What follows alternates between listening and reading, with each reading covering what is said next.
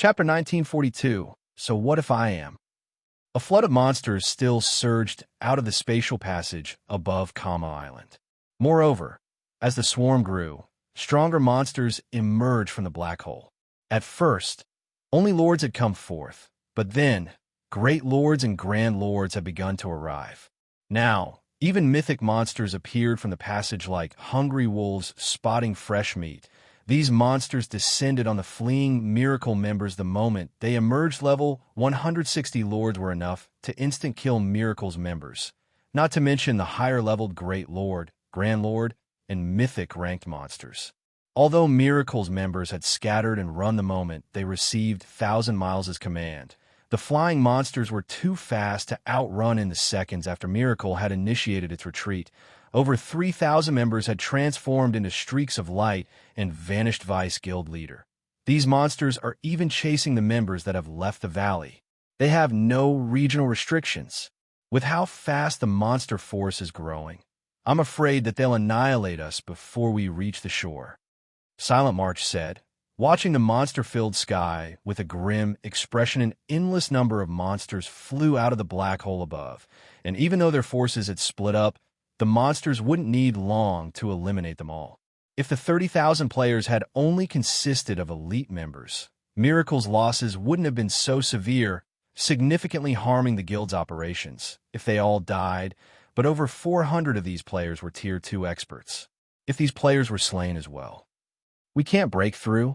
It seems that we have no choice but to use the Magic Breaker scroll to remove the seal on the island. 1,000 Miles gritted his teeth as he watched his guildmates die, one after another. March, instruct our elite members to do everything they can to attract the monster's attention. Once I remove the seal, have our guild experts use return scrolls to get out of here as soon as possible. Very few magic scrolls in God's domain were capable of removing regional seals. Even a super first-rate guild like Miracle had only managed to obtain 6 thus far. Normally, these scrolls were reserved as life-saving tools to prevent other superpowers from ambushing their key forces. Since he was one of Miracle's vice guild leaders, he had been allocated one of these scrolls. If he used it now, he'd have to wait a long time before he'd receive another. However, he couldn't hold anything back with so many of his guild's Tier 2 experts at risk. Understood. Silent March nodded, following which 1,000 Miles took an ancient, golden magic scroll from his bag and began to activate it in response. A golden light pillar flew from the unfurled scroll and pierced the invisible magic barrier that enveloped Kama Island. The magic barrier shattered, and players on the island could once again use teleportation spells and tools. As the magic seal faded, Miracle's members breathed sighs of relief. With the barrier gone, they would not have to rely on their own feet to escape the island. Once they found a safe location, they could use a return scroll and leave this nightmare. However, just as Miracle's many experts activated their return scrolls to flee this godforsaken island, the scroll's loading bars were interrupted. What's going on? Why can't I teleport? No, we're still under the magic seal's effects. But didn't we remove the barrier? The development left Miracle's fleeing experts confused. Even 1,000 Miles, who had just used the Magic Breaker scroll, was bewildered. Vice Guild leader, look at Black Flame. I think he just used a magic seal. A ranger with sharp eyesight announced as he pointed to the mountain, and Shurfong, hearing this, 1,000 Miles spun toward Shurfong. Multiple magic arrays hovered around the swordsman, all of which manifested to seal off Kama Island. Black Flame, you're courting death. 1,000 Miles' gaze was frosty as he glared at Shurfong, his enraged bellow echoing throughout the valley. Every Miracle member in the valley stared at Shurfong with hatred and killing intent. They had already used their only Magic Breaker scroll, so only death awaited them if another magic seal enclosed the island. Courting death? Seeing 1,000 Miles' wrathful expression, Shurfong couldn't help but laugh as he replied, so what if I am? In truth, Shurfong hadn't wanted to open an abyss passage on Kama Island. Once it opened, it would affect the region, and with the exception of himself, the ancient Abyssal Book's owner, the Abyssal monsters would hunt down every player within range. Activating the Abyssal Passage had greatly affected his plan for the Manatite Vein. Although Feng had expected information on the manatite vein to leak and had prepared certain countermeasures. He hadn't expected it to happen so soon. Moreover, Miracle had intended to take the vein for itself, rather than negotiate. He couldn't afford to be courteous with the enemy guild. He would teach Miracle the price for trying to steal Zero Wing's manatite vein black flame. Do you truly think Miracle will let you off the hook for this? Thousand Miles threatened as he watched the sealing magic array complete. Your entire guild will face Miracle's wrath. Not just you. Guild leader Black Flame. Many of Miracle's experts are on Kama Island. Our guild leader isn't exaggerating. If you complete the seal on Kama Island, Miracle will do everything it can to destroy Zero Wing. Silent March attempted to persuade Feng. Since you have developed Zero Wing to its current power, you should understand the various superpower strength. You should know how powerful our guild is. Do you really want to make an enemy of Miracle? Zero Wing had already become a noteworthy force in God's domain, but to a top-ranked, super-first-rate guild like Miracle, it was still a trivial opponent. The only reason Miracle had not turned against Zero Wing thus far, despite the guild's multiple transgressions, was that it had much better things to do with its time and resources. However, if Miracle concentrated its strength against Zero Wing, removing the guild from God's domain wouldn't be difficult. You people really are interesting. You clearly came looking for trouble, yet you're making Zero Wing look like the bad guy here, claiming that our guild is trying to make an enemy of ours. Miracle's members sure are skilled with one-sided plays. Feng laughed.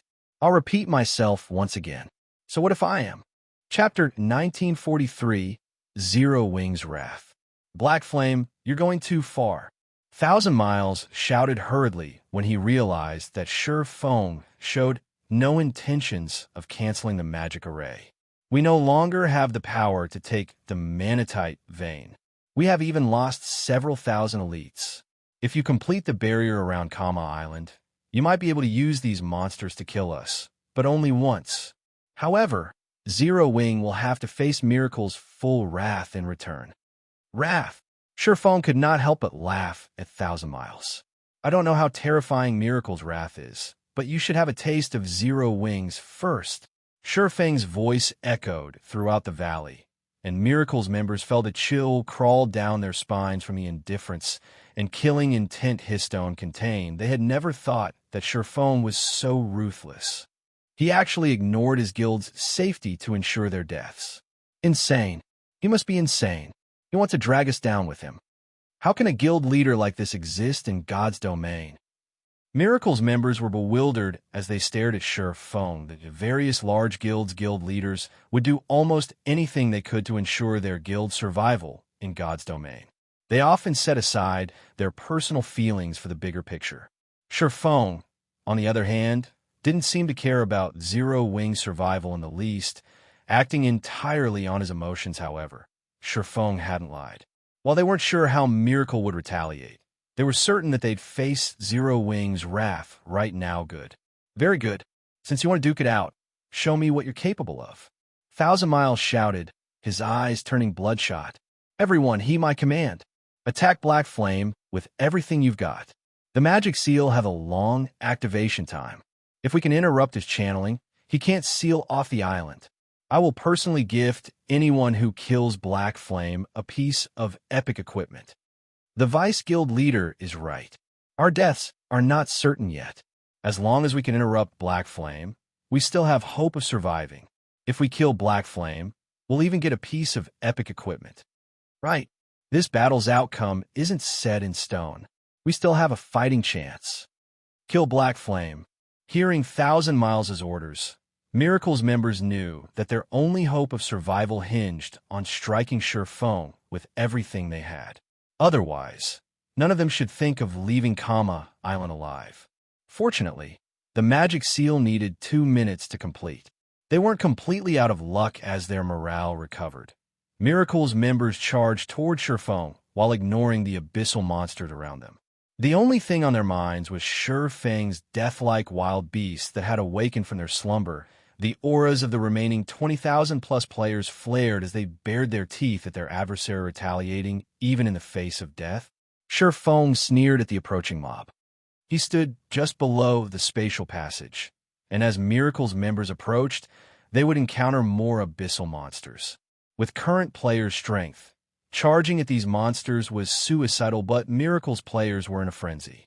They disregarded all costs while charging a sure foe, and even when their comrades fell beside them, they didn't pull their gazes from their target. Everyone, keep it up. Black Flame is still channeling the magic array and can't move. If even one of us reaches him, victory will be ours. Silent March cried, rallying his troops. While a magic seal was powerful, it had an obvious flaw. The player activating it had to remain in a safe place. If the caster moved in the slightest, the channeling process would be interrupted and would fail, although there were indeed a lot of abyssal monsters between them and sure foe. Miracle's players on Kama Island greatly outnumbered the monsters. Although the price of distracting the abyssal monsters was considerably high, it was possible, and it would allow a few players to slip by, reaching their target sure enough. 7 players managed to break through the abyssal monsters' encirclement after a short moment, arriving within 60 yards of Zero Wings guild leader. Even if I can't move, I can still use my skills and spells. Seeing the approaching enemies, Surefoam promptly activated Chilling Field. The moment Chilling Field activated, the 7 Miracle members immediately felt a chill envelop their flesh.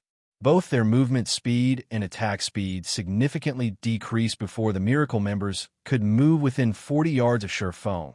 Icicles exploded from the ground, striking the 7 players as damages in the tens of thousands appeared above their heads. The mana on Kama Island was extremely thin, which limited the combat power players could exert, and with Chilling Field's movement speed reduction, dodging the Icicle's attacks became impossible for the 7 Miracle players. In the blink of an eye, the attacks killed 2 players.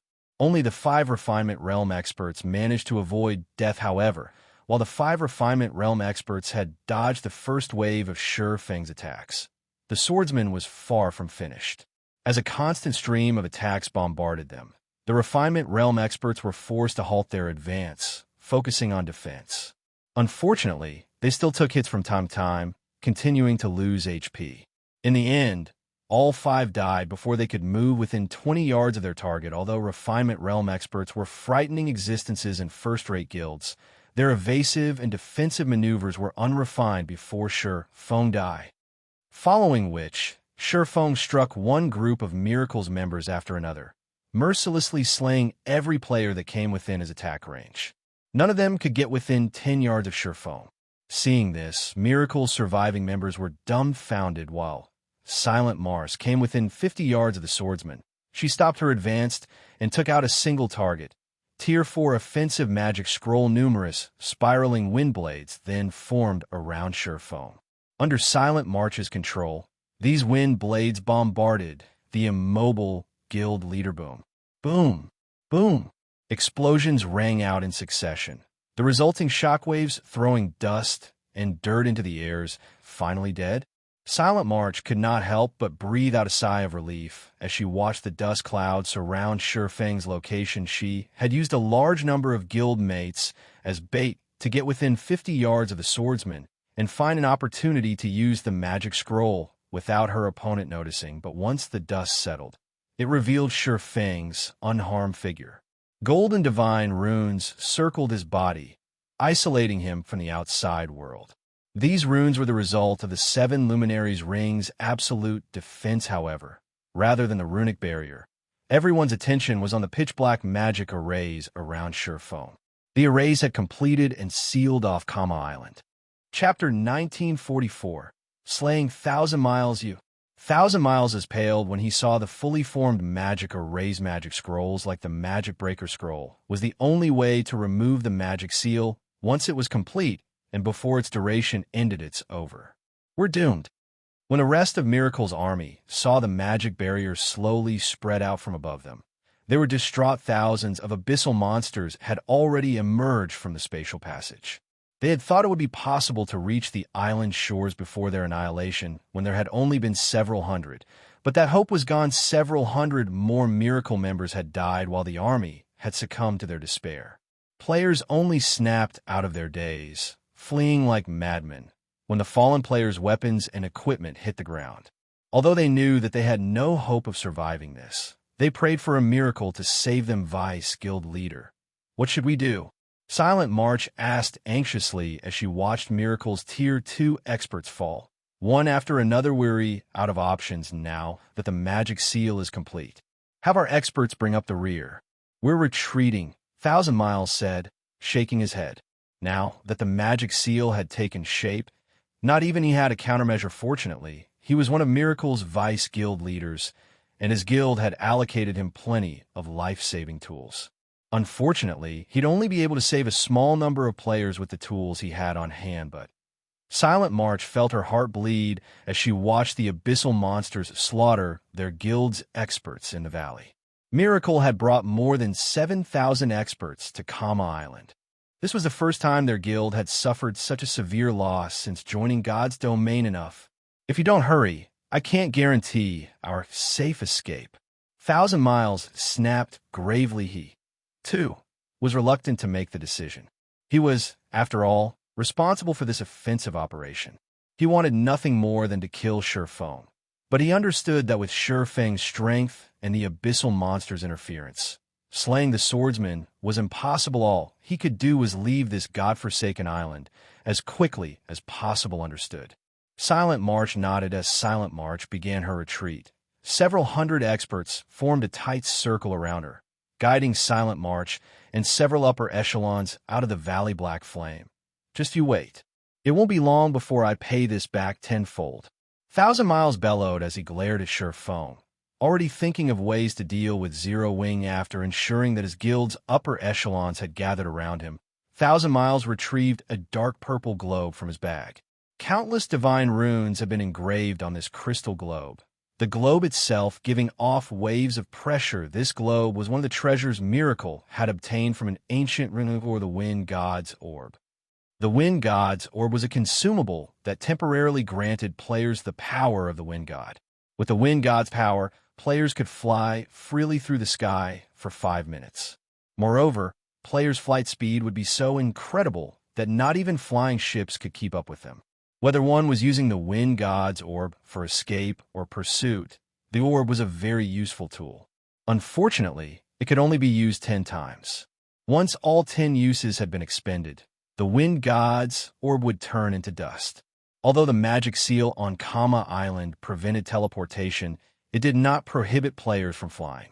As long as they had the power of the Wind God, they could easily shake off the abyssal monster's pursuit. Moreover, 5 minutes of flying would be more than enough to escape Kama Island.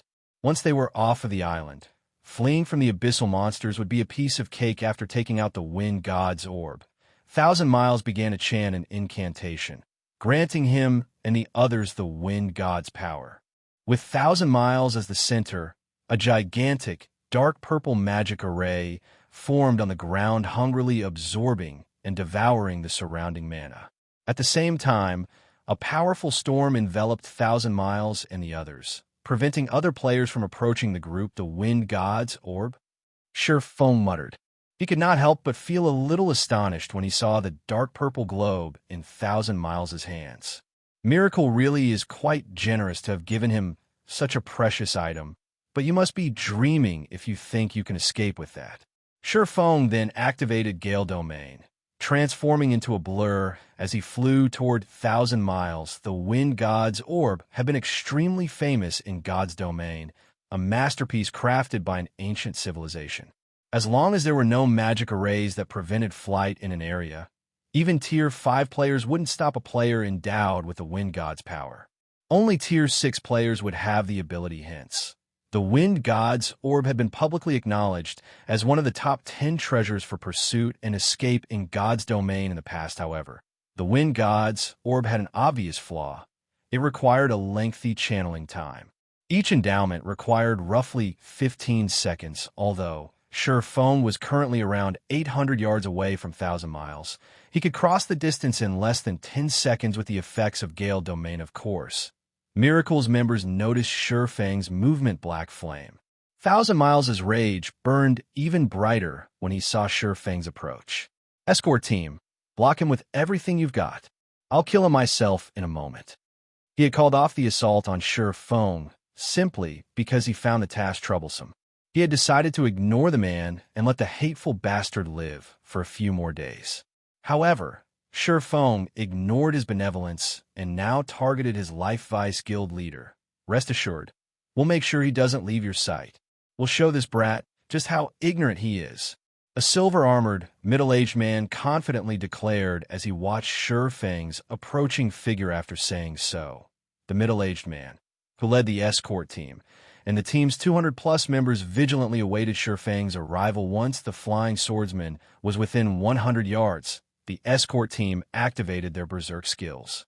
A few members even activated a magic array, trapping Feng within a magic barrier shatter.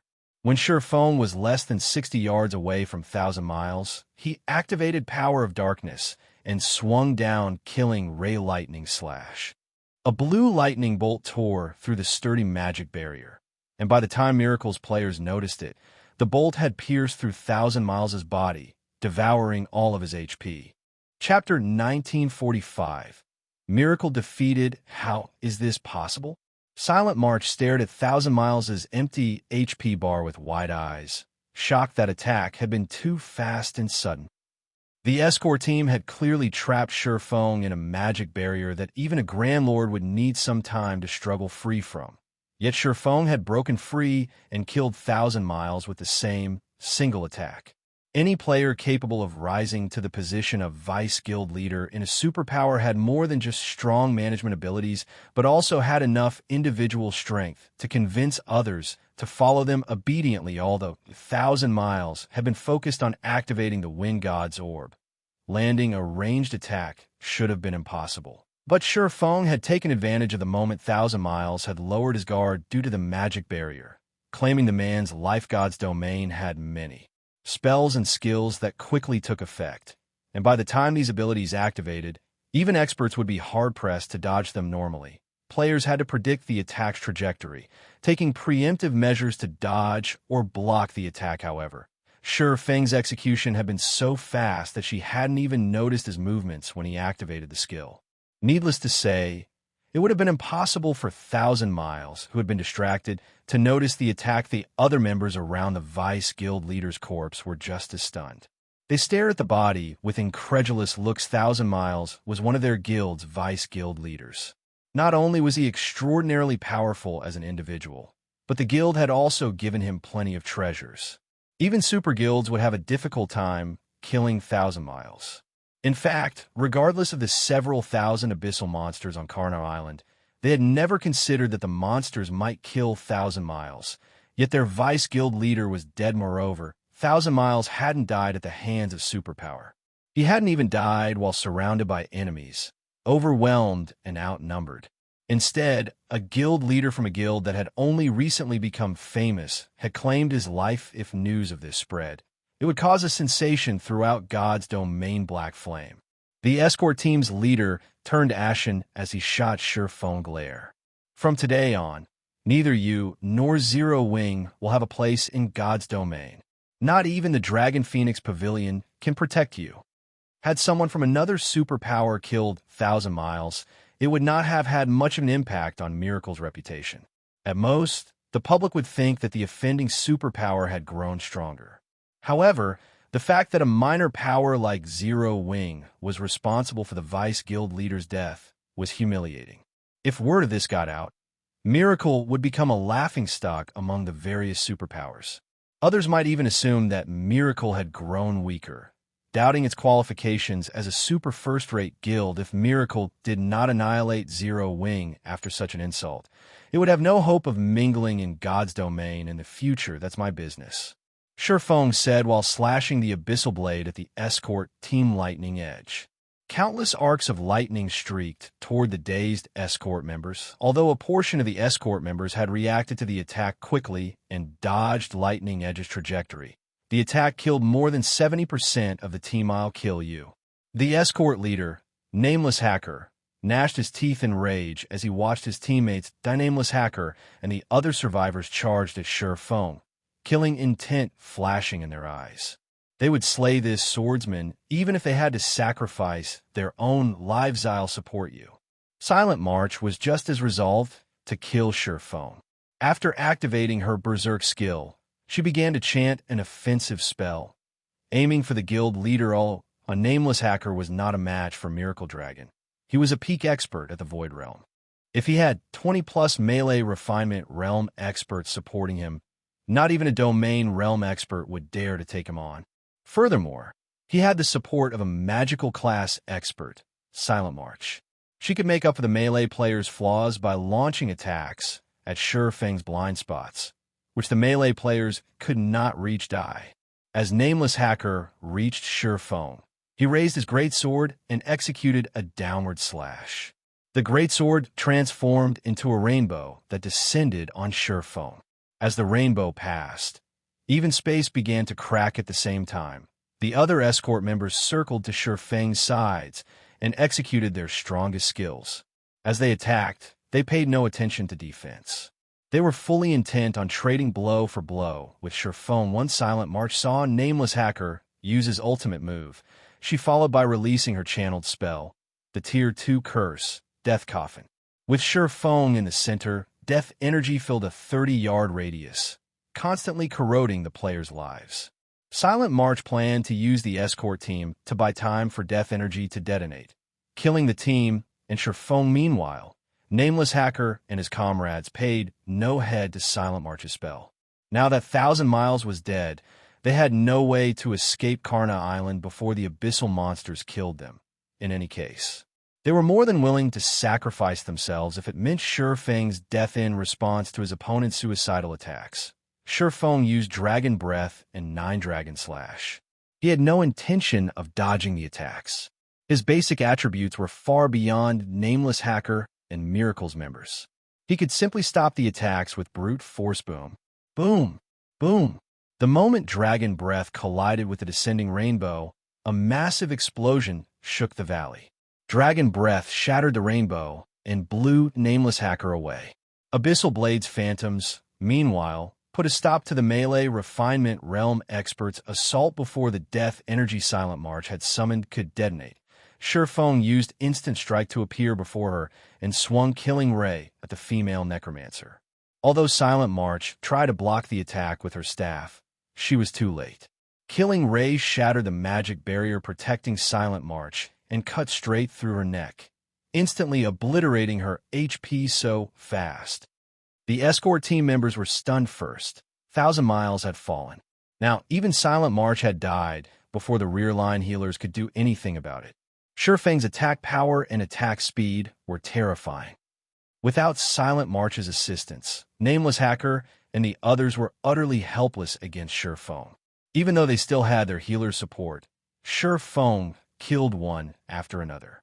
With the abyssal monster's interference, the entire escort team had been eliminated in less than 20 seconds. Seeing this, Miracle's surviving experts, who had been rushing over to help, turned and fled, losing any motivation to attack Surefeng. Unfortunately, the flying abyssal monsters gave Miracle's members no opportunities to escape Karna Island. In less than 10 minutes, all of the 30,000-plus players Miracle had dispatched to the island were dead. None left the island alive. Chapter 1946, Impossible Outcome. After Miracle's forces on Kama Island were annihilated, the abyssal monsters circling above began to scatter to the surrounding areas, and Surefeng couldn't be any happier to see it. Although this turn of events would be a problem for players developing in the Sea of Death, it would benefit him. The abyssal monster's presence would deter anyone from approaching Kama Island, however. The abyss passage he opened above the island was small, unlike the medium passage in the Twin Towers Kingdom. As a result, its influence would be very limited in the continent of God's domain. Abyssal monsters couldn't roam freely since they were foreign to this world. Hence, the world's power constantly suppressed them. The farther they ventured from the abyss passage, the stronger this suppression would become. With the power of a small abyss passage, the passage's range of influence was very limited. Moreover, he could only use this method to deter players once. Each ancient abyssal book could be used to open only 2 abyss passages, a medium passage and a small passage. King's Return's Hellfiend had already opened the medium passage to deal with Immortal Light in the Twin Towers Kingdom, and now that Surefeng had used the remaining small passage, he'd have to make sufficient sacrifices if he wanted to use the book to open another passage. He would need to sacrifice 50,000 players for a small passage, 300,000 players for a medium passage, or 1 million players for a large passage. Capturing so many players to sacrifice would be an immensely difficult task. He might be fine if his actions went undiscovered, but once other players found proof of his wrongdoing, the consequences would be horrendous. After watching the abyssal monsters venture away from Kama Island, Sher Fong began to loot the battlefield meanwhile, in the Dragon Phoenix Pavilion's temporary residence on Thunder Island. Big Sis Rain, I've notified every fleet in the Sea of Death. Since we cannot command those under 9 Dragons Emperor, we only have 3 fleets heading towards Kama Island. They should arrive in half an hour at the earliest. Blue Phoenix reported they had begun to gather their forces the moment they had heard of Miracle's interest in visiting Kama Island. However, the island was located in an extremely dangerous sea zone, and the various superpowers on Thunder Island didn't usually operate in that area. As a result, their fleets had been some distance from Kama Island when the situation had occurred, and even the closest ships would need some time before they'd arrive. Half an hour? Hopefully, they'll make it in time. Phoenix Rain nodded. While half an hour wasn't very long, it wasn't very soon either. If Zero Wing acted rashly, annihilating the guild's forces would be child's play for Miracle's 30,000-strong army. However, if Zero Wing's members split up and hid, they might last for another half an hour. Just what is Zero Wing trying to do? Despite knowing that Miracle has dispatched an army of 30,000 to Kama Island, Zero Wing is insistent on clashing with Miracle. Blue Phoenix was exasperated over Sher Feng's decision. She had the feeling that Zero Wing must have fought so many first-rate guilds that it was treating Miracle like one of those old enemies. Zero Wing only had 500 members on Kama Island. Even if these members were all a part of Zero Wing's main force, they wouldn't even serve as a warm-up for Miracle's army. After all, they were talking about 30,000 elite and expert players. Moreover, all of those players were from a veteran super-first-rate guild. Not a first-rate guild as Phoenix Rain and Blue Phoenix discussed the situation. The doors to the guild leader's office swung open, and 2 people walked in. The moment these 2 people entered the office, Blue Phoenix's expression darkened. Rain, long time no see. 9 Dragons Emperor greeted Phoenix Rain with a smile after entering the room. It seems you have secured quite a harvest in the Sea of Death. You've already replaced quite a few pieces of your equipment. 9 Dragons Emperor, why are you here? Phoenix Rain responded dryly. 9 Dragons Emperor was closely tied to the ambush she had suffered on Savage God Island. If not for her lack of evidence, she would have long since reported him to the Great Pavilion Master. Just the sin of setting her up would instantly get 9 Dragons Emperor banished from the Dragon Phoenix Pavilion. Unfortunately, 9 Dragons Emperor was too clever to leave evidence. No matter how hard she searched, she couldn't find any proof this is the Dragon Phoenix Pavilion's guild residence. Is there some reason that a Pavilion Master, such as myself, cannot be here? 9 Dragons Emperor returned Phoenix Rain's question nonchalantly. Although this is the Dragon Phoenix Pavilion's residence, this place is under my management. I believe you of all people understand how the Dragon Phoenix Pavilion operates. Neither pavilion is allowed to interfere with each other's work. Or do you need me to remind you of the rules? Phoenix Rain asked coldly. Fine, I won't waste words with you. I am here on official business. The Great Pavilion Master has issued an order. Since this is such a crucial moment, you're not allowed to interfere with Miracle. 9 Dragons Emperor said, chuckling. If you still don't get it, I'll explain the order in greater detail. The Great Pavilion Master had stated that you are not to interfere with the situation on Kama Island, and you must recall all of the ships you have sent. Have I made myself clear? All matters on Thunder Island are under Big Sis Rain's management. Why would the Great Pavilion Master give such a command? Blue Phoenix refused to believe a word 9 Dragons Emperor. Sadie knew you all would ask that. Here is the Great Pavilion Master's order. He had intended to inform you directly via call, but fearing that you would disobey, he sent me here to carry his orders out. 9 Dragons Emperor said as he playfully displayed the system message Ku Rong had sent him. How could this be? Phoenix Rain frowned when she saw the message. Our guild is in a precarious situation, and Zero Wing has made too many enemies. All of the various superpowers have expressed their opinions on the Dragon Phoenix Pavilion. After lengthy consideration, the Great Pavilion Master has decided not to interfere in the matter between Miracle and Zero Wing to avoid exposing the pavilion to even greater danger. If you refuse to follow orders, then all responsibilities on Thunder Island will be transferred to me. Nine Dragons Emperor said, smiling. Even if you sent reinforcements, it would be futile. 1,000 Miles is leading the operation personally. Zero Wing has no chance of survival. He was very pleased with Miracle's actions whether Phoenix Rain helped Zero Wing or not. Zero Wing would suffer severely, and Phoenix Rain would lose a powerful helper. Fortunately, this increased his chances in the next contest for Thunder Island. The naval power Zero Wing had displayed near Savage God Island had been too frightening, forcing him to take the guild seriously, but there was no need for that now. Now that Miracle had crippled Zero Wing, the latter would no longer pose a threat in the upcoming contest.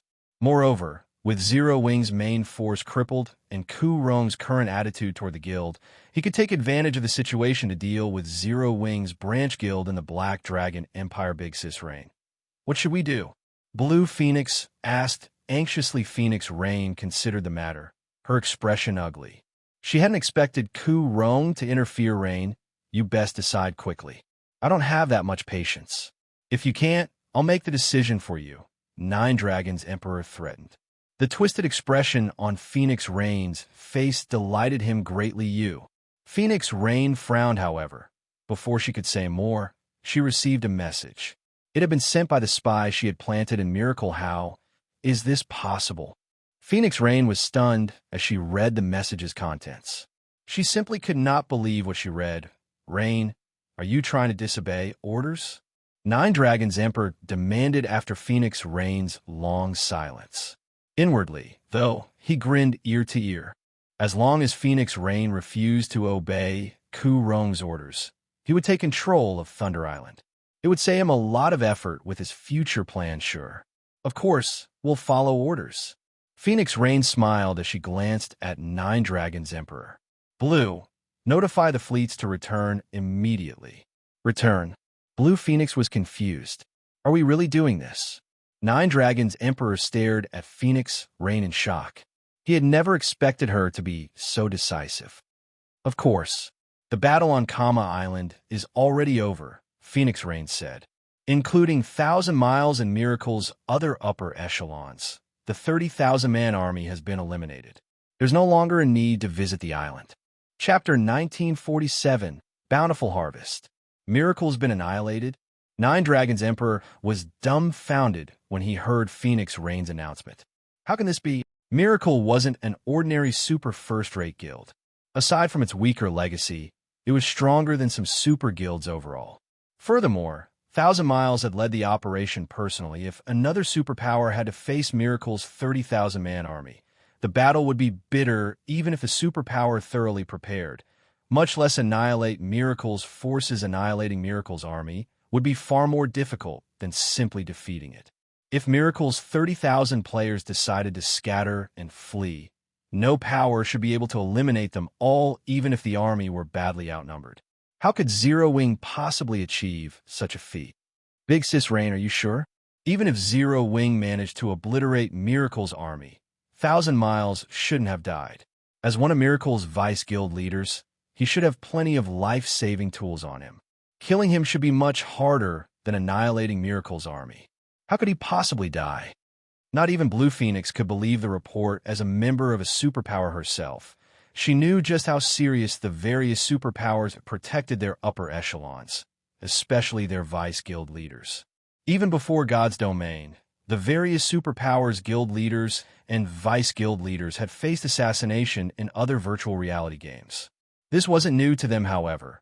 As the various superpowers adapted to God's Domain, they provided even better protection for their upper echelons. Take the ambush Phoenix Rain had faced on Savage God Island, for example. While Miracle might have had the ability to slay the main force members under Phoenix Rain, it hadn't been able to kill her. Had Phoenix Rain's subordinates faced annihilation, Phoenix Rain would have used the life-saving tools the guild had given her to flee the island.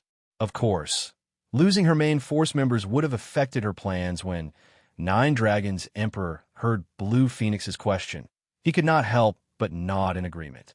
He decided that the news must be fake. It would have already been impressive if Zero Wing's small team of 500 escaped Miracle's forces. But no matter how strong those players were, annihilating Miracle's army should have been impossible. Not to mention slaying Thousand Miles. I wondered the same thing, but I've just verified the information. Miracle has issued a red annihilation order on Zero Wing. It's the highest-ranking annihilation order available in Miracle.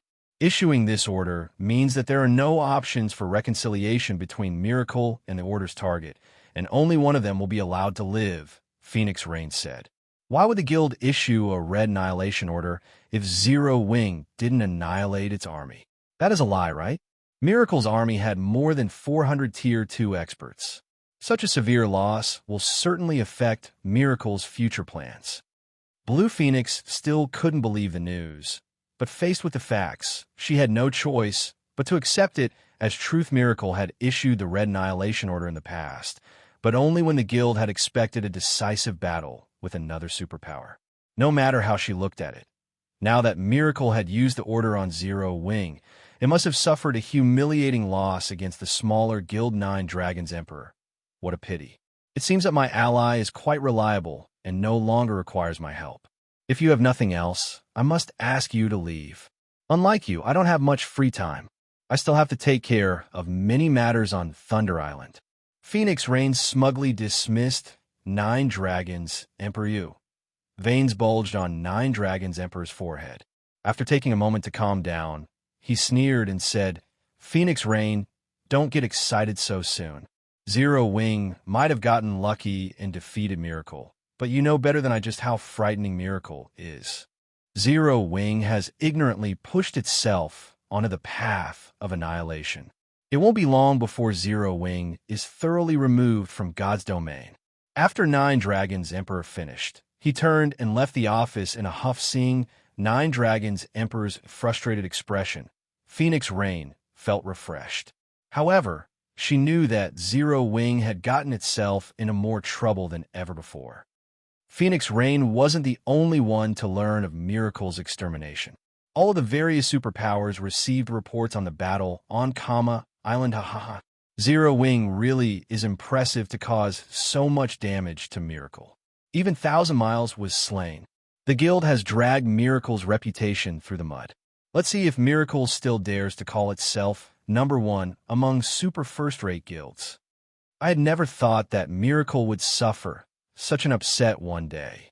If Miracle doesn't deal with this matter properly, it will become a laughingstock in the sea of death. Zero Wing is quite powerful. With such capabilities, it should easily rank among the top 5 of up-and-coming guilds. The news of Miracle's slaughter surprised all of the various superpowers, although they also pitted Zero Wing. With how much potential Zero Wing had displayed thus far, it was guaranteed to become a super first-rate guild if given enough time.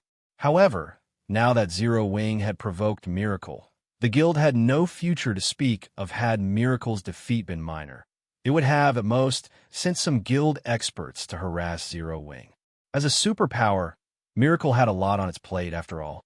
It couldn't utilize its full strength to deal with some small guild, however. This situation was different.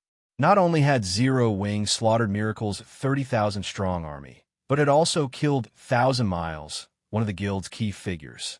This was a great embarrassment for Miracle.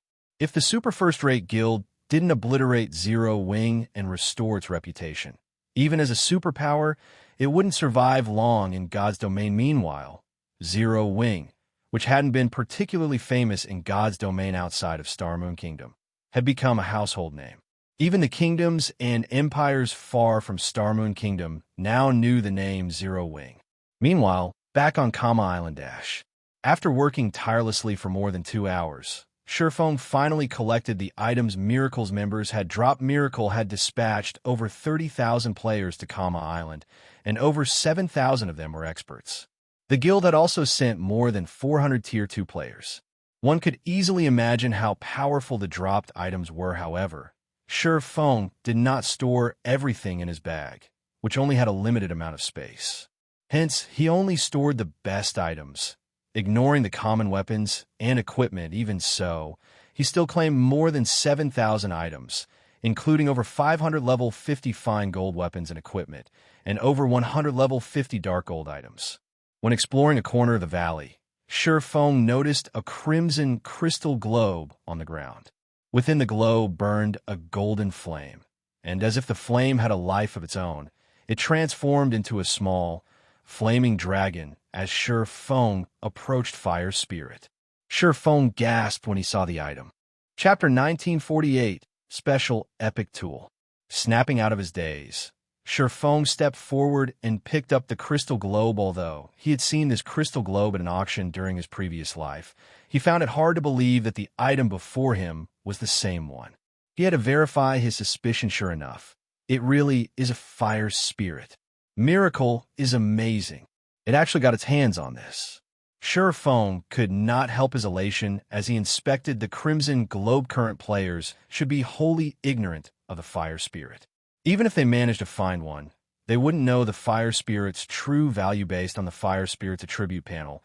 It was a weak epic tool that could only cast one spell, the Tier 2 spell, Fire Spirit.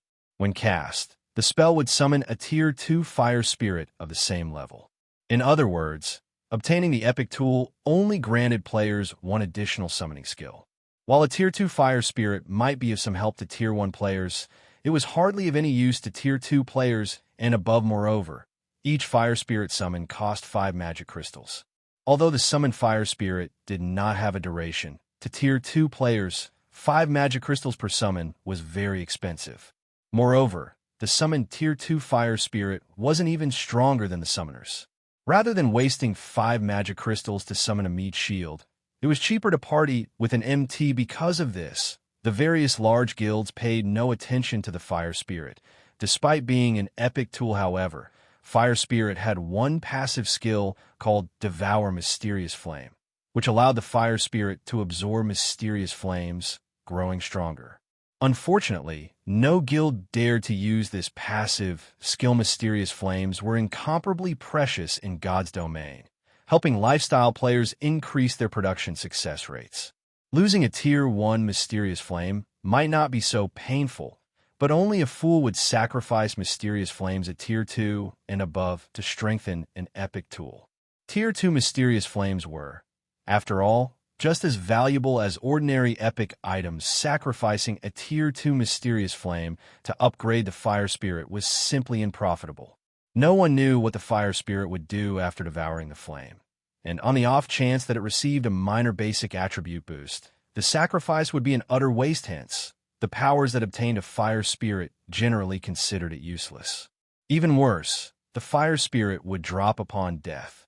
If one accidentally died after expending a Mysterious Flame to upgrade the Fire Spirit, they die a second time from regret. However, players hadn't yet discovered the Fire Spirit's frightening growth rate after devouring a Mysterious Flame, especially a high-tiered flame. Not only would feeding the Fire Spirit Mysterious Flames increase its tier, but its life rating would also improve. One guild in the past had become incredibly famous due to the Fire Spirit.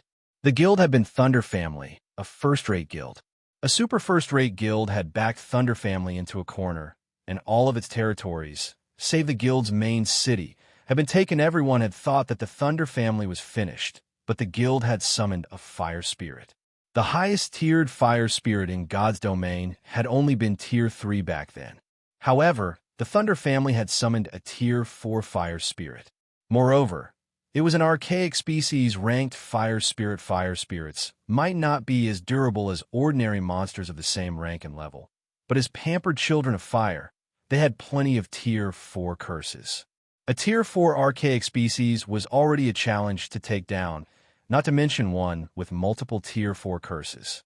One could easily imagine what the influence the Thunder Family's Tier 4 Fire Spirit would have on a large-scale battle. In the end, Thunder Family had won the final battle at its main city. Afterward, the various major powers had paid more attention to the epic tools known as Fire Spirits. Although Thunder Family had remained a first-rate guild even after 10 years in God's domain, no superpower underestimated it. The guild had eventually nurtured its Fire Spirit to Tier 5, and its life rating had risen to Fallen Angel. It had become almost invincible among opponents of the same tier, and even Tier 6, God-ranked players had fled from one-on-one battles with the Tier 5 Fire Spirit, including its many Tier 5 curses. The Fire Spirit had become a terrifying adversary. One could say that obtaining a Fire Spirit was the equivalent of obtaining a capable Tier 5 helper. It was unimaginably valuable, however. Nurturing a Fire Spirit wasn't easy. Thunder Family had practically bankrupted itself to nurture its Fire Spirit to Tier 5. Even superpowers had a hard time getting their hands on Tier 3 and 4 Mysterious Flames, and unless one obtained them in secret, countless problems would plague the player. Even so, the Fire Spirit was worth the cost. The Fire Spirit tool had another amazing aspect as well. After devouring enough Mysterious Flames, the tool's rank would increase. Once it became a fragmented legendary item, it would gain an additional skill called Flame Refinement. The skill could grant a maximum often players the Fire Spirit's flames. Naturally, the strength of these flames would depend on the Fire Spirit's strength. The stronger the Fire Spirit was, the stronger the flames would be. In the past, various superpowers and first-rate guilds would frequently rent these flames from Thunder Family, which in turn allowed the guild to make a fortune. Although Aqua and Snow failed to find any clues leading to Tier 2 and Tier 3 Mysterious Flames, they did obtain quite a few Tier 1 Mysterious Flames. I can use them to feed the Fire Spirit. Surephone was quite satisfied as he gazed at the crimson globe in his hand. Tier 1 Mysterious Flames might not upgrade the Flame Spirit by much, but if it devoured enough of them, it would undergo a qualitative transformation. After Surephone finished organizing the loot, he returned to the cave that contained the Manatite vein. He then set up an abyssal barrier and a teleportation point outside of the cave. In the future, Zero Wings members would be able to teleport directly there without worrying about the abyssal monsters from now on. The Manatite vein belonged exclusively to Zero Wing.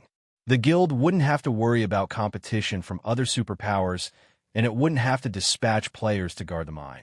The island's abyssal monsters would serve as a natural deterrence, following which Surephone regrouped with Aqua Rose and the others, continuing to lead them deeper into the Demonkin nest, defeating one patrol squad after another. A Demonkin nest was quite large, and the pathways within were incredibly complex.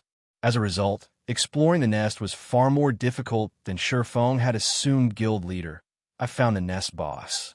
Fire Dance excitedly announced to mine the Manatite vein. They first had to defeat the nest guardian boss to stop the Demonkin from respawning.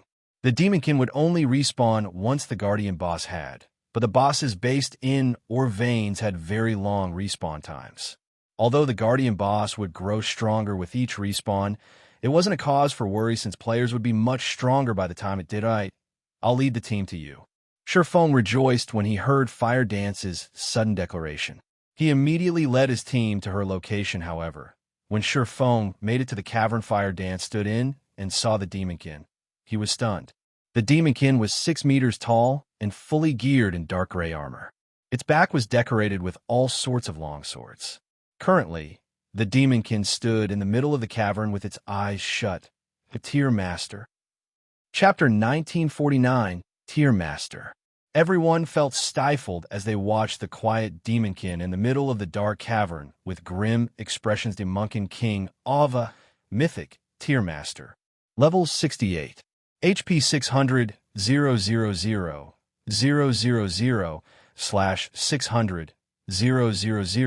000, 000. What kind of monster is that? How is it giving off such intense pressure? Is that really a Tier 4 monster? I can already feel death loom over me just by looking at it. Why do I feel like I can't even hit it, even though it's just standing there? What does Tier Master mean? Although none of them knew what a Tier Master was, after a long time fighting in God's domain, they had developed their instincts. Those instincts screamed a warning. If they set foot in this cavern, they'd get a one-way trip to hell. Naturally, Surephone wasn't particularly surprised by his team's reaction. After all, their instincts were correct. If they entered Ava's cavern carelessly, their deaths would be guaranteed. The concept of a Tier Master was still foreign to current players. It was akin to a king among those of the same tier, But unlike ordinary archaic species or dragons, a tier master's strength didn't originate from extraordinary attributes. Rather, it came from a monster's extraordinary combat standards. Dealing with tier masters was far more difficult than dealing with archaic species that had high attributes. A fight against a tier master was a test of players' combat standards. If players' combat standards were lacking, they would die instantly. In comparison, players would have a fighting chance against an archaic species, even if they were at a disadvantage in terms of attributes. Moreover, when raiding tier masters, players would not be able to use their numerical advantage. In fact, raiding a tier master with more players than necessary would only increase the raid difficulty. Tier masters were capable of summoning an army of monsters, and they would summon more monsters based on the number of players participating in the raid. The summoned monsters might not have high attributes, but even the weakest combat standards would be at the trial tower's 3rd floor. This was why tier masters were so fearsome normally. Tier masters only spawned after level 100. Shifeng had never considered that the boss guarding Kama Island's Manatite Vein would be a tier master. Guild leader, this boss is giving off a very dangerous feeling. We have quite a few players with us. Should we send some players in to test the waters?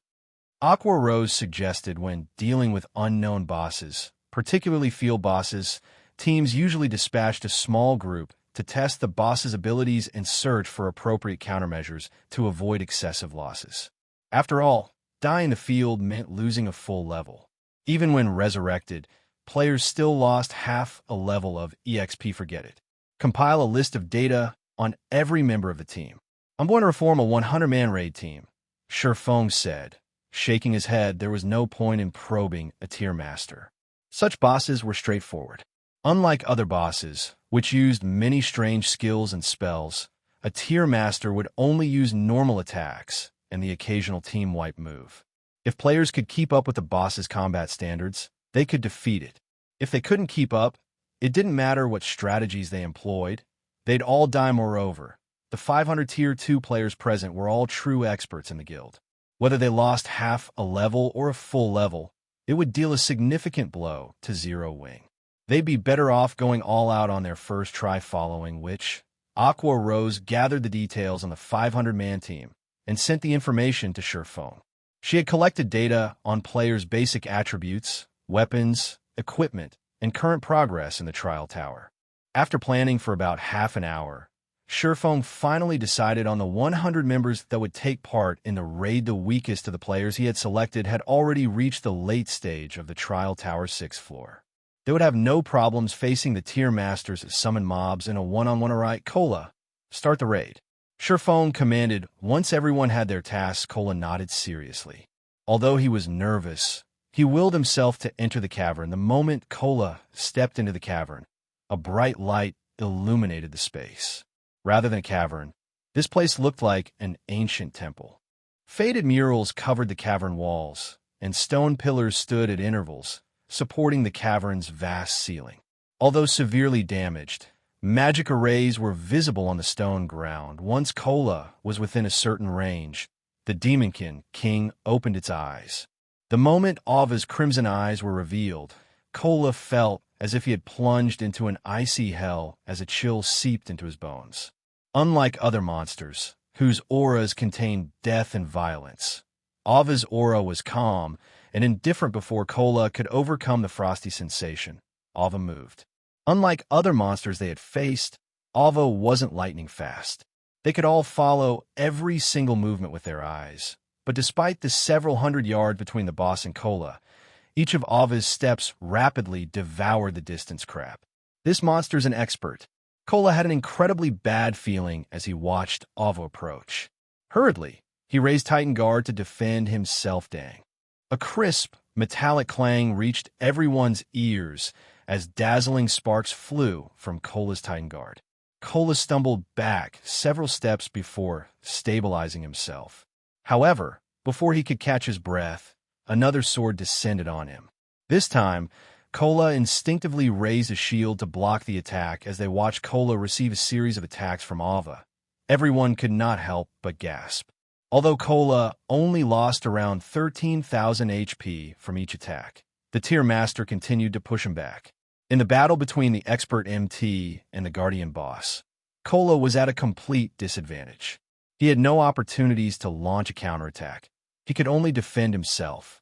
If he diverted his focus in the slightest, Ava's blade would likely find its mark when the rest of the 100-man team came within 100 yards of Ava. The Demonkin King bellowed with anger. Multiple Demonkin then began to rise from the ground, ranging between level 64 and 66. By the time they stopped emerging, a total of 200 Demonkin stood before the players. Among them, the weakest was a chieftain, while the strongest was a lord at first. Zero Wings members paid little attention to these monsters due to their low ranks. But after clashing with them, these expert players were stunned. These Demonkin commanded incredibly high combat standards. The weakest Demonkin could easily reach the trial tower's 3rd floor, while a few Lord-ranked Demonkin could reach the 5th floor, the publicly acknowledged expert standard in God's domain right now, of course. Demonkin's attributes were already higher than players. Combined with expert combat standards, the Lord-ranked Demonkins instantly slew several Tier 2 players. Fortunately, Violet Cloud managed to rescue some of them in time, reducing the number of casualties, thank goodness. It seems this Demonkin King is only at the late stage, 5th floor standard. Defeating it shouldn't be a problem. After watching Kola fight Ava for some time, Shurfeng had a rough estimate of the Guardian boss's combat standard, and he could not help but breathe out a sigh of relief. Not all tier masters were equal. The weakest among them were close to reaching the trial tower's 6th floor. In other words, the 5th floor's late stage. In a large guild, a player with such a combat standard would be considered a relatively strong expert. As for the stronger tier masters, some had even reached the Void Realm. Fortunately, Ava was one of the weakest tier masters. Had it been slightly stronger, Kola would have died instantly even if he met the attribute requirements for this raid. The only reason Ava was able to suppress Kola was its mythic ranked attributes. Although Kola's life dangled off the side of a cliff, Ava couldn't push the MT any farther. Furthermore, Kola could activate his Berserk skill to bridge the gap between them under Shurfeng's command. Kola activated his Berserk skill, instantly decreasing the raid's difficulty. Meanwhile, with Turtledove and Yi Wunyan tanking most of the mobs, the rest of the team was free to attack the Demonkin King, decimating its HP 90%, 70%, 50%.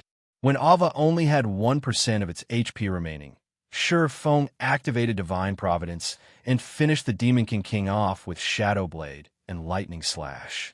As soon as the Guardian boss fell, a system notification reached everyone's ears. Chapter 1950, Demonkin King's Loot. System, congratulations. You have killed the Demonkin King, Ava. Due to the Demonkin King's death, all Demonkin in the area will not respawn. System, congratulations. You have obtained the first kill on the Demonkin King, Ava. Rewards doubled. Guild popularity plus 500 and humanity reputation plus 20 when they heard the system announcements.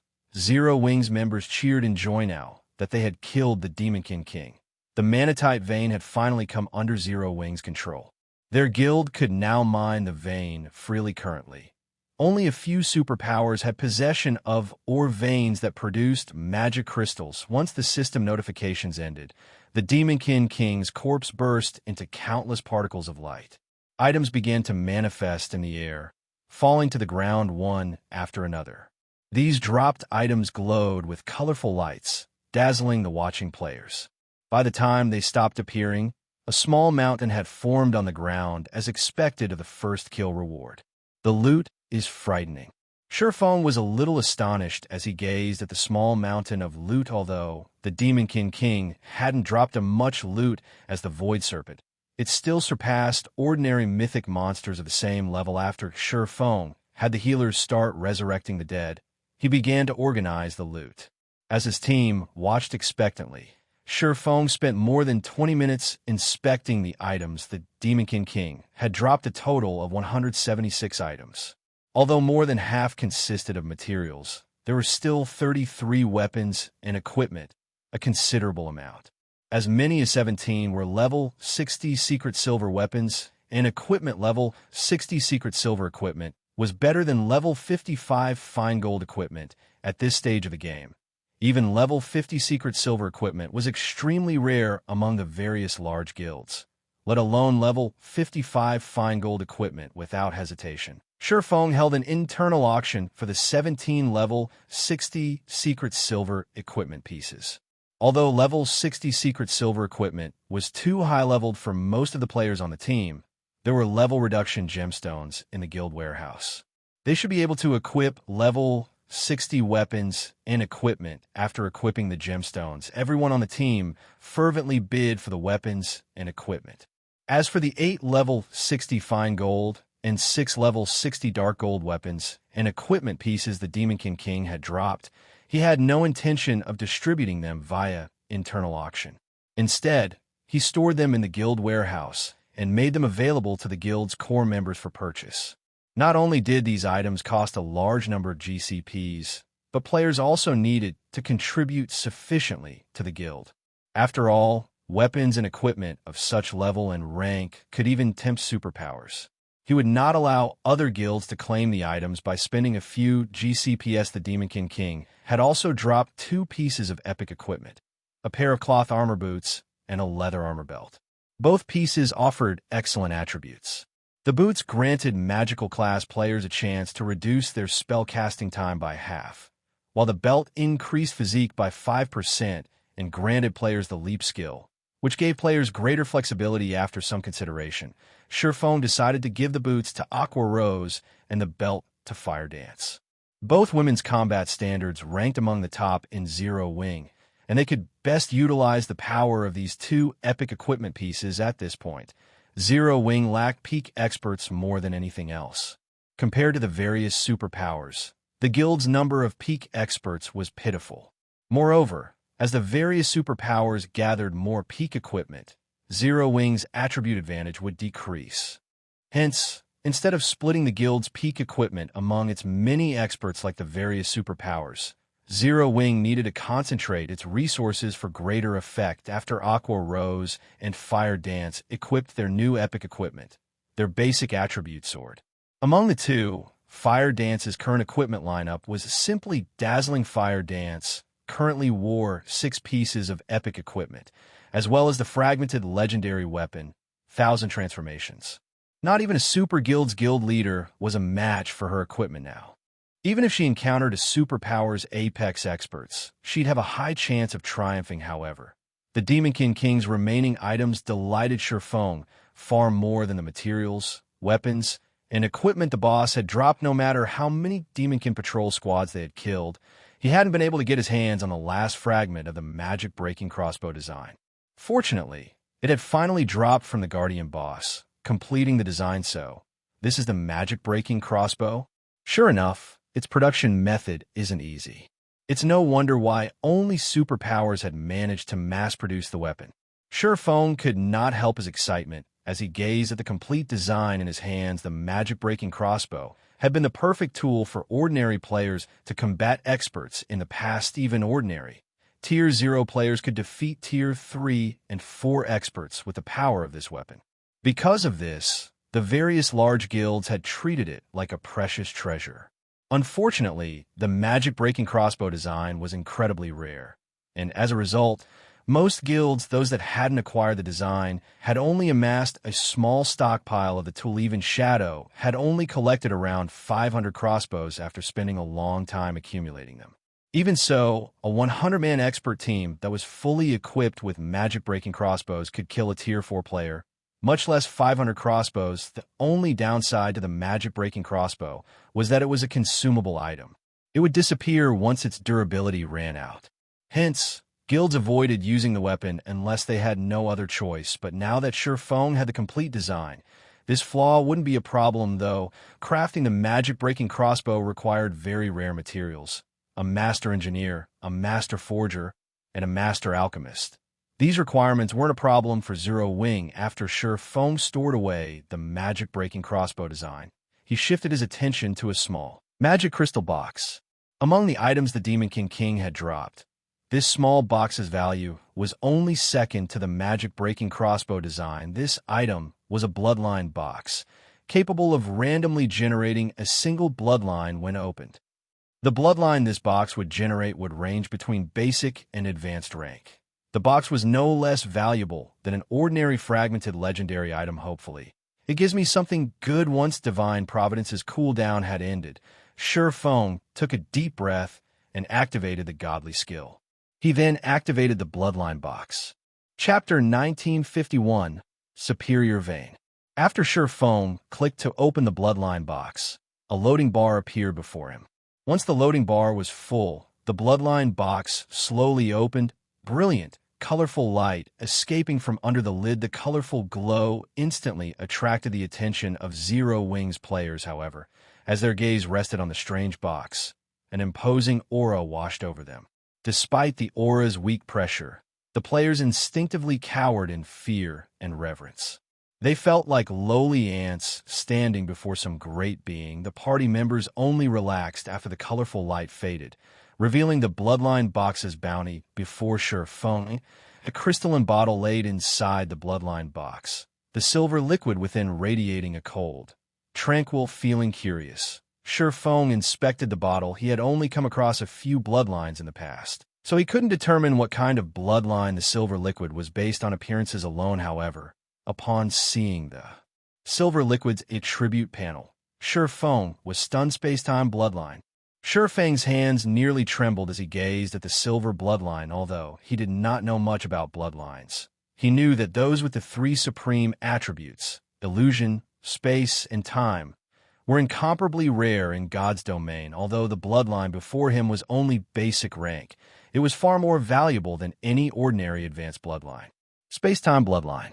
Reduces all spells cast time and cooldown. Improves vitality, followed by intelligence, endurance, agility, and strength. Amazing. Feng was flabbergasted after reading the space-time bloodline's introduction. While increasing magic damage was extremely important to magical class players in God's domain, their spells' cast time and cooldowns took precedence. Stronger spells had longer cast times, but enemies, be they players or monsters, wouldn't give players a lot of time to cast spells. As a result, magical class players preferred items that could reduce their cast times over items that increased magic damage. Moreover, reducing a spell's cast time would also reduce the casting difficulty, which would, in turn, increase a player's spell completion rate. Guild leader. What is that? Its aura is almost like divine might, Blackie asked curiously as he looked at the crystalline box in Feng's hands. It took a lot of effort for even the slightest move when subjected to that aura. Fortunately, the aura had only washed over him for several seconds. It's something that can guarantee expert players a straight path to the apex of God's domain, Feng said, chuckling. Take a look at its attributes for yourselves. Saying so, Feng shared the space-time bloodline's attributes with Blackie: Aqua Rose, Alluring Summer, and Violet Cloud. Amazing. Whoever gets this bloodline will have no trouble completing their Tier 3 promotion quest once they get that far. Aqua Rose muttered as she stared at the space-time bloodline, entranced. She had never expected to find such an amazing item in God's domain. Its effects could practically rival a Legacy Alluring Summer, and the others nodded in agreement. Just the basic attribute growth the bloodline granted could greatly affect the user's future. In addition, the reduced cast time and cooldowns would improve as a player reached higher levels. With this bloodline, even an ordinary magical class expert could become a peak expert with enough time. If the guild provided further resources, a somewhat talented player wouldn't have any issues reaching Tier 4 in the future. Looking at the four people before him, Feng could see the burning passion in their eyes. He suggested, "We can't let this bloodline just sit around. Why don't you discuss among yourselves and decide who will take this bloodline?" The space-time bloodline was incomparably valuable. Regardless of which player he gave it to, they have no issues reaching Tier 4. Unfortunately, relying on a basic bloodline wouldn't be enough to reach Tier 5. They'd also need luck and individual strength. I already have my Sea God's legacy. Let someone else have this bloodline, Aqua Rose said after giving the matter some thought. I'll pass too. I'm normally busy with the guild's management. I won't be able to put this bloodline to good use, Blackie said as he swallowed his desire. He also felt that someone else should have it. Let's give it to little sister Violet. She only has an advanced legacy.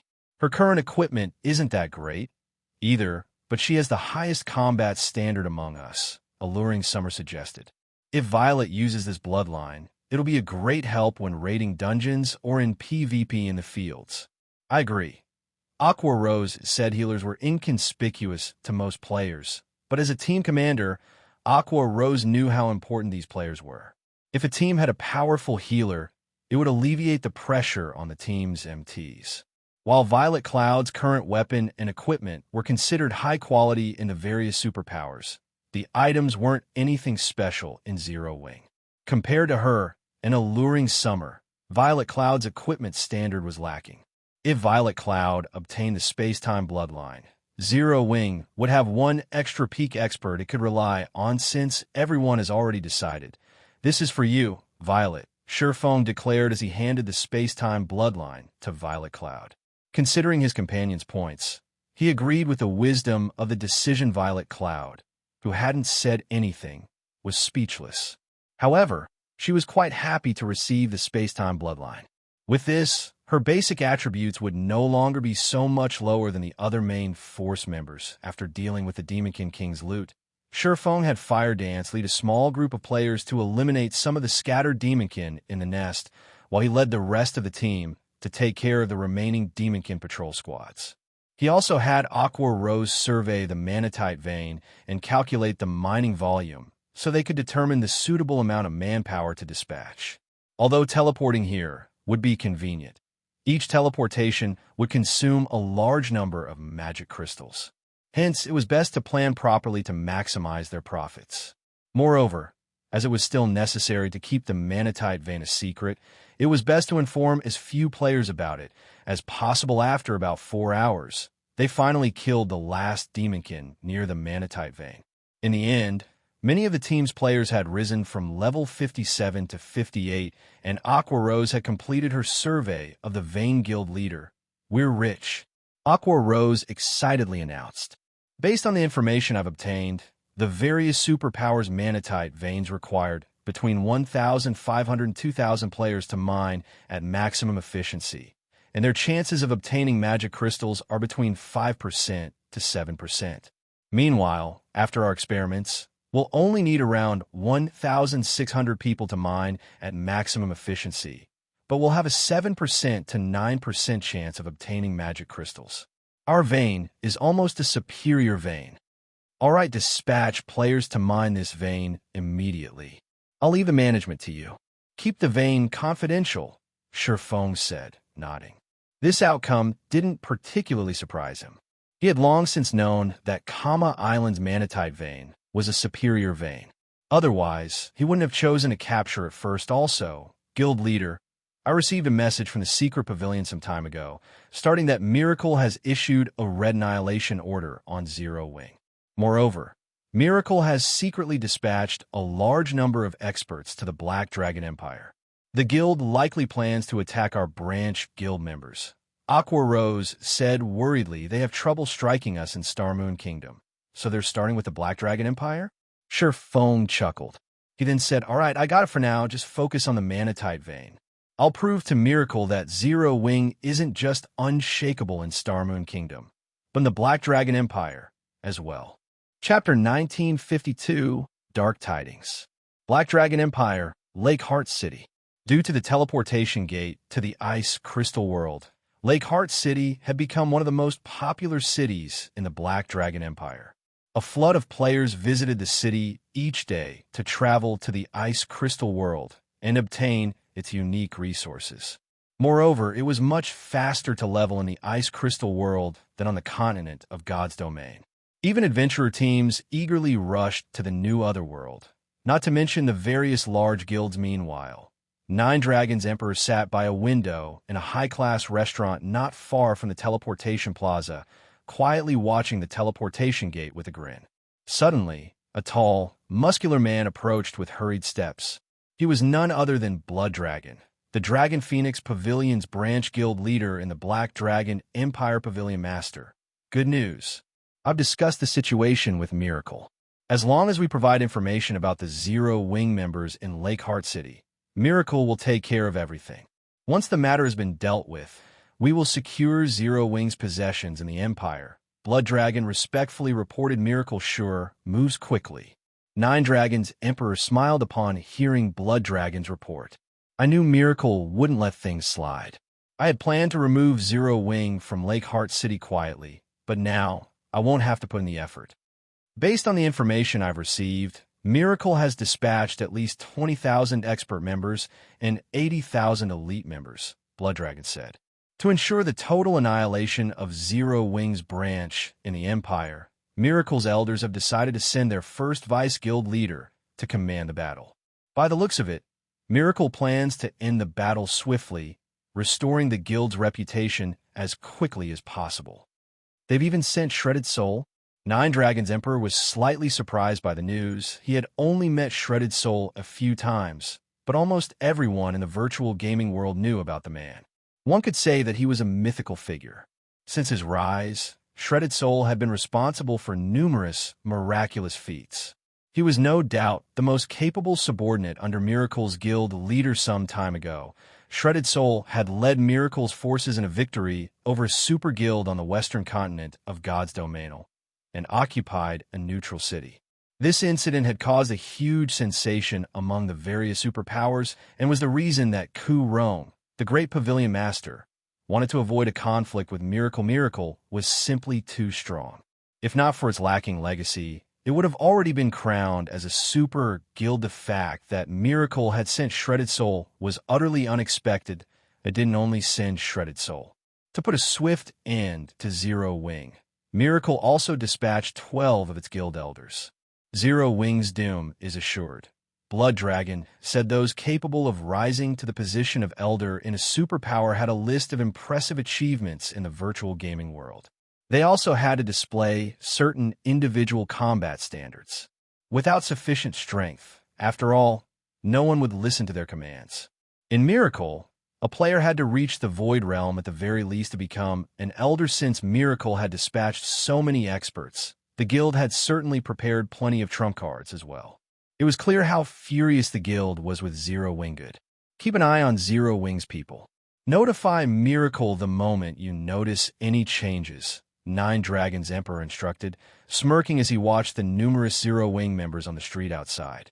I had thought of involving Beast Emperor, but it seems that won't be necessary.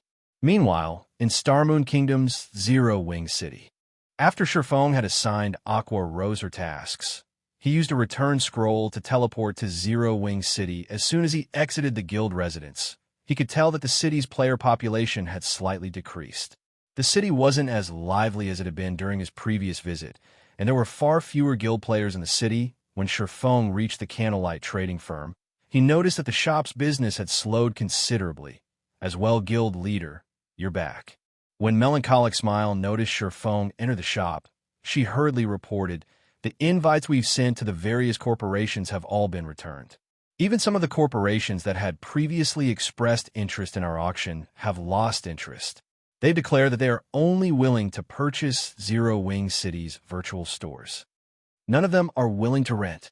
Shurfong was surprised by the news. Has something happened in Witch's Hill? MHM. 3 hours ago, 2 guilds established towns in the area.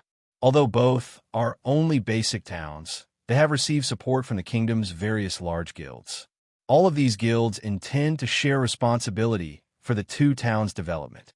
Moreover, both towns are selling a large number of virtual stores and are currently negotiating with the various corporations, Melancholic Smile said, nodding. Based on our investigations, a few major corporations and first-rate guilds have expressed interest and plan to invest in the towns as well. If they reach an agreement, it will severely affect Zero Wing City's development. Why don't we sell a small number of our virtual stores, guild leader? We've recently moved to a new training ground, and we have to spend a lot of money on multiple aspects. With our current daily income, we can't afford to support the training ground. Not bad. They actually set up towns in Witch's Hill so soon. Shurfong chuckled. Don't worry about selling the virtual stores for now. If we really need credits, you can sell some of Candlelight's lower quality weapons and equipment. Sell them in batches and don't reduce the price too much. We'll store the higher quality items in the guild warehouse. After saying so, Shifeng transferred all the weapons and equipment he had looted from Miracle's members to Melancholic Smile. When Melancholic Smile saw the items, she was dumbfounded. Of the 7,000+ weapons and equipment Shifeng had just given her, even the most inferior was level 50 secret silver equipment. Although mainstream players had already reached level 50, level 50 equipment was still difficult to come by, especially for secret silver rank and above. Even if she only sold 1,000 pieces of level 50 secret silver equipment, she'd earn enough credits to sustain the guild for quite some time. After all, many players in the various large guilds, in particular, preferred to purchase items with credits rather than spend their coins. Guild leader, I can really sell these items? Melancholic Smile asked.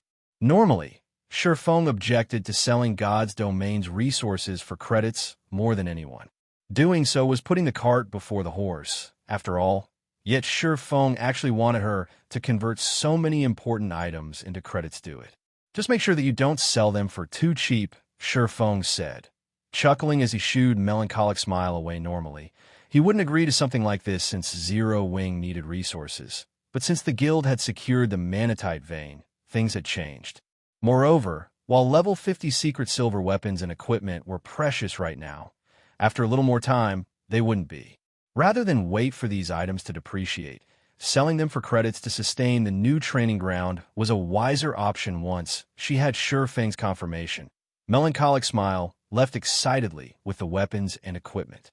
She then sorted the items and selected those with inferior attributes to sell in the Candlelight trading firm's various branches. However, these items would cost credits, not coins. Chapter 1953. How dare they? Zero Wing City, Candlelight trading firm's first floor hall. Although many of the guild players that had resided in Zero Wing City had shifted their operations to the new guild towns in the Witch's Hill, the city was still independent players' first choice when visiting the area. The two guild towns weren't a match for the city's level of convenience or its wonderful environment. While players browsed the merchandise in the first floor hall, a new counter appeared. According to the sign hovering above the counter, it offered weapons and equipment in exchange for credits in NPC city shops. Items could only be purchased with coins or traded for certain special items, such as magic crystals. There was no function that allowed players to purchase items with credits. However, guild towns and cities were a different story. The owner could freely determine what currency they'd accept. The new counter attracted the attention of every player in the hall the moment it appeared. What's going on? Candlelight is selling weapons and equipment for credits? They're not garbage weapons and equipment, are they? I doubted who would buy them if they were trash. I bet that they're ordinary weapons and equipment. After all, Candlelight is Starmoon Kingdom's #1 trading firm, and multiple lifestyle masters work for the firm. The new items are probably these masters' fail products. Even so, it's better than nothing. I have wanted to replace my level 45 equipment for a while now.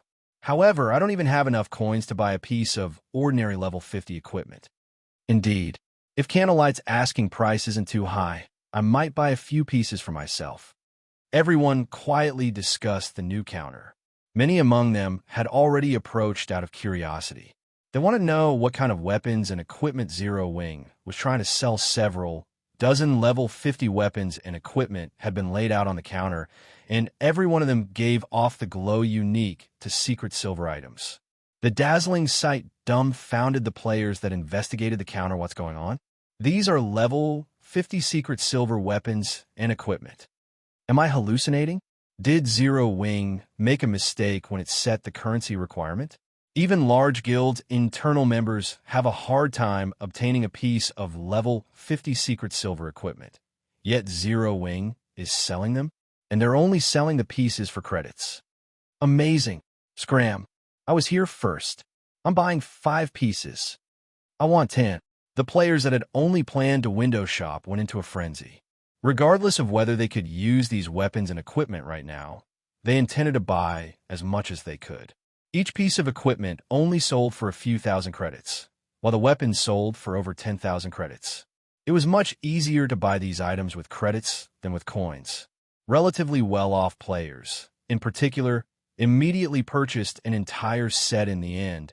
It took less than 3 minutes for the 100-plus secret silver weapons and equipment to sell out, and Zero Wing instantly earned over 600,000 credits. Crap. They've already sold out? I knew I shouldn't have hesitated and bought more. I could have made a small profit by reselling them. The moment the weapons and equipment sold out, many of the independent players who had hesitated regretted their decision. They hated themselves for acting quicker. However, after another 10 or so minutes, another batch of weapons and equipment appeared on the counter. Like the first batch, every piece was level 50 secret silver. Rank. Is Zero Wing insane? It's selling more? Out of the way, I'm going to buy as many as I can this time. Upon seeing the new batch of weapons and equipment, the independent players' eyes turned bloodshot as they charged over to the counter this time. The items sold out in less than a minute. Meanwhile, news of the Candlelight trading firm's level 50 secret silver weapons and equipment quickly spread, shocking many powers. What's going on? Our guild has had a massive headache over acquiring more level 50 secret silver equipment. Yet Zero Wing is selling such items in large quantities. Is Zero Wing going to disband soon? Is Zero Wing's warehouse overflowing with these items? Quick, send someone to camp the Candlelight trading firm. As long as Zero Wing sells these weapons and equipment for credits, buy as many as you can. Although the various large guilds had already rated level 50, 100-man team dungeons, they had been limited to normal mode. None of them had any progress in hard or hell mode. Only the various superpowers had the power to challenge these modes. Hence, level 50 top-tier weapons and equipment were still extremely rare. Normally, players could only obtain such items by defeating field bosses or completing high-difficulty quests. At this point, the various superpowers didn't even have enough level 50 secret silver weapons and equipment to gear their expert players fully yet. Zero Wing had so many of these items that they were selling them so cheaply to the public. However, while most of the various large guilds assumed that was the case, the various superpowers knew otherwise. Zero Wing was simply offloading the loot it had taken from miracle. News of the battle between the two guilds had only reached the various superpowers thus far. Most first-rate guilds had no idea of the incident, let alone those weaker than first-rate guilds. Black Dragon Empire, in one of Lake Heart City's high-class restaurants. Uncle Yuan, is this Zero Wing's way of complaining that Miracle isn't killing it fast enough? Purple Jade was astounded when she read the latest report. Even newly formed superpowers would not dare to provoke Miracle to such an extent. Yet Zero Wing was so bold as to throw fuel on the fire. I don't know.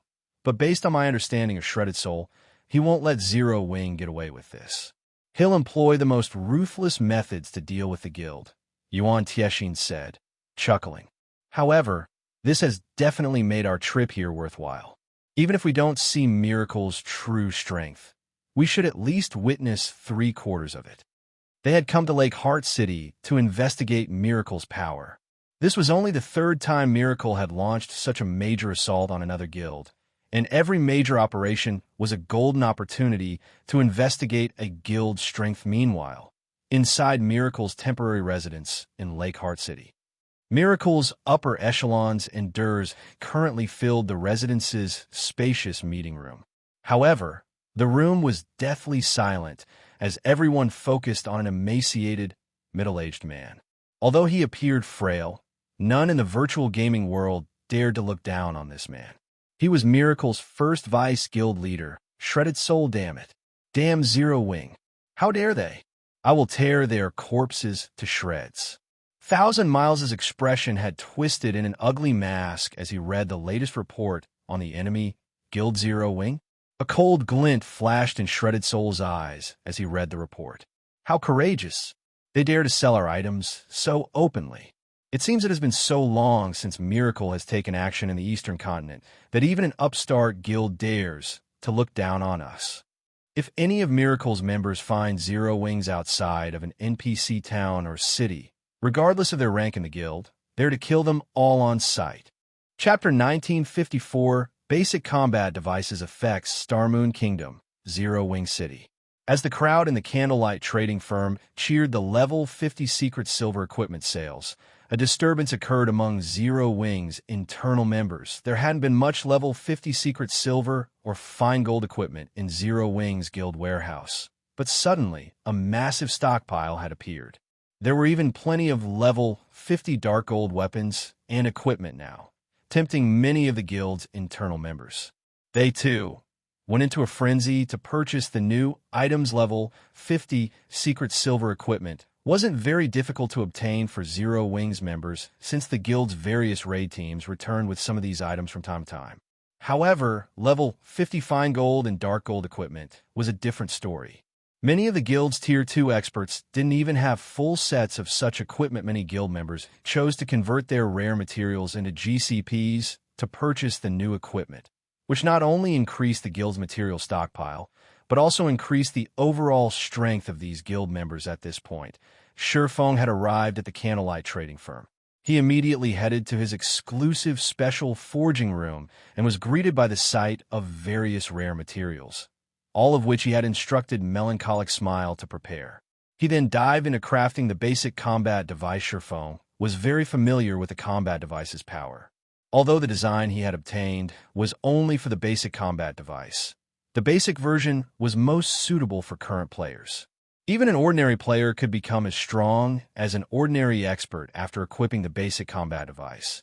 And if given to ordinary expert players, they wouldn't be far from rivaling peak experts. If at all, the basic combat device was what Zero Wing needed most right now.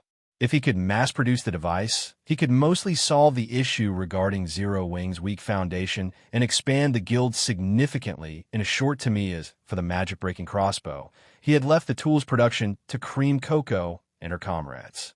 After all, he was Zero Wing's guild leader. He had a long list of duties each day, and he simply didn't have the time to stay cooped up in his forging room. He only forged the basic combat device personally because the design was bound to him. Dense mana filled the quiet special forging room. Using the Philosopher's Stone, Shifeng began to synthesize one mana stone after another. He then collected the necessary materials and began his first attempt at crafting the basic combat device: smelting, extracting, engraving. Before 5 minutes had passed, a Rubik's Cube made of pitch-black iron took shape before Shifeng. Since this was the first time he had crafted a basic combat device, Shifeng couldn't help his growing nerves as he waited for the system to appraise the iron cube. The basic combat device was a special tool that only basic master forgers or above could produce. Moreover, the tool was quite difficult to craft. Even a basic master forger would not have more than a 50% production success rate. Once the loading bar was full, a melodious sound echoed throughout the forging room system. Basic combat device has been successfully manufactured. Forging proficiency increased by 5 points. Obtained 274,000 EXP. So, this is the Divine Library's basic combat device? Shifeng stared at the basic combat device's attributes in astonishment. Basic combat device increases the life rating of players at Tier 3 or below by 1 grade in skill and spell completion rates by 2% for 12 hours. He had already known that the combat device increased its user's life rating, but he hadn't expected this device to increase skill and spell completion rates as well in the past. The basic combat devices he had obtained from ancient ruins had provided additional defense, and most though he had never found one.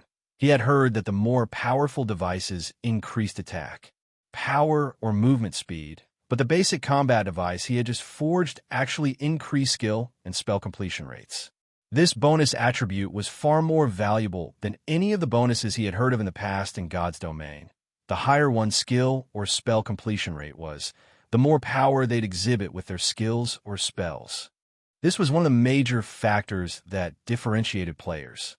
The difference between a skill with 90% completion rate and 100% was massive. This improvement was particularly useful in PvP, in which players usually fought at top speed, especially experts. Even a split-second difference could decide a battle's outcome. Having a completion rate boost would increase skills and spells tolerance, and players' execution wouldn't have to be as precise to get the same results. Excited, Shifeng immediately began to forge more basic combat devices. After crafting nearly 20 basic combat devices, Surefong received an unexpected call from Gentle Snow Guild leader. The situation in Lake Heart City has changed. A large number of experts have suddenly arrived and started hunting our guild members in the fields. Over 500 of our players have already died, Gentle Snow reported, her head aching slightly. All of these ambushing players have very high combat standards, and although I've sent teams to deal with them, they've turned the tables on our members. Miracle can't sit still any longer. Giving the matter some thought and considering the previous reports, he assumed these players were from Miracle. Only, he hadn't expected the guild to act so soon. Do you know how many people they have? We've confirmed around 50,000 enemies. Gentle Snow replied, weekly although Zero Wings development in the Black Dragon Empire had been progressing smoothly, the branch guild did not have many expert and elite members. Overall, there were a little over 2,000 experts and 90,000 elite members. Moreover, the majority of the expert players were her subordinates from Ouroboros. They sure mobilized their forces quickly. The number surprised Surefong slightly after the battle on Kama Island. He knew that Miracle wouldn't let him or Zero Wing get away unscathed, but he had thought that it would take the guild some time to muster a large force after so many of its expert and elite members had died. He had never thought that Miracle could gather 50,000 players in so little time. He truly hadn't expected this situation. He had thought that Miracle would, at most, transfer a little over 10,000 players to the Black Dragon Empire to harass Zero Wing. Transferring more than that would leave Miracle's other territories undefended. If Miracle weren't careful, it could easily be ambushed by other Powers Guild leader. What should we do? Gentle Snow asked. Do we fight? Fighting Miracle's 50,000-strong army directly would incur serious losses for Zero Wing. Depending on the severity, the guild's development might even grind to a halt. However, if they avoided fights with Miracle's forces, the enemy guild would continue to ambush Zero Wing's teams. The guild couldn't afford that. Either, of course, were fighting. Moreover, we have a big surprise for Miracle. Surefong said, smiling faintly as he thought about the basic combat devices he had just completed. Chapter 1955, Foothold. A surprise? Gentle Snow watched Surefong on the screen in confusion naturally. She welcomed the confrontation with Miracle, but it was a very powerful super-first-rate guild. Moreover, based on Miracle's reaction, the guild seemed quite intent on Zero Wing's destruction. Defeating their 50,000-man army wouldn't be easy. There was also a huge difference between the number of experts in Zero Wing and those in Miracle MHM. In a moment, I want you to visit Zero Wing City's Candlelight trading firm. I've got something good for you, Surefong said, nodding. If this had happened before he had obtained the basic combat device design, he wouldn't have dared to drop all pretenses with Miracle on Kama Island. Any superpower was terrifying once it got serious. After all, he had watched superpowers slaughter many large guilds in the past, including plenty of first-rate guilds. Top-ranked first-rate guilds might put up a fight against super first-rate guilds and super guilds normally, but in a serious confrontation, they had no hope of surviving aright. I'll head there now. Seeing Surefong's solemn expression, Gentle Snow understood that the item he spoke of was immensely important. Otherwise, he wouldn't have told her to make the trip personally. After Gentle Snow disconnected the call, she took out a guild transfer scroll and teleported to Zero Wing City's residence. She then donned a black cloak and made her way toward the Candlelight trading firm. Surefeng's special forging room. As Gentle Snow entered the workshop, she could feel the strange mana in the room. It felt particularly violent. Logically, players should feel clear-headed in places with high mana density, but she felt her blood boil and her heart pound as she entered the room. What are these? Gentle Snow asked as she around the room at the pitch-black Rubik's cubes. She could sense that these cubes were the cause of the strange mana. These are basic combat devices, and the items I wanted to give you, Surefong, who was in the midst of forging another basic combat device, explained as he stopped his work. The magic arrays engraved on the basic combat devices were extraordinary, capable of changing the nature of mana. If he hadn't been an advanced magician, he wouldn't have been able to complete the devices despite their passive state. The basic combat devices were still effective. Even though the effects were much weaker in this state, They changed the rune's mana as the pile of cubes increased basic combat device. This was the first time Gentle Snow had heard of this item. You'll know once you inspect them, Shurfong said as he traded one of the completed devices to Gentle Snow. Outsiders couldn't inspect or take items in a workshop in God's domain to prevent theft. After all, the materials within workshops were extremely valuable. Gentle Snow was dazed as she inspected the basic combat device's attributes. Not only could one of these devices increase a player's life rating by 1 grade, but could also increase skill and spell completion rates. She had never heard of such a tool. That various powers had already investigated the life rating feature and understood its implications. After equipping the basic combat device, players would become boss-like existences among their peers. They'd receive an overall increase to their strength. Guild leader, are all of these cubes the same? Gentle Snow could not help but ask, shocked, as she surveyed the pitch black Rubik's cubes around the room. Although Shurfong had said as much, she needed confirmation. The revelation was just too shocking. Most tools that increased players' combat power only improved one or several aspects. Take a tool that increased players' strength, for example. The strength boost might increase a player's combat power, but if the player couldn't land an attack, it would be meaningless. Unlike most tools that increase combat power, the basic combat devices increase their user's life rating, which was far more effective than increasing several attributes. A life rating boost wouldn't just improve a player's basic attributes, but it would also sharpen players' 5 senses and qualitatively transform their physique. With such an overall boost, players could better exhibit their combat power. Gentle Snow couldn't believe that so many of these valuable items existed. Not all of them are the same. Pointing at the 2 Rubik's cubes on his work table, Shurfong said, "These 2 are strengthened basic combat devices. Although there's no change to life rating, it provides an additional 10% to physique. It will help players better exhibit their combat power." These 2 strengthened versions were a result of his Black Steel Insignia's effect, which improve an item's attributes by a fixed percentage 10% to physique. Gentle Snow gaped at the item's basic combat device was already impressively powerful, yet there were strengthened versions of it as well. While a 10% boost to physique might not seem like much, it significantly increased a player's actual combat power. I have only started production. Take these and use them for now. It's best if you let the guild's Tier 2 experts test them, Shurfong said as he traded the 22 basic combat devices and strengthened basic combat devices to Gentle Snow. "I'll deliver more basic combat devices later. However, do not engage Miracle in any large-scale fights before you get the next delivery." Although he wanted to use the Hell tanks, they were necessary to fend off Beast Emperor and Blackwater. If they found out that the Hell tanks had been moved to the Black Dragon Empire, they'd take advantage of the opportunity to strike at Zero Wings territory. The best he could do was rely on the basic combat devices. I understand. Gentle Snow nodded. Thus far, Zero Wings forces had used guerrilla tactics against Miracle, and the basic combat devices were perfect for that strategy. Zero Wing had the upper hand numerically, only lacking quality experts. Besides, Miracle's ordinary experts weren't the cause of her headaches. Its peak experts were. Peak expert could exhibit far greater combat power in small fights than in large-scale combat. However, if Zero Wing's Tier 2 experts equipped the basic combat device, they might be able to put up a good fight, following which Gentle Snow returned to Lake Heart City with the 22 basic combat devices.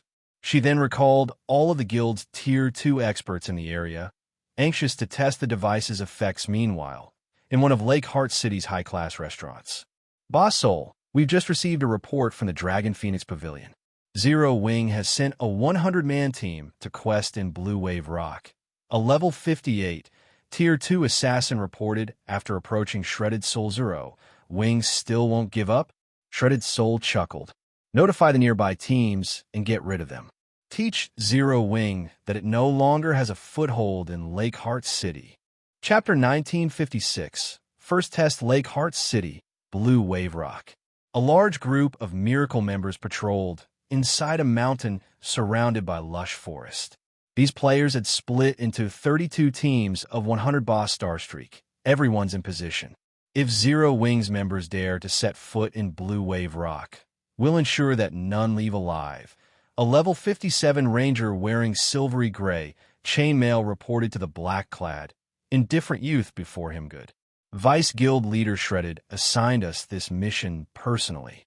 We need to complete it properly. You all know the consequences if we fail. Starstreak said solemnly. Shredded Soul was well known for his strict nature. He'd even demote the guild's peak experts if they didn't handle a mission properly, not to mention lower-ranked members. Hence, the guild members had given him the title Demonic Vice Guild Leader. Boss, rest assured, Zero Wing can't even dispatch enough members to serve as a warm-up. Besides, you're in command this time. Even if Gentle Snow leads her branch guild's main force personally, she'll only be marching towards her grave. The level 57 ranger confidently declared his confidence was not baseless. Although Shredded Soul was a strict vice guild leader, he was also a careful person. All the 32 teams he had dispatched to Blue Wave Rock were expert teams, with over 1,000 expert players. Over 100 among them were also Tier 2 players. The peak assassin expert, Starstreak, was even in command, and his assassination and tracking standards were first-rate.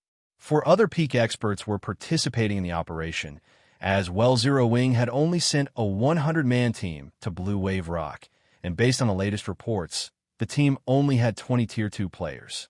Even if the remaining 80 players were experts, defeating Zero Wing's team would be a piece of cake while Miracle's forces waited for Zero Wing to fall into their trap. The 100-man team had rested in a forested area a short distance away for some time now. Boss fears Blue Wave Rock is just ahead. My guess is that Miracle's army has been hiding there, waiting to ambush us. Are we really going in there? A level 57, Tier 1 assassin asked nervously as he looked towards Blue Wave Rock. In truth, Gentle Snow hadn't sent them here for a quest, but to fight Miracle's members. However, although the team had 20 Tier 2 experts, the rest were elite members. These elite members might hold their own against first-rate guild's elites, but they'd be lucky to defeat a super-first-rate guild's elite members in a one-on-one, not to mention Miracle's army. The 80 elite players likely wouldn't even survive against one of Miracle's expert parties. This is the mission we've been assigned, so yes, we're going there. Fortunately, your job doesn't involve fighting. You guys only need to scout the area and figure out Miracle's movement pattern. Leave the fighting to us, Fierce Snake said. All right, we've recovered most of our stamina. It's time to move out. This operation would test the basic combat device's effects, and since that wouldn't be easy to determine in large-scale combat involving thousands of players, Gentle Snow had deliberately chosen Blue Wave Rock as the battlefield. Not only did dense forests surround the area, but its terrain was also quite complex. This was a perfectly suitable area for a small force to employ guerrilla tactics. Moreover, Miracle wouldn't be foolish enough to mobilize tens of thousands of players just to catch a 100-man team. They could fight and retreat freely in Blue Wave Rock, and Miracle's members wouldn't be able to do anything about it. But as a precaution, the entire 100-man team consisted of assassins. These assassins were responsible for scouting Blue Wave Rock and preventing a situation where the Tier 2 players were surrounded and killed. After all, Tier 2 players were important assets to the guild.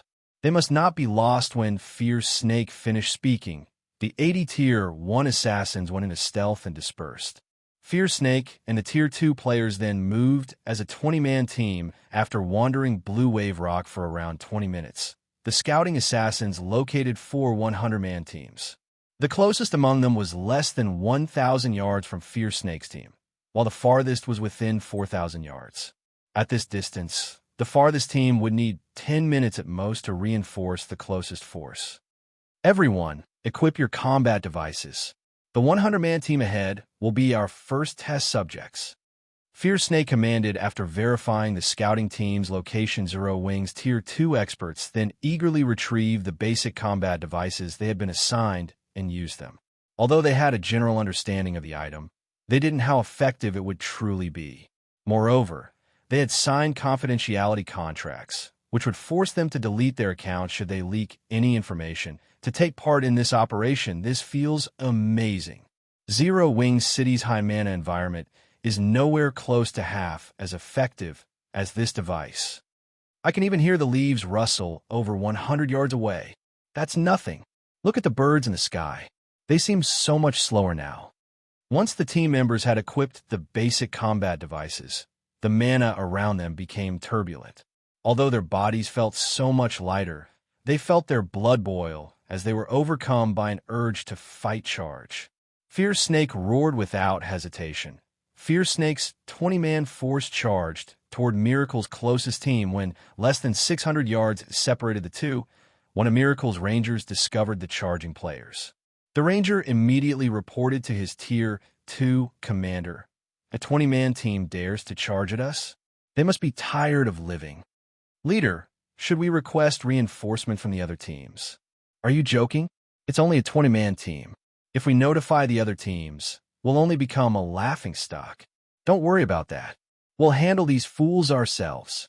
The Tier 2 Elementalist leading the team growled before readying his players. Although his was only one of many teams Miracle had sent to Blue Wave Rock, he had more than 30 experts under his command. For players were even Tier 2 experts, and he was even a Refinement Realm expert. He alone was enough to defeat several non-Refinement Realm Tier 2 experts. Why would he ever fear Fierce Snake's 20-man party? Once Zero Wing's force was within 60 yards of Miracle's team, Miracle's range players opened fire on the 20-man party, launching spells and arrows despite the numerous attacks descending on his players. Neither Fierce Snake nor his companions showed any intention of dodging the incoming attacks. Rather, the Tier 2 MTs moved to the front of the team, while the rest of the Tier 2 experts fell in behind them. The party then charged into the bombardment boom. Boom! Boom! A rain of spells and arrows showered Zero Wing's Tier 2 MTS, however. The results left Miracle's members dumbfounded. Not only did the 3 MTs block every one of their attacks with their shields, but they also retained all of their HP after doing so. Before Miracle's members snapped out of their daze, Fierce Snake reached the enemy melee players and brandished his level 55 Dark Gold ranked battle axe boom. A violent storm sent several players flying back by over a dozen yards, losing a significant chunk of their HP. The difference in strength was clear. The rest of Zero Wing's Tier 2 players had also spread out, pouncing on Miracle's members like starving tiger. Zero Wing's players dodged Miracle's attacks without much effort, even the Tier 2 experts' attacks. With Zero Wing's strength and speed advantages, Miracle's Tier 2 experts were forced to retreat, continuously losing HP. Miracle's Tier 2 experts only stayed alive, albeit barely, thanks to the support from their healers and companions. How? He clearly hasn't reached the Refinement Realm yet. So how is he displaying such great combat power? The Tier 2 Elementalist leading Miracle's team couldn't believe his eyes. Although Fierce Snake had higher basic attributes, the man's attributes were high enough to keep him on the run. However, not only was Fierce Snake's perception astonishingly acute, but the Berserker's reaction speed was also impressively fast. The Berserker even blocked attacks that no normal player should be able to after less than 30 seconds. Nearly half of Miracle's 100-man team had been annihilated. Quick, notify Boss Starstreak and the others. The Tier 2 Elementalist shouted in a panic. Chapter 1957, Experts Close to the Peak. Starstreak and his team had set up camp on one of Blue Wave Rock's barren hillsides. They had excellent visibility, which allowed them to scout their surroundings. Unfortunately, the monsters in the area had short respawn times and constantly need to be cleared out currently. Starstreak's team fought dozens of level 62 Cliffside Gargoyles boss. Deep Trace's team has been attacked by Zero Wing and is requesting immediate backup. A level 57 Ranger reported Zero Wing has taken the initiative to attack. Starstreak, who commanded the battle against the Gargoyles, could not help but chuckle. It seems they haven't learned from the previous lessons. Send the nearby teams to reinforce Deep Trace immediately. Tell the other teams to head towards their location as well. Do not allow Zero Wing to escape. The level 57 Ranger immediately relayed the command to the various teams. Fortunately, the closest team was only 3 minutes away from Deep Trace, and once the two teams grouped up, they should have no problems pinning down Zero Wing long enough for the other two nearby teams, which were about 10 minutes away, to arrive. Once the 4 teams surrounded Zero Wing's members, The latter would have no chance to flee Starstreak, then led his team as they withdrew from the battle, ignoring the provoked the cliffside gargoyles and heading straight for Zero-Wing Shredded Soul had given him this mission personally, and he had no choice but to take it seriously. Although Starstreak felt that 4 teams should be enough to defeat Zero-Wing's 100-man team, he decided to head there personally as a precaution elsewhere. Fierce Snake's 20-man party fought with more vigor as time passed. On the other hand, fear overwhelmed the Tier 2 Elementalist that led Miracle's team as he watched his teammates die, one after another. What is this? Just what is going on? The Elementalist couldn't believe his eyes as he watched Fierce Snake and his comrades cut down Miracle's players at first. Zero-Wing's defense had contained many weak points, but as the battle progressed, these weaknesses had vanished. Zero-Wing's fighters had also reduced their excess movements. It was as if Fierce Snake and his players had obtained a new body and adapted as they fought. His spells had been, more or less, able to interrupt Fierce Snake's strikes at the beginning of this fight. But the Berserker now chased him while dodging or blocking his spells without issue, while the Tier 2 Elementalist was awed by Fierce Snake's improvements. The Berserker continued to tighten his control. Now, he completely abandoned defense and utilized the basic combat technique, Wind Shadow Footwork, for the first time in this battle. Like a light breeze, Fierce Snake weaved his way through the incoming spells in 2 breaths. Fierce Snake dodged the spells and reached the Elementalist. He then swung down with his Battle Axe Tier 2 skill, Thundering Impact. The Battle Axe descended on the Tier 2 Elementalist like a lightning bolt. The enemy player had no way of coping with the attack speed or strength boom. When the lightning bolt landed, the blast carved out a massive crater beneath the Elementalist. The caster, who had only had 1/3 of his HP remaining, vanished from the forest with a shattered magic shield. Only a robe remained of the player when Miracle's members saw this. They despaired. The Tier 2 Elementalist had been their leader and a bona fide Refinement Realm expert. He could hold off several non-Refinement Realm Tier 2 experts by himself during their sparring sessions. Now that even their powerful leader had died, how were they supposed to face Fierce Snake and the others? "Run away!" one of Miracle's members instinctively shouted before turning and fleeing the battlefield. "Run away? Can you, though?" Fierce Snake ran after the fleeing player before snatching up the robe his prior prey had dropped when the basic combat device increased his and his teammates' life ratings. Their basic attributes had received a significant boost. The improvement was akin to activating a miniature berserk skill. Their HP, in particular, had doubled. At the same time, their movement speed had risen considerably. Fierce Snake was even confident of defeating an excellently equipped Tier 2 assassin with his current movement speed. After less than a minute since the battle had begun, all of Miracle's 100 elite and expert players were dead. In contrast, Fierce Snake's team of 20 had suffered 0 casualties. Boss Fierce, Miracle's other teams are heading your way, one of the scouting assassins reported in the team chat. The nearest team should arrive in about 2 minutes. 2 minutes? After giving the matter some thought, Fierce Snake looked at the teammates around him and asked, "We should have enough time. Brothers, what do you think? Will you be ready for round 2 after a short break?" "Don't be insulting, boss. That fight was barely a warm-up." "That's right. Boss, you're so sneaky. You fought the enemy leader by yourself and only left the small fries for us.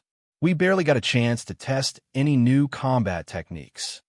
Every player in the 20-man party agreed with Fierce Snake's conclusion. In fact, they brimmed with fighting spirit. They had discovered how powerful the basic combat devices were in their previous battle, and due to their new life ratings, they could finally execute the combat techniques that had given them too much trouble before. This was a great opportunity to grasp these techniques fully. Of course, they still couldn't use these combat techniques casually since it was such a burden on their stamina. By using combat techniques they had yet to master, they lost stamina even faster than usual. Hence, they only used the techniques when they fought powerful enemies. Tier 1 experts simply weren't worth the effort. "Good. I'll leave the big ones to you in the next battle," Fierce Snake said, laughing after resting for a short time. Another team from Miracle stumbled on Fierce Snake's party. However, before the new arrivals could get a grasp of the situation, Fear Snake and his players charged toward them. Fear Snake's party had already adapted to the basic combat device's effects, so they eliminated the second miracle team with far more efficiency. Once their enemies were dead, they retreated from the battlefield. By the time the third and fourth miracle teams arrived, only an empty battlefield was there to greet them. What did you say? Zero Wing killed 2 teams with just 20 people? Starstreak paled when he heard his subordinate's report. After calming his burning rage, he continued coldly. Send me the battle videos. From now on, I want all teams to move in pairs. Starstreak examined the battle videos he had received after disconnecting the call. How is this possible? Since when has Zero Wing had so many powerful experts? Starstreak's anger vanished when he saw the fight between his guild mates and Fear Snake's group. His expression hardening. Originally, he had refused to believe that Zero Wing had slaughtered 2 100-man teams with only 20 players, even accomplishing this feat before reinforcements could arrive. They shouldn't be able to wipe out 2 teams so quickly, even if Fear Snake and his party were all Tier 2 players. But after watching the videos, he understood how it had happened. Although Fear Snake and the others had not reached the refinement realm, their combat power nearly rivaled that of peak experts due to their attributes, extraordinary perception and reaction time, and combat techniques. Even Starstreak would need some time to take Fear Snake down by himself if he had to face 2 or 3 experts of his caliber.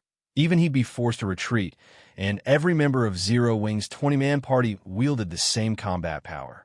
Even his 100-man team might lose against such a monstrous party, much less the other teams patrolling Blue Wave Rock. Starstreak. What's happened?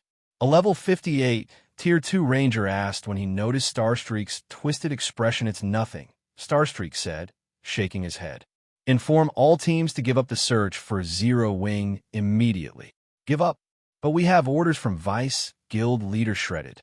The Ranger stared at Starstreak in astonishment. I understand.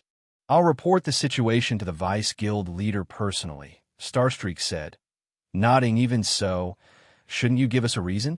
The Ranger asked. A reason? Smiling bitterly, Starstreak responded. What if I tell you that the 20-man team we're chasing consists of experts with the combat power to rival peak experts? Is that enough of a reason? We joke. If their remaining 3,000 members work together to fight Zero Wing's 20-man party head-on, it might be a different story, but trying to catch 20 peak experts in this forest was impossible. Even though Blue Wave Rock's forest wasn't particularly large, they'd still need 10 times their current manpower to accomplish such a feat. Chapter 1958, Promotion to Intermediate Master. Black Dragon Empire, Lakeheart City. Several guild elders and over a dozen upper echelons occupied the guild leader's office within Miracle's temporary residence. They all quietly and carefully watched the emaciated, middle-aged man before them. This man was none other than Shredded Soul, one of Miracle's mythical existences. Although the people present were all peak experts, they were tense with fear as Shredded Soul's aura washed over them. The tension in the room was all due to the message Starstreak had just sent. Has Starstreak gone mad? He only has to take out 100 Zero Wing members, yet he dares to retreat despite having over 3,000 players under his command? Doesn't he know that the Vice Guild Leader hates retreating more than anything?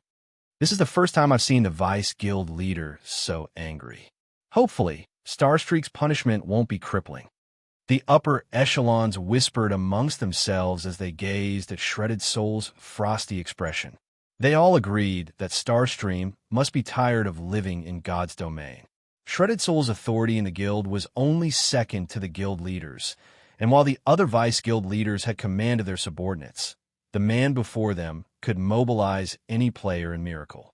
Even the guild's trump card legions were forced to follow Shredded Soul's command. Shredded Soul even had the authority to remove guild elders from their positions as long as he had enough reasoning to do so, let alone regular guild members. Even the other Vice Guild leaders feared this man, but there was no helping it. Shredded Soul was responsible for major contributions to the guild, and all of the guild's founding elders and the guild leaders stood behind his authority. Chill ran down the various upper echelon spines as they thought about Starstreak's opposition to Shredded Soul's command. After a long moment of tense silence, Shredded Soul finally seemed to relax. The watching crowd then released a sigh of relief. Good. Very good. Shredded Soul's lips curled as he read the report from Starstreak. I have underestimated Zero Wing. It's no wonder why such a small guild dares to provoke Miracle. Vice Guild Leader, what happened? Is there something unique about this 100-man team from Zero Wing? One of the upper echelons asked curiously. Shredded Soul had clearly been furious about Starstreak's decision to flee from Blue Wave Rock a moment ago. But after reading the follow-up report, the Vice Guild Leader actually smiled. Those that knew Shredded Soul knew what his smile meant. He had either found something interesting or an opponent that he considered appropriate. Take a look for yourselves, Shredded Soul said as he input the report and displayed the information before the crowd. He then played the battle video involving Fear Snake and the other Tier 2 Zero Wing experts as Fear Snake and his comrades fought the first team. Their movements were clumsy, but had visibly improved during the fight against the second team. Even when facing Miracle's Tier 2 Refinement Realm experts in a one-on-one, Fear Snake and the others had gained the upper hand, slowly whittling down their opponents. Every member on Zero Wing's 20-man team wielded combat power that rivaled Miracle's peak experts. How is that possible? How does Zero Wing have so many experts with peak-level combat power? Based on our information, although Zero Wing is stronger than the average first-rate guild, it is less than 10 peak experts. How did it suddenly gain an additional 20?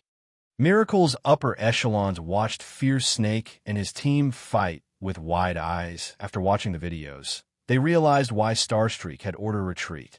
With the forces under his command, facing 20 experts with peak-level combat power who use guerrilla tactics would be suicidal. Even a team of several hundred players would be helpless against 20 peak experts. If they wanted to hunt these players down in the field, they'd have to dispatch 1,000-man teams for the search and several tens of thousands for the fight. Notify Starstreak that his forces are allowed to retreat, Shredded Soul said calmly. Vice Guild Leader Zero Wing is clearly trying to put on a show. Are we just going to let them get away with this? One of Miracle's upper echelons asked. With the forces Miracle had sent to the Black Dragon Empire, cordoning off Blue Wave Rock and hunting down Zero Wing's team was entirely possible. We are Miracle. We do not need such wasteful tactics to eliminate Zero Wing. Since the guild wants to show off its abilities in guerrilla warfare, we'll do the same. Shredded Soul snapped, smiling. Split up our forces and have them deal with Zero Wing's members. Rather than focusing on the areas around Lakeheart City, we'll target every Zero Wing player in the Black Dragon Empire. I want to see who can rack up the most kills. When they heard Shredded Soul's command, realization dawned on the crowd. So, what if Zero Wing had a party of peak combatants? Zero Wing's overall strength was nothing compared to Miracle's. If Miracle scattered its forces and attacked multiple locations at once, how many areas could Zero Wing keep safe? Although doing so would incur losses, Zero Wing's suffering would be much greater. After Starstreak received the command to retreat, he led his forces away from Blue Wave Rock. Meanwhile, news of this situation quickly spread to the various superpowers. Miracle has retreated. What happened at Blue Wave Rock? Miracle's retreat surprised the various superpowers, and they immediately ordered infestations on the battle at Blue Wave Rock. However, when the reports came in, the superpowers that had been watching the war between Zero Wing and Miracle were astonished. They had never considered that Zero Wing had such a sturdy foundation. They also marveled at Zero Wing's performance. They hadn't expected Shredded Soul to suffer such a loss, albeit a minor one, at Zero Wing's hands. It had been a long time since a non-superpower had accomplished such a feat. When Phoenix Rain, who was busy on Thunder Island, received the news, she was stunned.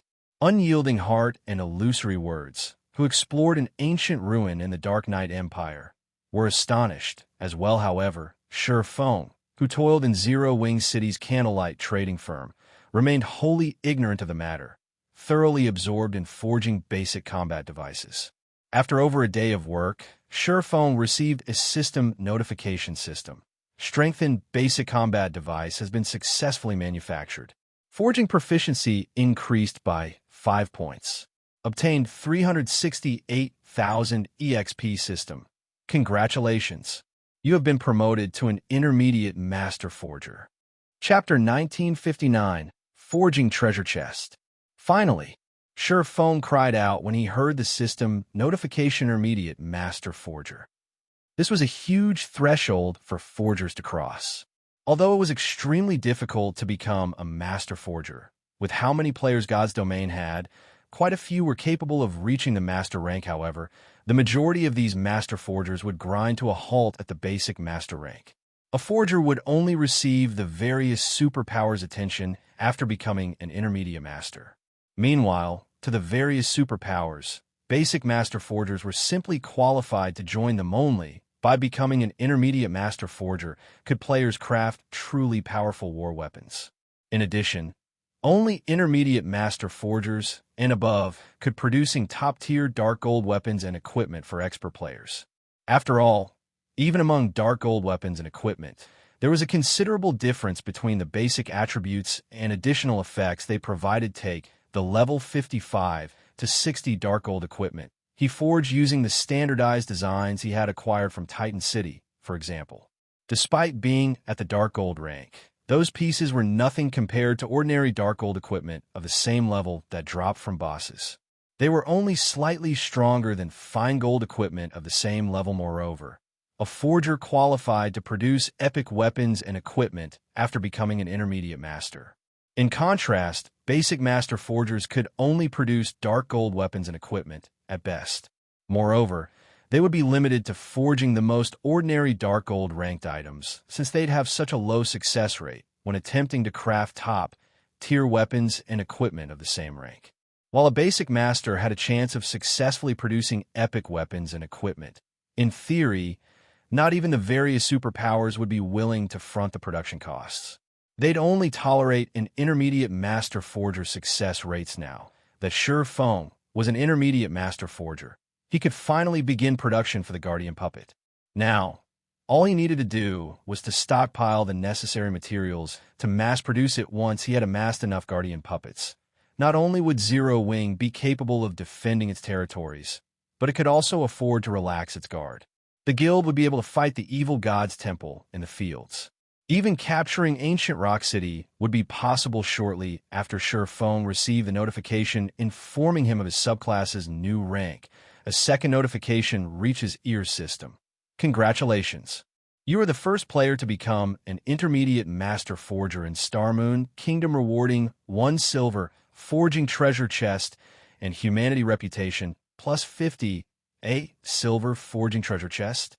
Surprise flashed in Sure Feng's eyes as a silver chest, studded with a 5-colored gemstone, appearing in his bag space. At this stage of the game, players were ignorant of forging treasure chests. However, all forging players had dreamed of acquiring one during his previous life. As the name suggested, forging treasure chests contained items specifically for forgers, such as secret forging techniques, forging designs, and various forging tools.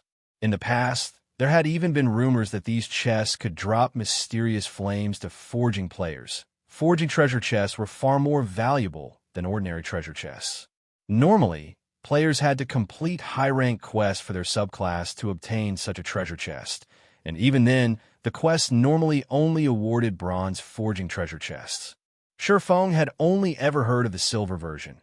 He had never seen one personally. He had never thought that he would receive such a reward for being the first person to become an intermediate master forger in Star Moon Kingdom. Immediately, Sure Fong removed the silver forging treasure chest from his bag and activated Divine Providence. When Sure Fong opened the treasure chest, the lid slowly lifted. A dazzling, 5-colored light escaped the chest, illuminating the forging room. When the glow eventually faded, 2 items appeared before Sure Fong. One was a hammer engraved with dark purple runes, while the other was an old book. When Sure Fong tried to inspect the items, all they would reveal was the word unknown.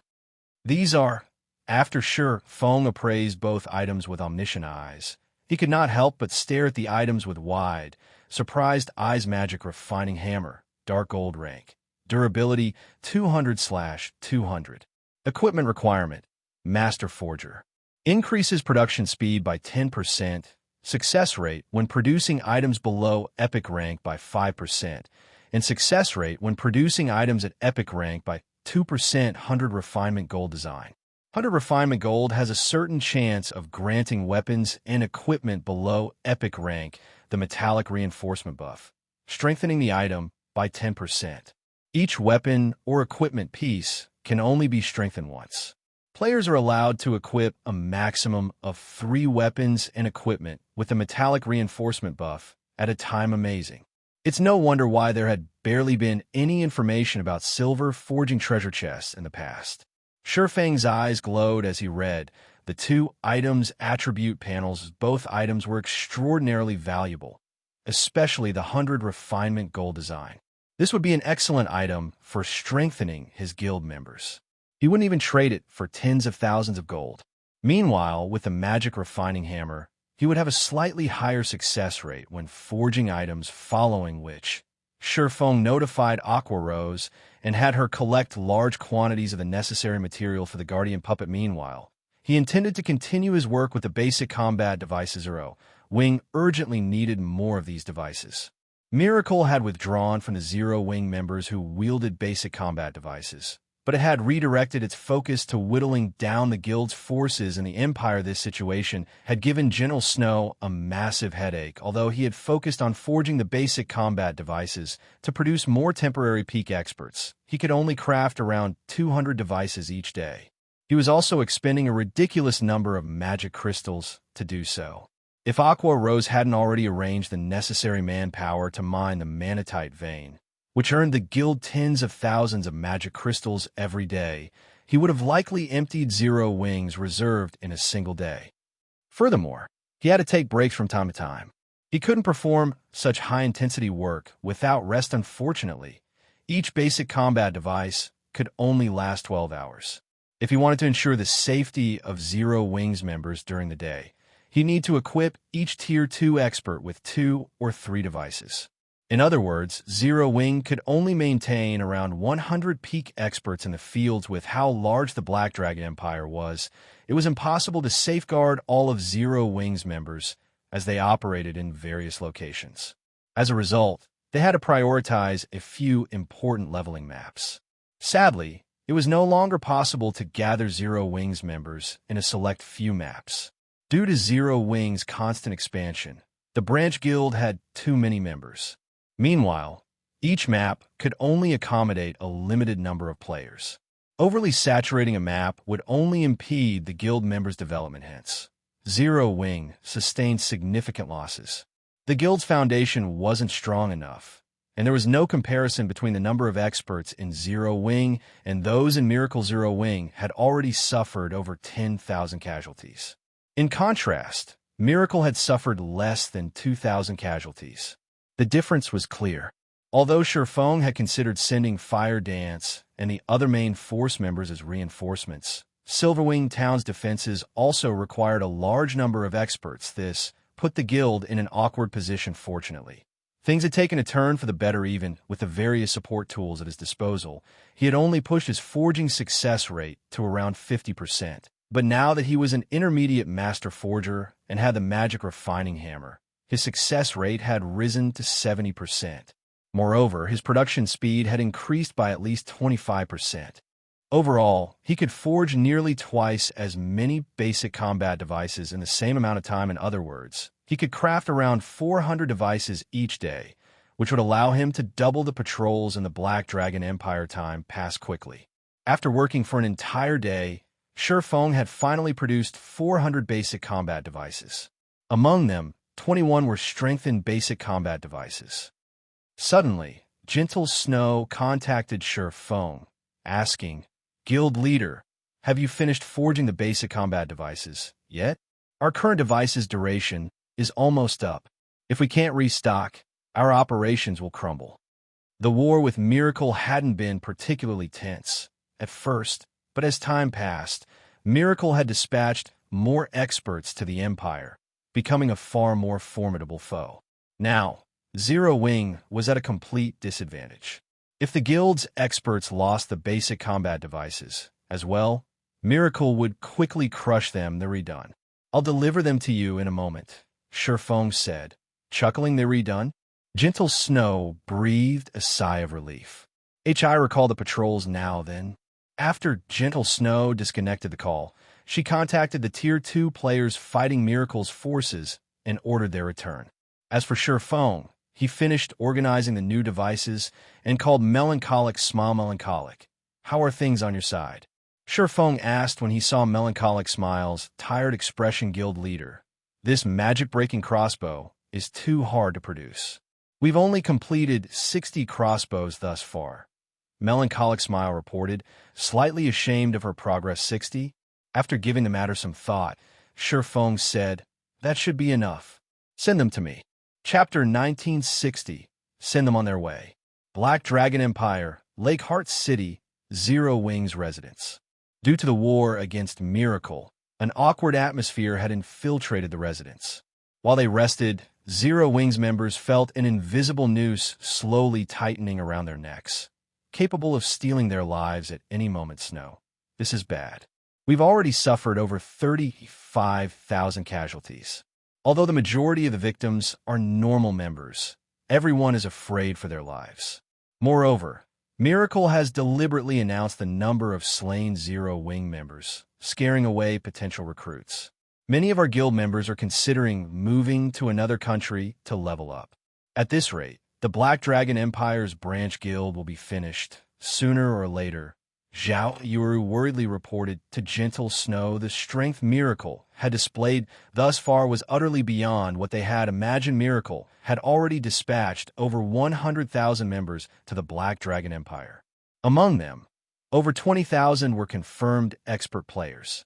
This was simply ridiculous. The average first-rate guild only had several thousand expert players in total, yet Miracle had sent over 20,000 to harass Zero Wing. That was nearly triple the number of experts in Zero Wing. To make matters worse, Miracle had rapidly improved the quality of its forces. In the last 2 days alone, the enemy guild had dispatched more than 1,000 Tier 2 players to the Empire. In contrast, Zero Wing had only slightly increased the number of Tier 2 players under its command. Furthermore, Miracle had bolstered its forces with plenty of refinement realm experts, dispatching more of these players than the number of experts Zero Wing had equipped with basic combat devices. In addition, Miracle still had various guild elders, none of which had made a move, yet no matter how she looked at it, this difference between them and their enemy was impossible to overcome. None of those factors are our main problem right now. I've just received a report stating that Miracle's performance has encouraged a number of the Empire's powers, and they've begun to move against us, Gentle Snow said, a cold glint flashing in her eyes. These little powers are normally neutral, but now that they realize that we are slowly losing to Miracle, they're taking advantage of the situation to kick us while we're down. Some have even started to mock us on the forums, demanding a decisive battle in the Ice Jade Forest. They wouldn't have been forced into such a passive state if their only enemy had been Miracle. While it was true that Miracle had sent over 100,000 players to the Black Dragon Empire, Zero Wing's branch guild still had the numerical advantage. However, Miracle wasn't the only power to target Zero Wing. Many of the Empire's large guilds had pegged them as an enemy as well, boosting Miracle's momentum in this war. Upon hearing this, Zhao Yueru's expression darkened. If this were true, Zero Wing's branch guild in the Black Dragon Empire was on the path to destruction. The other guilds are kicking us while we're down? Sherfong, who had just entered the room, frowned as he overheard the two women's conversation. Gentle Snow nodded as she turned to Sherfong. They aren't fools, guild leader. They know that we cannot afford to face Miracle head-on, resorting to guerrilla tactics. Hence, they're boldly ambushing our guild members. However, if we dispatch our forces to deal with these interlopers, either they'll notify Miracle or Miracle will hear of it from their spies, setting up an ambush for our reinforcements. We have already lost nearly 3,000 experts thanks to these little powers' interference. With the branch guild strength, Zero Wing could easily deal with these large guilds, but they were using themselves as bait to lure Zero Wing's experts in. For Miracle, Zero Wing couldn't simply dispatch a small group of experts as reinforcements since these large guilds employed 1,000 man teams for their ambushes. Yet if their guild dispatched an equally large force, Miracle would discover their movements immediately and use the opportunity to cripple Zero Wing. This was the cause of her current headache. Whether Zero Wing fought or not, it would suffer snow, gather 1,000 experts in the residence. Smiling, Sure Foam continued. Since Miracle wants a frontal confrontation and we have enemies who want to act like bait, we'll fulfill their wishes. But General Snow wondered if Sure Foam truly understood Miracle's situation when he issued his command. But before she could dissuade him, he sent her a trade request, dropping a large number of basic combat devices and magic-breaking crossbows into the trade window. After taking a look at the total numbers, General Snow was dazed. She couldn't believe her eyes. 400 basic combat devices. They could dispatch 200 peak experts to the Black Dragon Empire's various maps for an entire day. With so many devices, there were also the magic-breaking crossbows to consider. The crossbows attacks had the power of Tier 3 attacks. A direct hit would guarantee an instant kill. Even if the target blocked the attack, the impact would still be significant. Most importantly, the magic-breaking crossbows could easily be carried and used. Players with these crossbows would be akin to miniature defense turrets. Understood. I'll see to it immediately. Gentle Snow abandoned all thoughts of opposing Sure Fang's commands. A seed of anticipation even began to sprout in her heart. She immediately recalled the Tier 1 and 2 experts operating near Lake Heart. Over the past 2 days, quite a few Tier 1 experts had completed their Tier 2 promotion quests. Since the Branch Guild in Lake Heart City urgently needed experts, the new Tier 2 players were sent here. As a result, more than 500 Tier 2 experts operated around Lake Heart City right now. Even after deducting the Tier 2 experts that have been sent to protect the guild's leveling maps, gathering 200 of these experts on short notice wouldn't be a problem in no time at all. 200 Tier 2 experts and 800 Tier 1 experts had gathered in Zero Wing's residence in Lake Heart City. Sure Foam gave each of the Tier 2 experts a basic combat device and distributed the 60 magic-breaking crossbows amongst the Tier 1 rangers, who were particularly skilled with long-ranged attacks. Once the team was prepared, Sure Foam boldly led his 1,000-man force out of Lake Heart City, heading for the Ice Jade Forest, a resource-rich, level 60 to 75 map. This was also where Zero Wing's members encountered Miracles most often. Meanwhile, in one of the high-class restaurants around Lake Heart City's Central Plaza. Just what is Black Flame thinking? He's actually sending a 1,000-man team to Ice Jade Forest? Doesn't he realize that Miracle and the various large guilds have occupied that map already? Yuan Tiexin could not help his surprise when he read the latest report on Zero Wing. Over a dozen large guilds had gathered in the Ice Jade Forest, and Miracle had stationed a significant portion of its army in the area. There should be more than 150,000 players in the forest at the moment, and they were all elite and expert players. Even if Zero Wing gathered every one of its players in the Black Dragon Empire, it would fail to wrestle back the Ice Jade Forest, much less a 1,000-man team. While Yuan Tiexin wondered about Zero Wing's purpose, Sure Foam and his team reached the Ice Jade Forest by Mount Guild Leader. We discovered a team raiding a field boss. It has roughly 3,000 players. 2,000 Miracle members are also lying in wait. A Tier 2 assassin reported to Sure Foam. Since we've found them, let's send them on their way. Sure Foam commanded indifferently. Chapter 1961, Slaughtering Time. Icy blue frost covered the Ice Jade Forest trees. From afar, it looked like a crystal forest, since the monsters in the area had a chance of dropping ice crystal fragments, which could be refined into ice resistance potions. Many powers came here to grind. Moreover, as the monsters in the Ice Jade Forest were not skilled with magic and had no ranged attacks, they were relatively easy to kill. Because of these factors, the Ice Jade Forest had become one of the most important resource maps within the Lake Heart City region. A 3,000-man expert team from the Tier 2 Guild, Eternal Undead, currently raided the 8-eyed Frost Spider, a level 62 specialized Grand Lord. The team had split into 3 groups of 1,000 and took turns tanking the Grand Lord and its 100-plus Guardian Frost Spiders.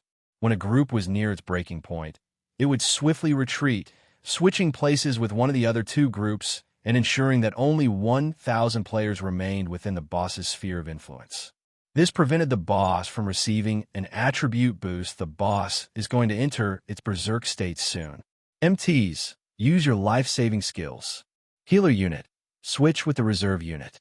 Miserly Wind, one of Eternal Undead's Vice Guild leaders, hurriedly ordered as the eight-eyed frost spider's HP was about to fall to 30%. The guild's members followed the orders seamlessly as the MTs activated their life-saving skills and the healers gradually retreated from the battlefield.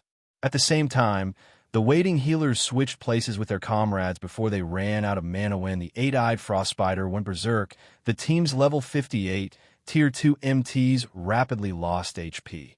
Seeing this, the rear-line healers cast one healing spell after another without paying heed to their mana consumption.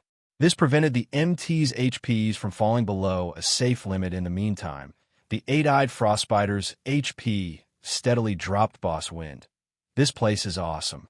Not only is our leveling speed here so fast, but we've also collected a ton of ice resistance resources. We should have partnered with Miracle sooner. The guild might have given us a spot in the inner region. A level 58, Tier 2 Oracle said excitedly as he watched the near-dead eight-eyed frost spider. The guild leader has his own concerns. We weren't sure how serious Miracle was about eliminating Zero Wing, and we couldn't recklessly provoke Zero Wing, Miserly Wind said, smiling. But now that we know how furious Miracle is with the guild and that it fully intends to annihilate Zero Wing, we don't have to worry about them. Even if we are bait, Zero Wing won't dare to attack us, and we can grind in such a resource-rich area in return. I actually hope that Zero Wing comes looking for a fight. If they do, we'll be able to earn some extra income, the Tier 2 Oracle said as he licked his lips in anticipation. That isn't likely. Zero Wing should know that it has no place in the Ice Jade Forest anymore. Of course, Miracle has cut the guild off from every map in the Lake Heart City region, not just the Ice Jade Forest. If Zero Wing dares to dispatch a force to any of these maps, Miracle will destroy it. However, Zero Wing will crumble, sooner or later, regardless of what it does. Now that the various large guilds are provoking Zero Wing on the official forums, its reputation will suffer if it refuses to respond. If the situation drags on, no player will want to be a member of the guild, Miserly Wind said, chuckling. Once Zero Wing is gone, our guild can garrison in Lake Heart City and enjoy a share of the Ice Crystal World's profits. Just as the eight-eyed frost spider was about to die, Shurfang's 1,000-man team had sneaked within 2,000 yards of Eternal Undead's army. The team's 200 Tier 2 experts led the charge against Eternal Undead on their mounts, while the remaining 800 experts followed on foot. Eternal Undead's scouting rangers immediately noticed the commotion and reported back to the team, Boss Wind, we found Zero Wing's members. They're charging toward our team. The Oracle beside Miserly Wind exclaimed as he read the scout's message. What? Have Zero Wing's members lost their minds? The news confused Miserly Wind. How many are there? It's a 1,000-man team. The Tier 2 Oracle side a 1,000-man team? Miserly Wind chuckled. Zero Wing sorely overestimates itself. It dares to charge at us with just 1,000 players? Do they think that Eternal Undead is a guild of pushovers? Tell our players to finish the boss quickly and prepare to greet Zero Wing's team. This is our guild's chance to bolster our fame in the Black Dragon Empire. We mustn't let Miracle's members take it from us. Among his 3,000 players, 1,500 were experts and 40+ were Tier 2 players. Miserly Wind was not worried about Zero Wing's assault at all when Zero Wing's 1,000-man team was less than 500 yards away from Eternal Undead's. The latter finally defeated the eight-eyed frost spider. Under Miserly Wind's command, Eternal Undead's members then fell into a defensive formation to greet the enemy guild attack. Our chance to get rich has come. Miserly Wind shouted when less than 100 yards separated the two forces. The battlefield glowed with countless lights as spells and arrows flew to meet Zero Wing's Tier 2 experts as they led the charge. Kill them. Fierce Snake bellowed when he saw the incoming attacks. He brandished his battle axe, slamming it on the ground before him. The earth split, and walls of rock and dirt rose up before Fierce Snake. stopping the spells and arrows that targeted his players' Zero Wings. Other Tier 2 players didn't bother to dodge the incoming attacks, either. Like Fierce Snake, they blocked every attack without fail, though some of the incoming attacks included Tier 2 spells and skills. They posed no threat to Zero Wings Tier 2 players due to the basic combat device's effects. With little to no effort, Zero Wings Tier 2 players stopped one wave of attacks after another, soon reaching Eternal Undead's defensive wall. The defensive wall Eternal Undead's MTs had formed was practically non-existent to Fierce Snake and his comrades.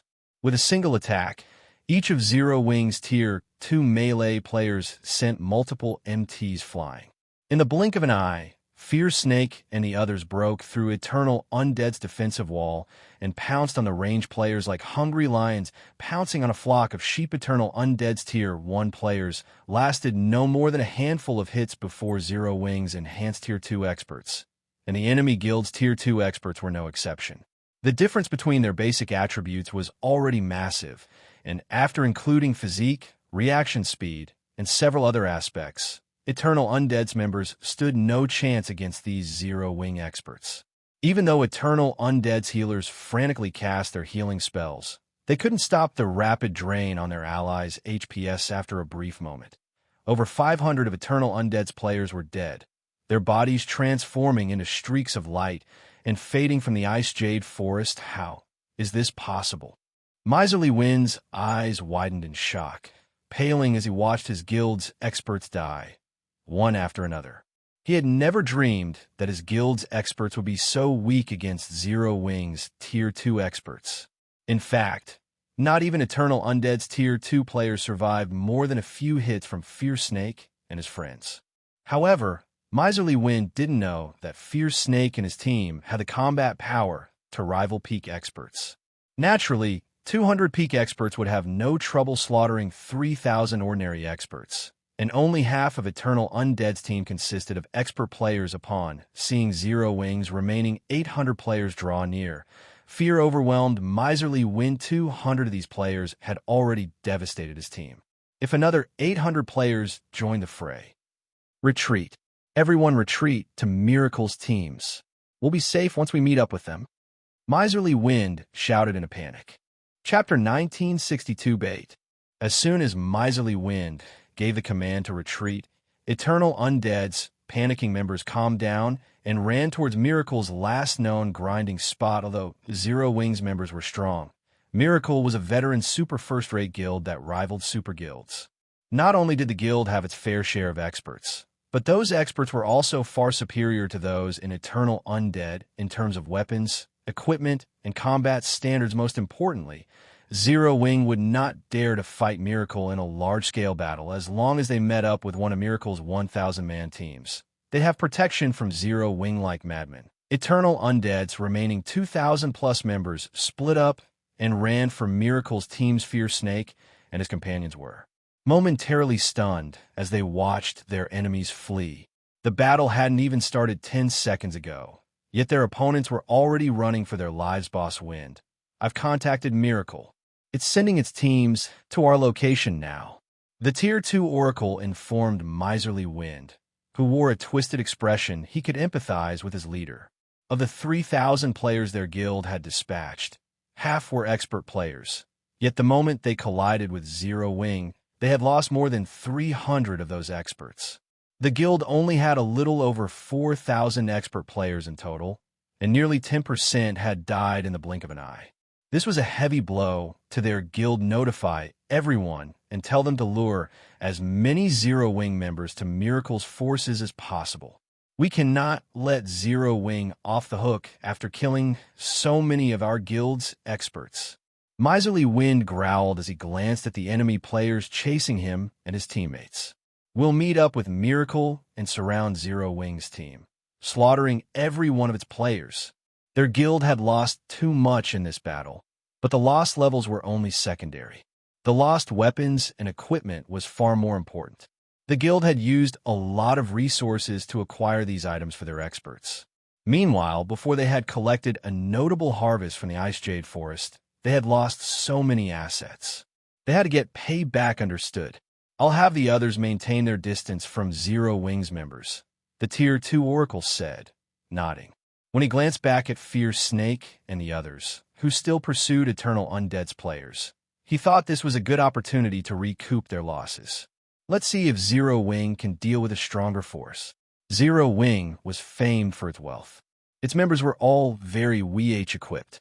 Since Zero Wing's members here had such high attributes, they definitely wore top-tier weapons and equipment. Although Miserly Wind's plan would increase the team's casualty count, it would be worth it if they could claim some of Zero Wing's weapons and equipment, bolstering their guild's main force. After saying so, the Tier 2 Oracle informed his teammates to slow down deliberately.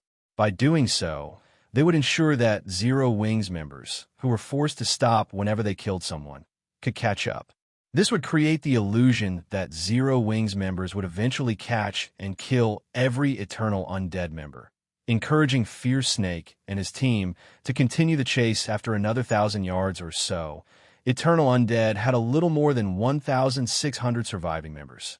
Miserly Wind's face contorted. He hadn't expected Zero Wing's members to be so ferocious. Boss Wind, look! The Tier 2 Oracle shouted excitedly as he pointed toward the large group of players in the forest ahead. Good. Have everyone get ready. When Miserly Wind saw the Miracle's mounted members, the sight rekindled his hope. This moment will determine whether or not our guild can progress in the Black Dragon Empire. When Eternal Undead's members saw Miracle's players, they stopped holding back and ran toward Miracle's forces at full power. As if they had prepared for this moment, Miracle's 2,000-man team split into two groups, one moving towards Fierce Snake and his companions, while the other moved to intercept Sure Fang's 800 players. Guild leader, Miracle's members have arrived. Fierce Snake, who led the charge, informed Sure Fang when he saw Miracle's members emerge from the forest ahead. "Three finally here?" Calmly, Sure Fang ordered. "In that case, let's get started. We can finally get to work." Fierce Snake's eyes glowed with excitement. He then shouted through the team chat, "Brothers, it's time to earn our keep." "Wonderful. I can finally get serious. This game of cat and mouse is over. Hey, leave some for me. I want to experiment with some basic combat techniques." Excitement shot through Zero Wing's members as they watched the fleeing Eternal Undead team. Suddenly, their movement speeds skyrocketed, and they instantly closed the distance between them and their prey. They then used one skill after another for a time. Bright lights and explosions filled the 40 Wings. Tier 2 experts instantly slew the enemy Tier 1 experts that had lasted a few moves against them previously. 200 of the 1,600-plus fleeing players fell in the blink of an eye. Despite fleeing with all of their power, Fierce Snake's team caught up with Eternal Undead's players in seconds. Following which, Eternal Undead's team member count decreased with lightning speed after a short moment. Less than 100 players remained alive from Eternal Undead due to this abrupt change. Miserly Wind, who had prepared to celebrate his plan's success, was dazed. However, Miserly Wind didn't know that Fierce Snake and his men had nearly as much combat power as peak experts because of their extraordinary basic attributes and physiques. Killing inferior players was a piece of cake. Fierce Snake and his team were even more efficient at hunting down and killing ordinary experts than true peak experts. How is this possible? How are they suddenly so strong? Miserly Wind was bewildered as he watched his guildmates fall, one after another, behind him. He didn't understand what was happening. Fierce Snake's team was superior to his in terms of combat methods, attack power, and movement speed. They fought like completely different people than they had in the earlier battle. As Miracle's members drew nearer, Miserly Wind thought of a possibility. Could it be? Have they been using us as bait to lure Miracle's members all this time? Chapter 1963. The might of the Magicbreaking Crossbows. Miserly Wind shuddered as he considered the possibility. He had never thought that Zero Wing was crazy enough to face Miracle head-on, but with another glance at the enemy players, he couldn't care less whether or not he and his team had been bait. All Miserly Wind could think of was escaping at his level. He needs several days of hard work to recover from a single death. Moreover, he wore higher quality weapons and equipment than the guild's other experts. If he lost one of his items, who knew how long it would take to find a replacement? Miracle's team was only 100 yards away now. As long as he met up with the approaching force, the fight would go on for some time, giving him the opportunity to get away. Even if Miracle's army was no match for Fierce Snake and his monstrous players, as Miracle's forces drew closer, they spotted Eternal Undead's surviving members. Damn it. Zero Wing's team actually has the guts to kill our allies right before our eyes. Miracle's members wore sour expressions as they watched Eternal Undead's players die. They immediately increased their speed finally. Once Miracle's members were within his attack range, Fierce Snake used Charge, reaching the enemy MTs instantly. He tightened his grip on his battle axe and swept the weapon in a horizontal arc tier 2 skill, Blade Storm. With Fierce Snake as the center, a powerful storm brewed, enveloping a 20-yard radius and sending over a dozen MTs airborne. The attack interrupted Miracle's offensive charge on the spot. Zero Wing's other Tier 2 experts joined the fray without hesitation. Like a sharpened blade, they pierced Miracle's formation, diving for the team's core. With their advantage in basic attributes and physique, Miracle's 1,000-man team had no hope of stopping their advance. Only Miracle's Tier 2 experts were able to put up a fight, although barely. Zero Wing slaughtered their Tier 1 experts with very little effort. Meanwhile, Zero Wing's Tier 2 range players bombarded Miracle's rear line, preventing the enemy DPS from providing their comrades any support. After a brief moment, Zero Wing's 200-man team gained the upper hand. Although Miracle's team was not as easy to defeat as Eternal Undead's, it didn't fare much better. As for the Miracle team that had charged for Surefang's 800-man party, Surefang waved a hand and cast Flame Domain once it was within 50 yards and prepared to attack. At the same time, Zhao Yueru cast Frost Flame, held 2 towering pillars of fire enveloped Miracle's members. The players caught within the AoE turned to ash instantly. Vanishing from the battlefield, this Miracle team suffered a far more tragic fate than the one facing Fierce Snake's party. How is this? Miserly Wind slid to a halt, staring at the flaming pillars with a stupid expression. A single round of attacks had wiped out nearly half of Miracle's 1,000-man team. If they hadn't spread out, the 2 spells would have had no trouble eliminating the majority of Miracle's force. Miserly Wind felt as if Eternal Undead's desperate fight against Zero Wing had been little more than a warm-up for his adversaries, as everyone was in shock over witnessing the power of the 2 large-scale destruction spells. "Crossbow unit, get ready," Surefang shouted. He then pointed at the remaining Miracle members and commanded, "Fire!" Immediately, the 60 Tier 1 Rangers at the front of the team released the Magicbreaking Crossbows bolt Xiao. Xiao! The Magicbreaking Crossbows had an attack range of 70 yards, even longer than that of Tier 2 Rangers. At this point, the entirety of Miracle's force was within range when the 60 Magicbreaking bolts were released. They flew through the air so fast that even Tier 2 assassins would have trouble dodging them. Furthermore, Miracle's members were still in shock. The Magicbreaking Crossbows instantly claimed 60 Miracle lives. The rest of the force only returned to their senses after watching their allies die beside them. When Miracle's members realized that even Tier 2 experts had fallen, a chilling thought crept into their minds. The moment after the first bolts found their marks, the Magicbreaking Crossbows launched a second volley. Although many of Miracle's members had noticed the attacks, the Magicbreaking bolts were just too fast.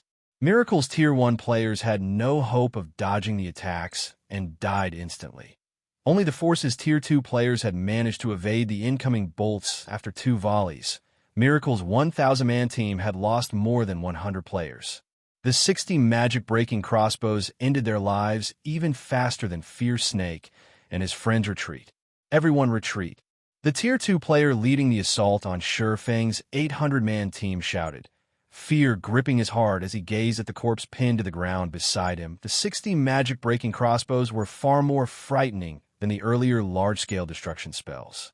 The spells had long cooldowns and couldn't be used once the 2 forces met in melee combat. But the crossbows' cooldowns were quite short and easily landed attacks in close quarters. Most importantly, the crossbows could kill a player with full HP in a single attack, and not even the Tier 2 MTs were an exception. How were they supposed to fight such a weapon? After issuing the command to retreat, Miserly Wind, who rested a long distance away, was dumbfounded. He had thought that Miracle would last against Zero Wing, but the fight that he had just witnessed couldn't even be called a battle. It had been a one-sided massacre, although a Miracle's leader had ordered retreat.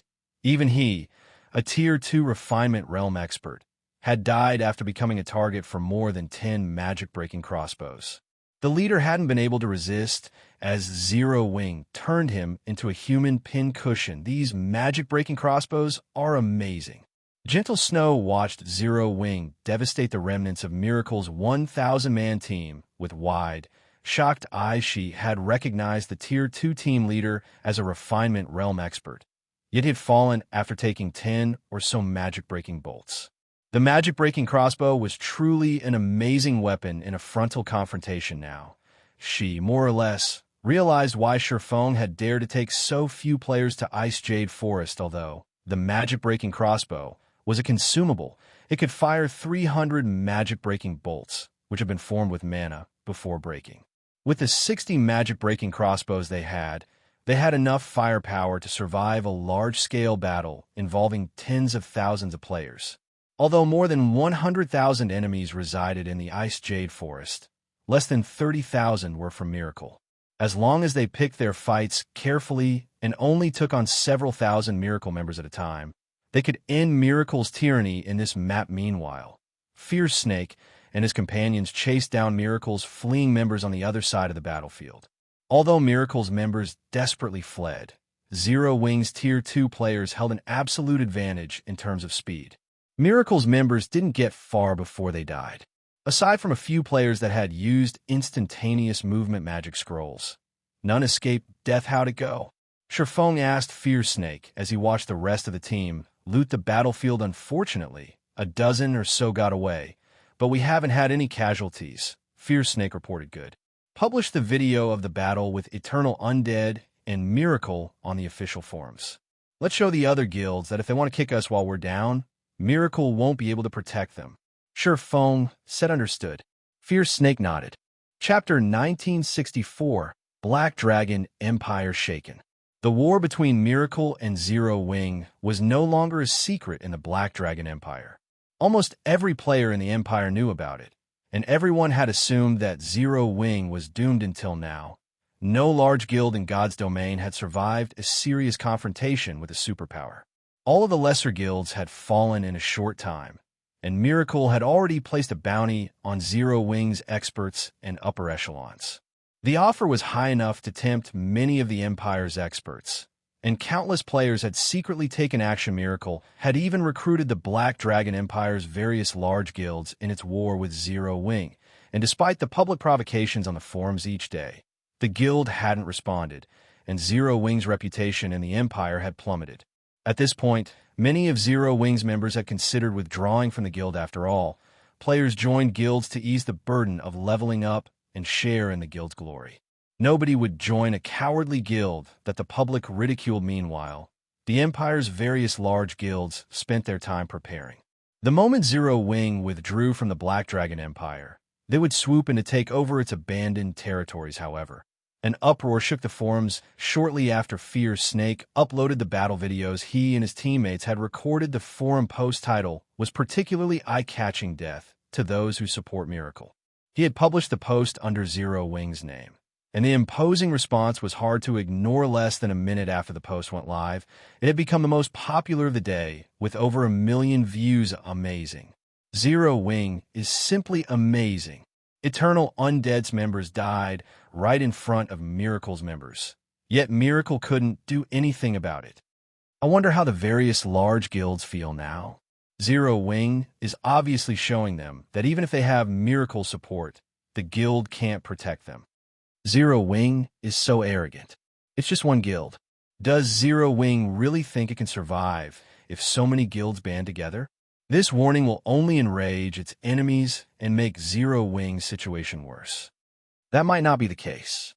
Did you see how Eternal Undead's members died? They were fish on the chopping board in front of Zero Wing's team.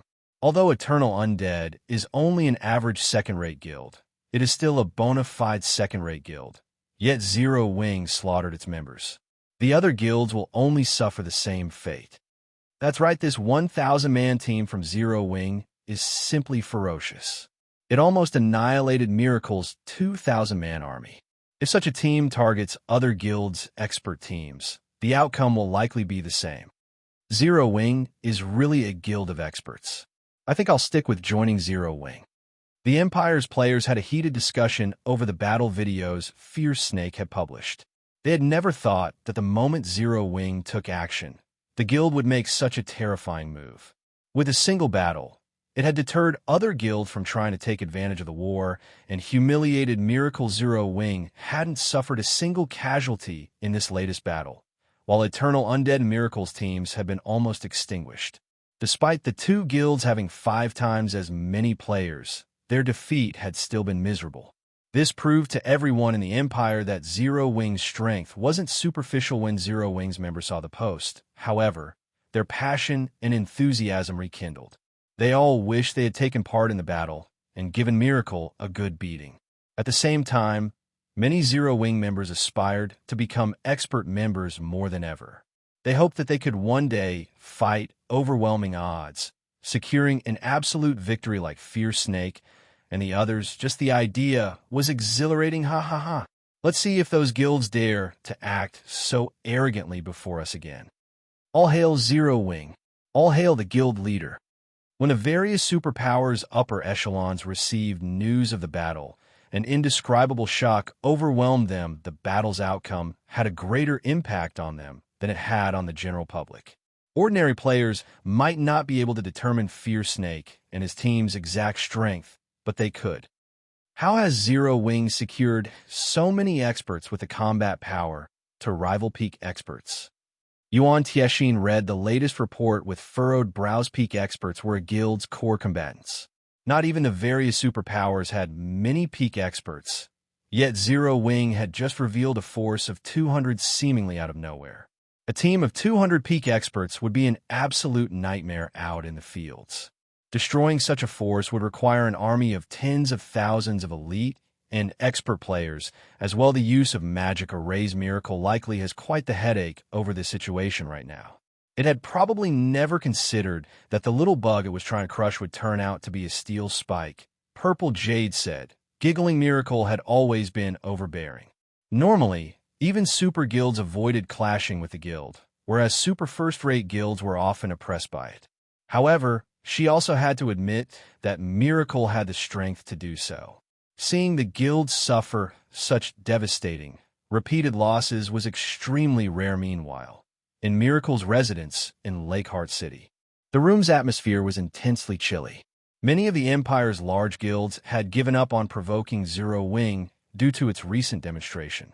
After all, the guild had proven that Miracle couldn't guarantee their safety in the fields. No matter how one looked at it, letting a large number of guild experts die just to grind in a better resource map wasn't worthwhile. Damn it. How did Zero Wing suddenly obtain so many experts? 1,000 Miles paled as he watched the battle video before him. I thought Zero Wing could only produce a small number of those basic combat devices. After Fierce Snake's team had displayed their strength at Blue Wave Rock, Miracle had sent spies to investigate the source of their power. With Zero Wing's current standards, gaining so many peak experts so quickly was impossible. The only explanation was that the guild had acquired a special tool based on those investigations. They had learned that Fierce Snake and his companions had become so powerful through a tool known as the Basic Combat Device. However, while this tool was very powerful, it had a limited duration, and only a small number could be crafted each day. At most, Zero Wing could supply a 100-man team for a full day. Fortunately, once these players scattered across the Empire, they no longer pose much of a threat, but Zero Wing had revealed 200 of these experts in the latest confrontation. 1,000 Miles could not figure out how Zero Wing had managed to craft so many more basic combat devices. If Zero Wing could truly maintain a 200-man team of these experts at all times, it would impact the current war's status quo. Moreover, they had discovered that Zero Wing had a powerful collection of heavy crossbows during the battle. Not only did the crossbows' attacks contain immense strength, but they were also impressively fast. If 10 or so magic-breaking crossbows attacked together, even a Tier 2 Refinement Realm expert would fall without the use of an invulnerability skill vice. Guild leader shredded. Should we dispatch our peak experts to reinforce the Ice Jade Forest? Miracle Dragon asked as he turned to Shredded Soul. Forget it. Order a retreat, Shredded Soul said, shaking his head. Retreat? Confused, Thousand Miles asked, are we just letting Zero Wing off the hook? Do you plan to order our forces to continue the fight? Shredded Soul glared at Thousand Miles. Coldly, he continued, Zero Wing has proven that it has the strength to fight us toe-to-toe in the Black Dragon Empire. We might win if we continue fighting, but we'll pay a heavy price and fulfill the other superpower's long-held wish. If we have to pay such a price for defeating Zero Wing in the Empire, what will we gain? How will we have lost so many elite and expert players if not for your stupidity? Had you investigated Zero Wing properly before taking action, I wouldn't have had to come here and clean up your mess. I'll deliver a report to the guild leader personally, so I suggest you cool down in the meantime. Shredded Soul's reprimand left Thousand Miles speechless, but he still felt wronged. Who would have thought that an up-and-coming guild like Zero Wing, which wasn't backed by any corporation, was so powerful? I will return to the Western Continent. I'll leave the cleanup to you, Shredded Soul added as he stared at Thousand Miles. He then used a guild transfer scroll and vanished from the meeting room. Chapter 1965, Quasi-super-first-rate Guild. Black Dragon Empire, Ice Jade Forest. Despite Thousand Miles' reluctance, he had no choice but to follow Shredded Soul's command and recall the guild members from the Ice Jade Forest. Meanwhile, Miracle's retreat caused a sensation throughout the Black Dragon Empire. What's going on? Miracle's retreating? That's not possible, right? Miracle is a super first-rate guild, yet it's actually giving up on Zero Wing? The sudden turn of events stupefied the Empire's players. They simply could not figure out what had caused Miracle to turn away from Zero Wing so abruptly. The two guilds had only engaged in a single battle involving several thousand players. To both, such a small battle wasn't even a warm-up thus far. All of Miracle's actions had displayed its intention to annihilate Zero Wing's branch guild in the Black Dragon Empire, yet they had fled from their prey. It was as if everything had just been an act. How disappointing. Miracle retreated after such a minor battle, and here I thought it was some amazing guild. In the end, it is no different than the Empire's other guilds. All hail Zero Wing. Even Miracle can't take down Zero Wing. Varied opinions of Miracle's withdrawal split the Empire's players. Some players felt that Miracle didn't deserve its title as a super first-rate guild since it couldn't even take out a non-superpower like Zero Wing, and others assumed Miracle had given up because Zero Wing truly was powerful. That cowardly Shredded Soul. He hasn't even started the war, yet he's already given up. I even ensured that he had all the information he needed. Nine Dragons Emperor slammed his fist into his desk when he read the report on Miracle's withdrawal from the Black Dragon Empire. He had hoped to use Miracle to wound Zero Wing. He had never expected the superpower to pack up and leave so soon. Meanwhile, in one of Lakeheart City's high-class restaurants, Uncle Yuan, look, Shredded Soul has returned to the Western Continent to take charge of things there. By the looks of it, he's really given up on Zero Wing. Purple Jade exclaimed, surprised she had investigated Shredded Soul personally and had concluded that the man was truly ruthless. Once he set out to do something, he never gave up, yet he had decisively pulled his forces away from the conflict with Zero Wing. This was unbelievable. It's not that unusual. After all, there is no benefit in continuing the war with Zero Wing. At most, Miracle will restore some of its damaged reputation. With 200 experts that possess the combat power to rival peak experts and those heavy crossbows, Zero Wing qualified to contend with a superpower. Unless Miracle decides to go all out, it'll be helpless against the smaller guild. Moreover, Miracle is fighting a remote war. It already has to expend a lot of resources to engage in this war. Miracle's position will only become more of a disadvantage as the war drags on, Yuan Tiexin said, chuckling. Taking a sip from the cup of icy blue wine in his hand, he continued, at the end of the day, Miracle is a massive organization set out to make money. There's no way it would abandon everything it has built for its reputation. Since Zero Wing has proven that it has the strength to protect itself for some time, and the other superpowers know Miracle's strength, Miracle has no reason to continue fighting. That makes sense. Purple Jade nodded. However, Zero Wing is pretty impressive. It always has a surprise up its sleeve. I had thought the guild was doomed this time. I hadn't expected it to reveal such a trump card. It's no wonder why Zero Wing dared to compete with the various superpowers over the Empire's resources. In God's domain, might was right. Provoking Miracle wasn't a problem as long as Zero Wing could endure the larger guild's wrath. If Zero Wing couldn't do that, Miracle would destroy the guild. If it could, it would survive. It was just that simple. The various superpowers would not ridicule Miracle for being weak, because it failed to destroy a guild that merely rivaled first-rate guilds. They would only take joy in the fact that Miracle had accidentally tugged on a tiger's tail. However, it's too early for Zero Wing to celebrate. The guild still has a bumpy road ahead. Furthermore, Miracle will definitely strike if given the chance in the future. Yuan Tiexin said Miracle had only given up on dealing with Zero Wing this time because the losses outweighed the gains. Even if it defeated Zero Wing, all it would gain was reputation. While reputation was important for a guild's development, it was not particularly important to a veteran super first-rate guild like Miracle. However, it was a different story for the various superpowers operating in their empire. These superpowers were there to obtain resources for their development. It was entirely possible for these organizations to use everything they had to remove Zero Wing. They wouldn't give up as easily as Miracle. Now that Zero Wing had exposed 2 more trump cards, its development in the Empire would be at risk. While Yuan Tiexin and Purple Jade conversed, the various superpowers expressed their astonishment over Zero Wing's performance. They had never dreamed that a guild with no background was capable of forging such a sturdy foundation. They all ordered further investigations on Zero Wing, desperate to know more about the basic combat devices and magic-breaking crossbows due to this latest battle. The various superpowers realized that while guild experts were important, God's domain's tools were just as crucial. Zero Wing's success in fending off Miracle was the best proof of this. The Black Dragon Empire's large guilds, in particular, feared for their survival after watching Zero Wing slaughter Eternal Undead's 3,000-man force. When they heard that Miracle had withdrawn its players from the war, they immediately recalled their forces from the Ice Jade Forest and reached out to butter up to Zero Wing. If even a super first-rate guild like Miracle was powerless against Zero Wing, what hope did their guilds have?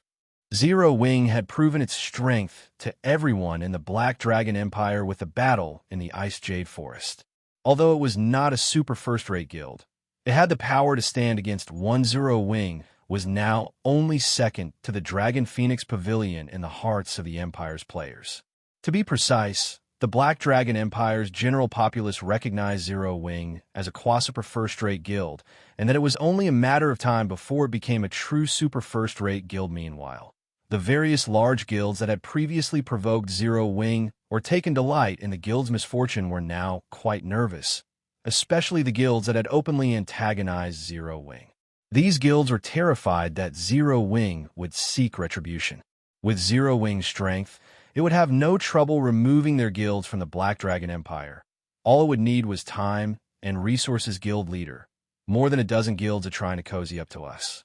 Each guild is offering magic crystals and rare materials as compensation. Should we meet with their representatives? Gentle Snow asked Sure Foam before she had time to recover from her shock over Miracle's abrupt retreat. A large number of guilds had contacted her, wanting to repair their relationship with Zero Wing. They were even willing to make reparations. She hadn't expected this development. Chapter 1966, Overnight Fortune. Compensation. Sherfong chuckled at Gentle Snow's report. These guilds sure reacted quickly. Now that Zero Wing's strength had been recognized, it was the perfect time to develop its influence in the Black Dragon Empire. However, since Zero Wing's development was currently limited by its resources, it had to claim other guilds' resources. Fortunately, quite a few of the Empire's guilds had openly provoked Zero Wing. so it was well within its rights to eliminate these guilds and take over their resources. No one would reprimand Zero Wing for doing so naturally. These offending guilds had considered the possibility of such an outcome. Although Zero Wing could only take on a few guilds at a time, on the off chance that they were one of the unlucky few, they'd be doomed. Hence, the various guilds that had provoked Zero Wing tried desperately to repair their relationships with Zero Wing should I call on their representatives. Then, General Snow understood the meaning behind Sure Feng's comment. While Zero Wing's reputation had improved, it would take some time to develop the guild's strength. Moreover, doing so would require a lot of funds. Rather than waste resources on annihilating one or two large guilds, they needed to use this opportunity to claim compensation from the dozen or so guilds, making a fortune. This way, Zero Wing would gain both the money and the resources it needed for its development without lifting a finger. There's no need. Just tell them this. Second-rate guilds will compensate Zero Wing with 30,000 magic crystals and 50,000 gold in rare materials or lands in major NPC cities. Zero Wing requires 15,000 magic crystals and 30,000 gold in rare materials or lands from third-rate guilds. Sure Feng said, if they don't pay up, they'll have to bear the consequences. While it seemed as though Zero Wing had easily defeated Miracle, Sure Feng knew how close his guild had been to defeat in God's domain. A war between guilds was a competition of capital and expert players. When a guild went to war, it had to spend money like there was no tomorrow. Meanwhile, Zero Wing's victory had been achieved through spending a massive number of magic crystals and resources that a magic-breaking crossbows were worth the price since they could be reused. They would only disappear after their uses had been depleted. However, the basic combat devices were different. Once they had been activated, they'd vanish after 12 hours. They could not be deactivated to save their remaining duration. Meanwhile, Sure Feng had invested more than 80,000 magic crystals into crafting the two tools. The rest of the materials had also cost a ton of money. In addition, the guild had to compensate its members that had died in the fights after fighting Miracle for just a few short days. Zero Wing's pockets were almost empty. Fortunately, Zero Wing had secured a manatite vein. Otherwise, the Black Dragon Empire's branch guild would have been finished. He was also fortunate that Miracle didn't know the tool's production costs. Had Miracle known about the expenditures, it would have continued this war. Hearing Sure Feng's demands, Gentle Snow asked worriedly, "Aren't these prices a little too high?" Currently, the average second-rate guild only occupied a few NPC cities, while the more powerful second-rate guilds occupied a dozen or so. These guilds' range of influence wasn't particularly vast. While 50,000 gold in resources or land was bearable for a second-rate guild, 30,000 magic crystals definitely weren't. At this stage of the game, 30,000 magic crystals were roughly half of a second-rate guild's stockpile. Although it had become much easier to acquire magic crystals, players also needed to consume more of them, especially after the return of the Survivors expansion pack had been implemented. It's fine. Just inform them, Sure Feng said, chuckling. While losing half of the guild's magic crystal stockpile was a significant cost, it would not impede the guild's normal operations. It would simply force the guild into stagnation for a short time. Moreover, he urgently needed magic crystals right now. He couldn't afford to be courteous with these guilds following, which Gentle Snow conveyed Sure Feng's price to the various large guilds when they received Zero Wing's demands. All of these guilds went into an uproar. The rare materials weren't an issue since every guild had an extraordinary stock of resources by now, but magic crystals were crucial to a guild's development. Damn Zero Wing. It might as well rob us at this point. Guild leader, what should we do? Pay the guild. We can't afford to stand out right now. Although Miracle failed to destroy Zero Wing, Blackwater and Beast Emperor have still been eyeing the guild in your empire. They won't let Zero Wing off the hook as easily as Miracle has. The various large guilds were enraged when they received Gentle Snow's message. They had barely claimed any resources in the high-resource maps Miracle had given them, yet they were now required to pay such expensive compensation. Their partnership with Miracle had been an utter mistake, however. Due to the threat Zero Wing posed, They had no choice but to grit their teeth and swallow the loss within 3 hours after receiving Gentle Snow's message. The various large guilds sent their representatives to deliver the requested resources to Zero Wing's residence in Lakeheart City. When Gentle Snow and the guild's other upper echelons received the payments, they were ecstatic. Snow, we're rich, Zhao Yueru exclaimed as she gazed at the magic crystals and multiple resources in the guild warehouse. They had received compensation from more than a dozen guilds. Among the guilds that had paid their dues, 5 were second-rate guilds, and 8 were third-rate guilds. In total, Zero Wing had received 270,000 magic crystals, a considerable amount even to the current superpowers. Furthermore, Zero Wing had gained 490,000 gold in rare materials and lands. Not only had Zero Wing earned back the resources it had spent in the war, but it also made a huge profit with this many resources. Zero Wing could afford to recruit tens of thousands of members in the Black Dragon Empire. It could also strengthen Hidden Fogtown's defenses and upgrade it to intermediate rank. I had expected it to take a few more days to collect 200,000 magic crystals, but I guess I don't have to worry about the deadline anymore. Shurfeng was just as excited to see the miniature mountain of magic crystals. He didn't dare to take risks with the inferior legendary quest from the Jealous Witch. The penalty for failing the quest was no laughing matter. Moreover, he absolutely needed to the field magic array. Void field magic arrays were extremely rare in God's domain, and the only one he knew how to obtain was the one in the Witch's Hill. He'd just have to get lucky to secure another one. Field magic arrays were so rare because of how powerful advanced field magic arrays were in wars, and when plundering resources once players reached level 65 and beyond, resources would become significantly more difficult to acquire due to how dangerous the monsters were in the appropriately leveled maps. Although these monsters had higher basic attributes, they also have visibly stronger combat standards once they reached level 65 and beyond. Moreover, the more resource-rich a map was, the more visible this improvement would be. In comparison, monsters below level 60 had roughly the same combat standards regardless of what kind of map they occupied. At most, their basic attributes would differ slightly. The weakest monsters in level 65 plus maps had combat standards on par with the early stage of the Trial Tower's 3rd floor, while the stronger monsters could reach the 5th floor's early stage. Most importantly, they would travel in larger numbers against such an abrupt difference. One could imagine how the various large guilds would fare. Moreover, guild experts had obviously lower basic attributes than monsters. If these guild experts lost their combat standard advantage as well, they'd have a difficult time grinding. Because of this, few large guilds had taken advantage of level 65 plus maps in his previous life, since they weren't strong enough to grind the map's monsters. Hence, field magic arrays have become extremely important. A field magic array would provide a significant advantage over other guilds when guild members left to level up or grind for resources.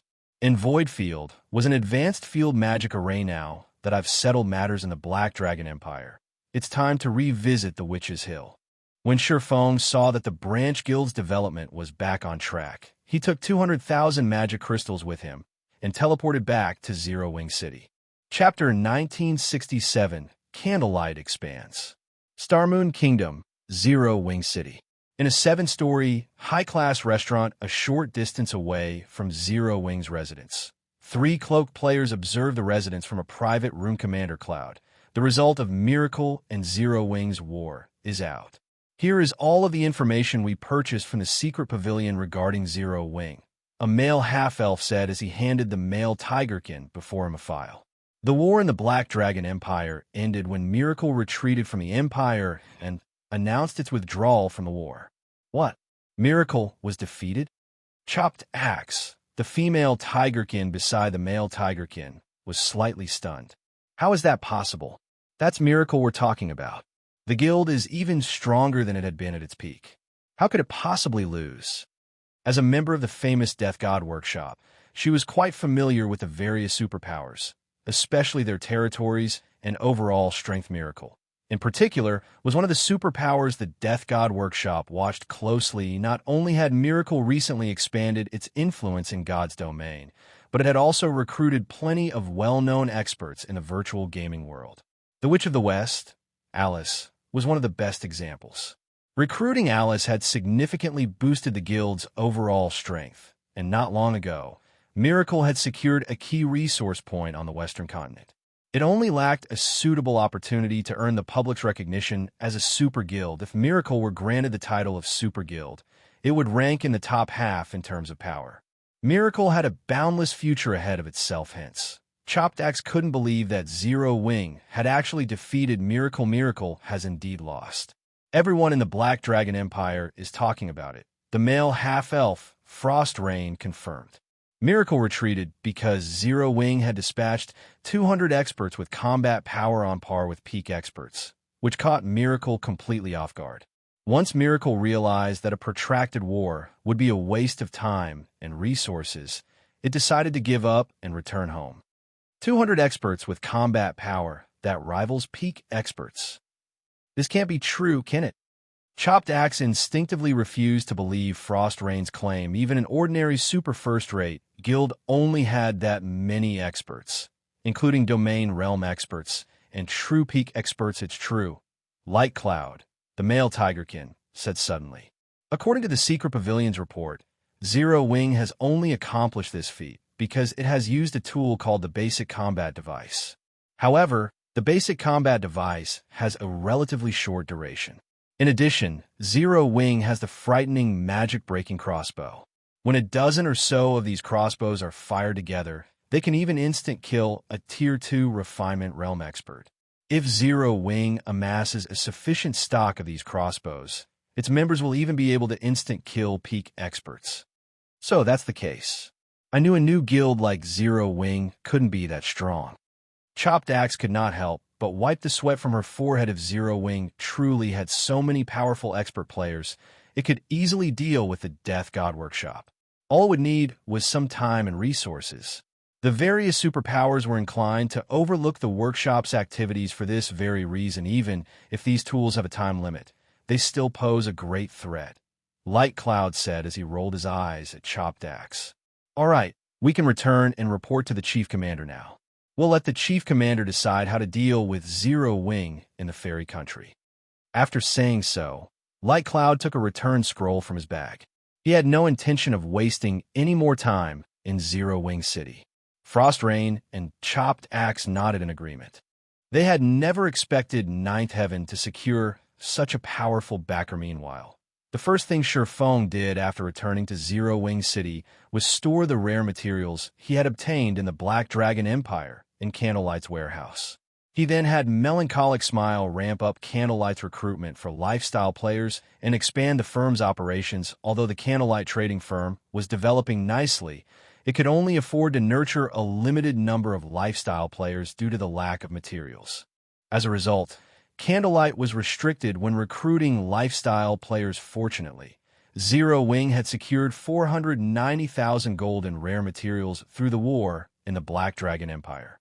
With so many materials, Candlelight could easily afford to recruit several thousand more members. Moreover, if Candlelight wished to develop in the Black Dragon Empire and Fairy Country, it would need a lot of additional manpower. As long as Candlelight established a foothold in these two countries, the trading firm's income would double at the very minimum. After all, both the Black Dragon Empire and the Fairy Country had far higher player populations than Star Moon Kingdom. Naturally, the demand for items in these countries would also be higher. Even if Candlelight did not become the #1 trading firm in those countries, it would still earn a sizable income. As for Candlelight's competitive edge, Shurfeng wasn't worried about that due to the Philosopher's Hand. Candlelight had gained an additional 5 master lifestyle players despite the fact that Melancholic Smile had kept the item's usage to a minimum to keep it secret. Among the 5 master lifestyle players nurtured, 2 were master alchemists, 2 were master forgers, and 1 was a master engineer. To Shurfeng's surprise, Silent Wonder had successfully created an advanced alchemy recipe as well, thanks to the assistance of Titan City and the Philosopher's Hand. Now, Silent Wonder only needed to create 1 more advanced alchemy recipe to become an intermediate master alchemist. An intermediate master alchemist was no less important than an intermediate master forger.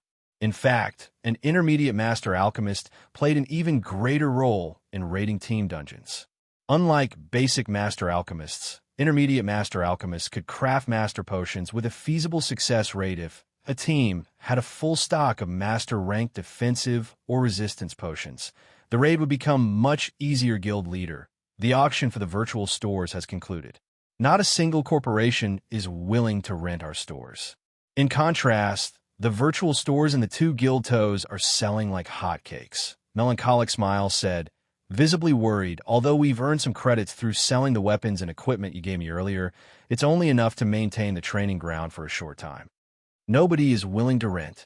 Shurfong was slightly surprised as he examined the information on the nearby guild towns Melancholic Smile had given him. These towns have certainly developed quickly. They've already ensnared over 40 corporations. At this rate, won't they become intermediate towns in less than 10 days?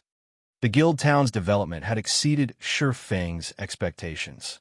Both had already invested in enough defensive structures to rival an intermediate town. Even more surprising was both towns' defensive magic arrays, protecting the towns from monster assaults. These defensive magic arrays were the reason that the various corporations were so confident in investing in the town's guild leader. You're still in the mood to joke around? Now that we've moved to the new training ground, our daily expenditure has gone through the roof. With the credits we currently have, we'll only last another 5 or 6 days. Melancholic Smile said. Exasperated, she had already seen Liang Jing's financial report, and she had been horrified. The number of credits the guild spent each day was absurd. Were we burning through that much money? Even Shurfong was surprised when he saw the daily costs.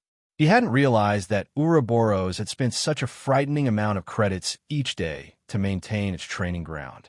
The operational cost of Zero Wing's training ground could already rival that of Shadow in the past, and this was only the beginning. As Zero Wing recruited more internal members, the costs would increase. However, Shurfong revealed a faint smile after a moment and said, let's see who can outlast who then. Shurfong instructed Melancholic Smile to sell some of the crafted level 50 bronze and mysterious iron equipment for credits. The credits from these sales should help the guild survive for a while longer, although primordial gas slowly spread throughout the Witch's Hill, increasing the local monster's strength and weakening players' combat power. Monsters still needed time to evolve. After Shurfong settled his affairs with the Candlelight trading firm, he used the 7 Luminaries ring to teleport to the Million Forest teleportation array. He then spent 1 magic crystal to teleport to the Otherworld gate, the Jealous, which appeared not long after Shurfong had arrived. She quietly hovered in the air while looking down on Shurfong. Young adventurer, why have you returned so soon? The Jealous Witch demanded. Lady Witch, I have completed the task you gave me. Here are the 200,000 magic crystals you asked for. Shurfong said as he removed 200,000 magic crystals from his bag, instantly forming a small mountain before him once all 200,000 magic crystals were accounted for. The Jealous Witch waved her hand lightly, and every crystal vanished into thin air.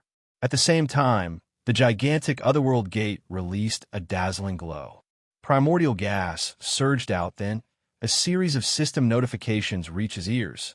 Chapter 1968, Divine Runic Armor. System, you have triggered the new expansion pack, Primordial Heart. Starmoon Kingdom Region System Announcement. Players have triggered the new expansion, Primordial Heart. The Primordial Heart will descend in the Witch's Hill in 3 hours. Please prepare. The system announcement echoed in every player's mind throughout Starmoon Kingdom. When it finally ended, players fell into heated discussions over the new expansion. What's this Primordial Heart thing? Has some major event occurred in the Witch's Hill? This new expansion pack will definitely be a huge opportunity. I wonder how Witch's Hill will change this time. I knew I should have gone to the Witch's Hill to develop. Starmoon Kingdom's players shifted their focus to the Witch's Hill the moment the system announced the new expansion pack. Previously, due to the map's strange phenomenon increasing monster strength and reducing players' combat power, only strong independent players had ventured to the Witch's Hill to level and grind. With the addition of the various large guilds' competition over the region's resources, it had become nearly impossible for ordinary players to get a share of the area's benefits. Hence, the Witches' Hills hadn't been very popular among independent players. Only the various large guilds and adventurer teams still vied for the land naturally. The kingdom's independent players weren't the only ones paying close attention to this new expansion. The various major powers in the Witches' Hill had launched fervent investigations to learn what changes this expansion pack would bring to the region. So, this is the Primordial Heart's activation condition.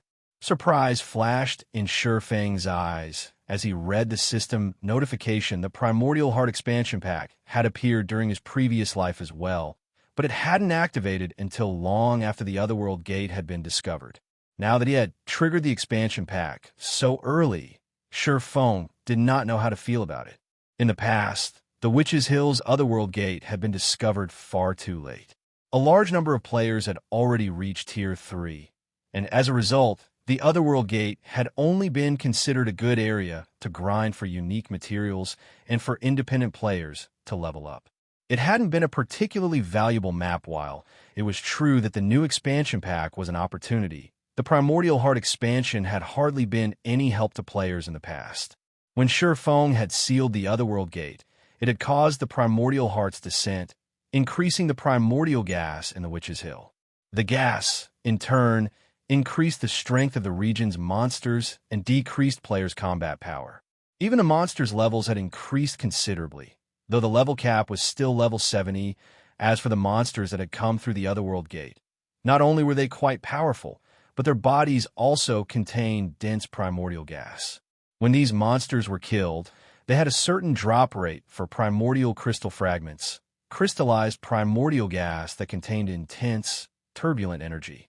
One could synthesize these fragments into primordial crystals, which contained even denser energy. The primordial crystal was one of the best materials for nurturing living mounts, even more effective than energy essence that dropped from the Eclipse Gate's monsters.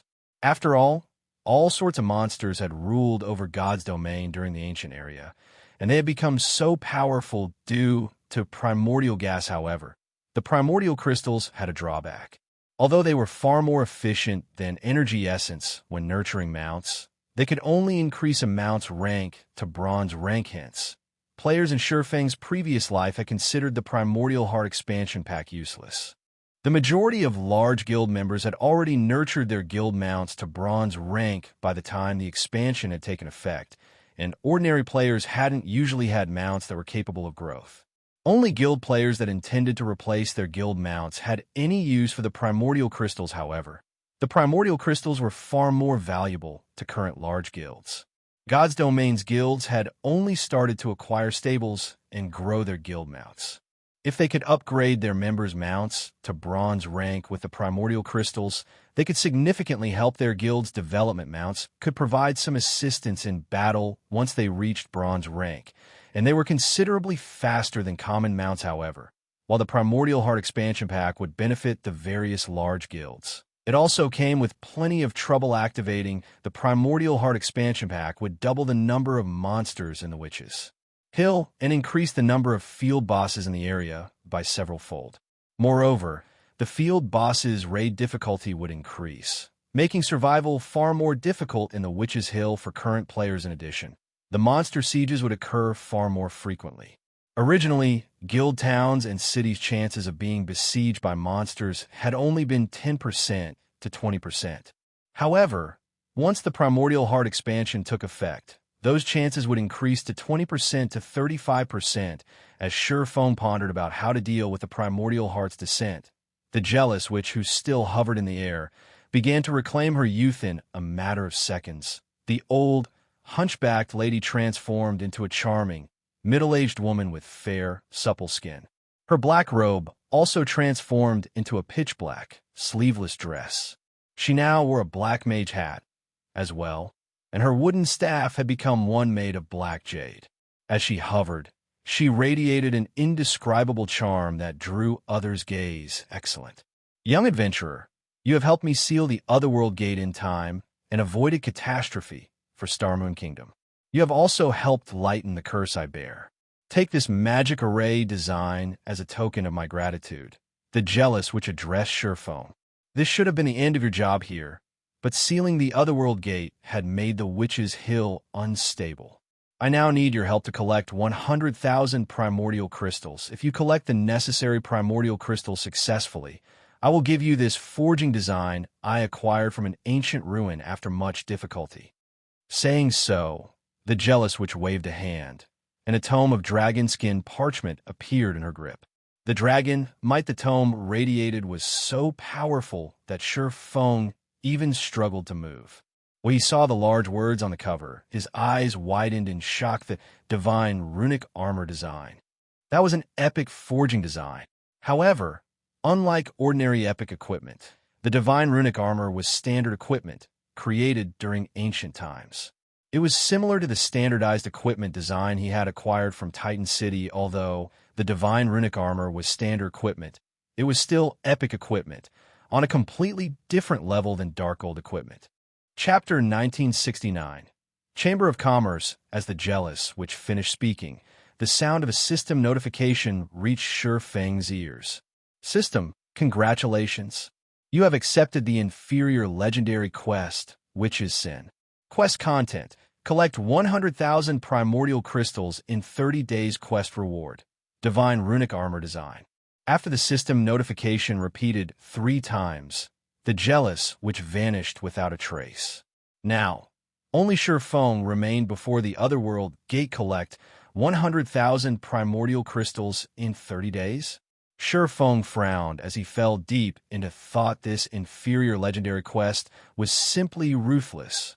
Only chieftain rank and above monsters dropped primordial crystal fragments, and the drop rate for chieftain monsters was only 3%.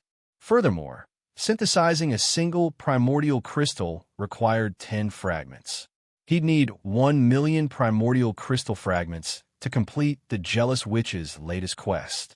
Completing the question wouldn't be that big of an issue if it didn't have a time limit. But there was a time limit. There weren't even 100,000 guild members operating in Zero Wing City right now. Trying to collect 100,000 primordial crystals in just 30 days would be a nightmare. It seems I have no choice but to increase the guild strength and give it a try. Sure Feng thought to himself as he decided to recruit more players. Fortunately, there was no penalty indicated for failing the quest this time. Thus, the penalty wouldn't be too severe if he failed. Even so, giving up now would be a waste. Unlike standardized fine gold and dark gold equipment, standardized epic equipment was in no way inferior to ordinary epic equipment when it came to basic attributes. The only difference was the lack of additional skills and effects, as standardized equipment didn't have as many to offer players as ordinary epic equipment. Even so, the various major powers would consider the equipment precious, since epic equipment was still so rare in God's domain. Had the divine runic armor been ordinary epic equipment, though, he wouldn't be able to mass-produce it due to the rarity of the required materials, and forging the equipment would have been far more difficult. Even an intermediate master forger like himself would only have a small chance of success, and no first-rate guild could afford the total production costs. Only a superpower would have any hope of mass-producing ordinary epic equipment at this stage of the game. However, crafting standardized epic equipment was a different story. Standardized epic equipment had been designed with mass production in mind, so it didn't have high material requirements. Most importantly, it wouldn't be as difficult to forge as ordinary epic equipment. Even an ordinary first-rate guild could afford the production costs if it gave the design to an intermediate master forger. Not to mention Zero Wing, following which, Sure Feng took out a guild transfer scroll and returned to Zero Wing City to prepare for his newest quest. At this point, players from all over Starmoon Kingdom had swarmed to Zero Wing City, skyrocketing the city's player population. As players wandered the city streets, an excited energy crackled between them as they waited for the Primordial Heart's descent. Many adventurer teams had even started to purchase useful magic scrolls and potions in bulk.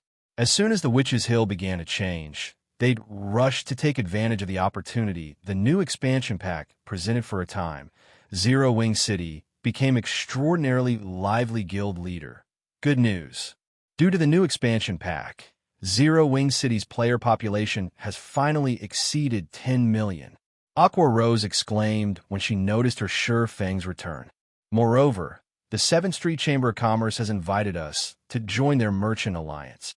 Aside from combat guilds, God's Domain had lifestyle guilds, and unlike their combat-focused brethren, lifestyle guilds focused on developing lifestyle players and producing a wide variety of products. Some of the larger lifestyle guilds generally allied to form chambers of commerce. These chambers of commerce were not to be underestimated.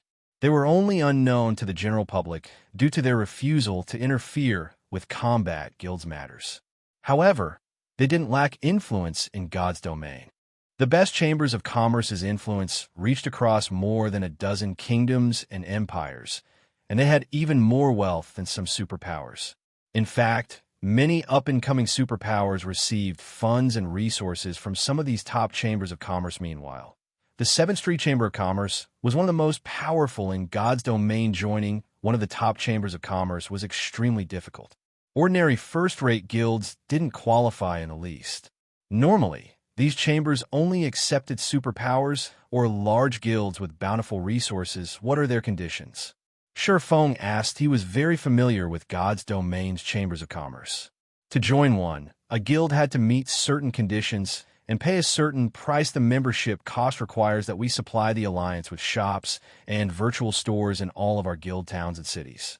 We will have to supply at least 5 shops and 2 virtual stores in each, all of which have to be in different locations in the town or city. In addition, they require that our guild sell the alliance 30% of the unique resources we obtain from the Otherworld Gate at market price. Aqua Rose said, "That price a little high." Feng said, shaking his head. "Tell them that Zero Wing will only give them up to 3 shops and 1 virtual store in every town and city. As for the Otherworld Gate's unique resources, we'll sell them 20% at most. Moreover, I require that they buy the resources at 30% above market price. If one wished to acquire the resources a Chamber of Commerce offered, they had to contribute to the alliance. However, 7th Street's asking price was simply too high. The potential benefits Zero Wing would gain weren't worth the price. The Otherworld Gate's unique resources would become a massive source of income for Zero Wing in the future, and purchasing these resources on the market would become immensely difficult. Meanwhile, the fact that Zero Wing City was within the Witch's Hill meant that Zero Wing would have a greater competitive edge than other guilds when fighting for the Otherworld Gate's resources. Hence, 30% of Zero Wing's harvest was no trivial amount. Furthermore, 7th Street wanted to purchase these resources at market value. This Feng's counteroffer clearly troubled Aqua Rose. Joining 7th Street wasn't easy. Its influence encompassed over a dozen kingdoms and 3 empires. After all, if Zero Wing joined 7th Street, it would elevate the Candlelight trading firm's income to a whole new level. Yet, Feng demanded far more than the 7th Street's offer. However, seeing Feng's determination, Aqua Rose had no choice but to forward her guild leader's reply to the Chamber of Commerce's representative. After dealing with the 7th Street's offer, Feng instructed Aqua Rose to recruit players in Zero Wing City before he returned to a special forging room in Candlelight. Carefully retrieving the void field design from his bag, he then clicked on the design to learn it. Chapter 1970, 7th Street Sea of Death, Thunder Island. Big Sis Rain. We've secured the advanced speedboat design. Once we have the materials, we can begin production. Blue Phoenix excitedly reported as she entered the room. Although advanced speedboats were not particularly rare, they weren't available in large quantities. The majority of the various superpowers armadas was still made up of ordinary speedboats. Only the core fleets had a higher number of advanced speedboats. Meanwhile, as players reached higher levels, the competition for resources on land grew increasingly intense. As a result, more guilds shifted their focus to the sea every day. Since Thunder Island was the best locations to develop naval strength, new guilds constantly arrived to take advantage of its resources. This increased competition on the island. The Dragon Phoenix had worried about the increasing competition, but now that it had acquired an advanced speedboat design, it could further fortify its fleet strength by mass-producing the advanced speedboats, maintaining its lead on the island. It seems they completed the quest. Phoenix Rain breathed a sigh of relief and smiled when she heard Blue Phoenix's announcement. She then changed the topic and asked, "How are things with 7th Street? I've sent our nomination to the Chamber's representative, and 7th Street has accepted it. However, Zero Wing apparently thinks the Chamber's asking price was too high. Unfortunately, 7th Street has its own bottom line. Zero Wing doesn't have claim to a lot of resources, and its territory isn't that large. The only thing Zero Wing has going for it is its temporary victory over Miracle. Zero Wing still doesn't qualify to join the Alliance, and 7th Street's representative has stated that the Chamber only agrees with our nomination since you were the one who made it. Now that Zero Wing has rejected the offer, his hands are tied. Blue Phoenix said Zero Wing rejected 7th Street. Phoenix Rain blinked in surprise. 7th Street was one of the top chambers of commerce in God's domain, with as many as 3 super first-rate guilds in its alliance. The alliance's other guilds also had the backing of powerful corporations. The chamber had access to bountiful resources as well. By joining the Chamber of Commerce, one would have access to a variety of conveniences, and as long as they had enough money, they could purchase rare materials in bulk. The Alliance also sold valuable items that were almost never available to the public, but 7th Street's connections were far more important. By joining 7th Street, one could sell their products in the Chamber's territories, and the 7th Street only demanded a 15% service charge. If Zero Wing joined 7th Street, it wouldn't lack a market to sell its products. Joining 7th Street would be a golden opportunity for Zero Wing, yet Zero Wing had rejected the offer. Apparently, while he's still willing to return the favor he owes us by helping in another way, he can't do anything more about the situation. Blue Phoenix nodded. She was just as frustrated about Zero Wing's response. All right then. Since Zero Wing has its own plans, we'll let the matter rest, Phoenix Rain said, smiling bitterly. It seems we'll have to find some other way to pay Zero Wing back. She had nominating Zero Wing as a candidate for the 7th Street's alliance as a way of thanking the guild for its help on Savage God Island. But the Chamber of Commerce had its own rules.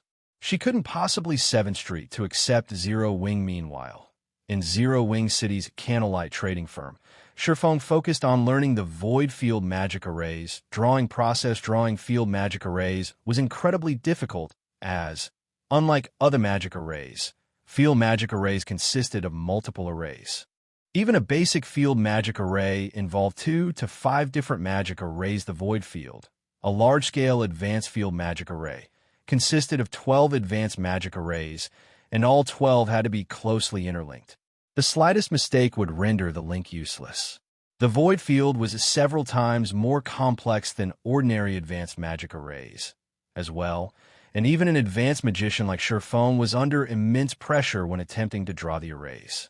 Just learning how to draw the 12 magic arrays individually had taken him nearly 2 hours. Sure enough, this thing is amazing. It's no wonder why it can rival Master Magic arrays. Sherfone took a deep breath as he examined the design in his hands. In the past, the void field had even been effective against mythic monsters. Field magic arrays weren't like arrays that summoned magic barriers. Magic barriers were mainly used to suppress boss monsters, so they were even effective against high-ranked monsters. As long as one used an advanced barrier, a team could suppress a mythic monster. However, field magic arrays had to cover a larger area, thinning its energy distribution. Even suppressing Grand Lord-ranked archaic species would be difficult, not to mention mythic monsters. Fortunately, the void field could manage it. Although it wasn't as effective as an advanced magic array, it could suppress an ordinary mythic monster's attributes by 15% and Grand Lord-ranked archaic species by 25%. Lower-ranked monsters would be suppressed by at least 30%, with a maximum of 40%, and the void field could cover a 3,000-yard radius. Moreover, the void field could be useful in large-scale combat. Although the void field would be half as effective against players, a 15% to 20% attribute reduction would be fatal, especially to expert players now that he had an inferior legendary quest and had to take down countless monsters that were strengthened by primordial gas. Void Field would be the best tool in his arsenal if he activated Void Field. Even Tier 1 players could easily defeat Witch's Hill's strengthened monsters. Naturally, Tier 2 players would enjoy at least double the grinding speed. Feng then began to craft the Void Field magic arrays. Void Field required incredibly precious materials, and chief among them was Void Blood. Each set of scrolls required 12 drops to produce, and only powerful Void creatures had a chance of dropping Void Blood. These 12 drops of Void Blood would serve as the core that controlled Void Field's 12 magic arrays. Fortunately, Feng had acquired 2 bottles of Void Blood after killing the Void Serpent, with each bottle containing 100 drops. If he failed to produce the Void Field, all of the Void Blood he invested would be destroyed. The rest of the materials for the Void Field cost over 500 gold per set, making each attempt extremely expensive. However, money was not Feng's main concern. The material's rarity was far more important. Hence, he needed to be extremely careful with each set of materials during the production process. Feng had activated Soul Fire to clear his mind. Each of his strokes on the blank magic array scrolls was smooth, but just as he reached the final step and linked the 12 magic arrays together, something unexpected happened. Boom. After a bright flash from the magic arrays, the light faded to reveal an empty table. All of the materials Feng had used had disappeared. Seeing this, Feng sat back and fell deep in thought. Following which, Feng attempted to produce the Void Field twice more, but failed both times. He couldn't help the heartache he felt over losing 36 drops of Void Blood. Sure enough, trying to draw the Void Field as an advanced magician is pushing it. After giving the matter some thought, Feng took a source of Void from his bag. An advanced magician would only have a 50% success rate when drawing ordinary advanced magic arrays, and a much lower success rate when attempting to craft top-ranked advanced magic arrays like the Void Field. If he wanted to produce the Void Field successfully, he'd have to increase his success rate. Fortunately, an elemental source could do more than improve a magic array's effects. It could also increase production success rate. Everything happened as Feng expected. His previous failures were due to his low success rate. His fourth attempt to draw the Void Field was far more smooth, and the flow of mana within the array had calmed. After Feng finished the 12 magic arrays, he began the final linking process. A short moment later, the 12 magic arrays released a dazzling light, illuminating the entire forging room. Was this success? Chapter 1971, Primordial Heart Descends. As the light in special forging room faded, a brilliant magic array appeared on the table. The 12 arrays had combined perfectly to form a gigantic silver magic array that caused the space inside the room to freeze as the silver magic array flowed into the 12 magic array scrolls before Feng. The room reverted to its original state. The 12 magic array scrolls across the table then began to glow with a silvery light. Wonderful. I've finally succeeded. Feng was a little excited as he gazed at the scrolls on the table. Although he had gone so far as to spend an elemental source, he had, at least, managed to produce one set of Void Field scrolls. With this, he could proceed with his plans, following which Feng inspected the magic array scrolls. So strong. Feng was ecstatic when he saw the attributes displayed. The original Void Field only encompassed a 3,000-yard radius. But after Feng had used the source of Void, the radius had increased to 5,000 yards. Moreover, the strengthened Void Field could suppress a monster's basic attributes up to a maximum of 50%. It would also suppress mythic monsters by up to 20% and Grand Lord-ranked archaic species by up to 30%. Most importantly, Void Field's duration had increased from 12 hours to 24 hours, although a 24-hour duration seemed short. To Feng, who was very familiar with the ins and outs of the Witch's Hill, it was plenty of time, especially now that the Primordial Heart had descended and Witch's Hill's monsters had grown stronger and more numerous after the Primordial Heart had descended in the past. A forbidden land had appeared in the Witch's Hill. To be precise, a crack in space-time had manifested, serving as the entrance to the Forbidden Land. The place beyond the space-time crack was partly considered a Forbidden Land due to the space-time seal that had been placed on the map, preventing players from teleporting there. Moreover, all of the monsters beyond the crack originated from other worlds. Not only were they incomparably powerful, but their combat standards were also higher than monsters in the outside world. Including the randomly appearing boss monsters, players of the same level would struggle to survive in the Forbidden Land fortunately. Since mainstream players had already reached level 100 by the time the Forbidden Land had manifested, its level 70 monsters had been no threat. On the contrary, the Forbidden Land had become an excellent location to grind for equipment and materials as monsters originating from other worlds. They had a much higher drop rate for weapons and equipment compared to monsters that were born on the continent of God's domain. Many of the materials they dropped were also unique to other worlds, and they had a chance of dropping the resuscitation potion recipe, which even level 100+ players coveted. The resuscitation potion only had one function: resurrecting players. However, unlike the healer class's resurrection spells, a player wouldn't lose any EXP when resurrected with the resuscitation potion, although they would have to endure a weakened state for 12 hours. During that time, the resurrected player wouldn't be able to fight. Furthermore, the resuscitation potion could only be used once every 24 hours, and it couldn't be used on Tier 4 or above players in God's domain. Even if a healer resurrected a player, they'd still lose a considerable amount of EXP. When players were resurrected through the system, they'd lose an entire level of EXP. Regardless of how they returned to life, players would have to grind for several days to recover their losses. Hence, the resuscitation potion had been extraordinarily popular among players in the past only. The resuscitation potion recipe was not easy to acquire. Normally, it only dropped in other worlds, and as a result, man players had fervently grinded in the Witch's Hill's Forbidden Land despite having already reached level 100. Due to the recipe's rarity, players had even been able to sell it for several thousand gold in a proper auction. Demand for the resuscitation potion had also been relentless on the market. Despite the 20 silver production cost, the potion had sold for 2 gold per bottle. The resuscitation potion had even sold for 3 gold per bottle at its peak. Many players had made a fortune through selling resuscitation potions. Unfortunately, the Witch's Hill's Forbidden Land was extremely dangerous to Tier 2 players, but now that Shurfeng had the Void Field, he could lead his guild mates to grind there. Not only would they level up quite fast, but they could also grind for the resuscitation potion recipe and primordial crystal fragments, killing 3 birds with 1 stone. Now that Shurfeng had experienced successfully producing a Void Field, he continued to craft more. He knew that he had made a mistake when combining the 12 magic arrays during his first 3 attempts, but after his success, he had a more accurate grasp of the array's flow of mana following, which Shurfeng attempted to produce the Void Field magic array 4 more times, resulting in 2 success.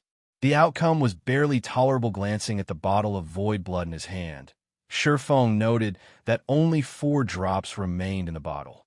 It wasn't enough for another attempt. He had previously spent 2 bottles of void blood to activate the teleportation array to the Otherworld Gate. Hence, if he wanted to craft more Void Field magic array scrolls, he'd have to collect more of these. 3 sets should last me quite some time. Taking a look at the 3 sets of scrolls in his hands, Shurfeng decided to travel to the Forbidden Land to grind.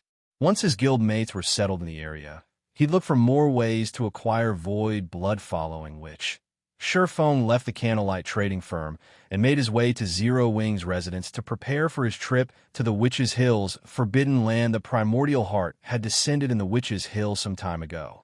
As a result, the number of players roaming the city streets had visibly decreased. The various adventurer teams and guilds had long since left the city to explore this new expansion pack. The majority of the players still around were merchant players, including members from Chambers of Commerce. These players were currently purchasing monster loot or selling consumable items, purchasing magic grass in bulk. 3 silver per stock. Buying as many as you have. Offer is available long-term. 4 Seasons Chamber of Commerce, purchasing primordial crystal fragments for 20 silver per fragment. 21 silver for those selling more than 10 fragments. 22 silver for those selling more than 100 fragments. Selling primordial crystal fragments for 25 silver each. Only 3 fragments remaining. First come, first served. The voice of hawking players filled the street. The shops on both sides of the street had also put out signs stating that they would purchase primordial crystal fragments long-term. Everyone was going crazy over primordial crystal fragments right now, however. The situation didn't surprise Feng in the slightest. God's domain had very few items that could be used to nurture guild mounts, and most of these items hadn't yet been discovered. Now that players had learned about the primordial crystals, it would cause a massive commotion just before Feng reached the guild residence. Aqua Rose contacted him, guild leader. The secret pavilion's Yuan Tiexin and his entourage have come to meet you. Apparently, he has something important he wishes to discuss with you. Would you like to meet with him now? Aqua Rose asked. The secret pavilion is looking for me. Feng could not help but smile upon hearing this. All right, have them wait for me in the second floor's reception room. I'll head there immediately. Although he knew that the primordial heart's appearance would cause quite a commotion, he hadn't expected it to move. The secret pavilion. Feng disconnected the call and made his way to the residence's second-floor reception room.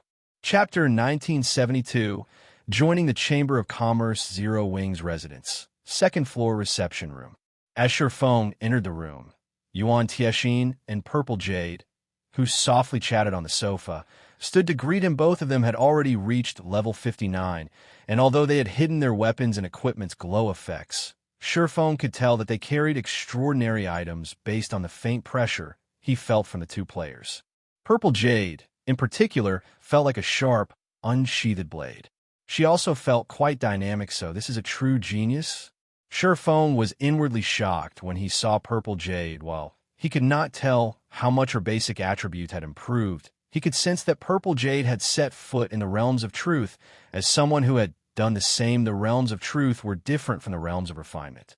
The realms of refinement only focused on improving one's physical control, whereas the realms of truth focused on the application of strength. While better control could reduce players' shortcomings and increase their latent potential, better application allowed players to utilize more of their potential. However, God's Domain's various large guilds didn't have a method of nurturing players in the realms of truth yet. Normally, players needed a wealth of combat experience and self-exploration to reach these realms. Even Feng had only accomplished the feat after many fortuitous encounters. Yet despite receiving no guidance and having far less combat experience, Purple Jade had entered the realms of truth. Even the word genius was not sufficient to describe the young woman. Feng had spent plenty of time trying to guide Zero Wing's core upper echelons to these realms, but even now, not one of them had succeeded.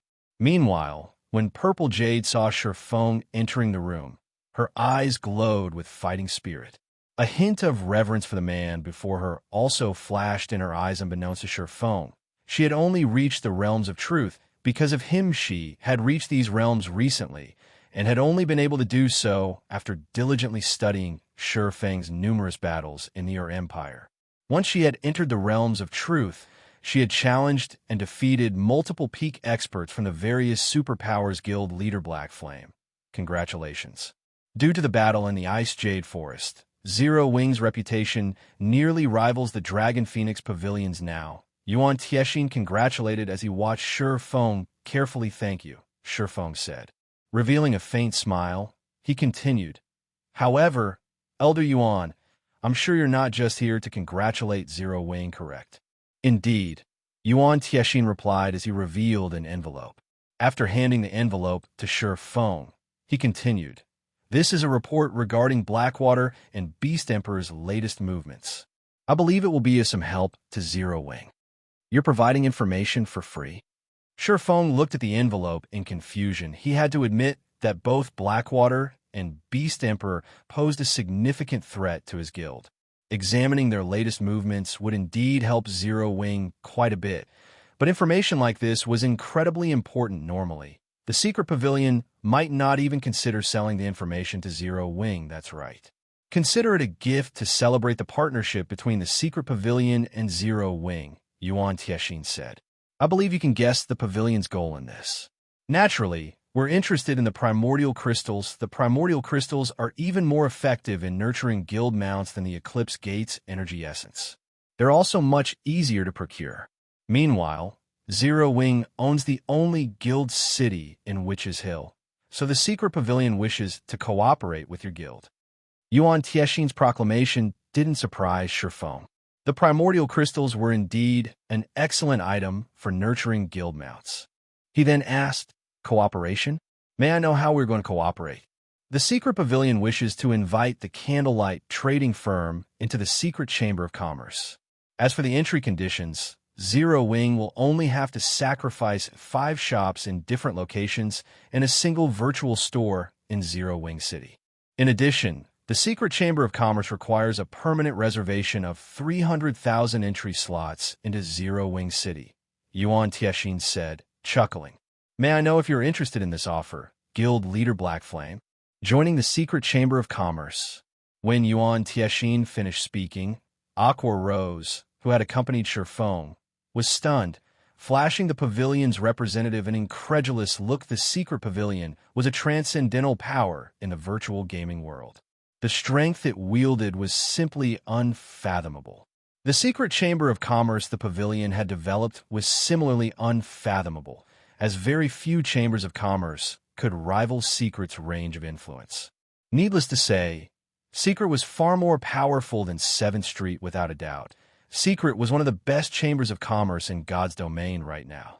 Many superpowers were desperate to join, but very few were actually invited into the alliance yet. The secret pavilion had visited Zero Wing City to invite the guild personally. Frankly, Uproar Rose didn't know what to say if Zero Wing joined the secret chamber of commerce. The Candlelight trading firm's income could increase severalfold as long as the firm offered sufficiently attractive products. "I am curious. Why Zero Wing?" Shifeng asked the man before him. "There are 2 other guild towns in the Witch's Hill, and both will soon be promoted to intermediate rank. If the secret pavilion gives the word, both ruling guilds will likely hand their towns over on a silver platter. Naturally, we have considered that option, but the Primordial Heart's descent has increased monsters' strength in the Witch's Hill. Monster raids also occur frequently at night.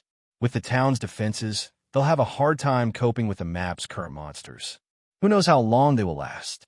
However, Zero Wing City is different. Even if the Witch's Hill's monsters continue to grow stronger, Zero Wing City will likely remain unaffected. Moreover, Zero Wing City has an excellent environment, which will be of great help to the guild members we send here," Yuan Tiexin said. He withheld no information regarding the secret pavilion's reasons for selecting Zero Wing for a partnership. "I see." Shifeng could not help but admire the secret pavilion's information network and decisiveness. The Primordial Heart had only recently descended, so the monster's changes weren't yet obvious. Yet the secret pavilion had already considered various possibilities. Shifeng hadn't expected the pavilion to place so much importance in the primordial crystals that it would offer Zero Wing a seat in the secret chamber of commerce. Either to protect both parties' interests, a guild would offer 1% of its shares when attempting to join a chamber of commerce. Hence, the various chambers of commerce took member recruitment very seriously. Guild Leader Blackflame, if you are fine with these conditions, why don't we sign the contract now? Yuan Tiexin asked Shifeng, who had maintained a calm composure throughout the conversation. Once we sign, Zero Wing's Candlelight trading firm will become a member of the secret chamber of commerce and enjoy all of the connections the alliance possesses. You'll find it far easier to sell and buy items. All right, I have no issues with the offer.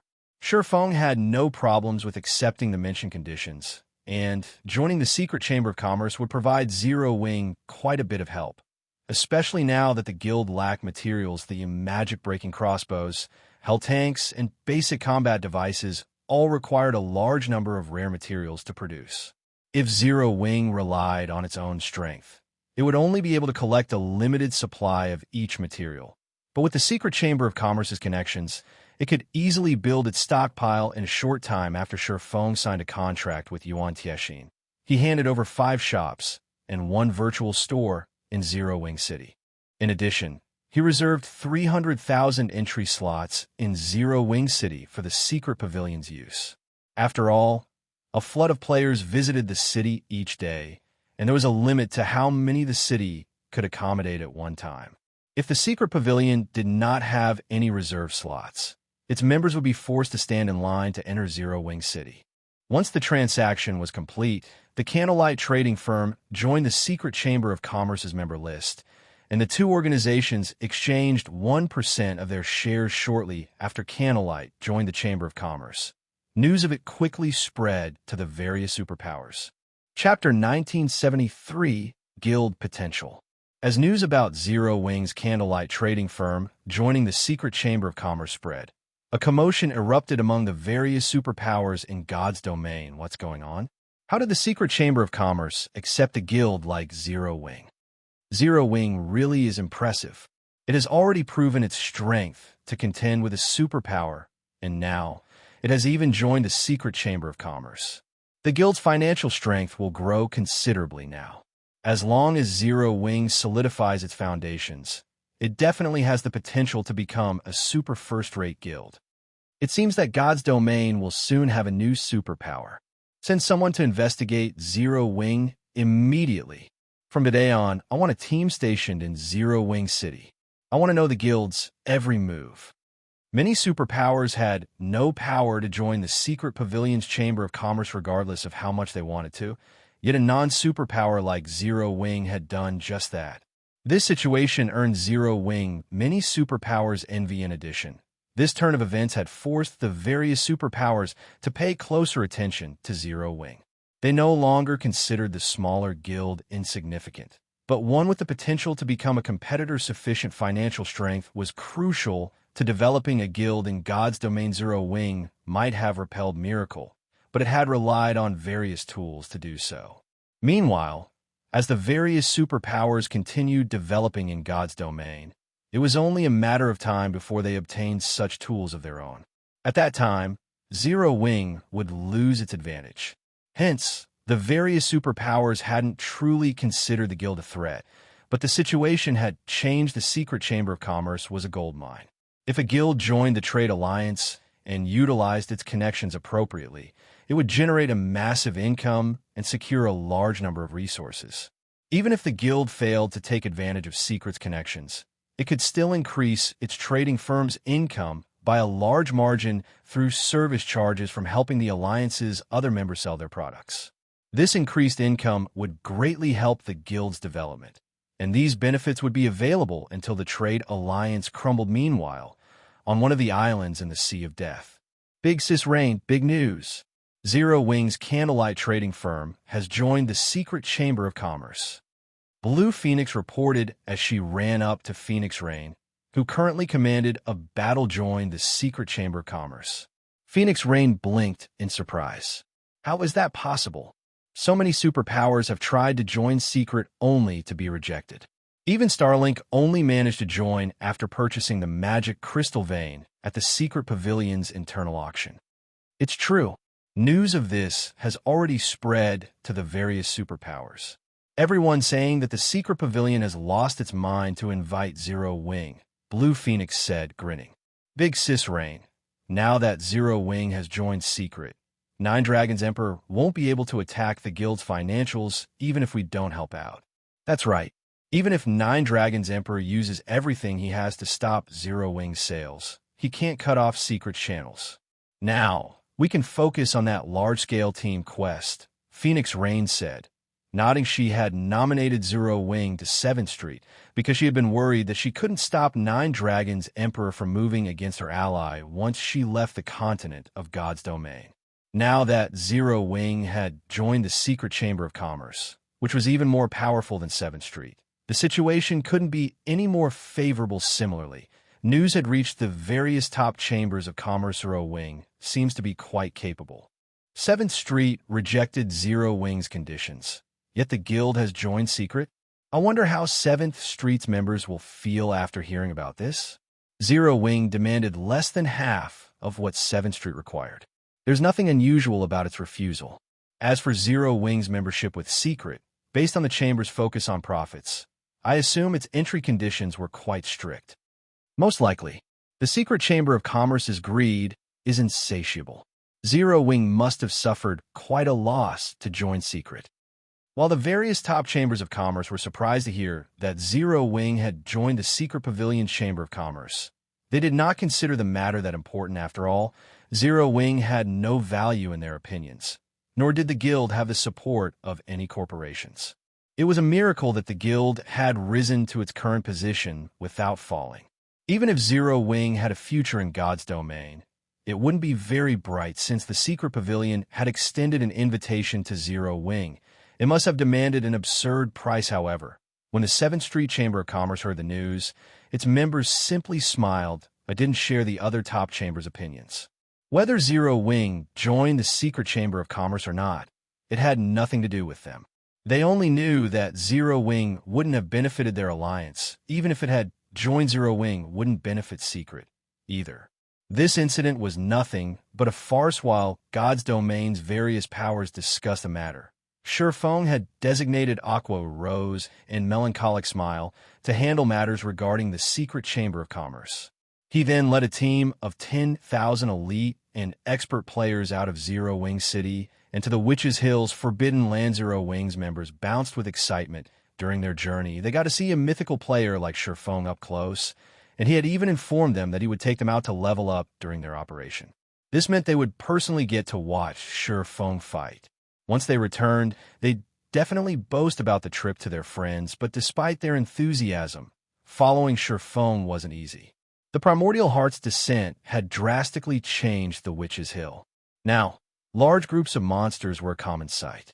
Moreover, not only did these monsters possess powerful basic attributes, but they also used strangely impressive combat standards. They encountered a few powerful 100-man adventurer teams that these monsters had nearly wiped out along their journey. As for the 20-man teams they stumbled upon, they had tread very carefully through the area unless they had a tier 2 metric tons with them. The Witch's Hill was far more dangerous than anyone had expected. Only the various large guilds' 1,000-man teams barely succeeded near the border of the Witch's Hill's inner region. These guild teams did not dare to venture any farther. As for the teams that operated in the Witch's Hill's inner area, they were either expert teams from the various large guilds or 1,000-man teams from well-known adventurer teams. Only the teams of Tier 2 experts had any hope of surviving. With 100 members, the monsters in the inner area were simply too powerful. Even the weakest monster was a level 61 chieftain, and the chieftains employed combat power that was on par with the late stage of the Trial Tower's 2nd floor. Even an ordinary Tier 1 expert would die against such a monster in a one-on-one. Not to mention ordinary players, however. Despite entering the Witch's Hill's inner region, Shifeng showed no intention of letting his team fight here. Rather, he continued to lead his team deeper into the Witch's Hill. Zero Wing's members followed their guild leader. They couldn't help their growing nerves. Although they had 10,000 elite and expert players, the majority of them had only reached Tier 1 and were level 55 or 56. The team's ordinary experts were only level 57. And the Tier 2 experts that accompanied them had only reached level 58 after following Shifeng's lead for more than 2 hours. These players arrived before a gravel-filled gorge. Not only did this area drown in a deathly aura, but it was also within the Witch's Hill's core area. The weakest monster here was a level 65 chieftain, while most of these monsters were level 66 and 67 lords. There are also quite a few level 69 grand lords around the gorge. At first glance, the gorge contained tens of thousands of monsters, and all of them were far closer to each other than the inner region's monsters. Most importantly, a gigantic, level 70 mythic monster lay in the center of the gorge. Chapter 1974, Sacred Leveling Ground. A mountainous, scaled lizard lay in the center of the gorge, and a layer of poisonous, green fog covered a 50-yard radius around it. No life survived within this fog, and even the earth seemed dry beneath it, as if the fog had devoured the ground's very life force. Despite gazing at this lizard from afar, Zero Wing's members couldn't help but shudder. A level 70 mythic monster. Aside from the fact that it was more than 10 levels higher than they were, the potent, poisonous fog around it made the monster impossible to approach. In addition, its gigantic body, over 100 meters in length, could easily change the terrain with a casual move. A single claw swipe could likely eliminate dozens of them. They hadn't even reached level 60. But even if they were the same level as this monster, they'd likely be able to do little more than watch the giant lizard from afar. After all, the mythic lizard wasn't alone. Tens of thousands of Lord and Great Lord monsters lingered around the boss to make matters worse. Primordial gas filled the gorge. It would likely take a Tier 2 party of the same level to defeat any of these lords.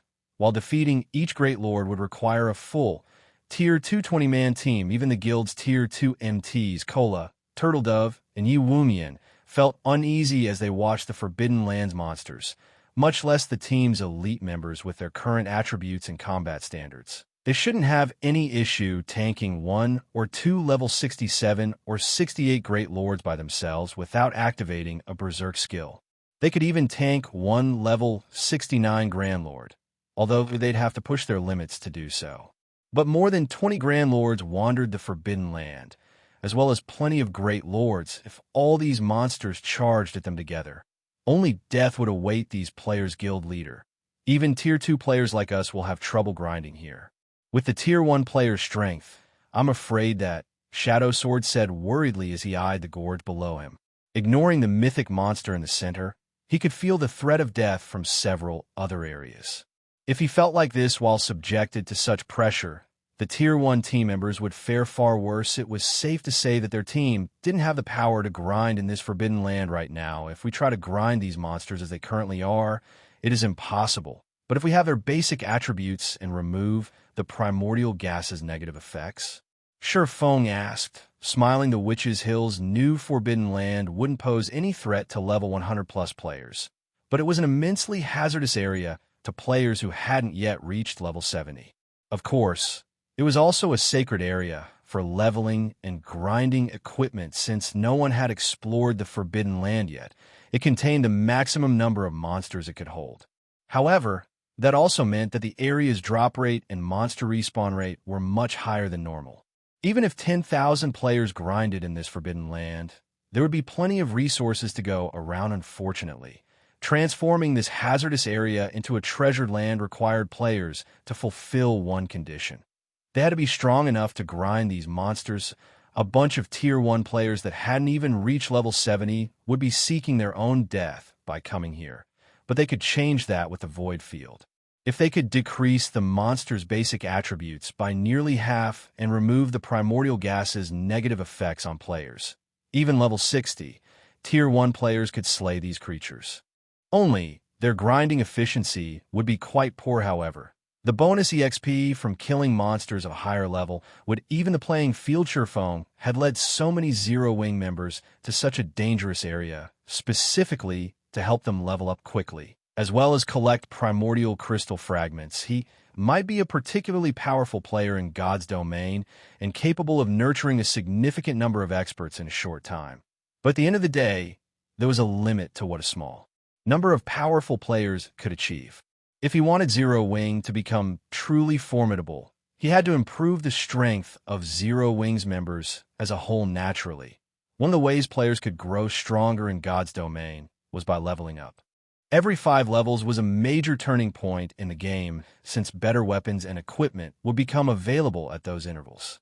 Hence, Sure Feng had decided to raise his guild members' levels as quickly as possible. If he could help a large number of guild members reach level 60 within the next few days, it would elevate Zero Wing's overall strength. After all, even the various large guilds' peak experts had only recently reached level 59. They were still far from the level 60 threshold, and the various guilds' elite and expert members were even further have the monster's basic attributes and remove the primordial gases suppression. After considering Sure Feng's comment, Shadow Sword deemed that grinding here would be possible if that were true. Even if their Tier 1 MTs couldn't tank these monsters, they could leave the task to the Tier 2 MTs, plenty of which had joined this expedition. But is that possible? Relax. I prepared an item to do just that, Sure Feng said as he retrieved the strengthened set of Void Field Magic Array scrolls from his bag of Magic Array. But with so many monsters, Shadow Sword roughly understood what Sure Feng intended to do when he saw the stack of Magic Array scrolls. But with so many monsters around them, they'd need dozens or hundreds of arrays to cover the gorge. Wait a moment. You'll understand what I mean, Sure Feng said. He then passed the Void Field scrolls to Alluring Summer and a few other magical class experts. Take these scrolls and activate them in these locations. Try to avoid any monsters while you activate the scrolls. Leave it to us. After examining the coordinates Shurfeng had indicated, Alluring Summer and her companions went into action. Shurfeng intended to activate the strengthened Void Field from halfway down the gorge. If they successfully activated the magic array there, it would cover nearly half of the area, giving Zero Wings' team enough room to fight once Alluring Summer and the other casters were in position. They unfurled the magic array scrolls and activated Thema Gigantic, Silver Magic Array, then manifested over nearly half of the Forbidden Land, enveloping every monster within range. Void Field then purified the primordial gas in the affected area, dissipating it. In addition, every monster rapidly lost basic attributes. Zero Wings members were stunned. The Lord and Great Lord ranked monsters' attributes fell by 50%. Now, they couldn't even compare to level 60 monsters of the same rank. The only advantages they still had were their combat standards and high-level MTs. Start pulling aggro. Fight in 100-man units. Do not enter each other's combat areas. Cola, you and the other Tier 2 MTs will tank the Grand Lords. Tier 1 MTs, you only need to handle the Lords and Great Lords. Shurfeng commanded once the Void Field was complete, following which the 10,000 Zero Wing members quickly split into 100 teams of 100 players. These teams then split up and hit different areas in the Forbidden Land. Each team dealt with 3 to 5 Great Lords, and those with Tier 2 MTs handled at least one level 69 Grand Lord due to Void Field's power. The Forbidden Land's danger had significantly decreased, however. Zero Wings members weren't able to deal much damage due to the level suppression. Even Tier 2 damage dealers barely dealt more than minus 10,000 with each attack. Even so, the region's monsters gradually lost HP normally.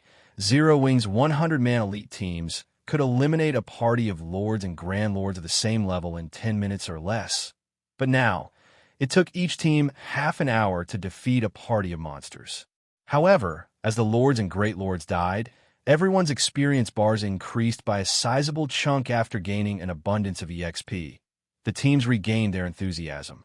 All of the team's level 55 elite members reached level 56 after around 6 hours of grinding, while the level 56 elite players only needed a little more time to level up. At most, they need another 4 or 5 hours to reach level 57. Their leveling speed was nearly 5 times as fast as experts in other areas, however. These players were far more surprised by how much loot they gained than the awarded EXP. Chapter 1975, Level Increases. Zero Wings members had fought in the Forbidden Land for 6 hours. The weakest foes they had slain had been chieftain rank, while most had been lords perhaps, because they were the first to kill these monsters. The team had collected over 4,100 primordial crystals during their 6-hour grind. These fragments could fetch over 1,000 gold on the market, but only a fool would sell their primordial crystal fragments. With 10 fragments, one could synthesize a primordial crystal, which they could use to nurture their guild mounts.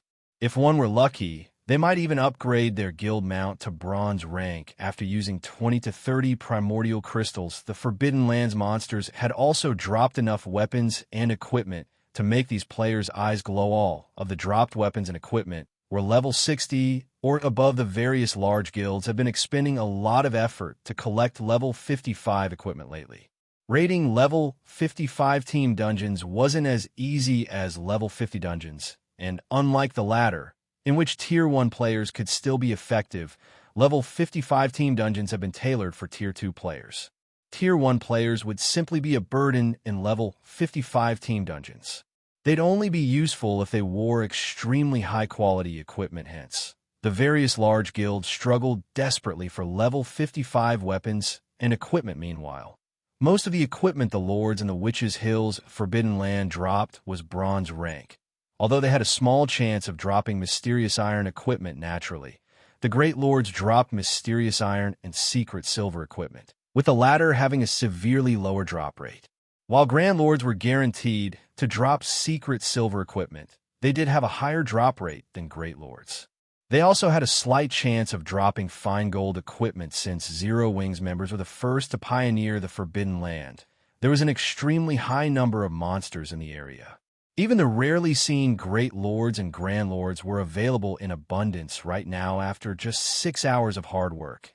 Zero Wings' 10,000-man team had obtained over a dozen pieces of level 60 fine gold equipment, over 100 pieces of level 60 secret silver equipment, and more than 1,000 mysterious iron and bronze equipment pieces. Their operation had been quite lucrative. The team's latest harvest was already worth more than the strengthened Void Field magic array's production costs. Leveling up here is so fast. At this rate, I'll climb from 57 to 58 in less than a day. Grinding higher-level monsters is amazing. Our guild leader is still the best. He actually got his hands on such a powerful magic array. Once I reach level 60, I'll purchase some level 60 mysterious iron equipment and get rid of my outdated level 50 items. My friends will die from envy. 1. That's right. A friend of mine that joined a super first-rate guild was recently boasting about how he had obtained level 55 secret silver equipment. Once I reach level 60, one can buy 2 or 3 pieces of level 60 secret silver equipment from the guild warehouse. The more Zero Wings members fought, the more enthusiastic they became. They showed no signs of fatigue. They all felt as if their struggle to level up had been a mere hallucination. At the same time, they were in awe of Sure Fang's abilities after experiencing the wonder of this leveling speed. Zero Wings players grinded with even more effort. They even took out and used their stockpiled exotic stamina potions to stay in battle as long as possible. Sure Fang's team was far more energetic than he had expected. He had assumed that he'd need to use 2 more sets of normal Void Field magic array scrolls to get his team up to level 60. But watching these players' current leveling speed, he might only need 1 more set of Void Field scrolls. If that were the case, he could bring Zero Wing City's other elite and expert members here to level up as well. Time passed quickly. Whenever a player reached level 60, Sure Fang would tell them to leave. If they had proven their strength, he'd instruct them to challenge their Tier 2 promotion quest. If they weren't strong enough, they were told to improve their equipment and techniques. To keep the team full, Sure Fang had Uproar send other guild members from Zero Wing City. After grinding for about 20 hours, several hundred of Zero Wing's Tier 1 experts had reached level 60.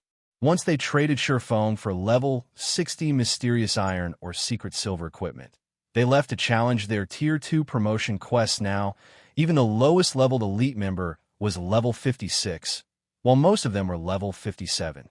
The majority of Zero Wing's Tier 1 experts were now level 59.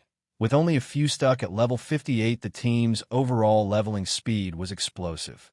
Grinding here proved far more effective than in 10 resource zones. Uproar was immensely excited to see this with the resources this Forbidden Land had to offer. Zero Wing could solidify its foundation and strengthen God's domain. Every location had limited resources and areas that could accommodate thousands of players, allowing them to level up rapidly, were incredibly rare. Generally, the various superpowers dominated these areas. After all, ordinary resource zones could only accommodate several hundred players at a time. If players flooded to a resource zone, leveling speed would decrease. It was easy to imagine how precious zones that could accommodate several thousand players were. Yet this Forbidden Land easily served more than 10,000 players, and they all leveled at a phenomenal pace. If the various superpowers found out about this, their envy would know no bounds. Guild leader, we found 3 unknown alchemy recipes and an unknown stone tablet among the loot. Even an advanced appraisal can't identify them. Alluring Summer, who was busy collecting the various teams' loot, suddenly reported unknown alchemy recipes and an unknown stone tablet. Sure Fang's lips curled into a smile as he considered a possibility. He then said, "Bring them to me." "Understood. I'll be right there," Alluring Summer said, as she gave Sure Fang's excited expression an odd look. She then ran toward his current location. Once Sure Fang received the unknown recipes and tablet, he eagerly activated Omniscient Eyes to appraise the items. I was right. Sure Fang was ecstatic as the items revealed their information of the 2 items Alluring Summer had collected. The alchemy recipes were none other than the resuscitation potion recipes. Only master alchemists and above could use these, and each recipe was worth thousands of gold. Countless players had ventured to the Witch's Hill's Forbidden Land to grind for these recipes, and even then, they were unlikely to drop after a full day of grinding. Yet Shifeng held 3 copies in his hands. He had to admit that the benefits of pioneering a forbidden land were truly wonderful. Not only were there plenty of monsters to kill, but items drop rates were much higher than usual. The unknown stone tablet, however, was even more valuable than the resuscitation potion recipes. If Alluring Summer hadn't mentioned the tablet, he would have forgotten that it had a chance of dropping here. The unknown tablet had been crafted from red luminary stone. It was an ancient god's secret key, an item that had been immensely famous throughout God's domain in the past. Normally, this item only dropped in other worlds, but since the monsters in the Witch's Hill's Forbidden Land were from other worlds, it had a slight chance of dropping. Unfortunately, the secret key's drop rate was so minuscule that no one had ever thought of grinding for it here, but despite its abysmal drop rate, an ancient god's secret key had appeared. Chapter 1976. Ancient God's Secret Key. Shifeng could not help but grow a little excited as he looked at the red luminaire stone tablet in his hand. The Ancient God's Secret Key was an extremely rare item in God's domain, even rivaling fragmented legendary items. However, the Ancient God's Secret Key was different from fragmented legendary items. Fragmented legendary items could only be obtained by killing powerful bosses, completing epic or above quests, or opening epic or above treasure chests. Fortunately, the Ancient God's Secret Key had a chance of dropping from monsters that resided in the various other worlds. Of course, the monsters had to be level 50 Great Lords or above in the past. The various major powers had all sought an Ancient God's Secret Key, but the drop rate was painfully low. Moreover, players' luck attribute wouldn't affect the drop rate, and, as a result, regardless of how hard the various major powers grinded for this item, very few had actually obtained 1 guild leader. Is it very valuable? Alluring Summer asked when she saw Shifeng's excited expression. Of course. It is extremely valuable. Shifeng nodded. You could say that it's just as valuable as an epic treasure chest. An epic treasure chest. When Alluring Summer heard Shifeng's claim, her eyes glowed as she gazed at the ancient god's secret key. An epic treasure chest had a very high chance of yielding epic items. Thus, they were undoubtedly precious to the various large guilds. Most guilds only had a small number of epic items at this stage of the game, and only the guild's upper echelons or peak experts qualified to use them. Even in Zero Wing, epic items were extremely rare. In total, Zero Wing had less than 100 epic items, and that was already enough to attract the various first-rate guilds' jealousy. However, we can't use this key yet. We need to be strong enough to obtain an epic item. Otherwise, we will simply waste the ancient god's secret key, Shifeng said as he stored the key away. He had no intention of using the key right now.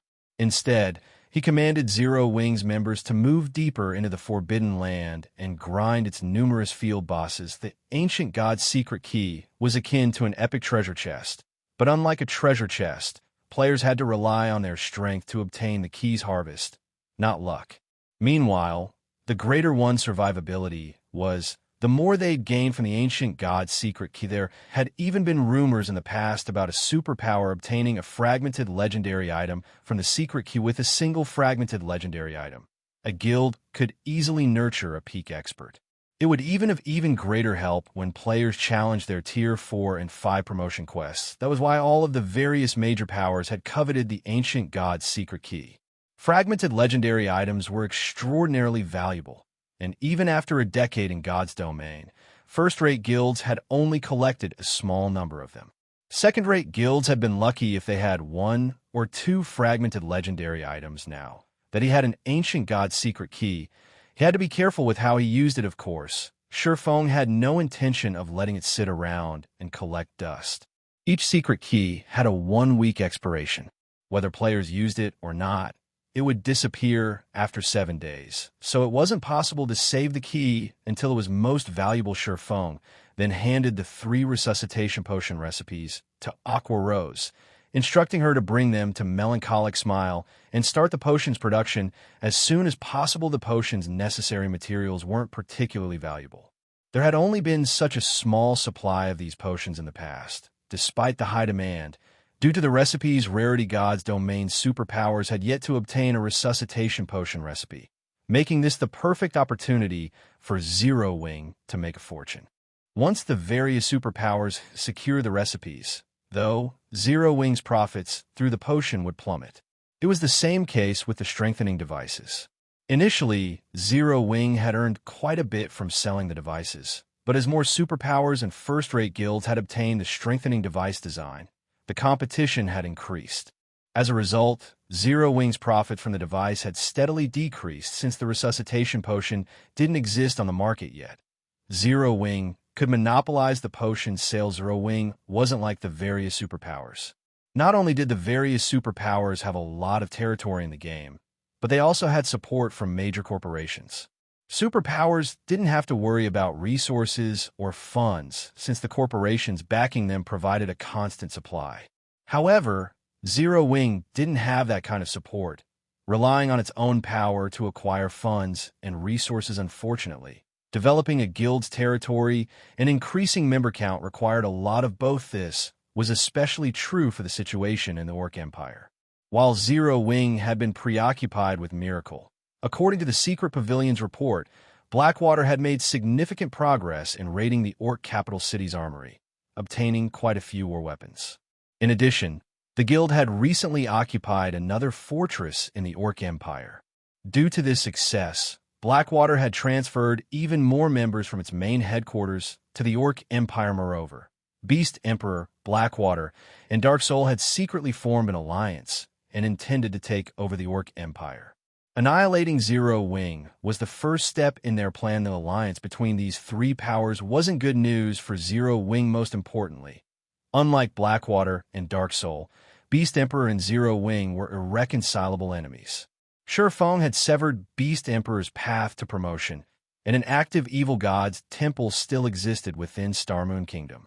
So long as these two factors continued, only one could survive the war between Zero Wing and Beast Emperor. Hence, Shurfeng needed to prepare for this eventuality.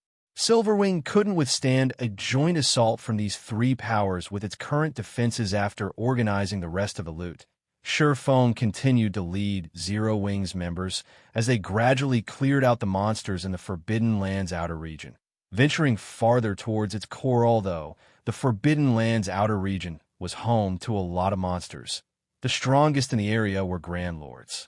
With Void Field Suppression, Zero Wing easily took care of these monsters, and although they would respawn after some time, there weren't as many as there had been initially. Once they had limited the population, level 60, Tier 2 experts would have no problems grinding these monsters efficiently, even without the Void Field. Zero Wing's players would be fine as long as they didn't provoke the Grand Lords. As the team reached the Forbidden Lands inner region, their gazes settled on a gigantic, scaled lizard. Void Lizard, Void Creature, Mythic Rank. Level 70. HP 600, 000, 000, /600, 000. Shurfeng had formed a 1,000-man team to raid the Void Lizard, over 600 of which were Tier 2 players, and the lowest leveled among them was level 60. Once everyone was in position, Shurfeng had Kola, now level 61, begin the raid. If they had to face the Void Lizard under normal conditions, Shurfeng would have kept his players as far from the mythic boss as possible. Level 60 players had no hope of taking down a level 70 mythic monster, and even a Tier 2 Metratons like Kola would only be able to tank the boss if he activated his Berserk skill. However, they didn't have to fight under normal circumstances. The strengthened Void Field was still in effect, and the Void Lizard's basic attributes had decreased by 20%. In addition, Shurfeng had 9 members of the team utilize the 9 stars Polar Domain magic array to suppress the Void Lizard further, ensuring that the boss only retained 70% of its basic attributes. With it this week, even Kola could tank the Void Lizard without a Berserk skill, albeit barely. Unfortunately, the team wasn't able to deal much damage to the boss due to the level suppression. Even among the Tier 2 damage dealers, very few dealt more than minus 10,000 damage. However, with players like Shurfeng and Zero Wing's core upper echelons, all of whom had monstrous attributes, the team's total DPS exceeded the Void Lizard's battle recovery, steadily whittling away the mythic monster's HP 90%, 60%, 30%. When the Void Lizard had 30% of its HP remaining, the boss went berserk. In response, Shurfeng ordered his team to activate their berserk skills to endure the Void Lizard's berserk period. After more than an hour, the team eventually defeated the mythic bosses. The Void Lizard died. Everyone on the 1,000-man team received an abundance of EXP. Cola and a few other level 61 players instantly rose to level 62, and the other Tier 2 players watched their experience bars increase by a sizable chunk. As for Shurfeng, a golden glow enveloped his body as he climbed from 69 to 70. Chapter 1977, Tier 2 Training. Seeing the collapsed Void Lizard, Zero Wing's 1,000-man raid team breathed a sigh of relief. Joy surfacing on their expressions. The bountiful EXP the mythic monster had granted wasn't the only reason for their joy. They also celebrated the loot the boss had dropped. The dazzling mountain that had appeared beside the monster's colossal body made every member of the raid team drool at first glance. There were easily more than 50 items in the pile. Over a dozen among them were weapons and equipment that had the glow of fine gold and dark gold items. However, the only item in the small mountain of loot that caught Shurfeng's eye was the bottle of void blood. With this, he could craft a few more sets of void field scrolls. As for the remaining items, the most valuable was the resuscitation potion recipe. In Shurfeng's opinion, the level 60 fine gold and dark gold weapons and equipment were average at best. The best piece of equipment that had dropped was the Void Shoes, a set of epic rank cloth armor boots. Shurfeng instantly handed the Void Shoes to Violet Cloud, increasing her epic item count to 5. With Death's Eye, Violet Cloud could now easily contend with peak experts and beat. Cola complained as he let his body fall to the ground. I never thought that fighting a higher-level mythic monster would cost so much stamina. Had the boss lasted any longer, I would have died from exhaustion. Compared to fighting the Void Lizard, the Grand Lords he had faced earlier were child's play. The Void Lizard had lasted more than an hour, and he had stayed on high alert throughout the fight due to the boss's high combat standard. If he had made the slightest mistake, he would have taken a direct hit, and he had no doubt that one hit would have been enough to end his life. Instantly fighting the Void Lizard was more mentally exhausting than grinding monsters for 10 hours without a break. Cola had lost stamina at a severe rate, and although the system didn't provide an indicator for stamina, Cola guessed that he had less than 20% remaining based on how tired he felt. Had the raid continued for any longer and his stamina fallen below 10%, he would receive a penalty to his combat power. He wouldn't have been able to keep up with the Void Lizard's attacks, and it definitely would have instant-killed him. Turtledove and Yi Wumian, who also rested on the ground, nodded in agreement. Fighting a mythic monster that was 10 levels higher than they were was truly exhausting. In fact, this raid had been even more intense than raiding the Void Serpent. Cola and the other Tier 2 MTs weren't the only ones exhausted. Everyone that participated in the raid practically had less than 30% stamina remaining. Only Shurfeng didn't seem tired as he moved towards the pile of loot that had manifested beside the boss's feet. Every Zero Wing member was shocked Shurfeng had fought on the front line during the entire raid. His total damage output had also topped the raid chart, exceeding second place by more than double. Occasionally, he had even helped the MT's tank. Shurfeng should have used more stamina than anyone in the raid, yet he looked as if he had done nothing but watch. Fire Dance, who had come in second for damage dealt, was drenched in sweat, clearly just as exhausted as the MT's eyes, the guild leader, a monster. He's not even tired after such a long, arduous battle. Zero Wing's Tier 2 experts were confused as they watched Shurfeng collect the loot. They were all Tier 2. Logically, there should not be much of a difference between their total stamina, and Shurfeng had fought far harder than they had, yet they were nearly out of stamina. That's normal. You guys made too many excess movements during the fight. Most importantly, You guys haven't adapted to the flow of battle, allowing you to fight at peak condition constantly. It is only natural that you run out of gas more quickly. Surephone could not help but laugh when he overheard his teammates' conversation. In truth, he was just as surprised by how much stamina he still had. He had never expected the added benefit after reaching the realms of Truth Guild leader. Do you have any training methods? Cola asked, desire flashing in his eyes. Although Cola had reached the refinement realm and could reduce his stamina consumption during fights a little, he was still leaps and bounds behind Surephone.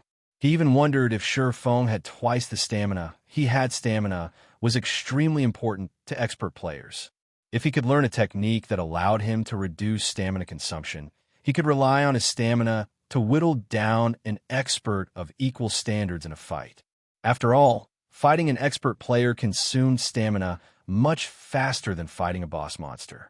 Such a technique would be of great help whether he fought boss monsters or expert players in the future training. Is it? Upon hearing Cola's question, Surephone realized how important it was to train his team in stamina control. Although controlling one's stamina wouldn't improve their combat power, it would have a massive impact on the player's performance when grinding in the fields. Players' grinding efficiency was largely dependent on their stamina. If players had various tools to aid in their stamina recovery, they could increase their grinding efficiency.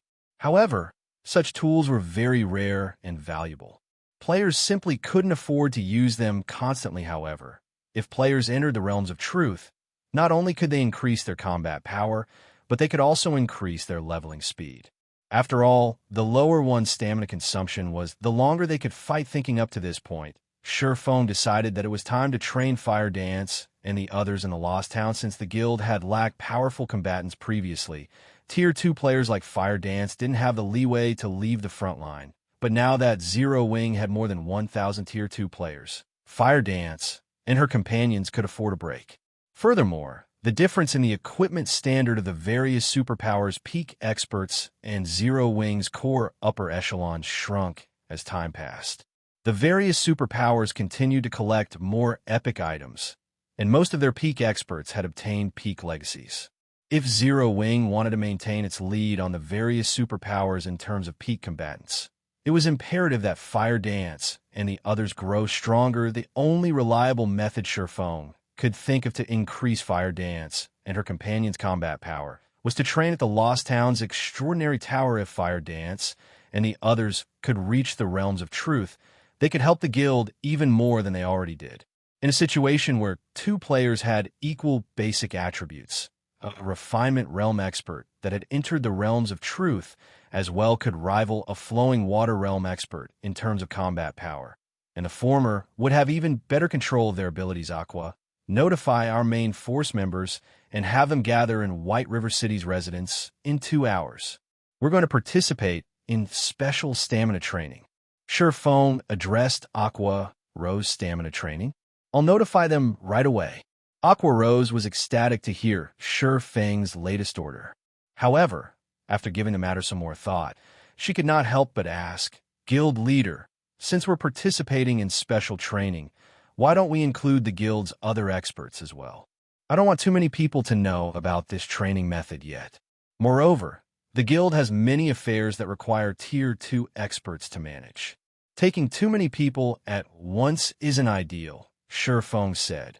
Shaking his head, the Lost Town was a specialized training ground for the realms of truth. Its value was immeasurable.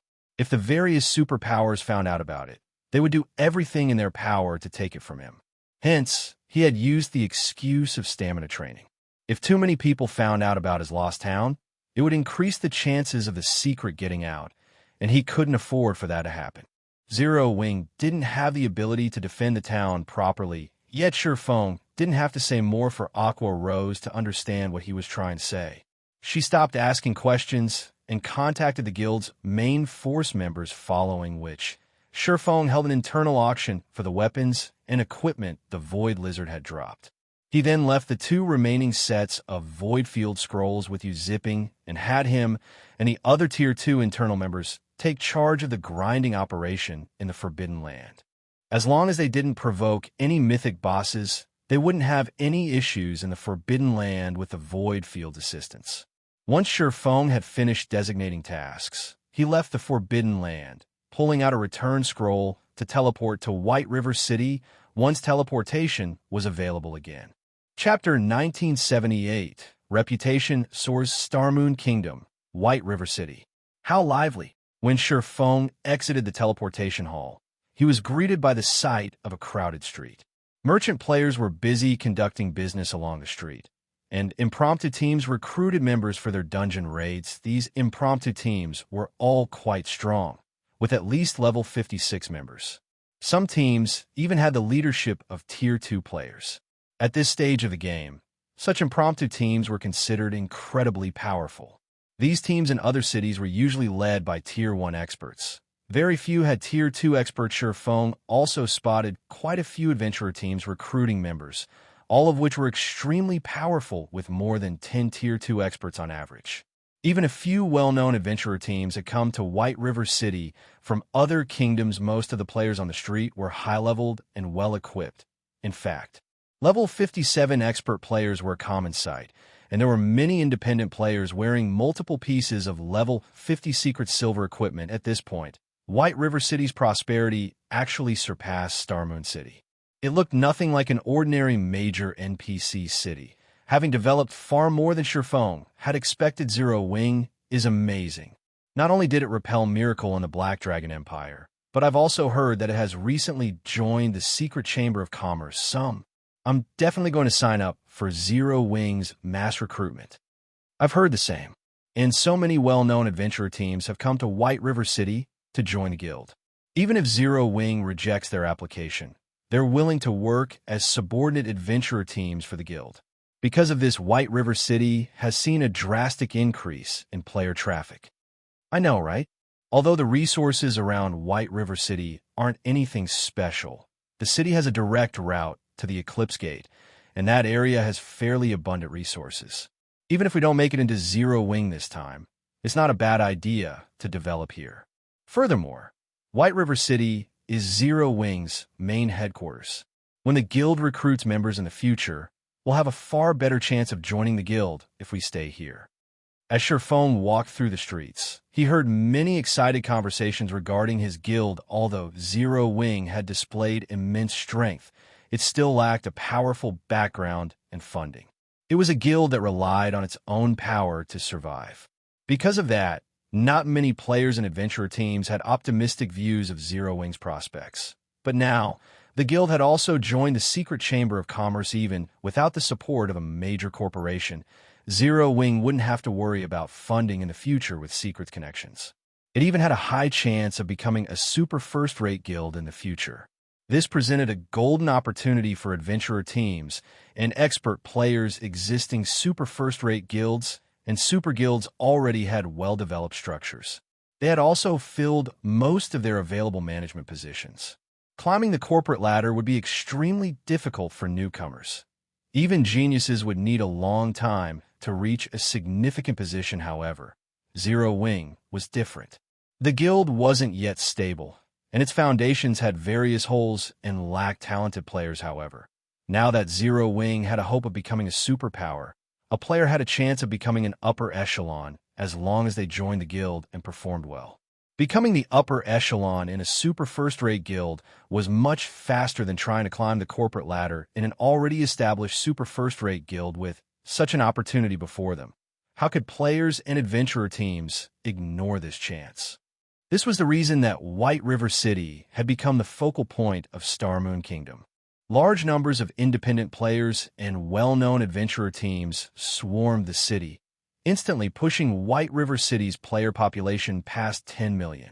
Moreover, these players' quality surpassed that of other kingdoms' capital cities. When Feng reached the city's Candlelight trading firm, he discovered that the guild residence wasn't the only busy area. Candlelight bustled with activity, and Liangjing was busy reviewing the long line of lifestyle players standing near the shop's entrance. The line outside of the shop extended from one end of the street to the other. Moreover, the standards of these applying lifestyle players were considerably high. The weakest applicant was a basic lifestyle player. Not a single apprentice stood in line. There were also plenty of advanced lifestyle players waiting for their review. The scene stupefied the independent players that had just arrived in the city, and when other guilds members saw this, their eyes nearly fell from their sockets. All of the various large guilds offered incentives to recruit advanced lifestyle players, but very few usually took the bait. Yet more than 100 of these players had eagerly applied to the Candlelight trading firm, obediently waiting in line. The news certainly spread quickly.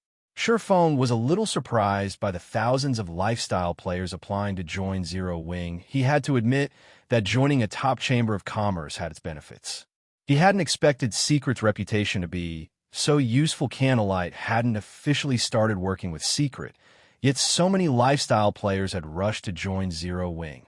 By the time Candlelight collaborated with Secret and started to sell products through the chamber's channels, he'd likely see several times more players trying to join his trading firm. Sherfone could relate to a certain degree. Although the former Candlelight trading firm had solid foundations and superb talent nurturing capabilities, it hadn't had enough channels to sell its products. Now that Candlelight had both, lifestyle players considered it the best place to develop following, which Sherfone headed to one of Candlelight's special workshops and handed a resuscitation potion recipe to Silent Wonder, leaving it to the chief alchemist to decide who should learn the recipe.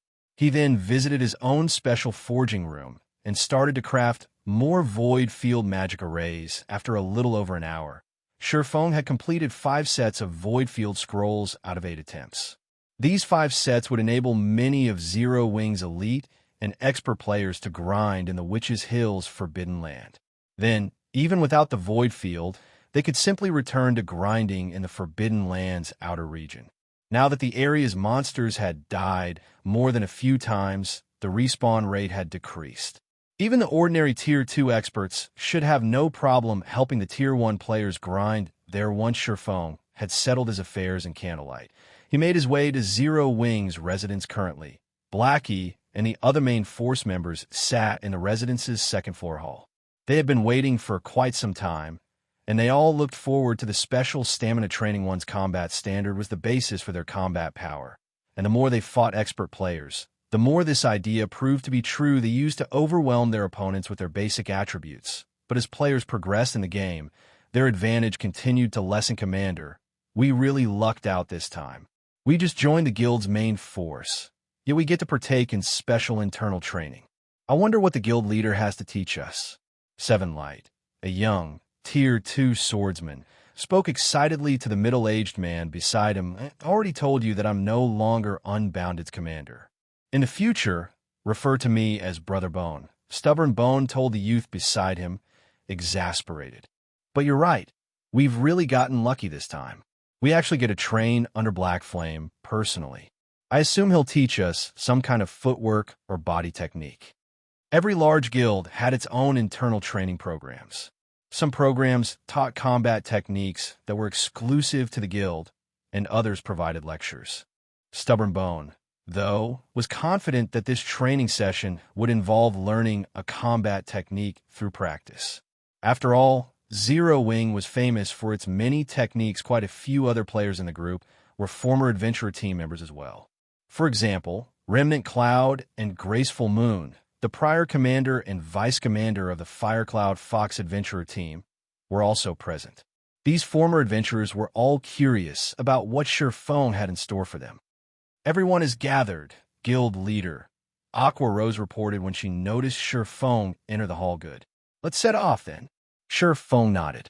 He then led the team to the residence's first underground floor. Chapter 1979. Visiting the extraordinary tower again, first underground floor in Zero Wing's residence. Under Sherfang's lead, the group arrived before a strictly guarded room. 10 personal guards stood at the entrance. Zero Wing's main force members were shocked to see the personal guards. These NPCs were all level 75 or above, and the team was familiar with 2 of them, both secret silver personal guards. Even superpowers coveted such top-tier guards. Of the 2 secret silver personal guards, the level 76, Tier 2 summoner was Aqua Rose's personal guard, while the level 76, Tier 2 Magic Knight belonged to Fire Dance.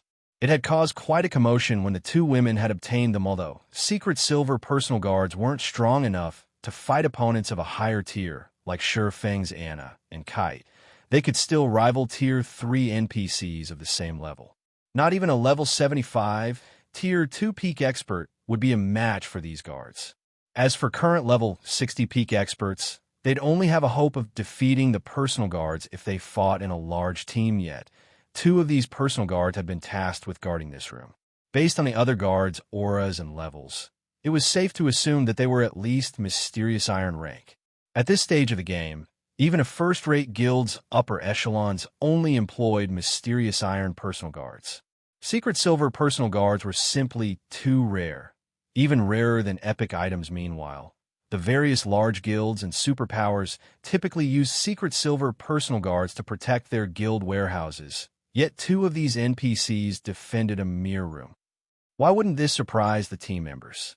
However, these players' shock reached new heights as they entered the room. The room was incredibly small, and one would be hard-pressed to fit 100 people within. Only a magic array occupied the room, carved into the floor in the center. It didn't seem like a place that warranted Secret Silver personal guards protection. Sure Feng could not help but smile when he saw his team's confusion, but he didn't bother to explain the situation under Sure Feng's commands. The team then split into groups of 10. Everyone, step in a magic array, Sure Feng said as he did just that. Once everyone was in place, Sure Feng inserted a magic crystal before a white flash enveloped him and the 9 members of his group. They vanished. The rest of Zero Wing's main force members finally understood what the magic array was for. They then entered the magic array and mimicked Sure Feng's actions. One party after another, when they reopened their eyes, they found themselves in a foreign town. It was one other than the Lost Town. Located in the Boneless Land, the Lost Town was no longer the desolate, abandoned place it had been. Dilapidated buildings had once dotted the area, and not a single NPC could have been found in the town. But while the town wasn't teeming with NPCs, dozens wandered along the main street now. Similarly, renovated shops, restaurants, and hotels now filled the town. The Lost Town now looked like any typical NPC border town. However, unlike NPC towns, several ancient, imposing buildings remained. Ancient divine runes and images had been carved into these buildings' walls, and among them, the most eye-catching was the square, white tower in the town center. A pitch-black orb hovered at the tower's peak, radiating a frightening aura that deterred anyone from casually approaching yet. The most important thing Zero Wing's members noticed was the town's mana density. The mana here was no less dense than in Stone Forest Town, and it felt even denser as one approached the White Tower. The mana around this strange tower could even rival that of Silver Wing Town. Amazing. Where are we? Guild leader, are we training here? Everyone turned to Sure Feng after observing the town for a moment. Even Aqua Rose and the other upper echelons were stunned. They all wondered when Sure Feng had gotten his hands on such a wondrous place, setting aside the town's leveling environment. Its high mana density made the town incredibly valuable. This is the Lost Town. It also belongs to Zero Wing. Unfortunately, the town still lacks facilities, so I haven't opened it to the public, Sure Feng said, chuckling. He gestured to the White Tower and said, "That tower will be your training venue." Although the guild members he had led here were all Zero Wing's main force members, none of them had known about the Lost Town before today. After all, Sure Feng hadn't told anyone about it. Even the internal members he had power-leveled in the Boneless Land hadn't known that Zero Wing had secured the Lost Town. They had only known that a dangerous town existed in the Boneless Land. He hadn't kept this secret because he was overly cautious, but because the Lost Town's value warranted such caution. Even after 10 years in God's domain, he had never heard of a town or place that could train players to reach and progress in the realms of truth, and this training system had been designed by the main God system. It was far more accurate and refined than the training systems the various superpowers had designed. Hence, he couldn't afford to reveal this secret to the world. If news about the Lost Town's ability leaked, Zero Wing would instantly become public enemy number 1. The various superpowers definitely wouldn't let Zero Wing off the hook. However, to increase the strength of Zero Wing's experts as quickly as possible and nurture more experts that could contend with peak experts, he had no choice but to take this risk. As players progressed in the game and reached higher levels, Zero Wing would continue to lose its advantages. The moment that Zero Wing fell behind, its enemies would strike. Shifeng had another reason for leading his main force to the Lost Town as well. Now that Zero Wing had solved the issue of its magic crystal shortage, he could afford to operate the extraordinary tower every day. We're training in there. Zero Wing's players looked at the tower, a little disappointed. Does it have advanced combat rooms? None of them showed any interest in training in a venue the main god system had created. They had already experienced such training systems before. One such example was the Divine Colosseum's Trial Tower. The Trial Tower held absolute authority over God's Domain's players. Not only could they test their strength in the Trial Tower, but they could also use it to discover their flaws and improve themselves. They assumed the tower before them was similar to the Trial Tower. Unfortunately, the Trial Tower only offered minor assistance at this point. It was unlikely that this White Tower, which looked far less impressive than the Trial Tower, would provide better training. Not interested? Shifeng could not help the smile pulling at his lips when he noticed the team's lack of enthusiasm. How about this? If any of you manage to get past the first floor within 1 week, I'll reward you with a bloodline that will improve your life rating. A bloodline? Guild leader, are you for real? Shadow Sword and the others' excitement returned. They had all heard of bloodlines, and many of them had taken part in the Demonkin King raid on Kama Island. They had seen the space-time bloodline that the Demonkin King had dropped. There was no doubt that the bloodline was a super powerful item, and it wouldn't be an exaggeration to call it a free pass to Tier 3. It could even help players when they challenged their Tier 4 promotion quests, of course. Shifeng nodded. However, you have to clear the first floor within a week. The tower's first floor? Shouldn't that be a piece of cake? Zero Wing's players then dashed towards the extraordinary tower, more than eager to get to work. Shifeng, however, casually entered the tower and headed for the top floor. He then called up the extraordinary tower's system interface and released the second floor seal. This was the reason he had come to the Lost Town today. Chapter 1980, Second Floor Unsealed. The moment Shifeng chose to remove the seal on the extraordinary tower's second floor, he instantly lost 100,000 of the 110,000 magic crystals. He had recently collected the divine runes on the extraordinary tower's exterior, then lit up with a steady, colorful brilliance.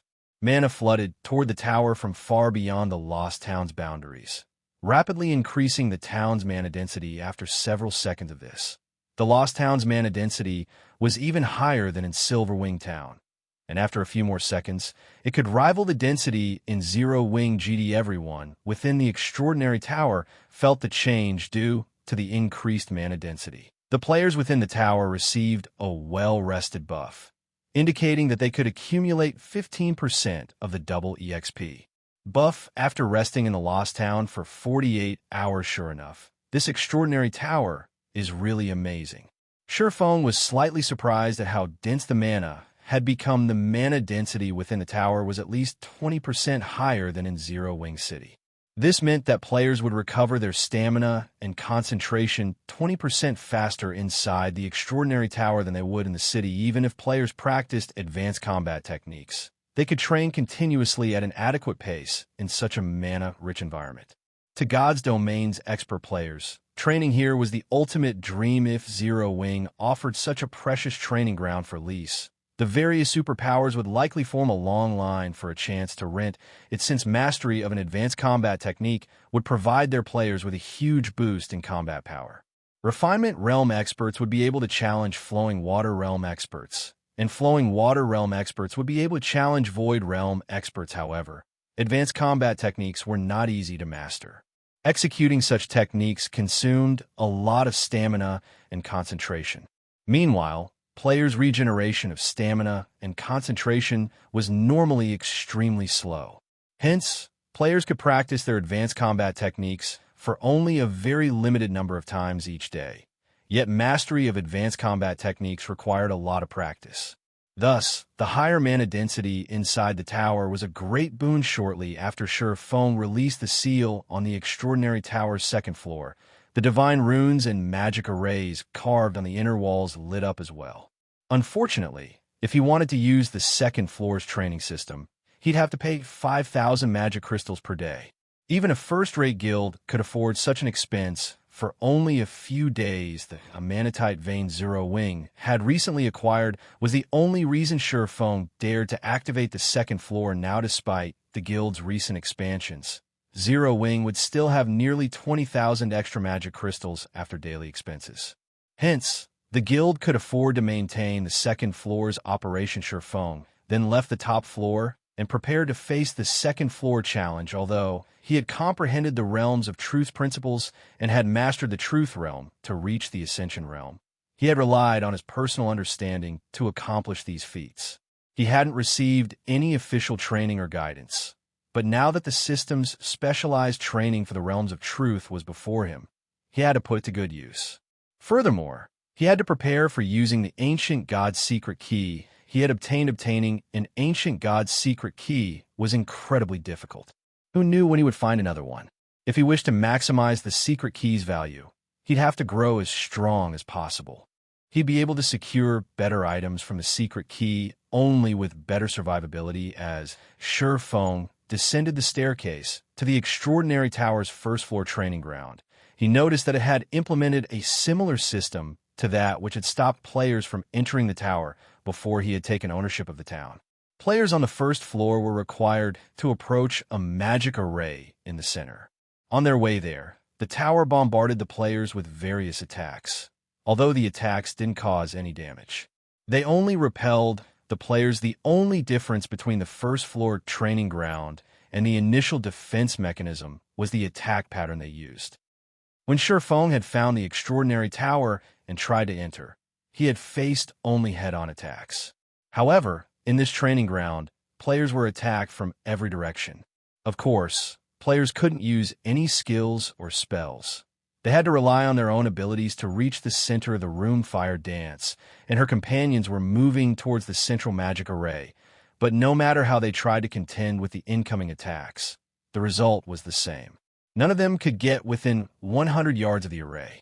The training ground's radius was only 200 yards, yet no one could cross half this distance. Even Violet Cloud and Fire Dance, who were both close to reaching the flowing water realm, barely crossed the 60-yard mark. The best among the other refinement realm experts could reach only the 50-yard mark. As for non-refinement realm experts like Remnant Cloud and Stubborn Bone, they couldn't even make it to 30 yards. The first floor training ground was far more difficult than the Extraordinary Tower's defense mechanism. Guild leader, this place is amazing. We already have to face more than a dozen head-on attacks before we reach the 10-yard mark. The attacks are so fast, too. Unlike players' and monsters' attacks, these attacks seem to appear and disappear abruptly. It's impossible to predict the attack trajectories and dodge. And that's not even the best part. Once we cross the 10-yard mark, we're attacked from all directions. No human can stop these attacks. That's right. Not only do the attacks come from every direction, but you have to deal with more attacks as you move forward. When you reach the 50-yard mark, the attacks even change their trajectories without warning. And the further you progress, the more the attacks change. These transformations are so frustrating. Even Big Sis Fire got defeated shortly after crossing the 60-yard mark. When Zero Wings players noticed Surefeng's approach, they burst into a round of enthusiastic comments. Despite their slow progress, they were all immensely excited, feeling as if the doors to a whole new world had just opened up before them. They were all experts that had joined Zero Wings' main force. Even the weakest among them was close to the half-step refinement realm standard, and many of them had mastered multiple combat techniques. Even so, they felt like infants learning to walk when they faced the training grounds trial, able to apply only a tiny fraction of their knowledge and combat experience. This was especially true for people like Remnant Cloud and Stubborn Bone, who had just joined Zero Wing's main force. They had never imagined that Zero Wing had found such an awe-inspiring training ground. They all felt as if they were learning something even more amazing than combat techniques as they continued to challenge the trial. Their reactions and ability to make instant judgments improved. However, they knew that they couldn't rely on these improvements to pass this trial. They needed to ingrain the appropriate reactions and the attack's transformations in their minds until they could react instinctively. It felt as if this trial were trying to engrave a complete set of basic combat techniques into their bones, enabling them to execute a technique with every movement. It seems you all have gained a significant harvest. I hope some of you break through the first floor's training ground in 1 week. I'll be waiting on the second floor, Shi Feng said, chuckling. He then headed for the magic array at the center of the training ground. Chapter 1981, Trial Difficulty. What? Even the guild leader is going to train? I wonder how far the guild leader can reach. Didn't the guild leader say that he would wait for us on the second floor's training ground? That means he has to pass through the first floor. This trial is so difficult, I wonder how the guild leader will clear it. As Shi Feng approached the first floor training ground, Zero Wings members stopped their respective training and turned to look at Shi Feng, curious to see his performance. By this time, they had all attempted the training grounds trial already, so they knew that its difficulty was frustratingly high. Hence, they couldn't believe that Shi Feng would succeed. As Shi Feng got increasingly closer to the boundary of the training ground, he did not make any preparations at all, unlike everyone else. Instead, he stepped straight into the training ground, his gait not faltering even in the slightest. The moment Shi Feng entered the training ground, for beam attacks suddenly appeared and flew straight at him. The beam attacks of the training ground appeared with no warning at all, making it impossible for players to take preemptive action to evade them. Players had to rely on their sight and quick judgment to dodge the attacks. Of course, dodging 4 of such sudden attacks would not be a problem at all for the expert players present, so long as they gave it their all. However, despite seeing the beam attacks, Shi Feng gave no indication of wanting to dodge them. Instead, he maintained his pace, continuing to walk forward, straight into the attack. Shio! In the next moment, Zero Wings members saw the beam attacks pierce right through their guild leader. However, contrary to everyone's expectations, even after the 4 beam attacks faded out of existence, Shi Feng still did not get sent flying backward. His pace hadn't even faltered. The beams had apparently passed through Shi Feng to no effect. What's going on? I didn't see the guild leader making any evasive maneuvers. How did the guild leader do it?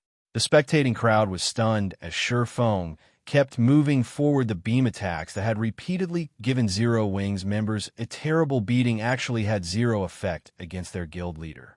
Shi Feng did not even sidestep the attacks. Right now, it looked as if Shi Feng was merely taking a leisurely stroll through his backyard as he walked toward the central magic array. The beam attacks would always miss their mark by just 1 or 2 centimeters, as if they were actively avoiding Shi Feng, and bypass him ineffectually when Shi Feng crossed the 50-yard mark and faced 20-plus beam attacks simultaneously. One of the beams suddenly altered its trajectory just as it was about to reach Shi Feng.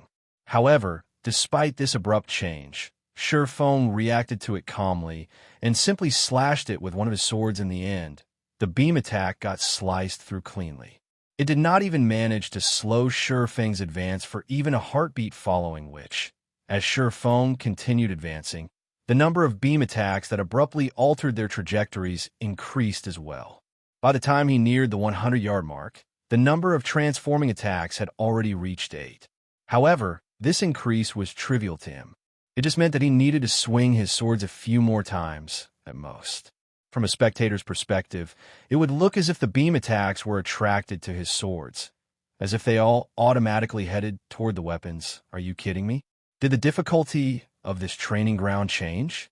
Zero Wings members were at a loss for words as they watched Shi Feng's leisurely progress through the training ground. The players who were formerly members of adventurer teams, in particular, found themselves doubting their own eyes right now. Before today, they had rarely ever seen Shi Feng fighting in person. Most of their knowledge regarding Shi Feng came from battle videos. Now that they were seeing Shi Feng in action with their own eyes, however, they doubted their senses. Meanwhile, after Shi Feng crossed the 100-yard mark, the attacks he faced were no longer limited to straight beams and beams that abruptly altered their trajectories. Slashing beams joined the onslaught. The addition of the slashing beams instantly increased the surface area under threat by a significant margin. Moreover, the slashing attacks contained great power. When Feng tried blocking one with his swords, he found himself stumbling back several steps. So, this is the first floor training.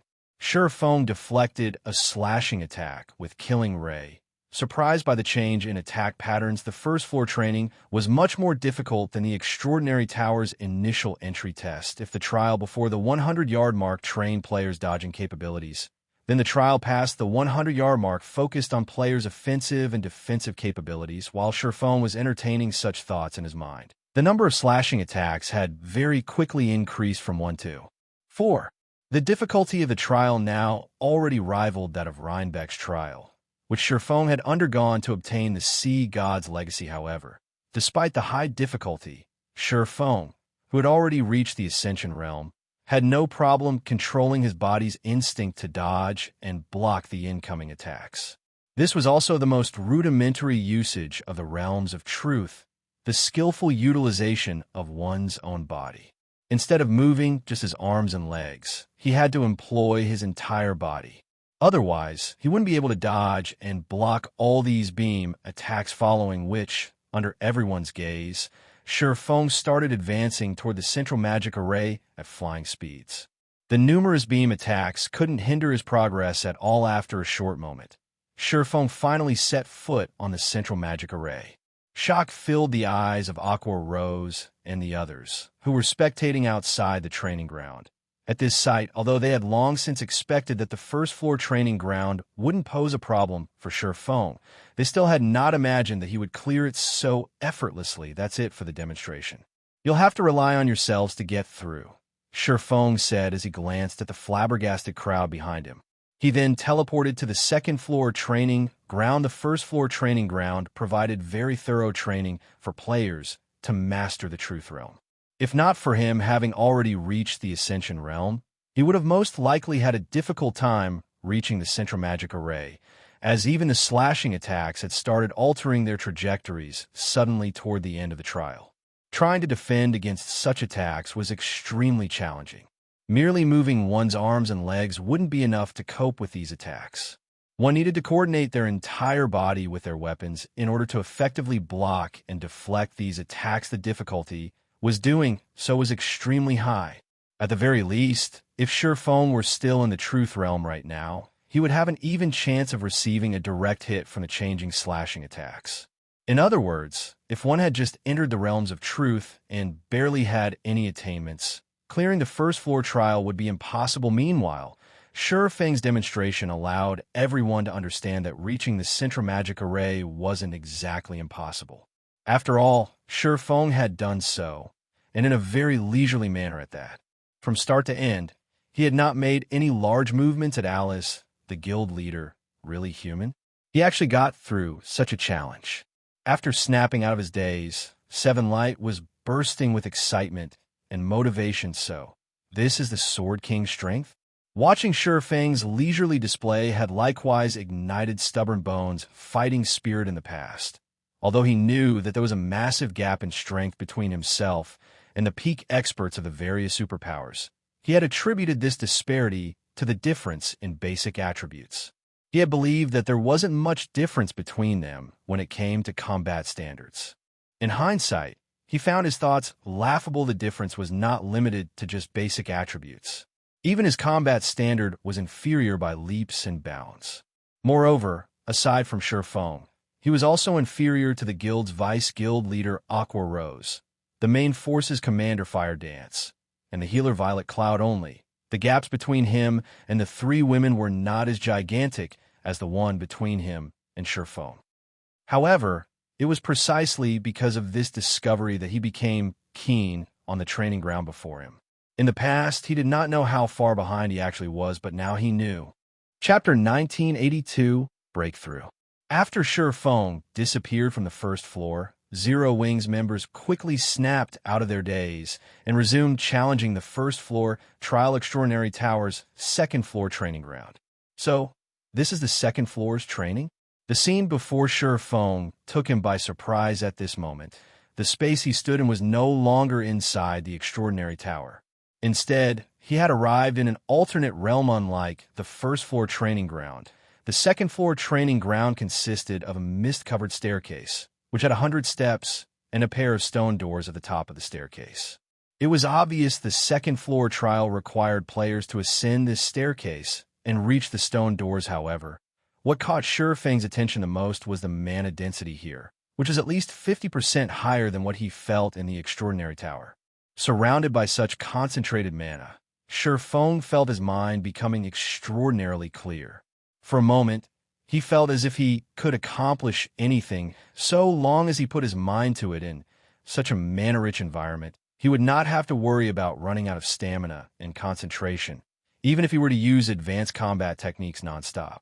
He could exert his full strength as much as he wanted. Sure Feng finally understood why activating the second-floor training ground had cost 100,000 magic crystals, why the second-floor training ground required 5,000 magic crystals to operate every day, and why only 50 people could undergo the training at the same time with such an excellent environment, as well as the fact that the training ground here provided in-depth training for the realms of truth. The second-floor training ground was indeed worth every magic crystal he had paid.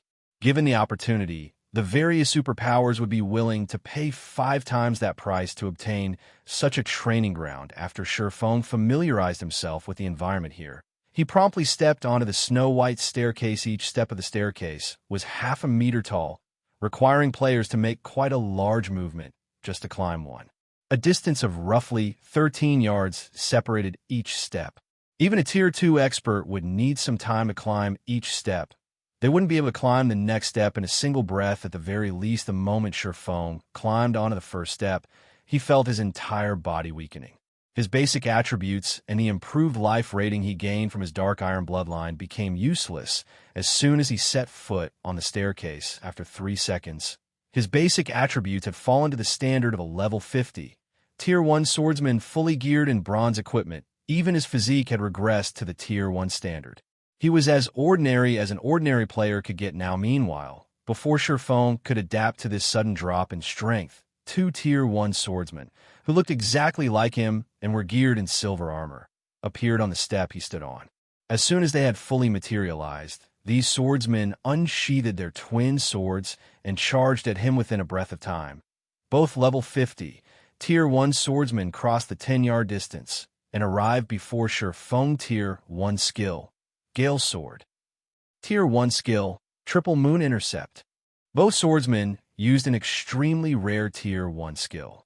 Moreover, their actions were free of any unnecessary movements as they struck directly at Sure Feng's vitals. Upon seeing this, Sure Feng hurriedly countered by executing Sword's Orbit Boom.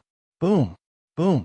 After the swords of the two sides clashed about 5 or 6 times, Sure Feng got sent flying off the staircase's first step. Meanwhile, once Sure Feng fell off the step, the 2 silver swordsmen did not pursue him. Instead, they returned to their original positions and stood there quietly. So strong. Sure Feng was astounded as he looked at his 2 opponents.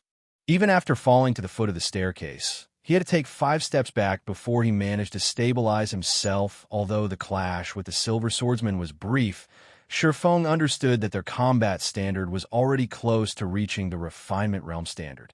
Moreover, their mastery over their skills was practically perfect, with both skills executed at a 100% completion rate. Their true combat power was definitely no weaker than a true refinement realm expert's. Aside from having very high technical standards, the Silver Swordsman's basic attributes were also far superior to his own. If he tried to face their attacks head-on, he would definitely get sent flying. The difficulty ramped up this much just by going up a floor. Glancing at the motionless Silver Swordsman, Sure Feng roughly understood the difficulty rating of the second-floor trial. If a Flowing Water Realm expert were to go up against these 2 Silver Swordsmen, the said expert would have no chance of getting past even the first step. The Flowing Water Realm allowed one to perceive the actions of one's opponents and make simple, preemptive offensive or defensive maneuvers. However, both Silver Swordsmen were invulnerable to damage. Attacking them would be meaningless. Moreover, doing so would only expose holes in one's defenses to the Silver Swordsman. Executing simple defensive maneuvers, such as blocking or deflecting, would result in the Flowing Water Realm expert getting gradually pushed off the staircase step after step. As for evasive maneuvers, those were simply impossible. With the disparity in basic attributes, movement speed, and reaction speed, a flowing water realm expert would find it next to impossible to dodge the attack of just one silver swordsman, let alone two. In other words, a flowing water realm expert would not be able to achieve anything on this floor. Only if said flowing water realm expert had reached the truth realm might they barely defend against the two silver swordsmen. As for refinement realm experts that had entered the truth realm, they would very likely get sent flying off the staircase on the first exchange following, which Shifeng stepped onto the staircase once more this time. However, he did not choose to receive the attacks of the two silver swordsmen directly. Instead, he skillfully brandished his two swords and redirected the attack of one of the silver swordsmen toward the other silver swordsman's attack, the two attacks canceling out each other. This then created an opportunity for Shifeng to move past the two silver swordsmen and climb to the next step only. Climbing each step was a challenge, as he had to make huge movements to climb up the tall steps while deflecting the attacks of the two silver swordsmen. However, with each step he climbed, Shifeng could feel his understanding of the realms of truth deepening. When he ascended to the 10th step, one more silver swordsman suddenly joined the two silver swordsmen chasing after him, instantly increasing the trial's difficulty by a large margin. Things are finally getting a little interesting. Shifeng felt the pressure on him strengthening as he dealt with the relentless assault of the three silver swordsmen. Fortunately, it had already been quite some time since he had reached the Ascension realm. The combined assault of the three silver swordsmen was still within his tolerance range. Nevertheless, each time he wanted to climb a step, he had to prepare himself both physically and mentally for quite a while. By the time Shifeng reached the 29th step, he was facing four silver swordsmen and already close to reaching his limit. When he eventually climbed to the 30th step, one of the silver swordsmen suddenly turned into a golden swordsman. Before Shifeng could adjust to the change, the golden swordsman's improved strength and speed sent him flying back down to the 29th step due to the presence of the golden swordsman. Shifeng was stuck moving back and forth between the 29th and 30th steps. As the number of times Shifeng got sent flying increased, he began to grasp his shortcomings. His skill at utilizing external forces was still inadequate. Although he had redirected one of the silver swordsman's attacks toward the golden swordsman's strength was simply overwhelming. Before the golden swordsman's attack could be nullified, the silver swordsman's attack was crushed, and the golden swordsman's attack would continue toward him 1 hour, 2 hours, for hours. After many hours had passed, when Shifeng was faced with the golden swordsman's oncoming longsword once again, he executed sword's orbit and filled his surroundings with a galaxy of stars in the next moment.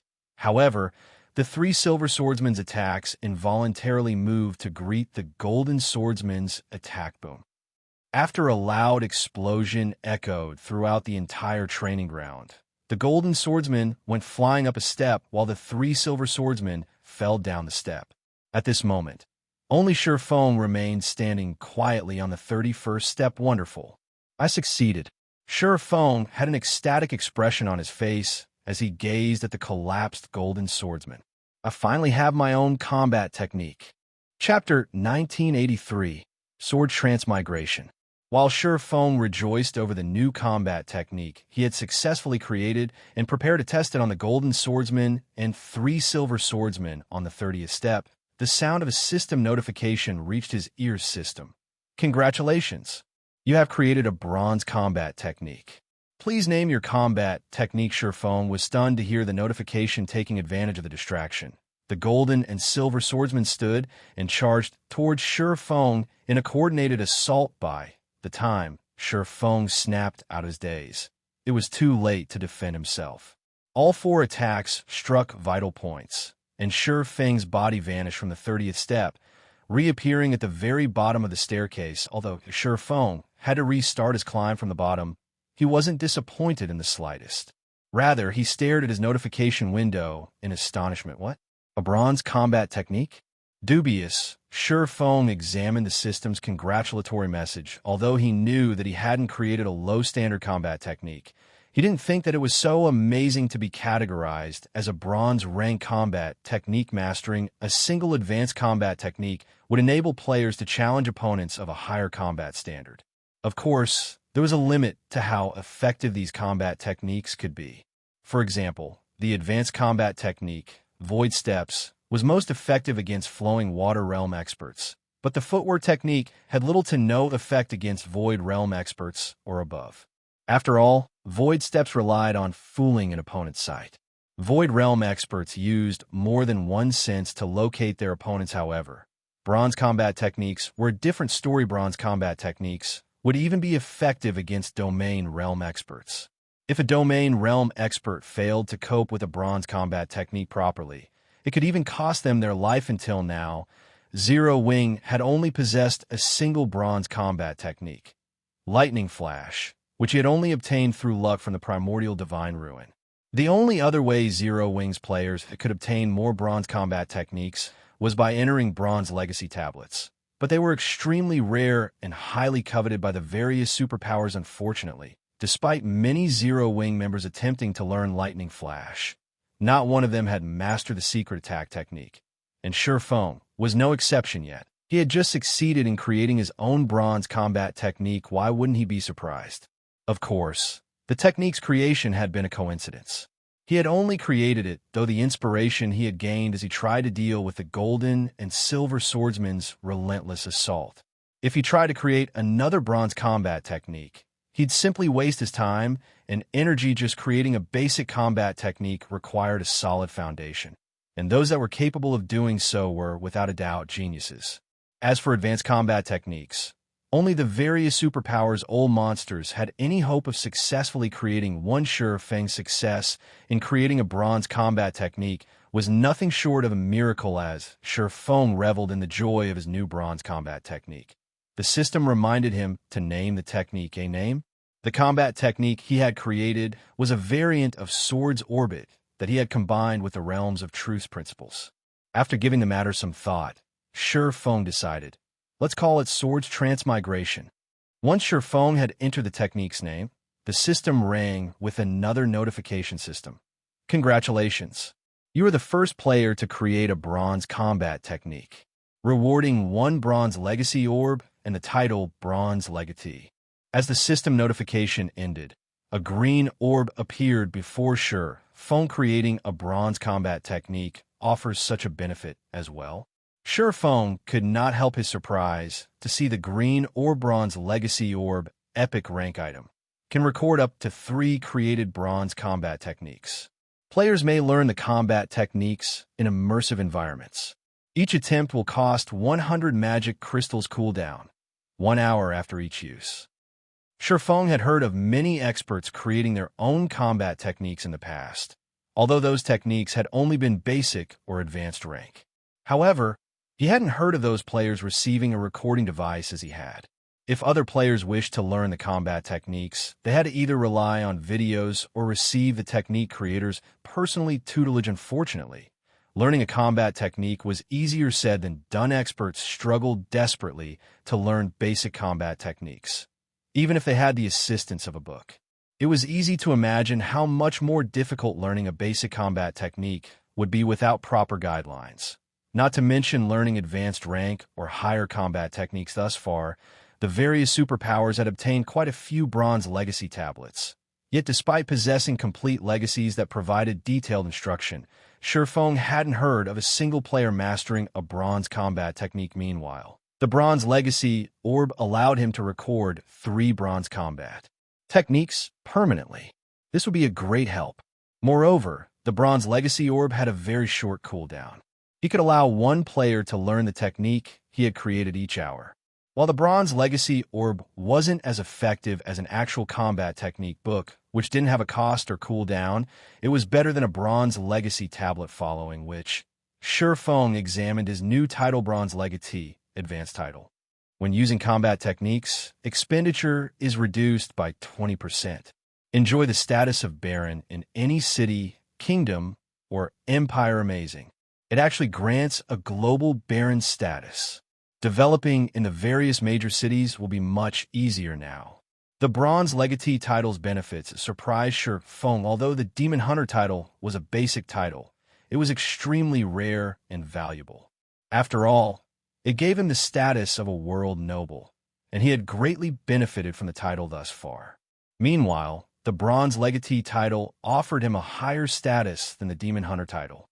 Unlike an ordinary noble, a baron would have access to greater benefits when purchasing items and lands in NPC cities. As he considered the situation, the names of a few super large-scale neutral cities came to Shi Feng's mind. These super large-scale neutral cities were similar to the Sea of Trees.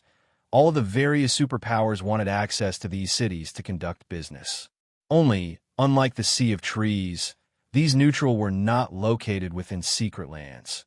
Gaining entry to these cities was much easier. Every one of these neutral cities had a player population of over 20 million in the past, even more than ordinary empires' imperial capitals.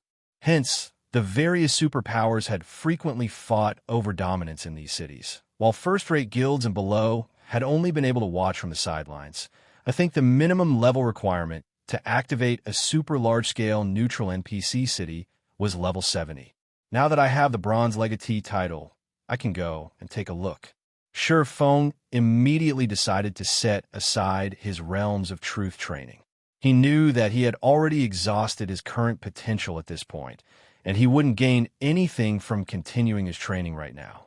If he wished to progress in the second floor trial, he needed inspiration. Following which, Shi Feng took out a return scroll and left the Extraordinary Tower. Chapter 1984, White River City promoted Star Moon Kingdom, White River City. When Shi Feng returned to White River City's teleportation hall once again, he discovered that the hall was quite busy. The teleportation hall had recently transformed, becoming even more magnificent than before. What? The city has been promoted? Shi Feng was slightly surprised as he gazed around the building's interior. Originally, only the first floor hall had teleportation arrays, but now the second and third floors of the open-air hall had their own arrays as well. The higher a teleportation array was located, the farther it could transfer players. Moreover, multiple platforms now floated around the main hall. These floating platforms could transport players to the second and third floors, and if players wished to, they could pay a small fee to teleport to White River City's airport, Central Plaza, or Business District. The floating platforms moved even faster than dark gold mounts, becoming the fastest mode of transportation in White River City. By using these platforms, players could save plenty of time while moving around the city. While this new function might not seem like much, NPC cities would grow larger as they were promoted, accommodating more players. After a certain rank, running from one end of the city to the other would require a considerable amount of time. Although floating platforms had fixed destinations, they could save players half the travel time normally. NPC cities only activated the floating platform function once they had become a main city with a certain level of prosperity. However, this prosperity wasn't the equivalent to the city's player population. Rather, it referred to economic interactions between players and NPCs, as well as the shop's quantity and quality within the city walls. Thus far, only the various empires' imperial capitals had unlocked the floating platform function, and they had only done so recently.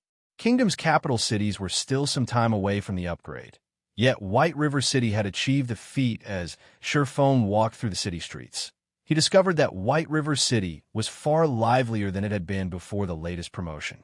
The number of merchant players in the city, in particular, had increased drastically. Moreover, more shops lined the streets now that the city streets had been broadened, selling level 50 secret silver leather armor.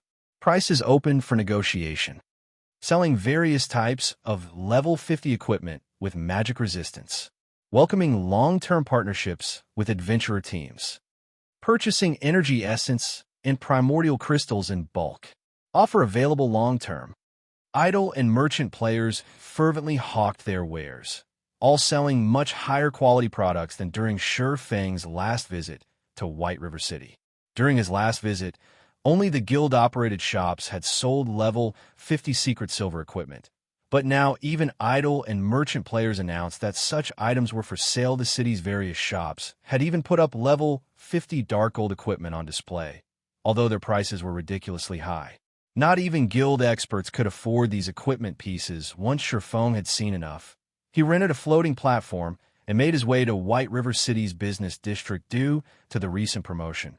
The main street had changed significantly. Rather than a street, it looked like a commercial plaza. Not only had it tripled in size, but it was now home to a building that was over 70 stories tall. This building was none other than White River City's auction house. When the auction house had been upgraded, it had gained new functions. Players weren't the only ones who could consign items for auction anymore. Even NPCs held basic and intermediate auctions a few times a week. In addition, players could browse and purchase items that players sold from 1/4 of Starmoon Kingdom's towns and cities. Previously, players had only been able to view and buy items from White River City and its neighboring NPC cities if players wished to find and purchase specific items. Doing so at White River City's auction house was now the best option. Meanwhile, the most valuable of the auction house's new functions was the auction arena. Might was right in God's domain, and the game's auction houses were no exception to this rule. Once the auction arena activated, the auction house would hold a competition each day. The auction house would offer various rare items as prizes during these competitions, and players only needed to pay the entry fee to take part. The competition had 2 phases. The first phase was a test the system decided, and the second involved a battle between players. However, equipment wouldn't help players in this battle. The competition focused on testing players' financial strength and resources. While combat standards were also tested, they were insignificant in comparison. When the auction arena had been introduced in the past, it had caused quite the stir in God's domain. Merchant players that hadn't been suited for combat had gone mad over the arena, and while many of them had taken part in the competition themselves, some had also hired experts to fight in their place. Countless merchant players had made their fortunes through the auction arena, and some experts had obtained top-tier weapons, equipment, and tools with their success in the arena. Of course, due to the auction arena, God's domain's influence in the real world had expanded. However, the auction arena's appearance had also been responsible for the various superpowers' violent frenzy that had followed. It's finally time to wrestle over the city's management rights. Shurfeng took a deep breath as he gazed up at the towering White River City auction house. NPC cities were different from guild cities. During the game's early stages, the various powers had to rely on player count and shop economy to spread their influence in an NPC city.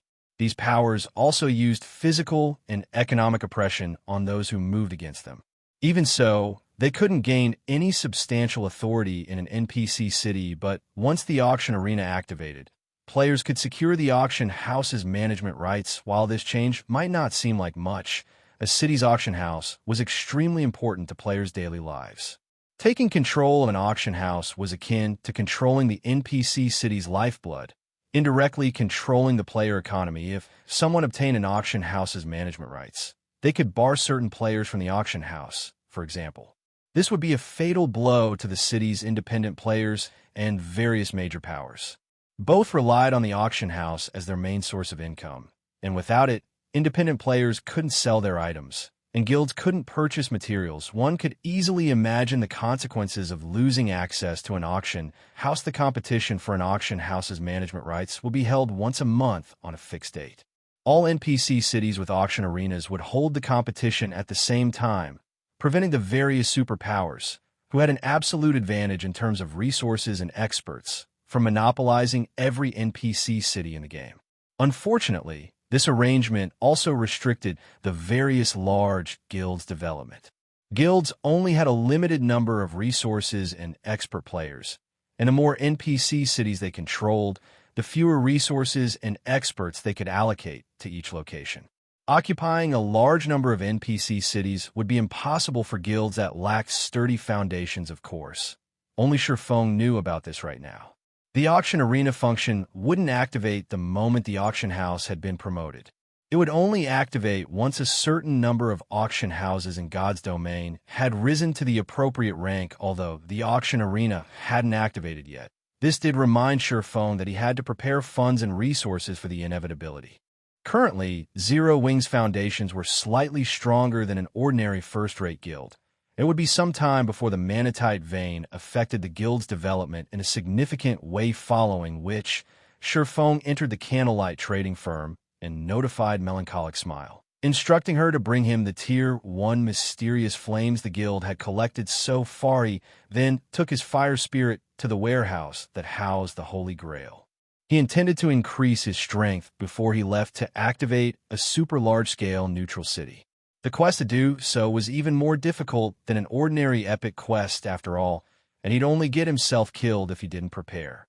Chapter 1985. Strengthening Fire Spirit Candlelight, Trading Firm's Private Warehouse. Due to the Holy Grail, divine might filled the entire room. The divine might's powerful pressure would even suppress Tier 1 expert players until they moved as slow as turtles.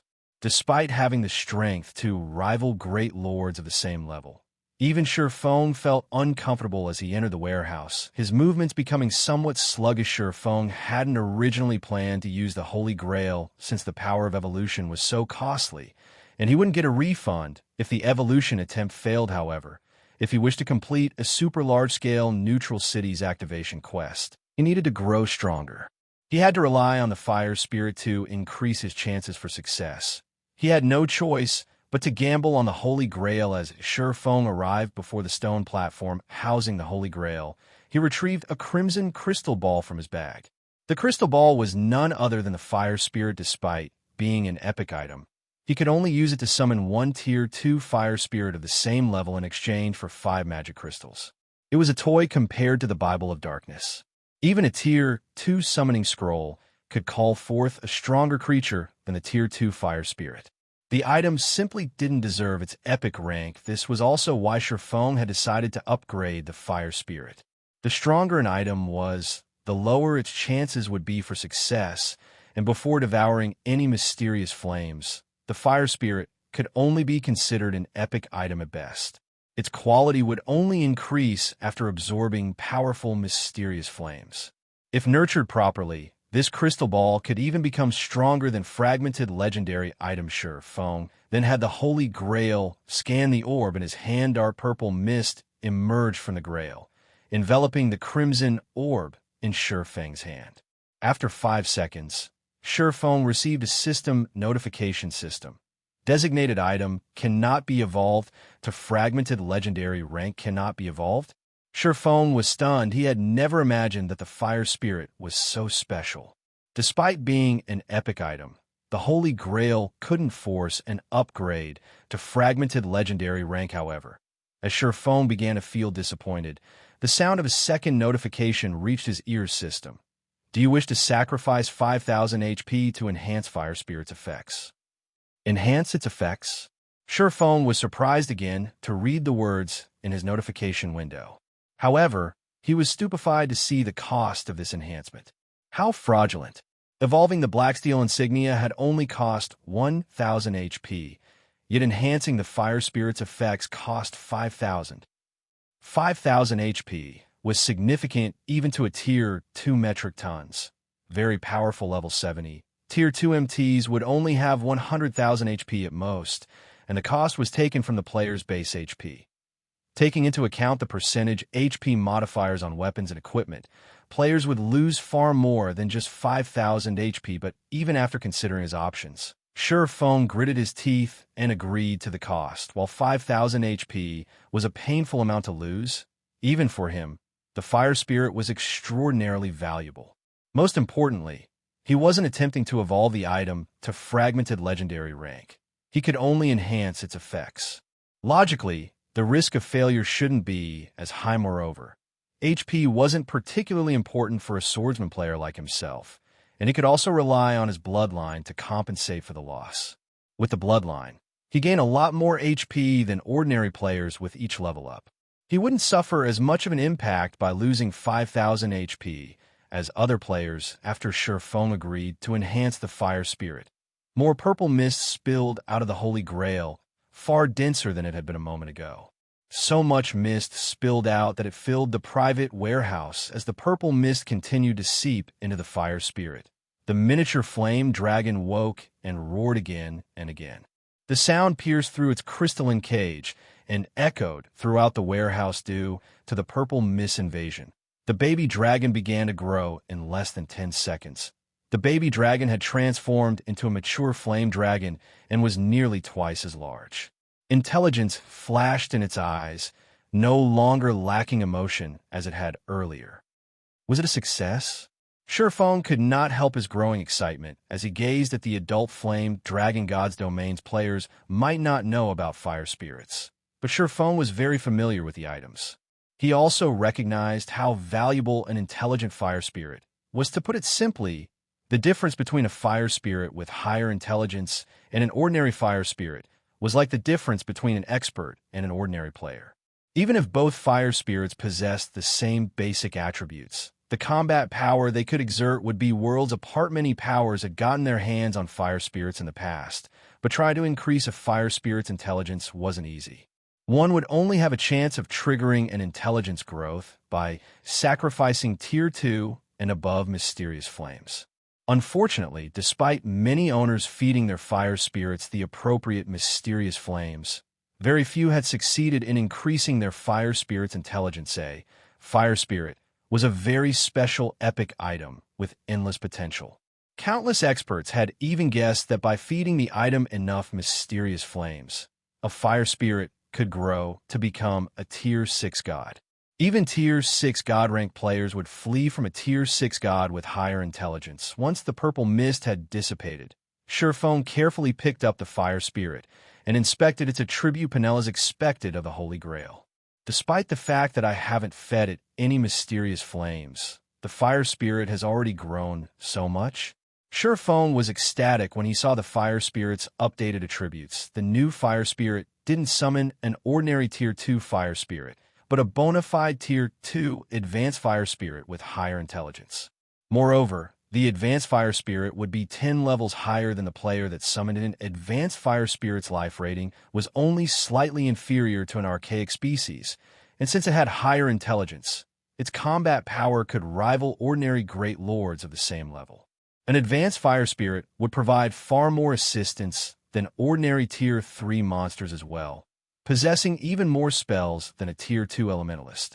A Tier 2 advanced fire spirit would likely beat a challenging Tier 2 peak expert. Black and blue advanced fire spirits could cast their spells with a 100% completion rate, and their basic attributes were far higher than Tier 2 players of the same level. While Sherfone marveled at the new and improved fire spirit, Melancholic Smile contacted him and reported, "Guild leader, I've gathered the Tier 1 mysterious flames you asked for." "Good. I'll head there right away." Sherfone nodded. He then disconnected the call and visited his special forging room on the top floor. Chapter 1986, Consecutive Growth. In one of the Candlelight trading firm's top floor special forging rooms. As Sherfone entered the room, the sight of Melancholic Smile organizing various crystal balls on a stone table greeted him. Each crystal ball contained a Tier 1 mysterious flame, and there were easily over 20 of them on the table. If other guilds saw this collection of Tier 1 mysterious flames, they'd be astonished. Everyone in God's domain was privy to the existence of mysterious flames by this stage of the game. They knew that these unique flames were a great help to forgers and alchemists. Hence, the various major powers fought over any mysterious flame they came across. They wouldn't even pass over a Tier 1 mysterious flame. After all, mysterious flames were extremely rare and even coveted by a superpower's master-level craft. As guild leader, here are all the Tier 1 mysterious flames we have collected so far. There are a total of 23. One did find another flame in the Blackwing auction house, but the bidding was intense. In the end, the price rose past our 5,000 gold budget, and another guild purchased it for 3 gold. Melancholic Smile said she hadn't fully understood how valuable Tier 1 mysterious flames were, since collecting the first few had been relatively easy with the clues Sherfone had provided. Furthermore, the guild shared the flame Sherfone used, and his mysterious flame was much stronger than Tier 1. She certainly hadn't expected a Tier 1 mysterious flame to sell for more than an ordinary epic item. Sherfone nodded in response. He then asked, "How is our business with Secret coming along?" "The basic arrangements have been completed. We have even started to sell many of our products through secret channels. But as we're only a basic member, we can only sell our products in up to 80 of the Chamber's NPC cities. Among them, only 25 can be within empires, and only 5 of those can be major cities. Of the 55 kingdom cities, we can only select 10 major cities. Melancholic Smile said, a little excited currently. The Candlelight trading firm's influence only reached across a little over 50 NPC cities, nearly half of which were located in Starmoon Kingdom. Now that Candlelight had joined the Secret Chamber of Commerce, it had access to an additional 80 cities. This more than doubled Candlelight's sales channel secret is quite impressive. To think it can even give its basic members 80 city slots. Shurfeng was slightly astonished by Melancholic Smile's report. Joining a Chamber of Commerce in God's domain didn't mean that one would gain immediate and full access to its sales channels. That depended on one's rank within the alliance normally. Newcomers were given positions as basic members.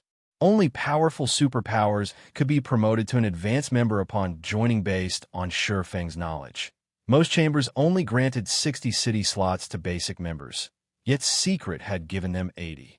It was clear how powerful Secret's foundations were. Guild leader. Here is the list of cities we've selected. Once we begin our collaboration, Candlelight's income will double at the very least. We won't have to worry about lacking development funds, Melancholic Smile said, smiling as she took out a list and handed it to Shurfeng. She had worked with Aqua Rose to choose the cities on the list. They had decided to do business in a total of 3 empires and 6 kingdoms. And although they couldn't sell all of their products in the selected kingdoms and empires, as doing so would be unprofitable, they wouldn't have to worry about a lack of customers. They would have chosen many more kingdoms and empires had they not been limited by a specific number of cities. After all, they couldn't afford to waste the referral fee they had paid to the Secret Chamber of Commerce. I see no issues with the chosen cities, Shurfeng said. Changing topics, Shurfeng asked, how is the resuscitation potions production coming along? Silent Wonder and the others are doing their best to brew the potion now. Moreover, Candlelight has recently gained another Master Alchemist. Now, we have a total of 4 Master Alchemists working on the potion, and they have made over three bottles thus far. Melancholic Smile replied she had very high hopes for the resuscitation potion. It was, after all, a potion that allowed players to resurrect themselves without losing any EXP. Moreover, the production cost for each bottle was only a little over 20 silver. Although the potion required a lot of rare materials, it had become very easy for Zero Wing to acquire what it needed with the Secret Chamber of Commerce's connections. Good. Continue production. Later, try to nurture as many Master Alchemists as possible. We need to ensure that we have enough people to learn the recipes you Zipping's group obtains, Shurfeng said, chuckling. The resuscitation potion had been extremely popular during his previous life. At one point, it had even sold for 3 gold per bottle. 3 gold was incredibly expensive even for ordinary expert players, not to mention ordinary players. Only the various adventurer teams and guilds could possibly afford such a price normally.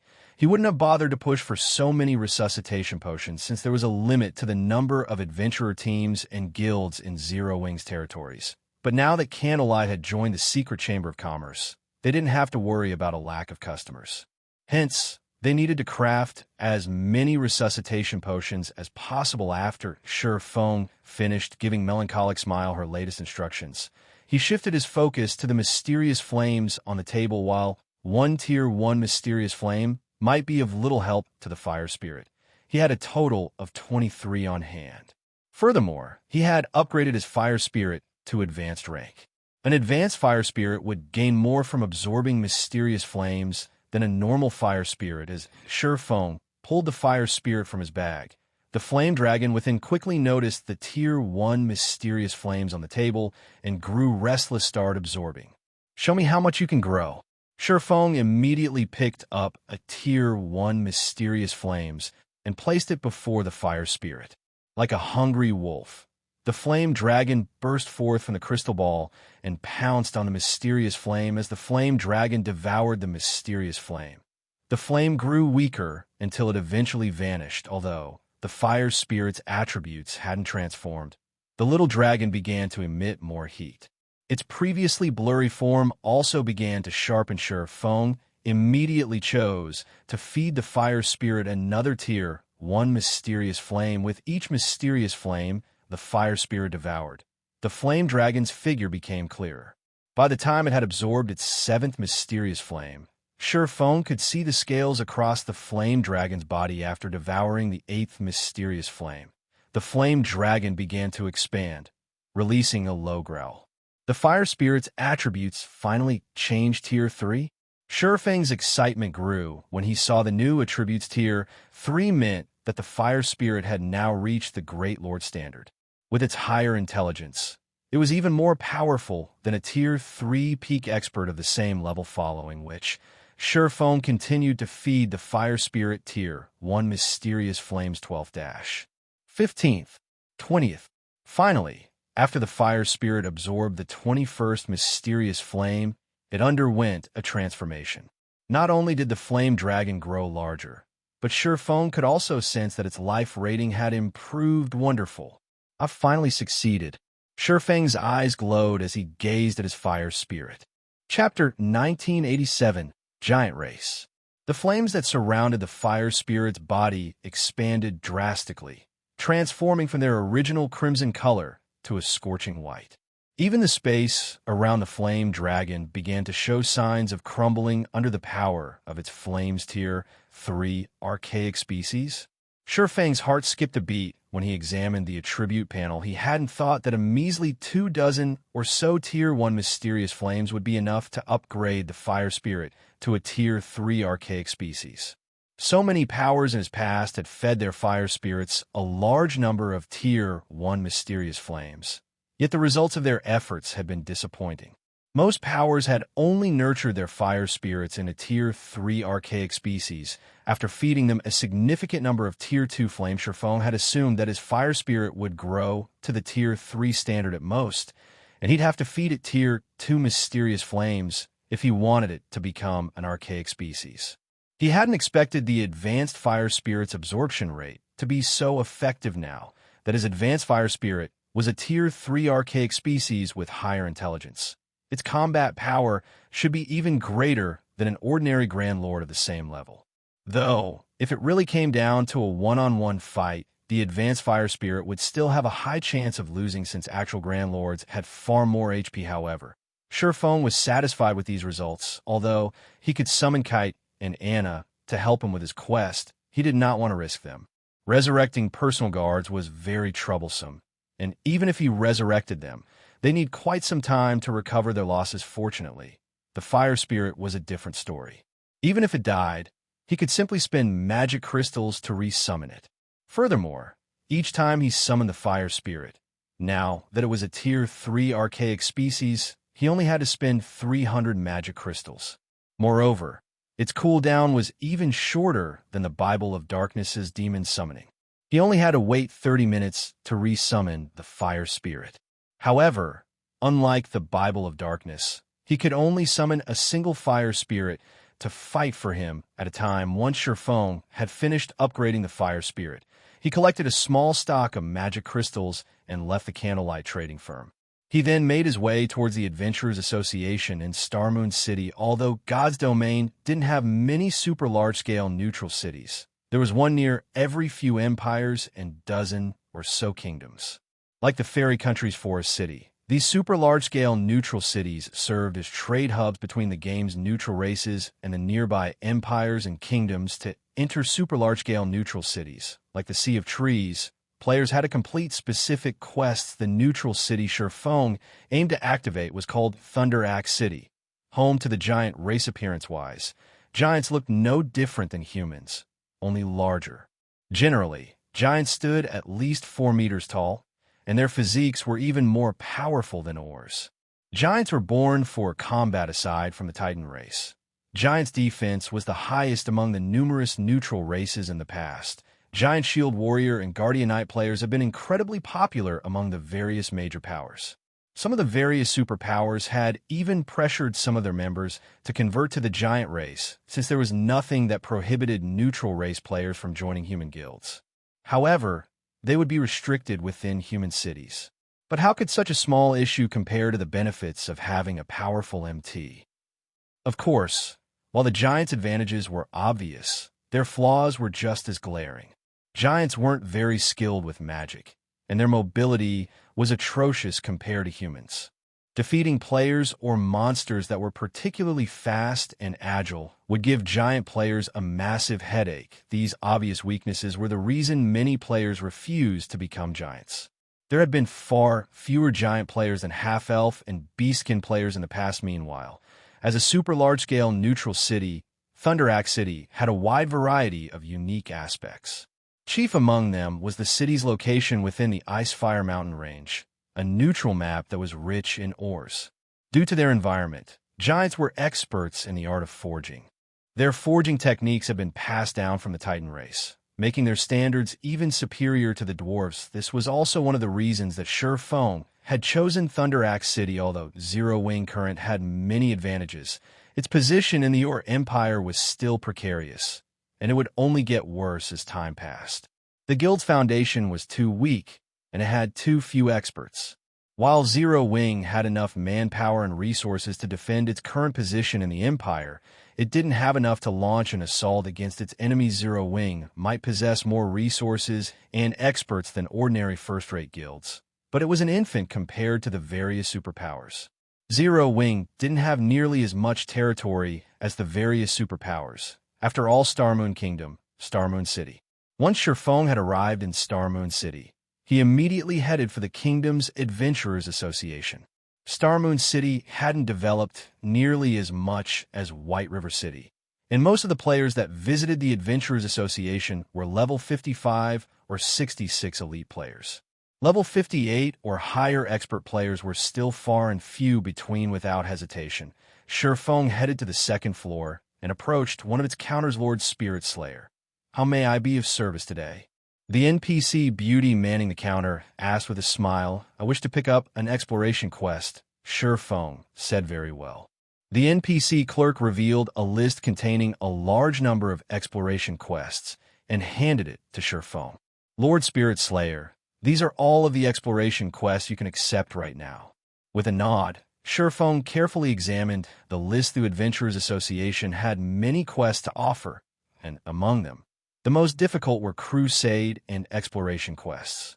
Meanwhile, only players who had reached level 70 and 3-star status in the association could accept Thunderaxe City's Exploration quest. Although 3-star adventurers could accept the Exploration quest, it was even more challenging than ordinary epic quest. Players had only entered Thunderaxe City in Feng's previous life after he had reached level 75.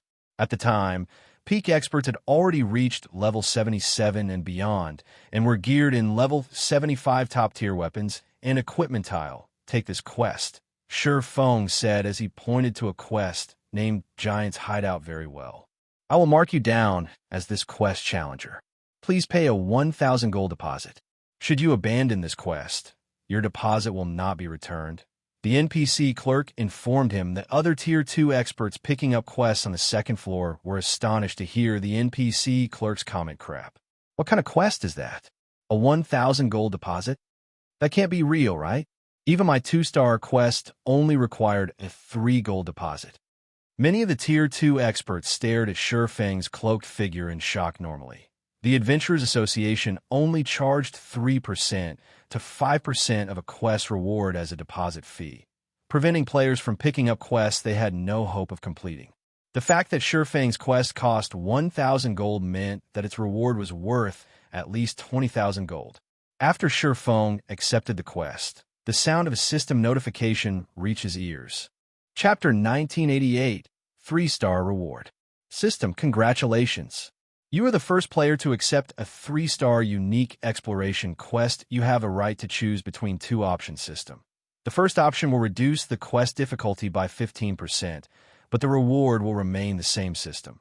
The second option will maintain the quest difficulty, but increase the reward by 1 rank. System. You have 10 minutes to consider.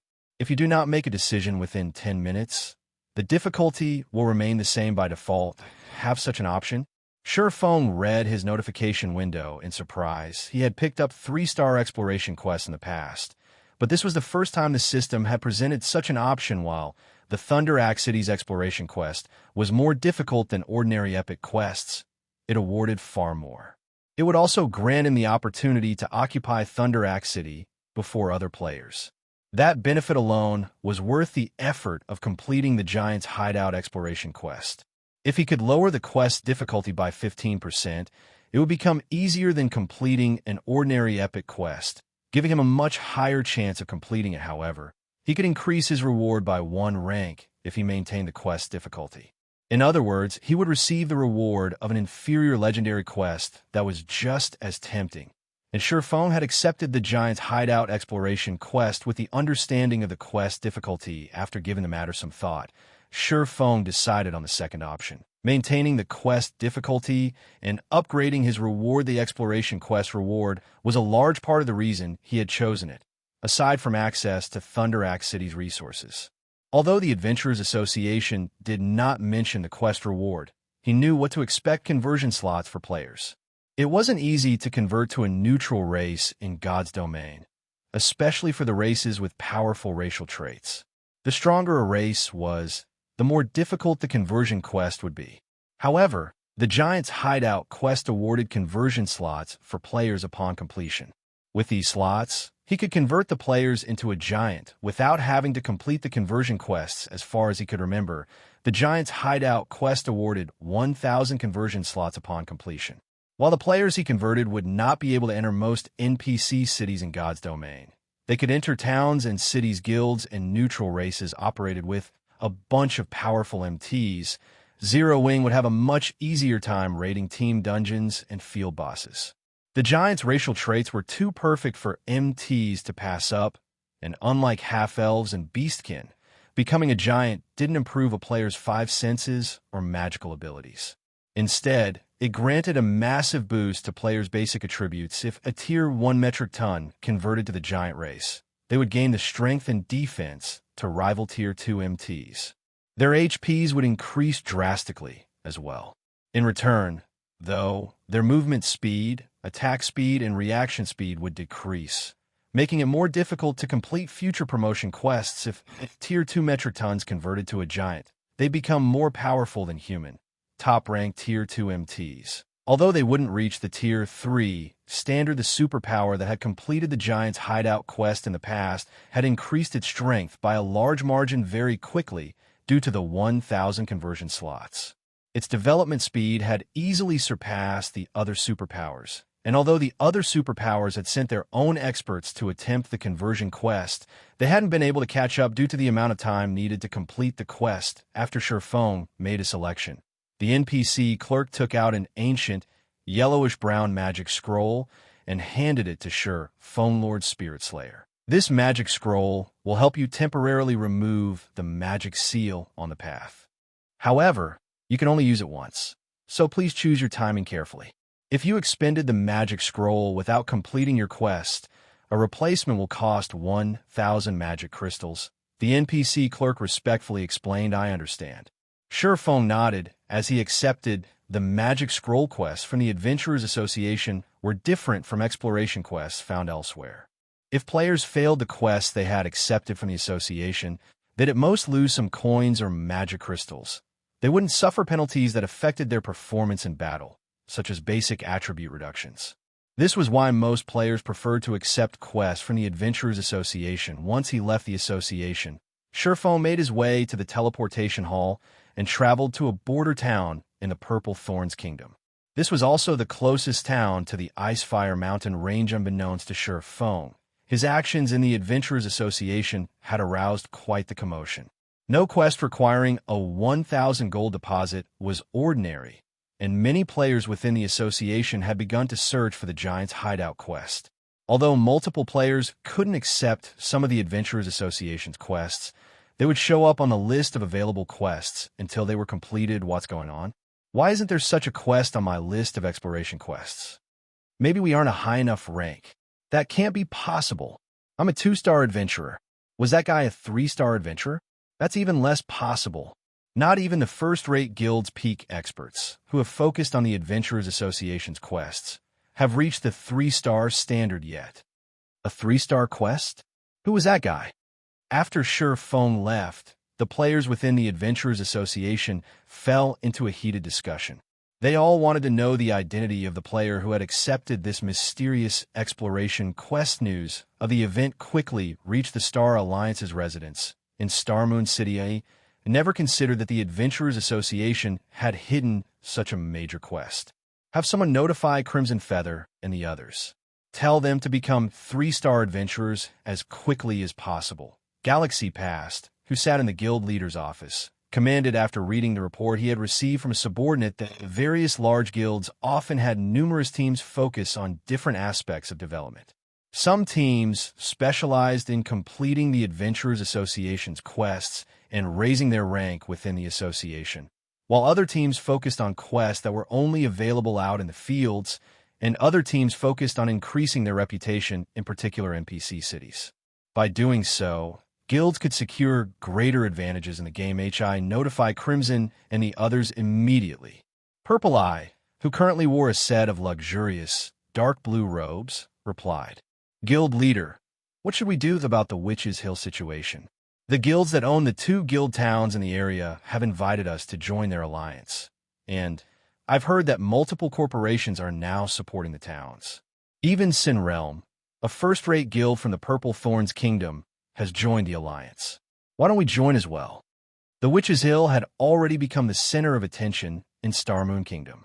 The map was the sole producer of primordial crystal fragments, and as long as players reached Tier 2, they could enter the Otherworld Gate, which offered bountiful resources. If the Star Alliance could secure a foothold in the Witch's Hill, it could help the guild's development considerably. Sin Realm.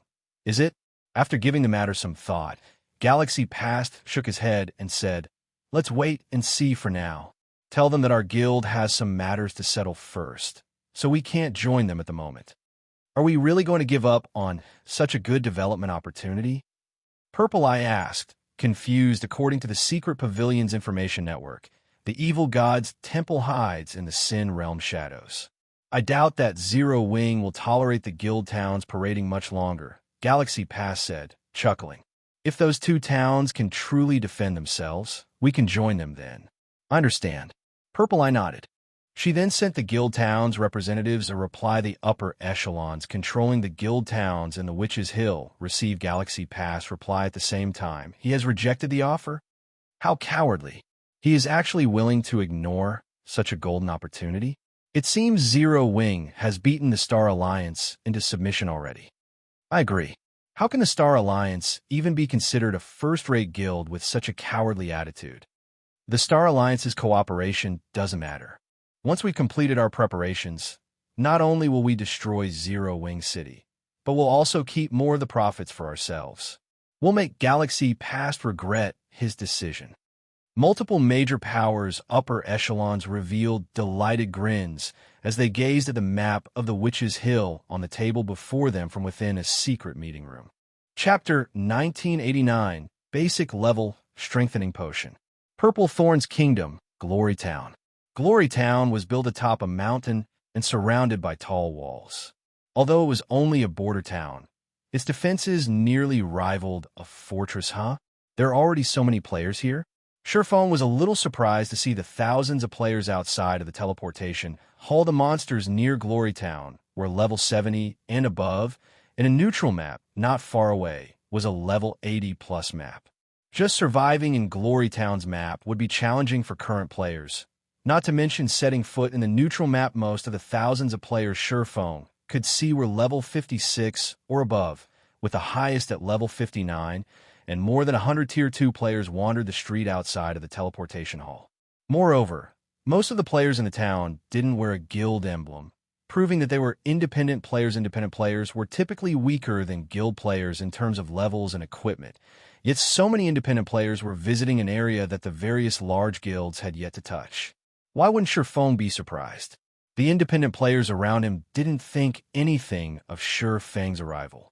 They simply went about their business. Wind Basilisk Grinding Party is recruiting a healer. Must be level 57 or higher. Recruiting 2 level 57 or above DPS for the Black Caveback quest. Tier 2 players get priority. players shouted as they recruited teammates from the street outside of the teleportation hall. Whether they planned to quest or grind monsters, they all acted as if this were normal. However, if Starmoon Kingdom's experts saw this, they'd be astonished when basilisks and black cave bats were level 70+ monsters, at least 10 levels higher than current players. The level suppression would be substantial with such a massive difference. Even level 60, Tier 2 players would struggle against these monsters, much less Tier 1 players. Yet these independent players intended to grind these monsters as if it were natural after a short moment. Shurfeng noticed that these parties and teams had recruited quite a few members before they headed past Glory Town's main entrance to grind or quest. Is this really the Purple Thorns Kingdom?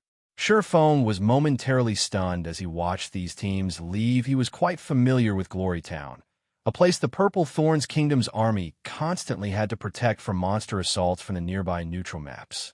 This wasn't a safe place. In the past, players had only dared to visit this town after they had reached level 65 when basilisks were level 72 chieftains, and although the Black Cave Bats were only special elites, they usually moved in large groups.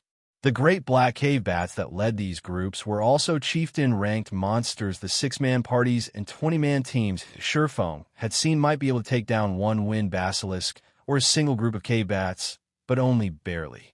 If they accidentally aggroed additional monsters, they could even team-wipe. These players might have a chance if they all wore top-tier equipment, but that wasn't the case for these independent players. From what Shurfeng could see, they all wore average equipment. With such equipment, killing the area's high-level monsters would take a long time. In Shurfeng's opinion, these independent players would be much better off grinding level 60 or so monsters. Shurfeng also soon discovered that these players weren't limited to those outside of the teleportation hall. Plenty of players occupied the rest of the town streets as well. Similarly, these players were all level 56 or above. Shurfeng guessed that there should be more than 30,000 players in Glory Town at the moment, and they were all elites or stronger normally. One would be hard-pressed to find such a gathering of elite and expert players in an NPC town, even in the various empires. Yet this phenomenon was occurring in the Purple Thorns Kingdom's Glory Town. As Shurfeng reached the town's main street to investigate further, he noticed that an extraordinarily large number of players were setting up stalls alongside the street. Player stalls took up every available space on both sides of the street, and every one of them sold considerably valuable items. They either sold rare herbs or high-ranking items that were normally hard to find on the market. Among the items sold, one item, in particular, caught Shurfeng's attention: the basic level strengthening potion. This was a super rare potion that, when consumed, granted players an ignore levels +7 buff for 6 hours. While ignoring a difference of 7 levels might not seem like much, fighting monsters that were 10 levels higher was still incredibly difficult for Tier 1 players, despite the recent reduction on the system's level suppression during the previous updates. Only Tier 2 players had the power to do so without too much of a problem. However, as long as Tier 1 players had sufficient attributes and combat standards, they could fight higher-level monsters efficiently, increasing their leveling speed after consuming the level strengthening potion. In the past, the level strengthening potion had been immensely popular among elite and expert players. No wonder why so many players are grinding here. Realization dawned on Shurfeng. Although the basic level strengthening potion wasn't as effective as Zero Wing's Void Field magic array, it was the best option for independent elite and expert players when grinding higher-leveled monsters. After this discovery, Shurfeng approached one of the stalls selling the basic level strengthening potions. More than 10 players had lined up at the stall, everyone a level 57 or higher expert. The strongest among them was even a level 59. Tier 2 expert. Producing the basic level strengthening potion was laughably cheap compared to the Void Field, with each bottle only costing 8 silver to brew. In the past, basic level strengthening potions had sold for roughly 50 silver per bottle. Unfortunately, the potion's recipe was painfully rare and could only be acquired by opening treasure chests found in level 50+ maps. Moreover, the luck attribute wouldn't affect its drop rate, so players had to rely on their personal luck to obtain it. Each recipe had easily sold for around 800 gold in the past, due to its rarity. Meanwhile, Only 2 players manned the stall that sold the basic level strengthening potions, a man and a woman. Both appeared quite young. The handsome young man was a level 58, Tier 2 assassin named Smiling Breeze. Most of his equipment consisted of level 50 mysterious iron and secret silver equipment, with a few pieces of level 55 mysterious iron equipment. Even independent experts would have a hard time getting their hands on such items at this stage of the game. As for the beautiful young woman, she was a level 57, Tier 1 summoner named Cool Summer, and her equipment was in no way inferior to her companions. However, unlike Smiling Breeze, she did not possess a Tier 2 class insignia. Instead, she wore an Advanced Alchemist insignia. Why are these 2 people? Sherfone was astonished to see these 2 players. He was actually familiar with both of them. After all, the brother and sister duo had been very famous in the Black Dragon Empire in the past. Smiling Breeze had ranked as one of the Black Dragon Empire's top 10 assassins, while Cool Summer had been a master alchemist. Moreover, Cool Summer hadn't just been a basic master alchemist, but an advanced master alchemist. Even the various superpowers had been wary of her. Although the siblings were independent players, ordinary large guilds had avoided provoking them due to their superb combat power. Although the younger sister, Cool Summer, hadn't been as strong as her brother, she had still been a refinement realm experts, and the various large guilds' ordinary experts had been no match for her in battle. As Sherfone wondered why these 2 were in the Purple Thorns Kingdom, a group of players approached the stall. Surrounding it, Sin Realm is conducting business here. Anyone who isn't a member needs to scram. Chapter 1990, Heavy Sword. The town's main street fell silent as the shouted announcement echoed. Very quickly, the players waiting in line distanced themselves from Smiling Breeze and Cool Summer stall. Even the expert players that had waited to purchase basic level strengthening potions had retreated. Why are Sin Realm's people here? Does Sin Realm plan to expand its control to Glory Town? Damn it, Sin Realm's members again. They've already prevented us from grinding in the normal resource maps, and now they want to claim this town too? I don't think that's it. Glory Town isn't a resource-rich map. By the looks of it, it seems they're interested in the basic level strengthening potion. Those 2 players are certainly unlucky. They've actually attracted Sin Realm's attention just for selling some products. As the crowd watched Sin Realm's 100-man team, which had already surrounded Smiling Breeze and Cool Summer stall, they flashed the guild players indignant looks. They also pitted the sibling pair, but despite their true feelings, the surrounding players only dared to discuss the situation in whispers. Even though only 100 of Sin Realm's members were here, which the crowd outnumbered by several fold, no one dared to voice their opinions loudly enough for the guild players to overhear. Even the level 59, Tier 2 experts gritted their teeth and reluctantly left the scene. They all knew that they wouldn't have a future in the Purple Thorns Kingdom if they provoked Sin Realm. They'd be lucky if they only died a few times. In the past, players' accounts have been crippled, forcing them to start over due to Sin Realm. In the Purple Thorns Kingdom, Sin Realm was king. Other kingdoms generally had 2 or 3 first-rate guilds and over a dozen second-rate guilds. The Purple Thorns, however, only had 1 first-rate guild, Sin Realm.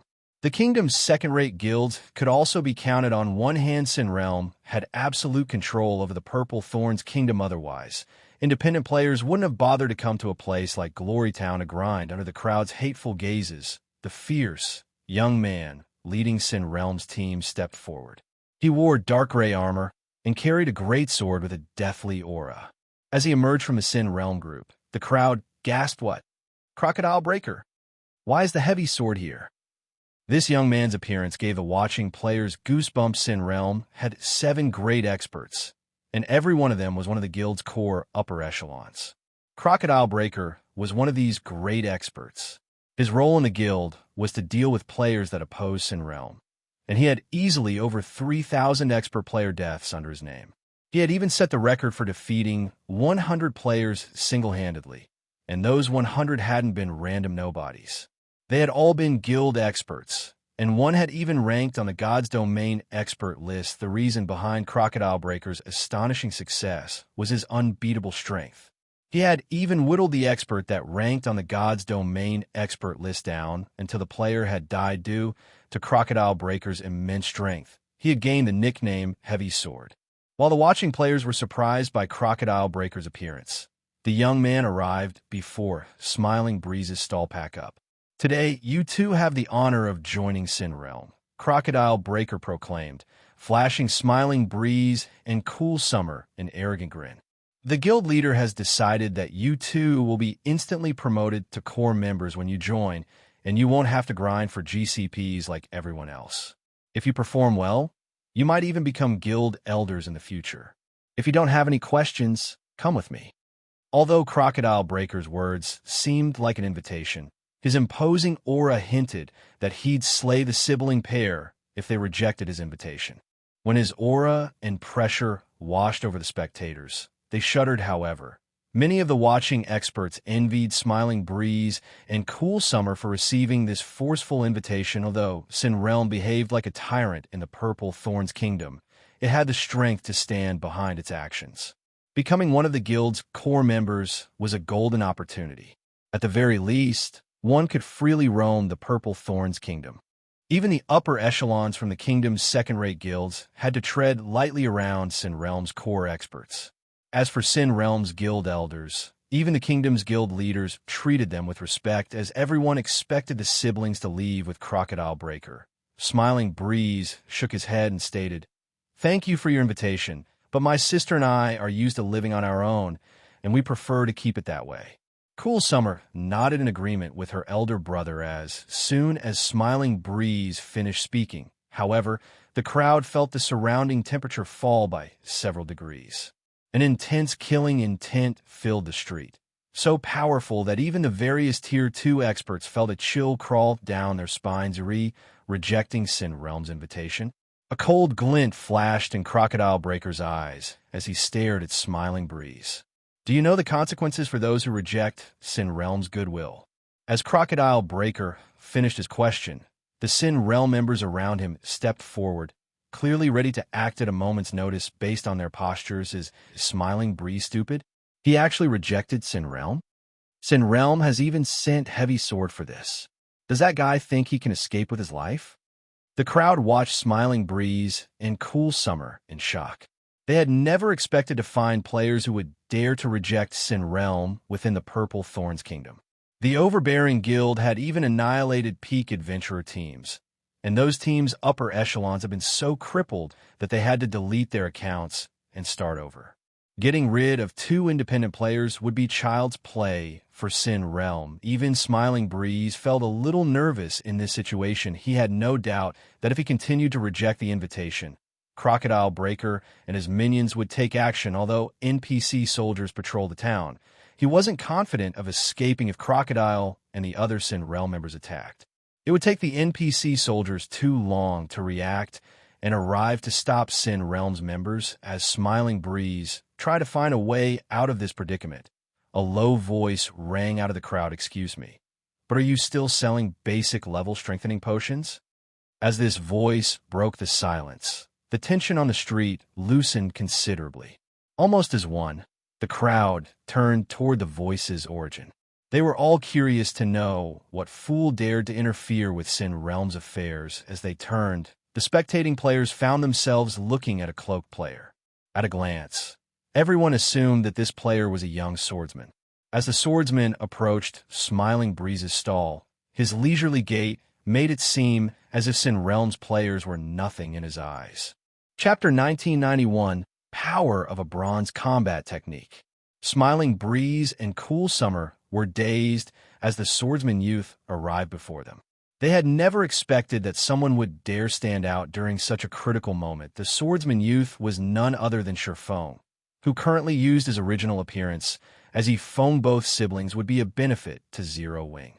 Since he had found them here, he might as well use this situation to make them owe him a favor. "We do. We still have plenty." Cool Summer instinctively responded to Sherfang's question. However, she spun toward Sin Realm's members after snapping out of her daze and hesitantly said, "But..." Crocodile Breaker frowned at Sherfone. Although he said nothing, the relaxed atmosphere regained its prior tension. Everyone could see that Crocodile Breaker was truly furious, now sensing Crocodile Breaker's rage. The surrounding players could not help but take a few steps back. This guy must be nuts. Is he really trying to challenge Sin Realm's prestige? The crowd stated at Sure Phone, as if he were a dead man walking, Brad. You sure have guts, don't you? You dare to interfere with Sin Realm's affairs? Crocodile Breaker hissed as he glared at Sure Phone. Are you trying to die so soon? It had been quite some time since he had encountered anyone who openly dared to provoke Sin Realm. Naturally, he didn't mind teaching everyone the price for such an insult. While Crocodile Breaker had addressed this stranger, the several Tier 2 experts around him surrounded Sure Phone, sealing off any path of escape. Seeing this, Cool Summer began to worry. She felt that Sure Phone was simply too foolish.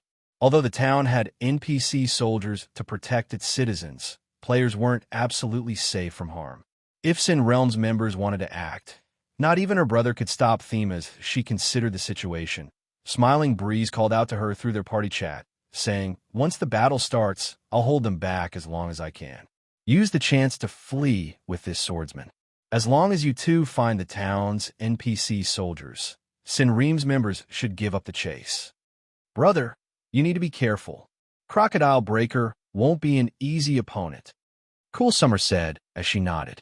She agreed that the plan was their only way out of this predicament. Although everyone expected Sure Phone to make a move, he didn't seem on high alert in the least. Instead, he looked at Cool Summer and calmly asked, Wonderful.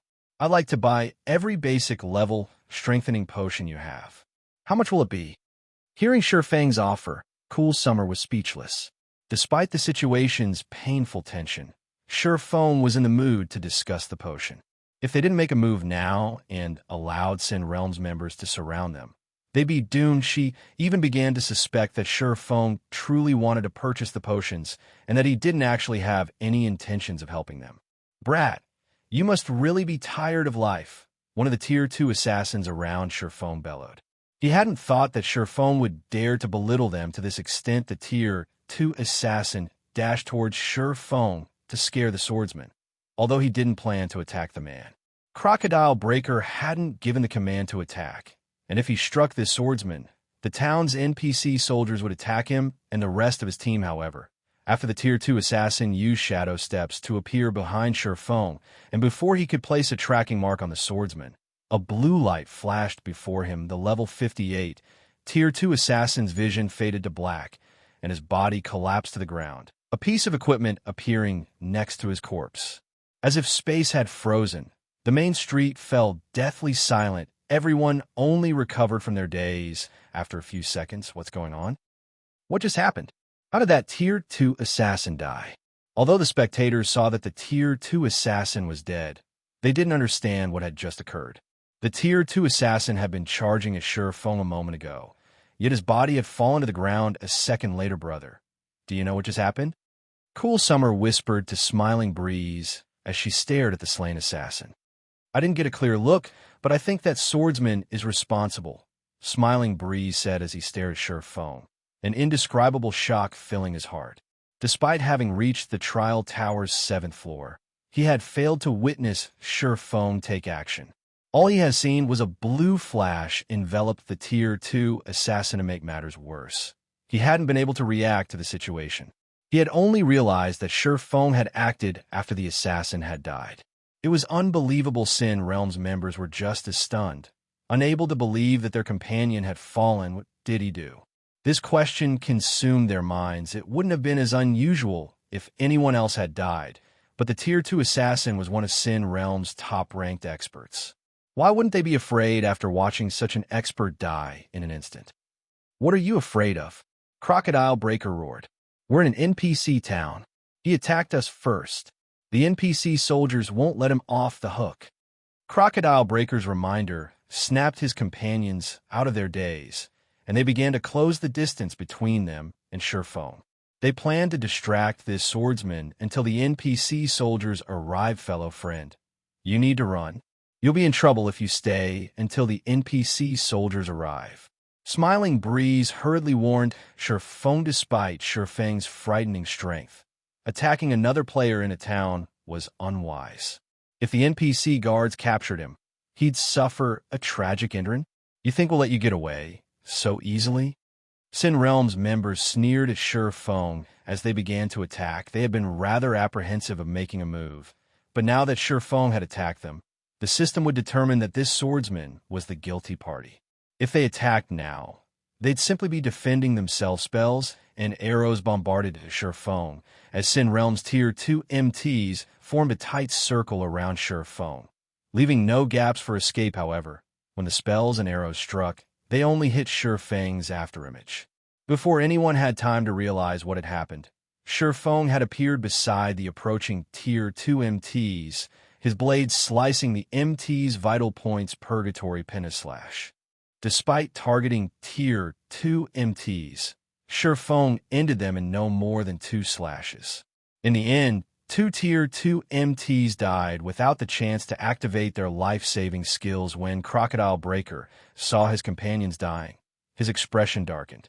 He immediately activated his Berserk skill and launched a vicious slash at Sure Feng with his greatsword. Sin Realm's other Tier 2 experts activated their Berserk skills as well, assisting Crocodile Breaker from the side and aiming to pin Sure Feng down. Despite seeing the greatsword with its deathly aura and the multiple Tier 2 spells flying toward him, Sure Feng didn't move to dodge. Instead, he dashed forward and brandished his 2 swords against Crocodile Breaker. Swords Transmigration. Suddenly, a beautiful galaxy of stars appeared around Sure Feng before exploding. Boom. The impact threw Crocodile Breaker back by over 10 yards. Even after he landed, he had to stumble several steps back before he could stabilize his position. Both of his arms had gone numb, and he couldn't lift his weapon. He had also lost 20% of his HP. In contrast, Sure Feng remained unharmed. How is this possible? Crocodile Breaker stared at Sure Feng, dumbfounded. When he activated his Berserk skill, his strength was even higher than a great lord's of the same level. He nearly had enough strength to rival a Grand Lord, and he had the support fire from the Tier 2 Elementalists and Cursemancers around him. Still, Sure Feng had sent him flying, not the other way around. To make matters worse, he could tell that this swordsman hadn't used a skill or spell, both of which would change the user's ambient mana when activated. Crocodile Breaker's companions were just as stupefied. The Berserker, known as Heavy Sword, had been thrown from a head-on clash. Moreover, Crocodile Breaker had already activated his Berserk skill, while his opponent hadn't. So, this is the power of a bronze combat technique. Sure Feng was similarly surprised to see the results of his attack. He had never thought that a bronze combat technique would be so powerful. Boss Croc, the NPC soldiers are here. This swordsman is dead for sure. Sin Realm's players sent Sure Feng gleeful sneers when they noticed the approaching NPC soldiers. Although Sure Feng's combat power had exceeded their expectations, his demise was assured now that the NPC soldiers had arrived, regardless of how powerful he weighs. It's over. Why didn't he run away?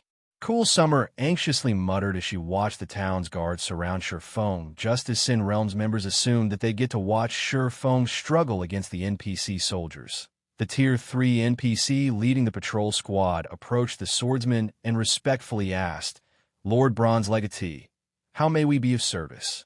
Chapter 1992. Taking action in Purple Thorns Kingdom. Rows of level 150 NPCs stood at attention before Sure Feng. Between him and the street crowded with players when they heard the level 150 Tier 3 patrol captain's question. The watching players were stunned. How is this possible? Why aren't the soldiers arresting him? Who is that? Is the system bugged? Questions plagued the players' minds, and Sin Realm's members were particularly stupefied. The scene they had just witnessed had thoroughly altered their worldview. It was common knowledge in God's domain that any player that attacked another within an NPC town or city would be killed, captured, or both. It was an ironclad rule, yet this player had just broken that ironclad rule.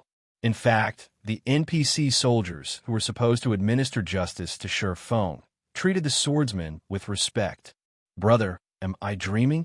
Cool Summer asked as she tugged on Smiling Breeze's sleeve, blinking in confusion as she watched Sure Feng. Glory Town was one of the most heavily fortified towns in the Purple Thorns Kingdom, and its laws were just as strict as in NPC cities.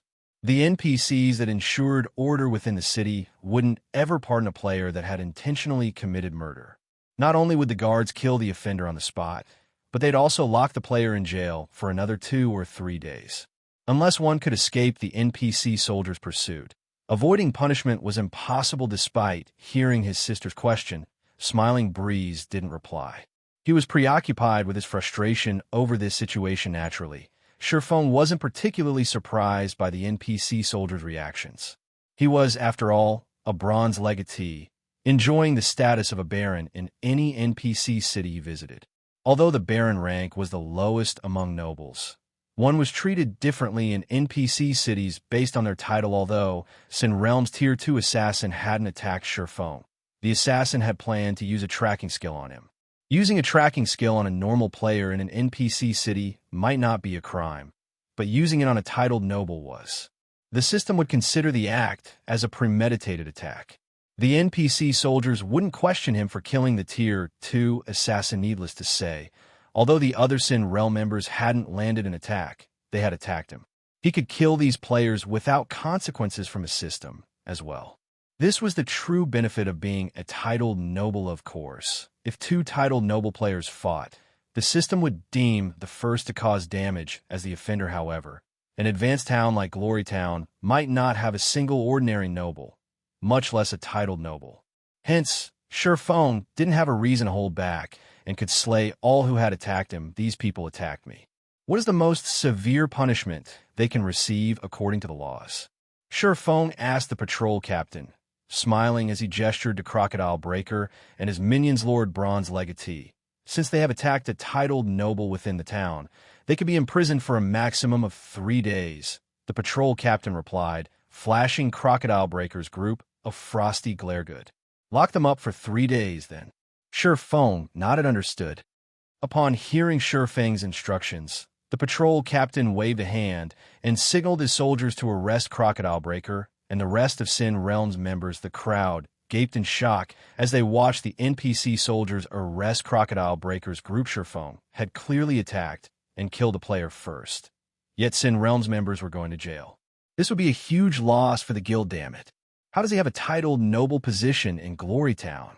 Crocodile Breaker's expression darkened after hearing the patrol captain's command. He knew a little about the privileges a titled noble enjoyed, but he hadn't dreamed that Sherfone would be a titled noble here. Spending 3 days in jail was far less acceptable to expert players like himself than losing a single level in God's domain. Time was money. He would fall far behind the frontline players if he lost 3 days. Not only would he fall behind in terms of levels, but his weapons, equipment, and skills would as well. Boss, what should we do? Sin Realm's members grew anxious as the NPC soldiers approached. Spending 3 days in jail was akin to being locked out of God's domain for 3 days. To players like them, who had already gotten used to living in God's domain, this outcome was worse than death. Retreat. Everyone retreat. Crocodile Breaker shouted the only way to escape imprisonment was to flee Glory Town. They'd be ruined if the NPC soldiers captured Themas. Soon as Crocodile Breaker gave the command, the Sin Realm members held nothing back as they used their life-saving tools to flee. Trying to fight the NPC soldiers would be suicidal. The level 150, Tier 2 NPCs could kill them with a single hit. They'd be pulverized. If they fought, not only would they die and lose a level, but they'd still be stuck in prison for 3 days. When Smiling Breeze and Cool Summer saw Sin Realm's members turn and run, they couldn't help but breathe a sigh of relief now that these guild players were gone. They could escape danger. At worst, they would have to leave the Purple Thorns Kingdom. Although doing so would waste the investments they had poured into the kingdom, it was a better option than being hounded and killed by Sin Realm's members. However, as Crocodile Breaker fled, he retrieved a magic scroll from his bag and activated it suddenly. A pitch-black magic array formed above the main street, radiating a dense, lethal aura. The aura extended toward Sherfone and the 2 siblings so quickly that it was almost impossible to evade. However, the aura didn't inflict any damage, but left Sherfone and the sibling pair a debuff the death mark. No matter where the mark players ran, the death mark would reveal their location to Crocodile Breaker during the next 12 hours.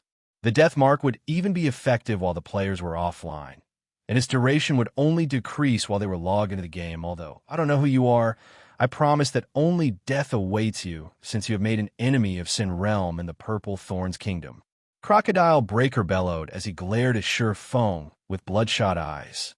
Many of the expert players in the crowd felt a chill crawl down their spines as they sensed the killing intent within his voice. He had wanted to kill Sure Feng to prove Sin Realm's might to the watching players, but he hadn't expected the swordsman to use him as a nameless pawn and damage Sin Realm's reputation instead.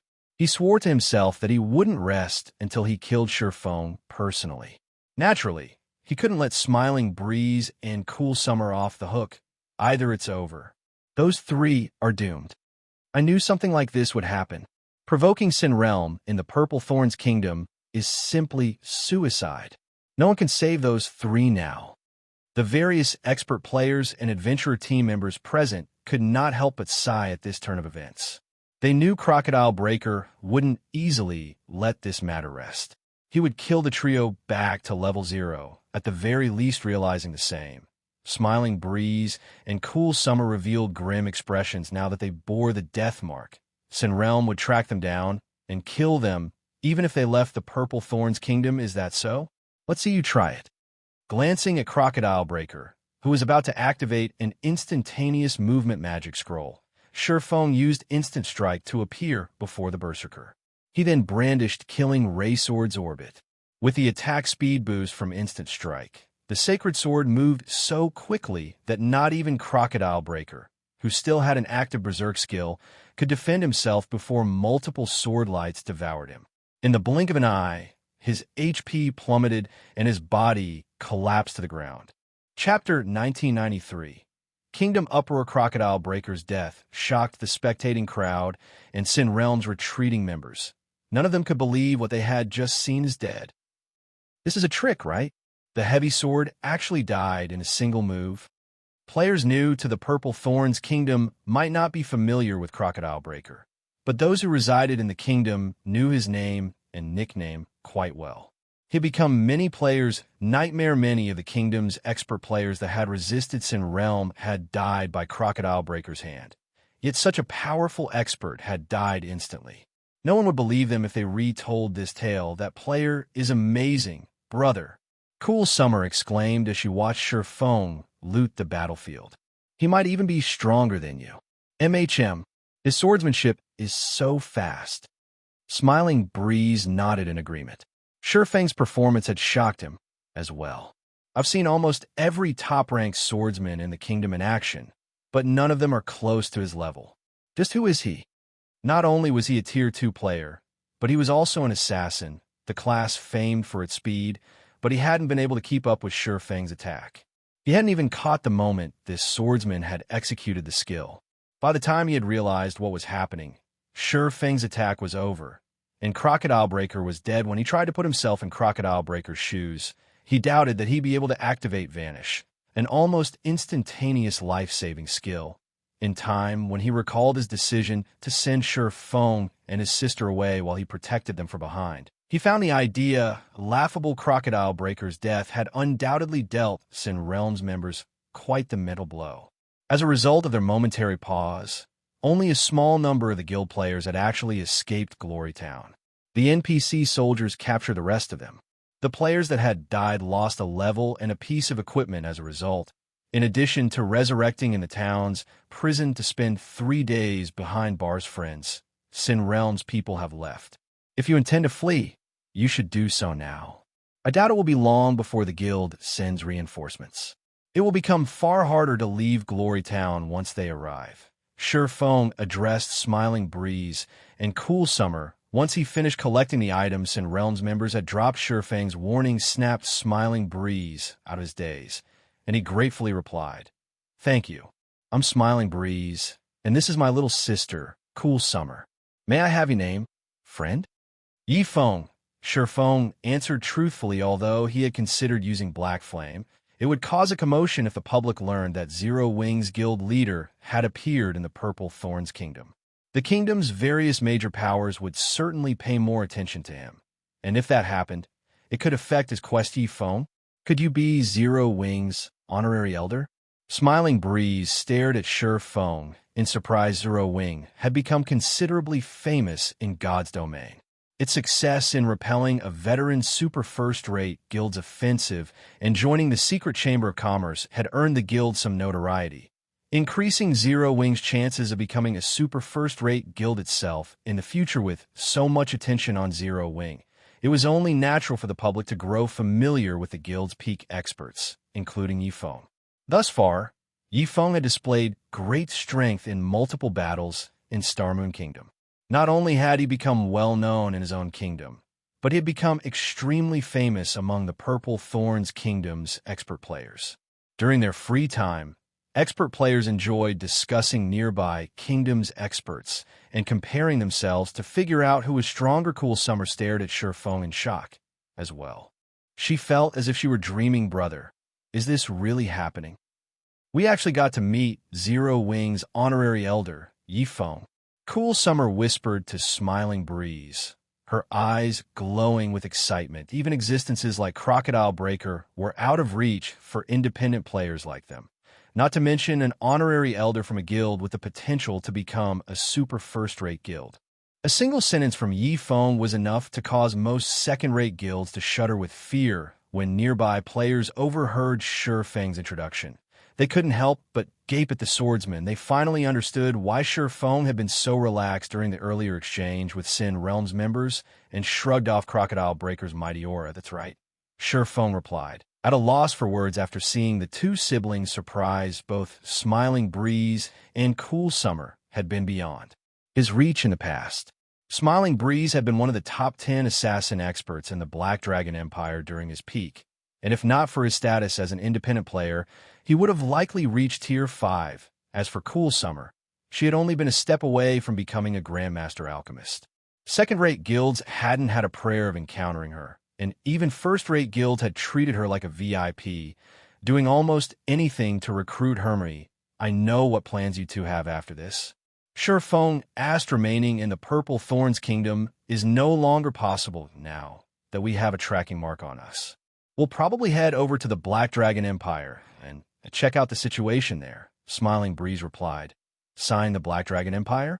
That is certainly a good place to develop, Feng said after giving the matter some thought. He then sent the two players friend requests and said, Zero Wing has a branch guild in the Black Dragon Empire as well. If you encounter any trouble or run into Sin Realms people, you can contact me. If you need to buy or sell anything, you can also do so at the Candlelight trading firm. I'll make sure you both enjoy the membership benefits. Although Feng had considered inviting Smiling Breeze and Cool Summer to join Zero Wing, he knew that they'd never accept.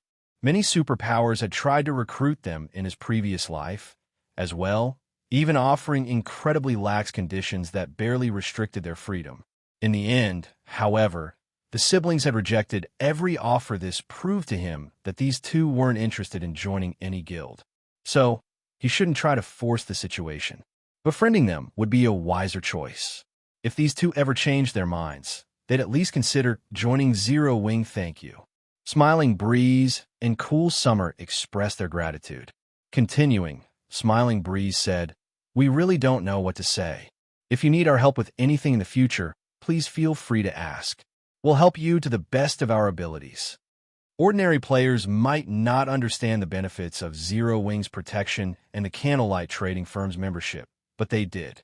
Countless independent players dreamed of such an advantage. After conversing with Feng for a little while longer, Smiling Breeze and Cool Summer departed from Glorytown. Meanwhile, the players on the main street were in an uproar over Feng's battle with Sin Realms members. Some players had even uploaded the battle videos they had recorded to the Purple Thorns Kingdom's official forums. The instant the battle videos were available, they became the most popular topic of conversation throughout the kingdom. Many of the kingdom's players had negative opinions of Sin Realm due to its tyrannical behavior. But since the guild was so powerful, they were forced to endure its control now that Sin Realm had suffered a massive defeat in Glorytown, with one of its 7 great experts falling in battle. It was only natural that the populace's general mood was quite jubilant for a time. The kingdom's population grew curious about Feng's identity, and many players found themselves admiring the swordsman. As news of the battle spread, everyone soon discovered that Feng was actually Zero Wing's Yi Feng. Due to this revelation, the entire kingdom was in an uproar, with many players expressing their desire to join Zero Wing, hoping that the guild would establish a branch guild in the Purple Thorns kingdom. The overwhelming reaction even surprised Feng at this point. Over 200,000 players, a truly frightening number, had voiced their desire to take down Sin Realm. Just how much of a tyrant is Sin Realm in the Purple Thorns kingdom? Feng was astonished as he read the forum post containing a petition to deal with the offending guild. The average large guild didn't even have 100,000 members. Only second-rate and above guilds could amass such a collection. It didn't take long for news of the matter to reach the Purple Thorns kingdom's various major powers, especially the kingdom's tyrant, Sin Realm. Chapter 1994, Unexpected Joy. Purple Thorns City, Sin Realm's residence. The glorious, magnificent guild hall was hectic due to the incident in Glory Town. The guild members in the building struggled to control their bloodlust after learning about the defeat, and some players had even tried to form an expedition to flatten Glory Town. Meanwhile, Sin Realm's upper echelons had gathered in the guild leader's office. Guild leader, we've looked into the situation. The player that killed Crocodile Breaker is Yi Feng, Zero Wing's honorary elder. An indifferent man in purple gold robes and carrying a silver staff addressed the emaciated man in the guild leader's seat. Although the emaciated man looked like a shriveled tree, he felt like a towering mountain. Some of the guild's upper echelons didn't even dare to look him in the eye due to the powerful pressure he gave off. Sin Realm's members only felt awe and reverence towards this emaciated man. He was the strongest guild leader in Sin Realm's history. Lone Beacon. Sin Realm had still been considered a lowly second-rate guild a few years ago, but after Lone Beacon had become the guild leader, Sin Realm had rapidly developed. Now, it was a publicly acknowledged first-rate guild under Lone Beacon's leadership. Sin Realm had increased its development speed after joining God's Domain. The guild was now even stronger than some veteran first-rate guilds and had taken full control of the Purple Thorns Kingdom. Many first-rate and super-first-rate guilds had even failed to accomplish such a feat. Zero Wing's Yi Feng. Lone Beacon's lips curled into a smile. That is interesting. As soon as we lay our hands on the Witch's Hill, someone from Zero Wing appears in the Purple Thorns Kingdom. Guild leader, this Yi Feng is too arrogant. He actually dared to kill Crocodile Breaker in our own territory. It's a slap to the face. A robust Tin Berserker growled angrily. Please, let me lead a team to teach this guy a lesson. We'll show Zero Wing that just because it barely resisted an offensive from Miracle, that doesn't mean that it can strut around before Sin Realm. Iron Tooth is right, guild leader. Yi Feng has come to our territory alone and killed Crocodile Breaker. If we don't take care of him, we'll become a laughingstock in the kingdom. Everyone will assume that we fear Zero Wing. The other guild upper echelons promptly voiced their agreement. It might have been acceptable if Zero Wing had sent an army into Purple Thorns Kingdom, and the two guilds had clashed, but Feng had come here on his own. He had even publicly announced his identity before the kingdom's populace. If they didn't deal with this player and prove to Zero Wing that they weren't to be trifled with, then Sin Realm's reputation would be in tatters. Iron Tooth, take a team to Glory Town, Lone Beacon said, nodding. He, too, felt that it was necessary to teach Zero Wing a lesson. He then continued, however, Yi Feng is extraordinarily strong. Take the steel puppet with you as a precaution. The guild's upper echelons were surprised by Lone Beacon's decision. Sin Realm had only obtained the treasured steel puppet after many difficulties. The guild had lost more than 10,000 lives and numerous Tier 3 magic scrolls. Although the steel puppet couldn't fight on its own like a summon creature, needing a player's control, it could kill players as easily as killing ants. The steel puppet wouldn't have any issues dealing with Tier 3 experts, much less Tier 2 players, yet Lone Beacon wanted to use the steel puppet against a single expert player from Zero Wing. He was simply making a mountain out of a molehill now that Feng bore the death mark. The guild could easily track his movements. Sending Iron Tooth and his team, along with some magic scrolls and magic array scrolls, would be more than enough. There was no need to mobilize the steel puppet. Irontooth rejoiced when he heard his guild leader's command. Hurriedly, he replied, "Leave it to me. I'll make sure Yi Feng regrets ever setting foot in the purple Thorns kingdom." Following which, Irontooth, one of Sin Realm's 7 great experts, walked out of the guild leader's office to organize a team for his trip to Glory Town. In the meantime, Shi Feng had arrived at Glory Town's town hall.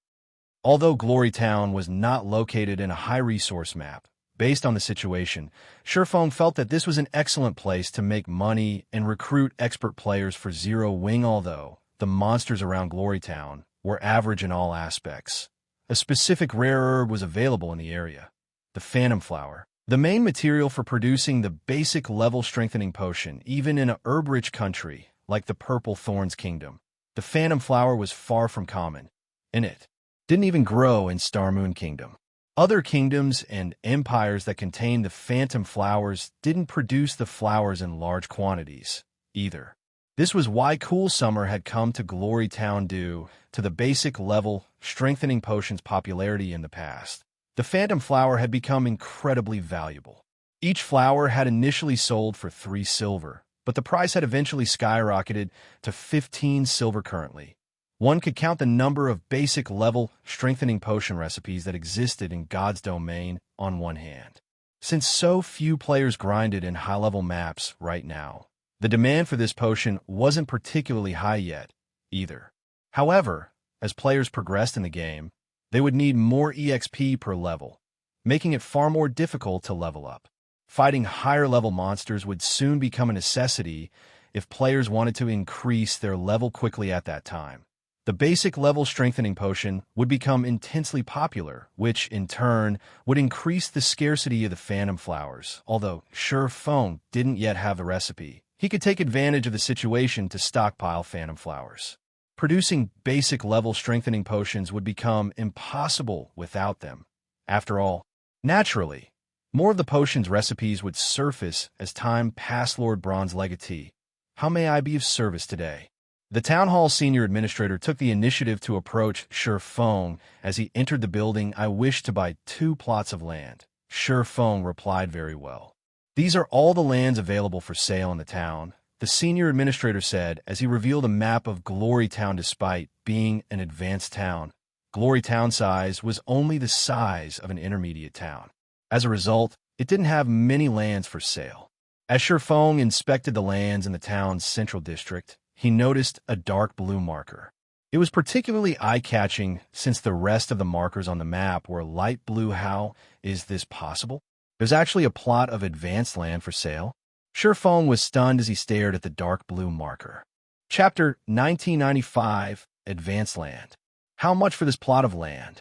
Shi Feng asked, suppressing the excitement in his heart as he pointed at the dark blue marker on the map. In the past, the various superpowers had considered advanced lands extremely valuable. Unlike ordinary lands, players had absolute control of the advanced lands they purchased. In other words, like guild towns and cities, players wouldn't be limited to the type of construction they could build on the land. Instead of building shops, guild residences, or private houses, players could construct auction houses or battle arenas, though only a fool would build a battle arena in an NPC town, as doing so would not yield any profits. NPC towns didn't have much mana, and a battle arena wouldn't provide enough benefits to the players training within without a high mana density. The wisest way to use a plot of advanced land was to build an auction house. Auction houses couldn't be constructed on ordinary lands, and NPC towns didn't usually possess auction houses. Of course, player-constructed auction houses didn't hold much attraction for players. They were already available in NPC cities, and every NPC town and city had a teleportation hall, allowing players to travel from one location to another easily. Moreover, NPC auction houses were usually connected with multiple other NPC auction houses, which allowed players to sell and purchase items from multiple NPC cities. In contrast, player-constructed auction houses were only connected with other auction houses the player owned. However, player-constructed auction houses had an advantage that NPC auction houses lacked: the freedom to choose the form of currency required. Instead of coins, players could use credits or magic crystals. Many of God's domains players dreamed of earning real-world money through the game, but transactions involving credits and in-game items were troublesome. Normally, players were only willing to go through the trouble for bulk or high-value transactions. However, player-constructed auction houses removed the hassle of credit trades.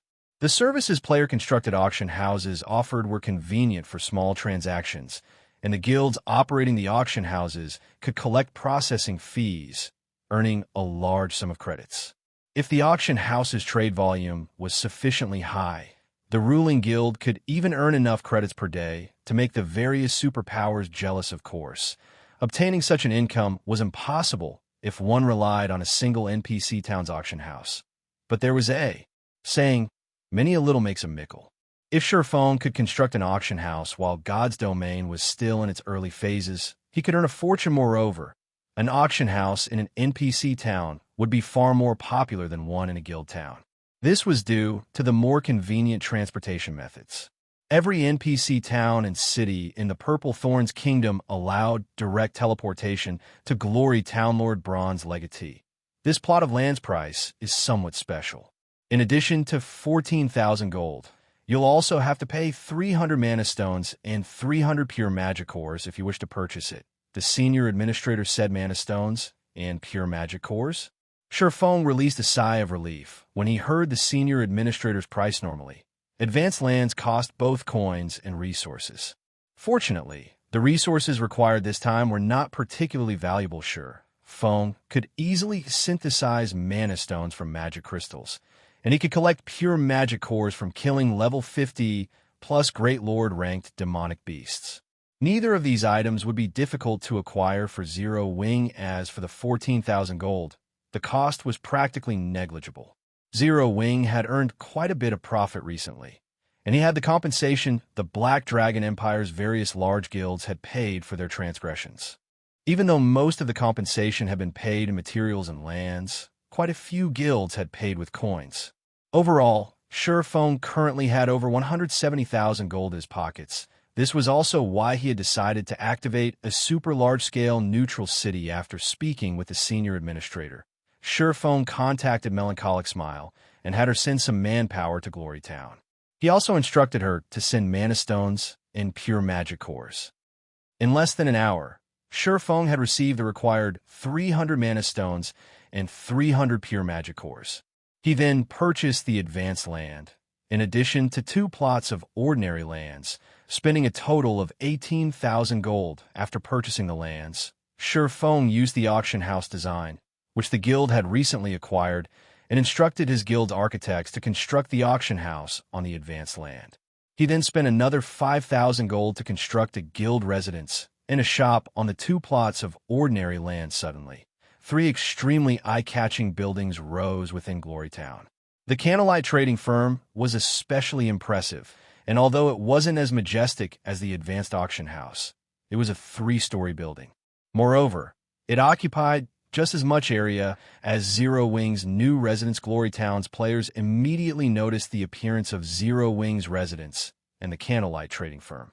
The town wasn't particularly large, after all, and none of the town's lands had been purchased by any major powers. Glory Town was merely a border town, a temporary leveling area for a small number of independent players. There was no real value to purchasing the lands here. Why is there a player-constructed auction house? Didn't they say that it wasn't possible to construct auction houses in NPC towns? Zero Wing is so awesome. It has even pulled off something like this. But what's the point in constructing an auction house here? Player-constructed auction houses don't usually have a lot of items for sale. The customer base is so much smaller than NPC auction houses, so there isn't much point in using a player-constructed one. True. But isn't Zero Wing Star Moon Kingdom's overlord? It also has a big city like Zero Wing City. This auction house here should be connected to the one there. If that's the case, it should have a lot of items for sale. Glory Town's players were all curious about the Candlelight auction house that now graced their town. They immediately entered to inspect the building and its services. However, Once players examined the items for auction, they were stupefied the Candlelight auction house had just as many items as the auction houses in NPC cities. Most importantly, many items could also be purchased with either coins or credits. Players could even spend credits to buy a single piece of bronze Oregon. This discovery excited the players that didn't have many coins but had spare credits lying around. Moreover, the weapons and equipment the Candlelight auction house offered were much cheaper. Amazing. The Candlelight auction house is simply amazing. Crap, there are so many pieces of level 55 mysterious iron equipment for sale. You won't even find this many in NPC cities auction houses. Everyone's eyes turned bloodshot as they read through the item lists in the Candlelight auction house. Meanwhile, news of Glory Town's new auction house soon reached the Purple Thorns Kingdom's official forums, with a particularly eye-catching title. Candlelight auction house appears in Glory Town. Chapter 1996, Popular Auction House. Due to the appearance of the Candlelight auction house, the players viewing the Purple Thorn Kingdom's official forums were in an uproar, especially the ordinary independent players. Once they read the forum thread, they headed to Glory Town. Normally, these independent players struggled to earn money, yet God's Domain had many aspects that required coins. Exchanging credits for coins wasn't easy either, since most workshops and money farming teams sold coins at a minimum of 5 gold. Sellers very rarely sold small amounts, such as 50 silver or 1 gold. Players from ordinary households couldn't afford to spend the credits on 5 gold, and although they were willing to purchase individual pieces of bronze or mysterious iron equipment with credits, such opportunities were incredibly rare. Most players only sold bronze and mysterious iron equipment for credits when they were selling in bulk. Although it was possible to purchase individual bronze and mysterious iron equipment with coins in Guild Town's auction houses, there was generally a limited supply. Furthermore, traveling to Guild Towns wasn't very convenient now that the Candlelight auction house had appeared in an NPC town and had a large stock of items. Purple Thorns Kingdom's general populace couldn't sit still and do nothing in less than half an hour. Glory Town's sparsely populated streets had become crowded with players. Everyone visiting the town swarmed toward the Candlelight auction house to purchase and sell items. The town had become even more lively than Zero Wing City. Sherfone was overwhelmed as he watched from within the auction house. According to the auction house's statistics, over 30,000 items had been put up for auction, and over 50,000 items had sold. Meanwhile, the auction house had collected over 200,000 credits from processing fees and over 100 gold in consignment fees. Glory Town's Candlelight auction house made even more money than Zero Wing City. Suddenly, Melancholic Smile contacted Sherfone and demanded, "Guild leader, what did you do in the Purple Thorns Kingdom?" The Candlelight auction house has gained several thousand members in the last few moments. We've earned over 40,000 magic crystals via membership fees alone. In addition, the total trade volume for the auction houses in Zero Wing City, Silverwing Town, and Stone Forest Town has increased drastically. It's 30% higher than usual. The auction houses in Zero Wing City, Silverwing Town, and Stone Forest Town were some of Zero Wing's main income sources. However, the trade volume for these auction houses had increased by 30%, and continue to rise. At this rate, the 3 auction houses would soon generate half of Zero Wing's credit income. At that time, Zero Wing would no longer have to sell secret silver and fine gold weapons and equipment to maintain the training ground. The guild might even be able to afford to recruit more internal members. A 30% increase in trade volume? Sherfone chuckled. That's only the beginning. If everything goes smoothly, we should see an increase of 70% at the very least. Oh, right. Send someone out to collect phantom flowers. As long as they don't cost more than 5 silver per stock, buy as many as possible. An ordinary guild city couldn't compare to the convenience of owning an advanced land in an NPC town or city. This was even true for Zero Wing City, which had a player population of over 10 million. No other guild had built a guild auction house in an NPC town in the Purple Thorns Kingdom, and Sherfang's success would attract a large number of players to Glory Town. Soon, the NPC town would see more player traffic than Zero Wing City, and almost every player that visited had done so specifically to use the Candlelight auction house. Melancholic Smile was dazed when she heard that the trade volume would increase by at least 70%. If it really were possible to secure so much income, they wouldn't have to worry about the new training grounds operation cost Phantom Flowers. I'll have my people purchase them via secret channels. Melancholic Smile said after recovering from her shock. No, we cannot purchase the flower through secret. I don't want to attract any unnecessary attention. Have people purchase the flowers from the various kingdoms and empires in secret, but try not to affect the market price, Shifeng said. Although the Phantom Flower wasn't particularly special, if Zero Wing purchased the flower in bulk through the secret Chamber of Commerce, the Chamber's other members would notice. That could affect his plans to stockpile the Phantom Flowers. He was not willing to take such a risk, I understand. I'll have people collect Phantom Flowers in secret, Melancholic Smile said, understanding Shifeng's intentions. She then disconnected the call and began to arrange the necessary manpower. Meanwhile, a group of cloaked players had reserved a barn not far from the Candlelight auction house and had settled in to observe the situation. Commander Irontooth, I've sent some players to investigate, but we haven't discovered how Zero Wing got permission to construct the auction house. We only know that Zero Wing had dispatched a group of architects to construct it on that plot of land. A masked, level 58, Tier 2 assassin reported. Zero Wing has also constructed a residence in the town. By the looks of it, the guild plans to recruit members from Glory Town and begin its development in the kingdom from here. What an arrogant guild. First, Zero Wing kills our guild members, and now it intends to start a branch guild in our kingdom? This is an insult to Sin Realm. Rage flared within Irontooth as he listened to his subordinates report. Commander, why don't we go and kill Yifeng now? A level 58, Tier 2 Ranger suggested. No, we'll wait until he leaves Glory Town. Irontooth growled, shaking his head. Although Glory Town is only a town, it is a heavily fortified border town. Moreover, he must be aware that he has a tracking mark on him. He will expect an ambush and remain around a high number of NPCs. He might even have a bunch of companions with him. If we strike abruptly, we'll just end up like Crocodile Breaker right now. We need to wait. Once the tracking mark disappears, Yifeng will sense it. He'll think that he is free and will act more boldly. That will be the perfect time to take his life. Notify Feather Hunter and tell him to keep a close eye on Yifeng. Understood. The Tier 3 tracking scroll Crocodile Breaker had used was incredibly rare and effective, but it had an obvious flaw. The targeted player could perceive the mark.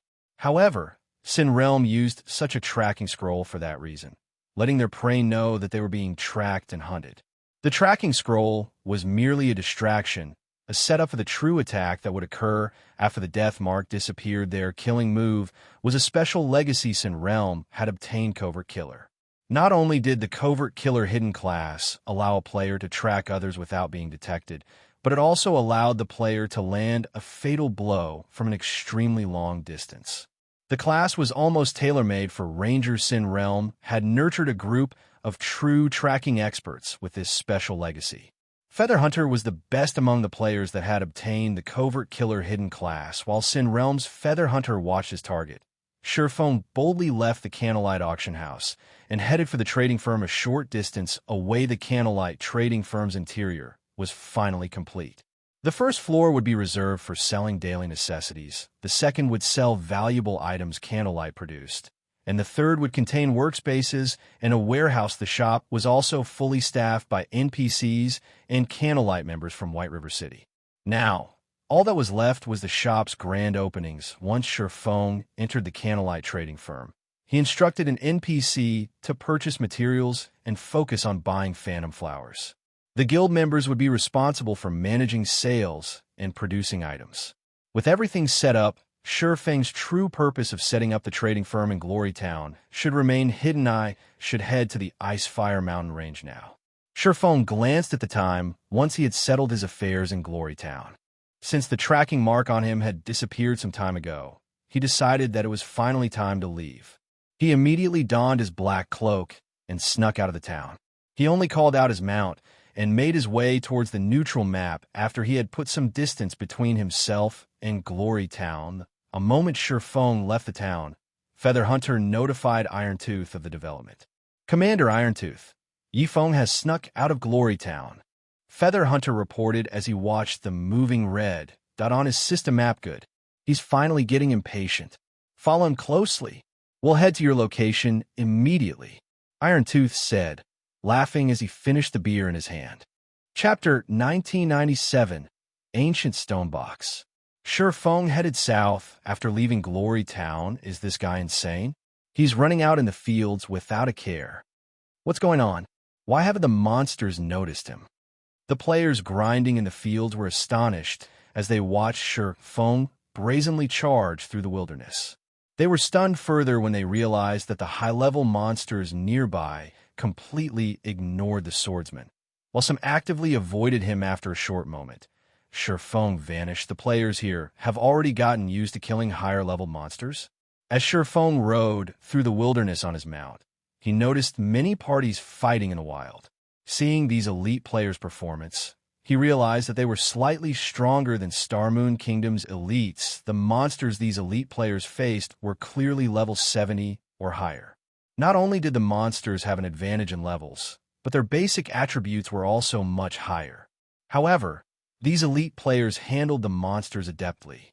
They never tried to take the monsters head-on, sending the party's MT to distract the target while evading the monsters' attacks instead. Meanwhile, the party's ranged players bombarded the monsters, slowly but surely whittling down the higher-leveled opponents. While this combat method might seem simple, it was not easy to implement since the monsters in the area had considerably high combat standards. Including the attribute differences, distracting these monsters without taking a hit would be very difficult for current MTs, much less doing so for a long period. Players' combat standards would be tested here, however. Despite their excellent performances, the best these players could manage was grinding in Glory Town's nearby maps. The farther they were from Glory Town, the stronger the monsters would be. Players would encounter more than just special elites and chieftains. They'd also run into lords and high lords, even level 60. Tier 2 experts would have to flee from level 70+ lords and high lords, not to mention Tier 1 players. Not only were these monsters' combat standards superior to special elites and chieftains, but they also had an arsenal of skills. If Tier 2 experts were not careful, they could die in the blink of an eye, of course. These monsters were no trouble for Shurfeng. He had already reached level 70 and could easily move through these level 70+ lords and high lords after over 2 hours of travel. Shurfeng finally arrived in an open gravel plain. An ancient altar, surrounded by stone pillars that formed a maze, stood in the center of the plain. Meanwhile, level 75 and higher elemental creatures roamed the maze, the majority of which were lord-ranked monsters. This was the elemental altar, the most famous location in Glory Town's map during Shurfeng's previous life. Sure enough, no one has come this far yet. As Shurfeng arrived before the elemental altar and gazed upon the ancient stone box upon it, he couldn't help but smile. Any player that had wanted to travel to Thunderaxe City had almost always done so through Glory Town in the past. But by the time he had made it to the town, players had long since explored the area. Meanwhile, among the various locations found, players had talked about the elemental altar more than any other. The altar had become such a hot topic due to the stone box enshrined on it. While the stone box might look ordinary, it contained an amazing treasure, the sealing stone. Although the sealing stone was a one-time use tool, it had astounding power. When used, it could seal the strength of one monster, reducing its rank by 1 for 3 hours. While this effect might not seem impressive, the sealing stone was even effective against mythic monsters. The tool would reduce ordinary mythic monsters to Grand Lord rank, and mythic-ranked archaic species would become as weak as ordinary mythic monsters. The player that had opened Thunderaxe City's entrance in the past had only succeeded due to this sealing stone. The guardian boss that protected the entrance would have been unbeatable for individual players at that time otherwise. As proof, many superpowers Apex experts had failed to unlock the neutral city. Now that Shurfeng wanted to open Thunderaxe City, he had to get a sealing stone of his own. However, Opening the stone box was easier than said due to the Thunder Beast that guarded it. Thunder Beast, elemental creature, Grand Lord, level 77. HP 85, 000/85, 000/000. This Thunder Beast would be a challenge, and as more players gathered, it would become stronger. Unlike other field bosses, it would grow stronger once more than one hostile life form was within range. If more than 6 life forms were nearby, the Thunder Beast would grow into a Grand Lord-ranked archaic species, and it would become as strong as Mythic Monster. If more than 20 life forms were within range, although it wouldn't grow past Mythic rank, its combat standards would skyrocket. The Thunder Beast would become impossible to defeat if more than 100 life forms were nearby. Meanwhile, the life forms in question included summoned creatures and players' personal guards. To make matters worse, the Thunder Beast would obtain more and higher quality skills as more life forms entered its range of influence. Because of this, the Thunder Beast had remained undefeated even after many guild experts had reached level 70 in the past. The Sealing Stone had only been discovered after a level 75 peak expert had visited the elemental altar and defeated the boss with special tools in hand. Although Shurfeng had yet to reach level 75, he had incredibly powerful outside help, following which Shurfeng took out the Bible of Darkness and summoned a level 85 Tier 3 Lava Demon. When the Lava Demon emerged, the surrounding temperature rose sharply due to the molten lava that covered its body, creating a natural domain. The Lava Demon was fond of melee combat, and while it might not be able to contend with a Grand Lord of the same level, it shouldn't have any issues against a Grand Lord 8 levels lower with the Bible of Darkness's strengthening effects. Go. Shurfeng commanded, gesturing at the Thunder Beast that slumbered beside the elemental altar. The Lava Demon released a war cry before charging at the Thunder Beast, appearing before the Grand Lord in an instant and activating the Tier 3 taboo skill, Lava Claw. By the time the Thunder Beast woke from its slumber, the Lava Demon's claw had struck the monster's lightning-formed body roar. The Thunder Beast cried out in agony, instantly losing more than 2 million HP.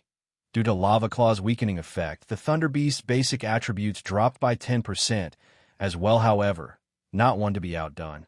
The Thunder Beast responded with a swipe of its tail, sending a whip of lightning at the Lava Demon Tier 3 skill, Lightning Annihilation.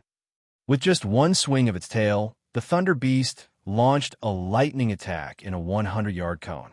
Even a Tier 2 Metratons of the same level with an active life-saving skill would barely survive the attack if they were on the receiving end. Any other class would die. Fortunately, the skill was nothing to the Lava Demon. The Summoned Demon only lost a little over L5 of its 24 million HP. Shurfeng finally made his move after the Lava Demon and Thunder Beast struggled against each other for some time. Activating Instant Strike, he appeared beside the Thunder Beast and bombarded the Grand Lord with his attack Shadow Blade. Purgatory Pendaslash, Flame Burst, Phantom Kill. Shurfeng used one skill after another, each hit dealing tens of thousands of damage, with some even dealing over minus 100,000. The Thunder Beast's HP began to plummet 90%, 70%, 50%. Since the Thunder Beast only had 2 opponents, Shurfeng and his Lava Demon, it could only use 2 of its skills, the AoE Tier 3 skill, Lightning Annihilation, and the single-target Tier 3 skill, Lightning Claw against Shurfeng, a player with the strength to rival a Great Lord of the same level.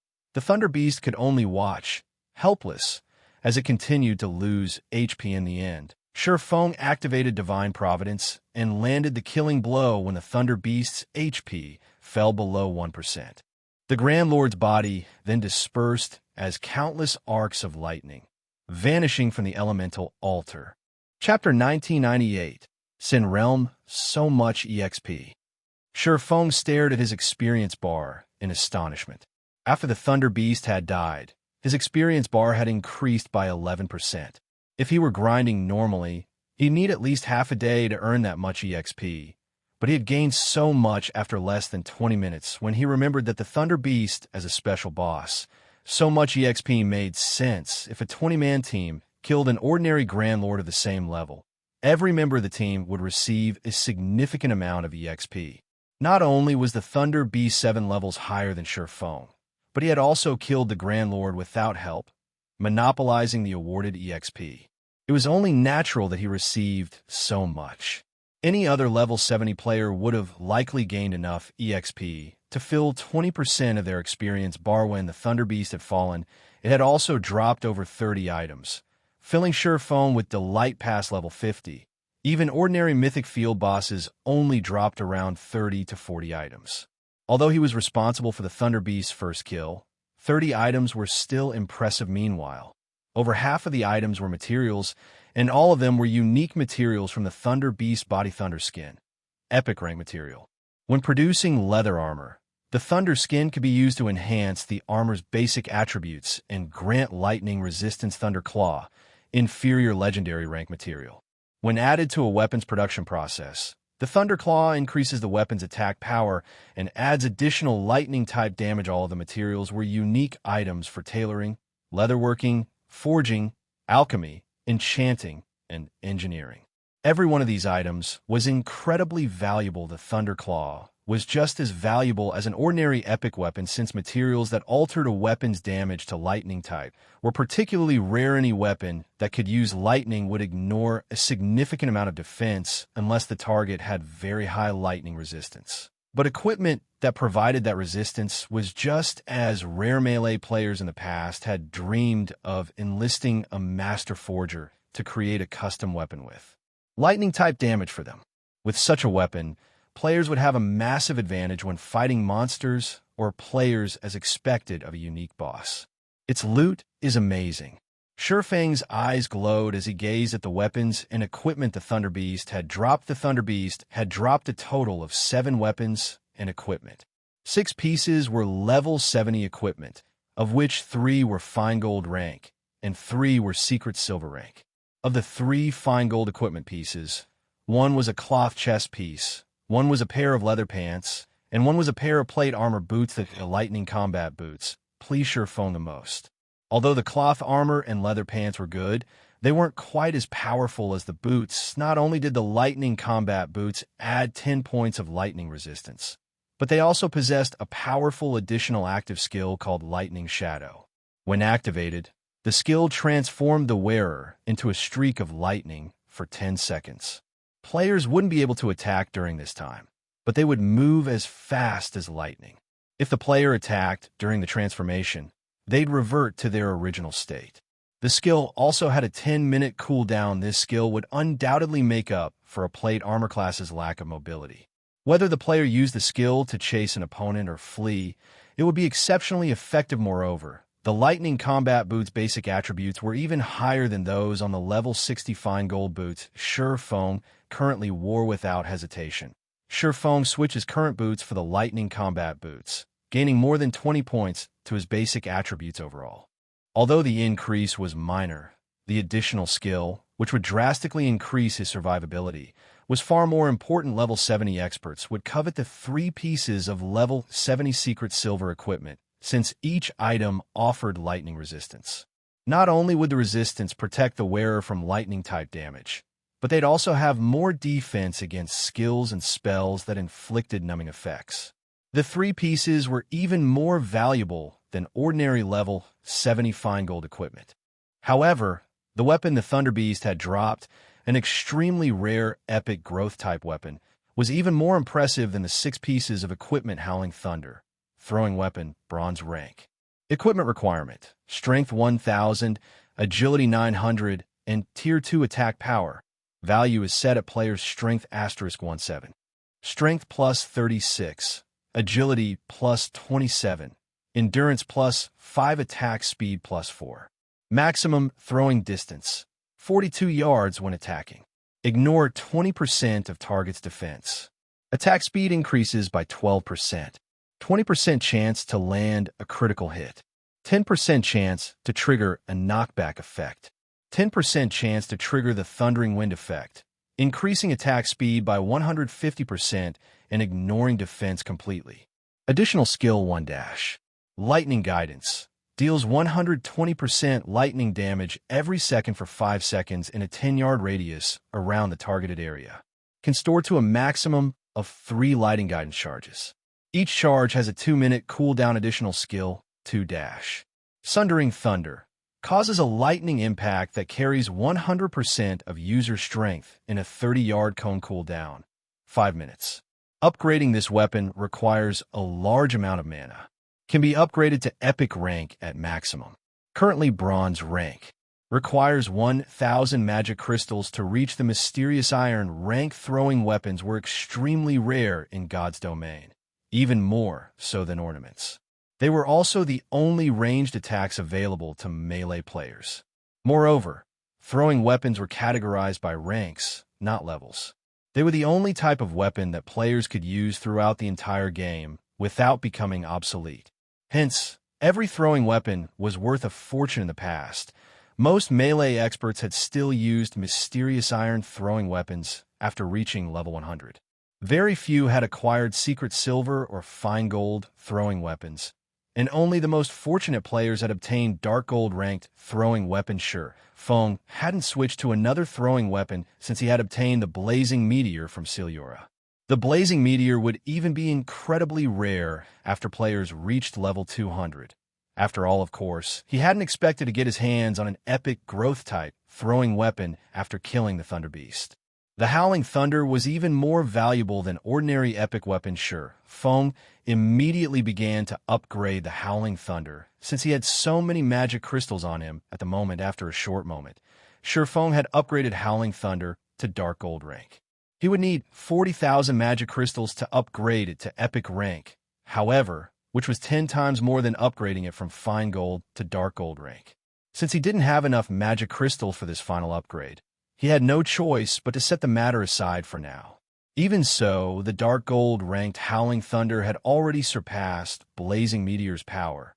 Satisfying Sure Feng left the elemental altar after he replaced Blazing Meteor with Howling Thunder and retrieved the Sealing Stone from the ancient stone box. However, as he was about to use the 7 Luminaries ring to teleport to the Icefire Mountain range, a gigantic magic array appeared above him, forming a magic barrier that enveloped the area around Sure Feng. Once the barrier was complete, a group of players wearing Sin Realm's guild emblem emerged from the ground.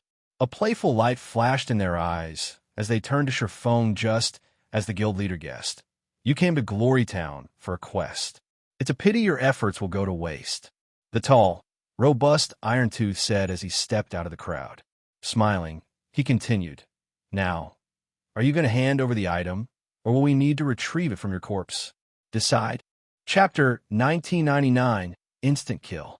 As Iron Tooth finished his question, the players around him burst into action. Wasting no time, these players formed a tight circle around Sure Feng. The Shield Warriors and Guardian Knights stood at the forefront with their shields raised, followed by the Berserkers and Swordsmen who offered their MT companion support. The ranged DPS players and healers stood farther behind. Sin Realm's members left Sure Feng no room to flee. Even if Sure Feng could tear through the encirclement and escape, the area had been sealed off with a magic barrier. He was trapped unless he could destroy it. Based on this pressure, you must have used an intermediate magic array? Sure Feng thought aloud as he glanced at the players channeling the array. This magic array had also reduced his basic attributes by 25% in God's domain. Magic array suppression was far less effective against players than monsters, and the higher tier the player was, the weaker the suppression would beta rob a tier 2 player of 25% of their basic attributes. One would need to use an intermediate magic array at the very least if he guessed correctly. This Earth's Wind is an intermediate magic array, and even a mythic monster would need some time to destroy it. While within the array, you won't be able to use teleportation spells or tools. Iron Tooth informed his prey, sneering. We prepared this magic array for you specifically. Is it to your satisfaction? Earth's Wind was one of the few sets of intermediate magic array scrolls Sin Realm possessed. They had originally saved it to use against particularly powerful field bosses. However, to ensure Sure Feng's death and teach Zero Wing a lesson, Lone Beacon had decided to send the scrolls with Iron Tooth's party You don't really think one intermediate magic array is enough to take me down, do you? Surephone calmly asked as he eyed the several hundred Sin Realm players before him. Around 50 of these players were Tier 2 experts. The rest of them were only Tier 1 players. The strongest player among them was Irontooth, a mere level 59, Tier 2 shield warrior, and Surephone could tell that his combat standard were not quite as powerful as Crocodile Breaker's. This man was only an ordinary refinement realm expert. This team wasn't enough to deal with a peak expert head-on. Peak experts had exceedingly powerful basic attributes, and even if those attributes had been reduced by 25%, they were still higher than ordinary Tier 2 experts. Naturally, killing ordinary Tier 2 experts would be child's play. They'd only need a little more time to complete the task, of course. A single intermediate magic array, and these ordinary experts won't be enough to deal with you, Irontooth said, smiling at Surephone. But what if these experts have violent blood potions? Earth's Wind would suppress Tier 2 experts' basic attributes by 25%, but a peak expert could still easily annihilate ordinary experts of the same level and tier while subjected to the array's effects. A 100-man team of ordinary Tier 2 experts still wouldn't be enough to take Surephone down. This team would need over a dozen refinement realm experts working together to have any chance of victory. Although Sin Realm did not have that many refinement realm experts, it did have the extremely valuable violent blood potion. Sin Realm had gone to great lengths to obtain the recipe for this potion, and after consuming it, players would gain an additional 1,200 points to every basic attribute. Moreover, these attribute points would add to players' base attributes. With their weapons and equipment's percentage modifiers, the potion's effects would be even greater. Meanwhile, the Violent Blood Potion had a 20-second duration and 5-minute cooldown. An ordinary Tier 2 expert would instantly gain the combat power of peak experts after drinking the potion. Unfortunately, the materials to produce the Violent Blood Potion were incredibly rare and valuable, and not even an advanced alchemist would have a high success rate when brewing it. To ensure Surefang's defeat, Irontooth had specifically received 4 violent blood potions from a guild with 4 peak experts and an intermediate magic array suppression. They could even kill a superpower's apex expert, much less Surephone. When Irontooth had finished speaking, 3 Tier 2 experts near him took out their violent blood potions and drank them. The intensity of the trio's auras instantly skyrocketed. The 3 Tier 2 players in question were a berserker, a swordsman, and an assassin. In this lineup, the berserker would act as the MT, the swordsman would offer support, and the assassin would find the opportunity to land the final blow. Ye foe. Today, we will prove to you and Zero Wing that resisting an attack for miracle doesn't mean that you can stand up to Sin Realm. Irontooth bellowed as he pointed at Surephone. Go, kill this arrogant fool. The trio then advanced on Surephone. The berserker used charge, the swordsman used Wind Blade, and the assassin entered stealth the Violent Blood Potion. Watching the approaching berserker and swordsman, Surephone retrieved Howling Thunder and flicked its Sundering Thunder. Countless arcs of lightning then surged forth. Once Surephone had upgraded the throwing weapon to Dark Gold rank, Howling Thunder's skills had considerably improved. Now, Sundering Thunder could exert 180% of its user's strength and covered a 45-yard cone. The attack speed was also extraordinary. The attack caught the charging trio off guard. The impact sent all 3 flying while their HPs rapidly decreased. The Sin Realm members that had stood behind the trio had suffered an even more tragic fate. The Tier 1 players within Sundering Thunder's range died instantly. Only Tier 2 players had survived the attack, although their HPs had fallen to a critical level while Sin Realm's players were stunned.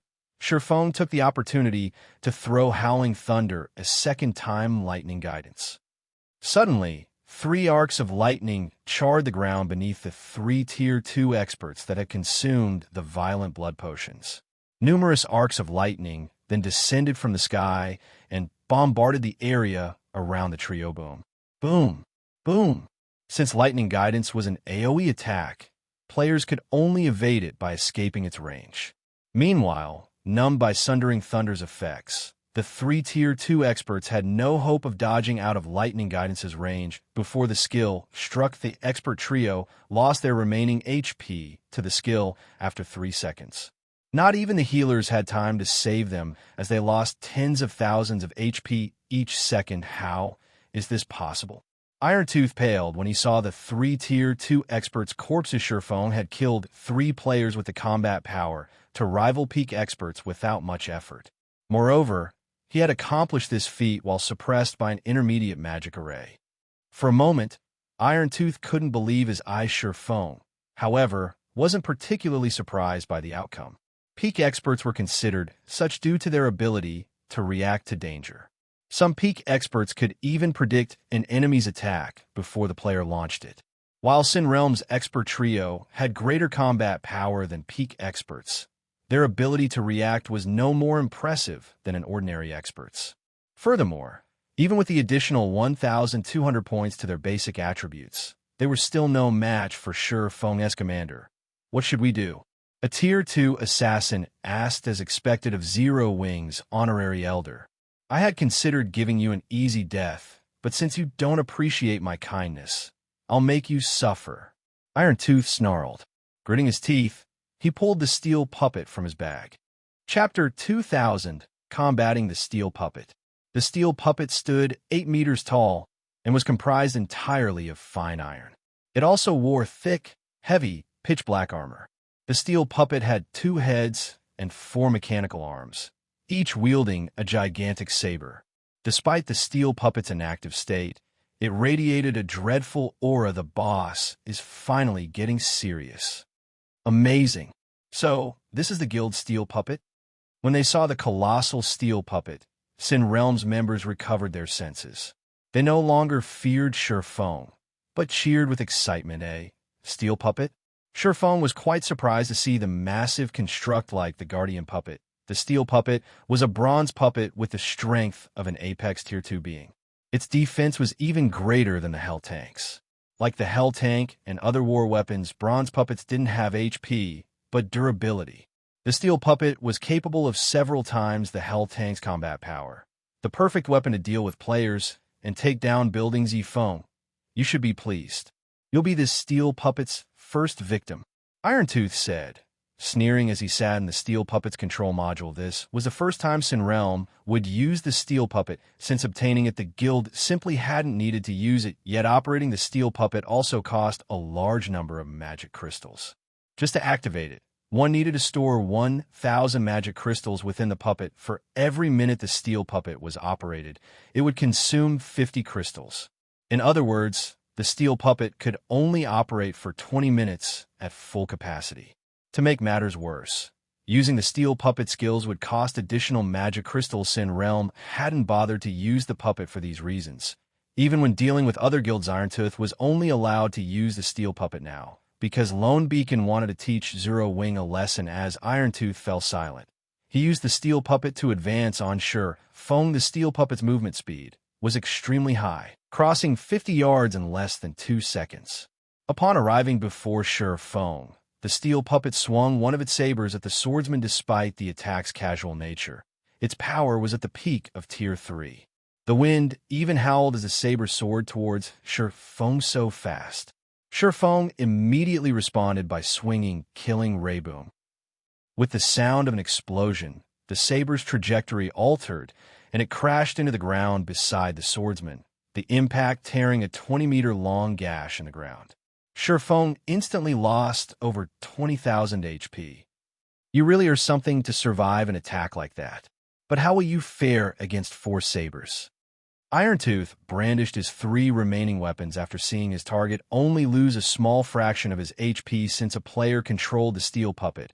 All 3 sabers accurately flew towards Surefang's defensive blind spots. Boom, boom, boom. As one slash after another descended, the blades devastated the ground around Surephone.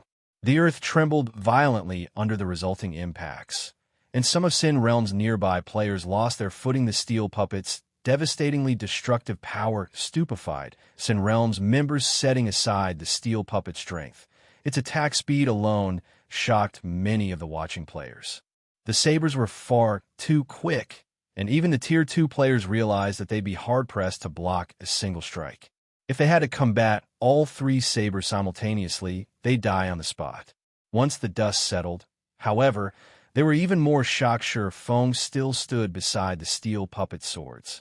He hadn't died in the flurry of attacks, and this time his HP was fully intact. As expected of a bronze combat puppet, its combat power is amazing. The Hell Tank is nothing in comparison, Feng thought as he looked at the deformed terrain around him. If he hadn't activated Power of Darkness in time, he would have likely lost more than half of his total HP. Controlling a combat puppet was very similar to controlling a Divine Beast players essentially merged with the combat puppet, and although they couldn't control the puppet as easily as they did their own bodies, executing simple attacks at maximum efficiency wouldn't be difficult. Moreover, a bronze combat puppet's every attack contained the strength and speed of Tier 2 at its peak. It was the equivalent of a Grand Lord-ranked archaic species.